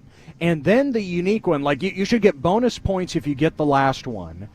The Schofield / Jason Worth. Ducky Schofield, Dick Schofield, and Jason Worth. Different last name, but 3 generations. So did he marry in, or no? It was a daughter. It was a family situation, and I don't know all the details, but yes, Jason Worth, obviously taking that name instead of Schofield. Speaking of taking, are the Rangers too patient at the dish right now? Oh man, you should have asked Jared that. I mean, the striking out looking last night. I mean, what did it look like to you, Ted? Well, number one, it's clear that they weren't picking up on Will Warren's fastball. And, yes, you would love to see them, to your point, Gavin, just laser in, focus on fastball, see ball, hit ball, and as fans, we can simplify the game very easily. But, like, man, what else do you want right now? Because after that slight uptick, and especially against the worst team potentially in baseball history, and the Rockies, like, hey, they're scoring runs again. But now it's just back to the same old. And it's frustrating when you see them taking those pitches and then flailing at the sweeper that seems to be a mile out of the zone. It's a great point, Ted. Ted Emmerich here with you, the G-Bag Nation 105.3 The Fan. So, obviously, Boch was frustrated. Any signs from the guys that, that it overwhelmed them? Or what is their mindset here going into this big one tonight against the Yankees, trying to stay above 500? I mean, it has to be an opportunity with deGrom on your side and the 5th starter in Yarborough, who was just elevated from the bullpen not that long ago. His start was skipped last time through the rotation. So on one hand, like, he's had 10 days since his last outing, and he's pitched well, but you're talking about a lefty who does not throw hard in the least. He relies on deception. Can you dial in on that? Can you take advantage? And against a lefty, Jock Peterson is out of the lineup. Kyle Higashioka is in. Jonah Heim moves up. He's batting 6th. You could argue that right now he is the one guy you can rely on from a power perspective. He's responsible for the only runs from last night with that home run in the 9th inning. So, I mean, if you can't put up any runs for Jacob deGrom tonight, it's going to be even more frustrating and sadly more of the same for the Rangers that we've seen so far this season. Hey, Teddy, Bruce Bochy was on with our midday guys, this afternoon, and he seemed to be a little frustrated by the balls and strikes. Maybe last night, of course, with the situation with that, but I think it was a carryover from the Astros game. Any more discussions talking with Skipper about that one? Yeah, no, you're absolutely right. He said it last night. I'm sure he said it with you guys today on the station. Just it wasn't so much Carlos Torres' strike zone last night. It was the build-up, the frustrating missed calls in his estimation. And it's not just his estimation. Like, you think of the missed call in that Astros game, most recent there on the homestand. Like, yes, of course that should have been called, and it wasn't. It was missed. And this is what you get. So I don't know, man. I do think it's funny that you can pair the fact that he moves past Sparky Anderson, 6th all-time, in managerial wins, and now he's closing in on 6th all-time for ejections. Like, it goes well together. Why not dovetail the two? Hand in hand right there. No question. Okay, so you don't eat during games, Ted, but you get 2 days in New York. So what are we doing? How are we tackling the food scene? Man, hit a classic New York deli that was near the hotel Cats? for a little bit of lunch, and no, not Cats. I forgot the name of it, but Okay. hey, it hit the spot. You get exactly what you're looking for. Was talking with Hicksy on the bus ride over. He's got his spot, the Brooklyn Diner. Like, man, Eric and Matt and Dave and Bassick, all those guys. Like, you got to pick their brains. Like, they know where to go. They know the spots wherever they are. And, of course, in New York, like, no matter where the team is staying, you can walk right outside and, within a block, there's going to be a good spot. Well, it was great catching up with you, Ted. Congrats on all your success. You got big plans, something to promote for this summer? What are you doing? What you got cooking? A big bag of nothing, Gavin. Nice. This is my Enjoy that family. This is my light time of year. No, it's fun. I'm doing another 3-game series, filling in for Jared, who will actually be filling in for Dave on the TV play-by-play side. Nice. Father's Day weekend, a 3-game set. The Rangers hosting the White Sox, so that'll be in mid-June. That'll be fun. I'm also joining the Mavericks and their coverage of the draft. So picking up things here and there, and it's fun. Before it gets busy, obviously in the fall with college football rolling into college basketball and all of that good stuff. But this is fun hanging out with the Rangers here for a couple of days. Well, we love it, man. Great job, and we'll catch up with you soon. You got it, man. Take care. There he goes, Ted Emmerich. YouTube brought to you by Blue Nail Roofing. Our Rangers preview, Rangers Yankees pregame coming up at 5:30. My bad, United did win the FA Cup last year. They haven't won in Europe since 2017. Not quite as Somebody bad. call you out on that one? Yeah, they did. The text got me. Oh, did they get you? But it was a deflected own goal off a United defender. I think maybe even off his upper arm. Incidentally, that was the lone tally in the game. Stars and Oilers Game 1 preview featuring Bully Melrose next in the nation. Coming up on the next KNC Masterpiece.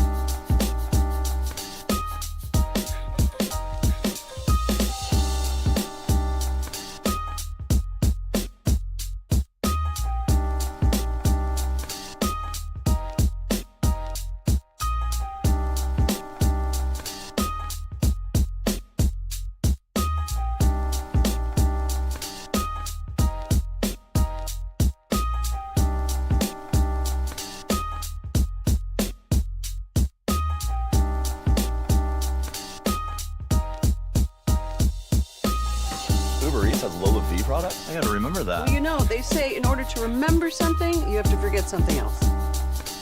Okay, now that is a very cute haircut. That's like a little shag. I've never seen it before. Well, I mean, of course you have. It's the Rachel. Oh, is that your name? No, I mean, like your name. No, I'm Jen. My name's Jen. Right, but I just mean like this is your haircut. But that's hair on your head. I'm not saying this is your hair. Okay, freaking me out a little bit.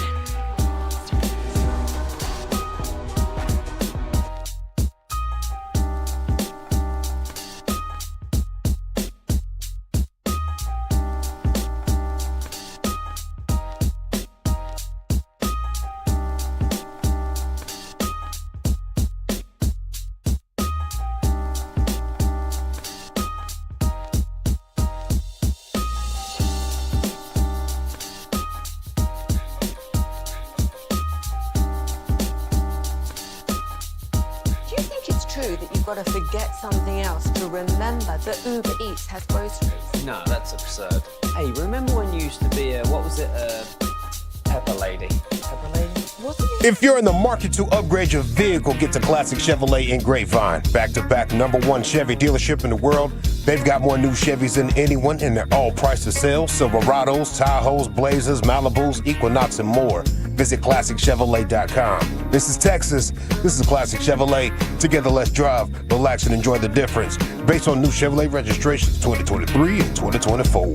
Yes, sir. Thank you, Lucius. We are in the fast lane ourselves, and we're heading for sports paradise tonight. You are going to get Rangers-Yankees pregame coming up at 5:30. You are going to get Game 1, Western Conference Stanley Cup playoffs final, Stars-Oilers at 7 o'clock, and you will get Eastern Conference Finals tip-off with Knicks and Pacers. What more do you want? It's one of the best sports times of the year, and we have Bully Melrose as well, cutting videos, cutting promos. You can get it across all our social medias, 105.3 The Fan. And Bully's actually making an appearance in studio. Maybe we can get some follow-up commentary here. But here was Bully Melrose earlier ranting about this Stars-Oilers series.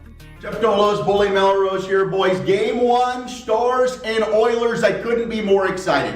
This is an old-school playoff hockey matchup, boys. This is where goaltending and your best players, they got to be at their best. All right, call me Captain Obvious. Oh, I forgot. That's Bri over there down the hallway. But the Stars, they're due. It's time to put their boot up the Oilers' ass. All right, McJesus, McDavid, yeah, he's great. All right, but he hasn't seen a moose yet, boys. This moose, Mikko Rantanen, he's going to be the difference maker in this series. And then you got Otter. Goaltending wins when it comes to postseason hockey. Otter's going to be standing on his head, boys. I can't wait for this, all right? I'm sick and tired of hearing about how good McDavid is. Screw him. Screw the Oilers. Tonight, it's the Stars' time. You were born to be hockey players, every single one of you. Now go out there and take it. Stars in 7. Shove that Maple Leaf, candy-ass, Edmonton Senator, Canada, you ain't winning another Stanley Cup. I know the Oilers are your last team standing. They got there close last year. It ain't happening this year. Bring on Lord Stanley's Cup. Stars getting them back in the Western Conference Finals. Then we'll see. Probably going to be a kitty in the Stanley Cup Final. We'll worry about that bridge when we get there. Go Stars. Tonight's the night. And Matt Duchene, we need you, boyo. We need you. We need the depth. We need you tonight. He gets a goal. Stars go up 1-0. They win the series in 7. You heard it here. Bully Melrose,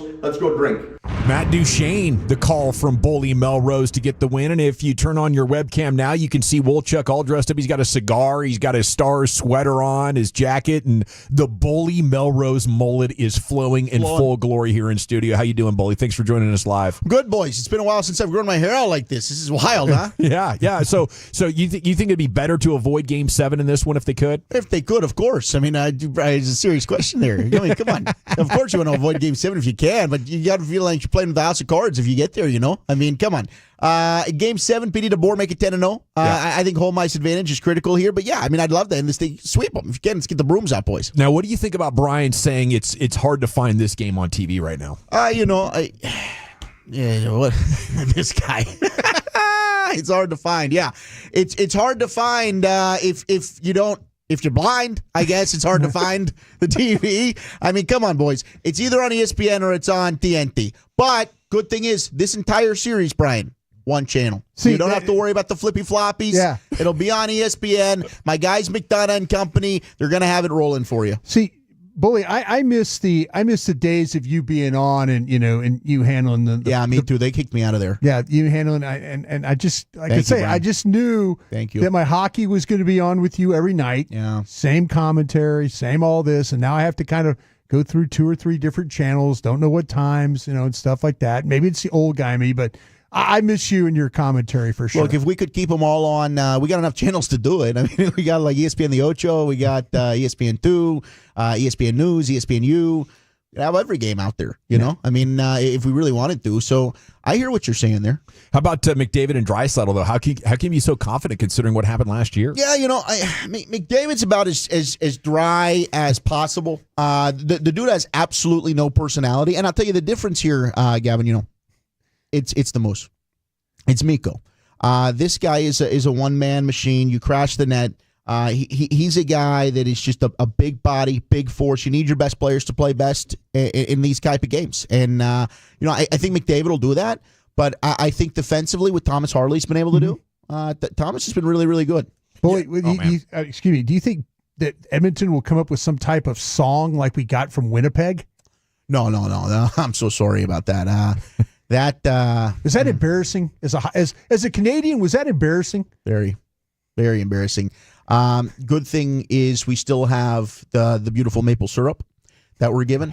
Otherwise, I don't think that anything would be imported from Canada ever again. Yeah, that was definitely regrettable. Bully Melrose, best of luck tonight down there at the AAC taking pictures. These Stars fans want to hang out with you. Yeah, let's do it, boys. I'll be down there. I'll be by Shippy Spins. Nice. DJ Shippy. And let's get some coldies and let's score some goals, watch some puck, and go Stars. And if any Tolos have a ticket closer to the ice. Or in a suite. Yeah, with food and stuff. Yeah. I mean, we'll booze it up. Yeah. We'll get liquored up, boys. And, you never know what can happen in playoff hockey. Maybe we get an overtime game. Well, we thought that the NFL was going to ban the tush push earlier today, Brian, and they did not by a score of 10-22. What they needed 8 votes at least to go the other way to have it. I think it's a big loss for the Cowboys.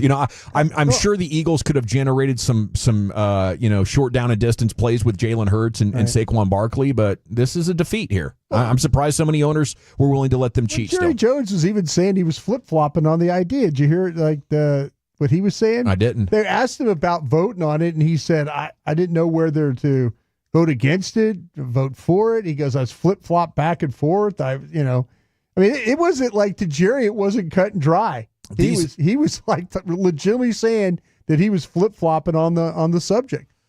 I mean, I think these owners should be embarrassed that they don't have the competitive sack.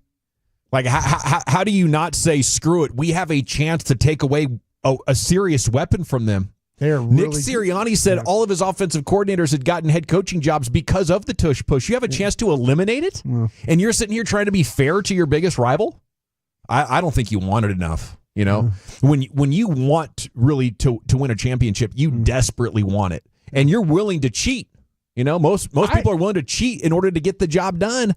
This would not have been cheating. This is just an off-season vote. I do not know how you cannot watch how good they are at that play and play against them twice a year. Yeah. And maybe even play against them in the playoffs.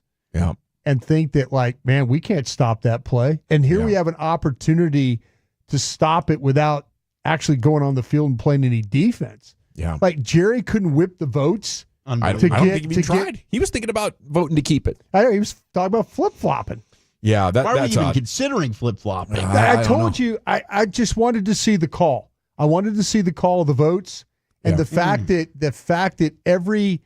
basically every AFC team voted for this. Yeah, and the NFC team, they couldn't get enough to. They couldn't get enough. I guess you go across the conference and you incentivize them, right? This is a wheeling dealing type of deal, and who knows? You can't stop this play. No, you can't. You cannot. Third down, you can't stop it. Fourth down, you can't stop, and you sure can't stop it on the goal line. Jerry's got more money than Jeffrey Lurie. If Jeffrey Lurie's running around saying, "Hey, I'll do this trade for you. I'll hand you this. I'll provide this favor. We'll do this business deal." Let's get these people in oil and gas and concessions and get this tush bush panned. You know what I'm saying? After winning his first scoring title and leading the Thunder to a league-high 68 wins, Shai Gilgeous-Alexander has earned MVP, sources telling Shams Charania today.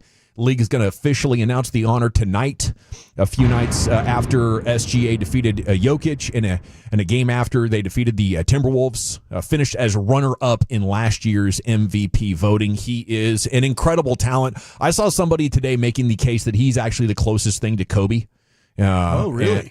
Because of his offensive versatility and his ability to attack you in every way, and the fadeaway jumpers off both shoulders. I think the only thing he wouldn't have is the elevation and the dunks. And maybe he's not quite a Doberman type of defender that Mamba was, but it's pretty close. Okay, we got 3 down, 30 more minutes to go. A proper round tripper coming up next. Well, Chuck, where are you taking it? Yeah, that's a great question. Not prepared for this tease right now, but we'll do baseball talk next. That sounds great. And you know what else is great? Saffron squad? Nutmeg maidens? Pre-curve? No. Nutmeg maidens. I just said that. Was it Spice Girls? Doesn't sound right. Was it Saffron Squad?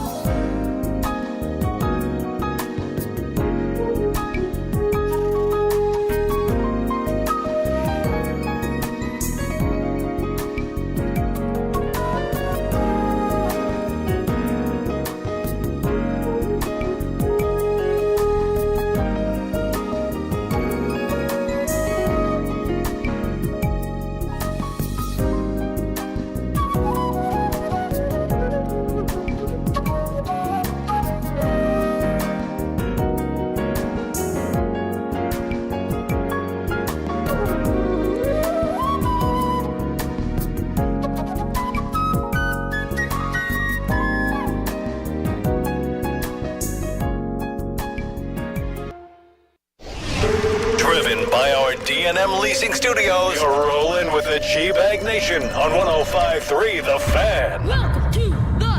It's hour 4 of the G-Bag Nation here on 105.3 The Fan. Rangers baseball's coming up at 5:30. Rangers Yanks tonight. Here's Sandler with a proper round tripper. I'm sorry, Wolchuk. No, I mean basically the same Sandler, person. Wolchuk. Sandler, me. It's the same. I hold you in that highest standard, though, when it comes appreciate to being that. pre- You're and one of the post-game few. show host. Yeah, you are one of the few. He Thank said you. all you South Africans look alike. We do. Been there. Jacob deGrom on the bump tonight, taking his 2.29 ERA, 4-1 record, although we don't care as much about the records anymore for starting pitchers. But we talked about this a little bit earlier with Teddy Emmerich, but this will be his first game back in New York since he left following the 2022 season. He is back on the right track, man. The fastball is at 97 miles per hour. Slider's been really, really good for him. Elite as always. deGrom, we know he was a longtime Met, won a couple Cy Youngs there, then he left. He said, quote, "The main thing is the mental thing. You want to be out there competing. The goal was to always pitch as much as I could, take the ball as many times as I could, and when you don't, you feel like a real letdown. We love playing this game, and when you're going to miss that much time, it's tough. My first surgery, I was in the minors, so I had no clue what to expect. But you want to be out there helping. And when you get the news you won't be, it's tough.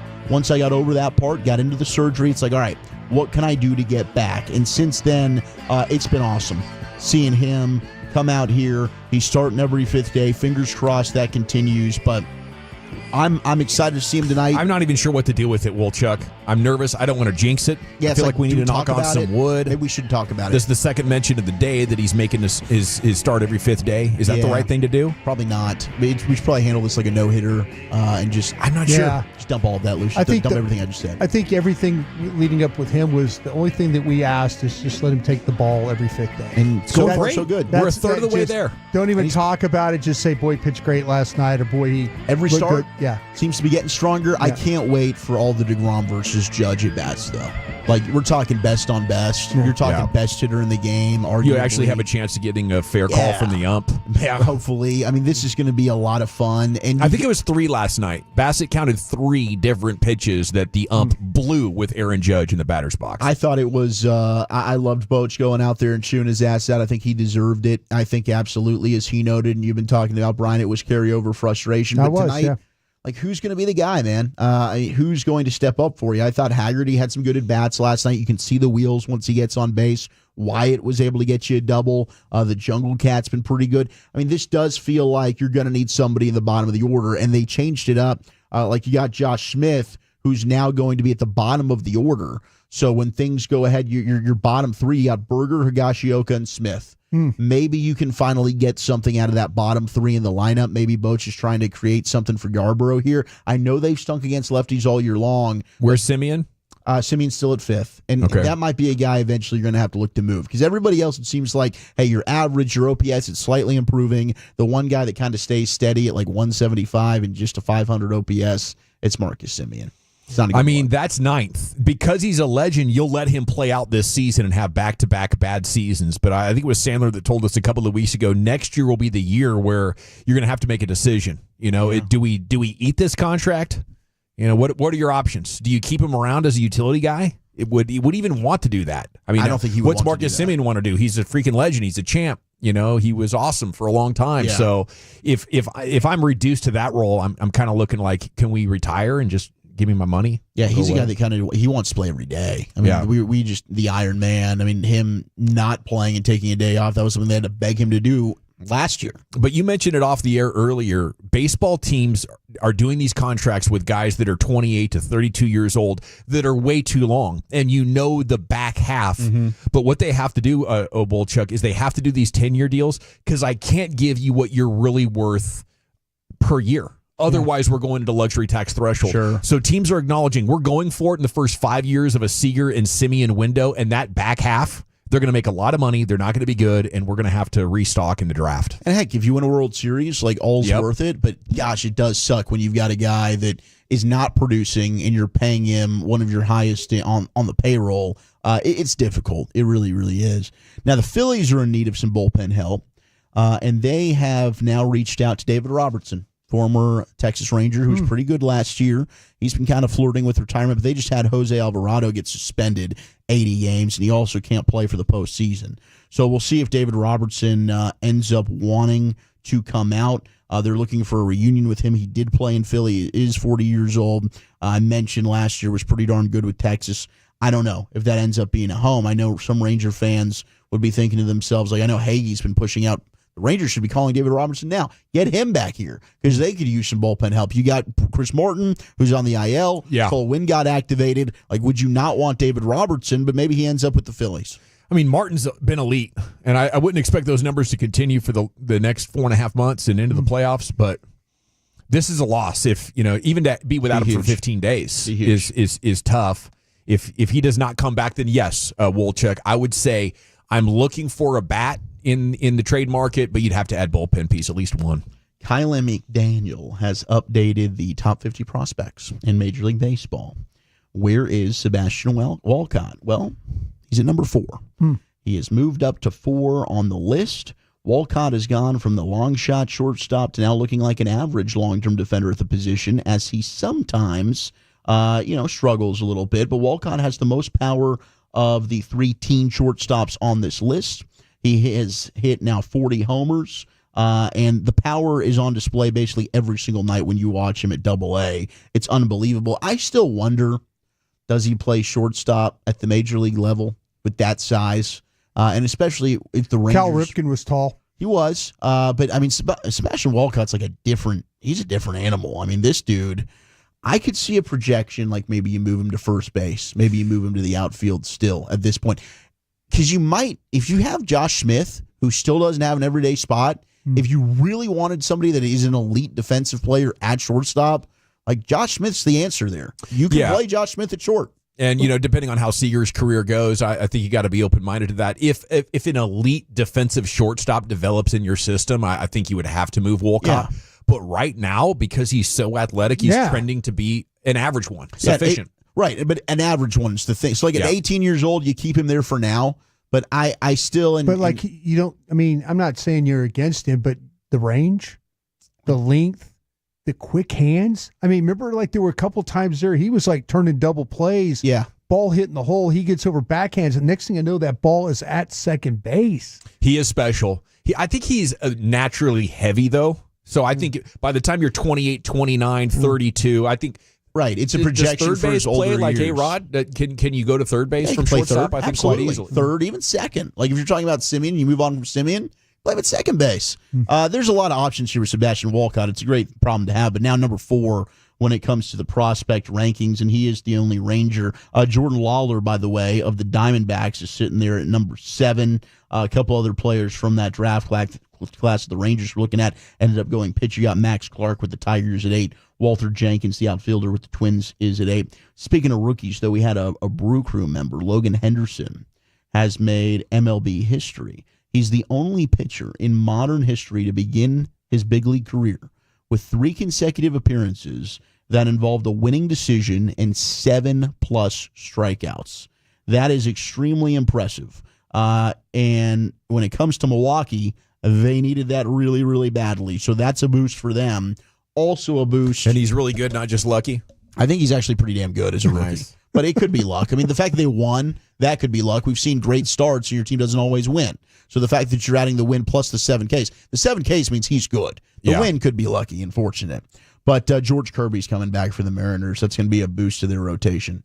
They've had Kirby out. They've had Logan Gilbert out. And that's something to monitor as we look at this AL West race. Like, the Mariners have been keeping afloat, and they haven't even had their best arms. So that could be cause for concern if they get these guys back and healthy.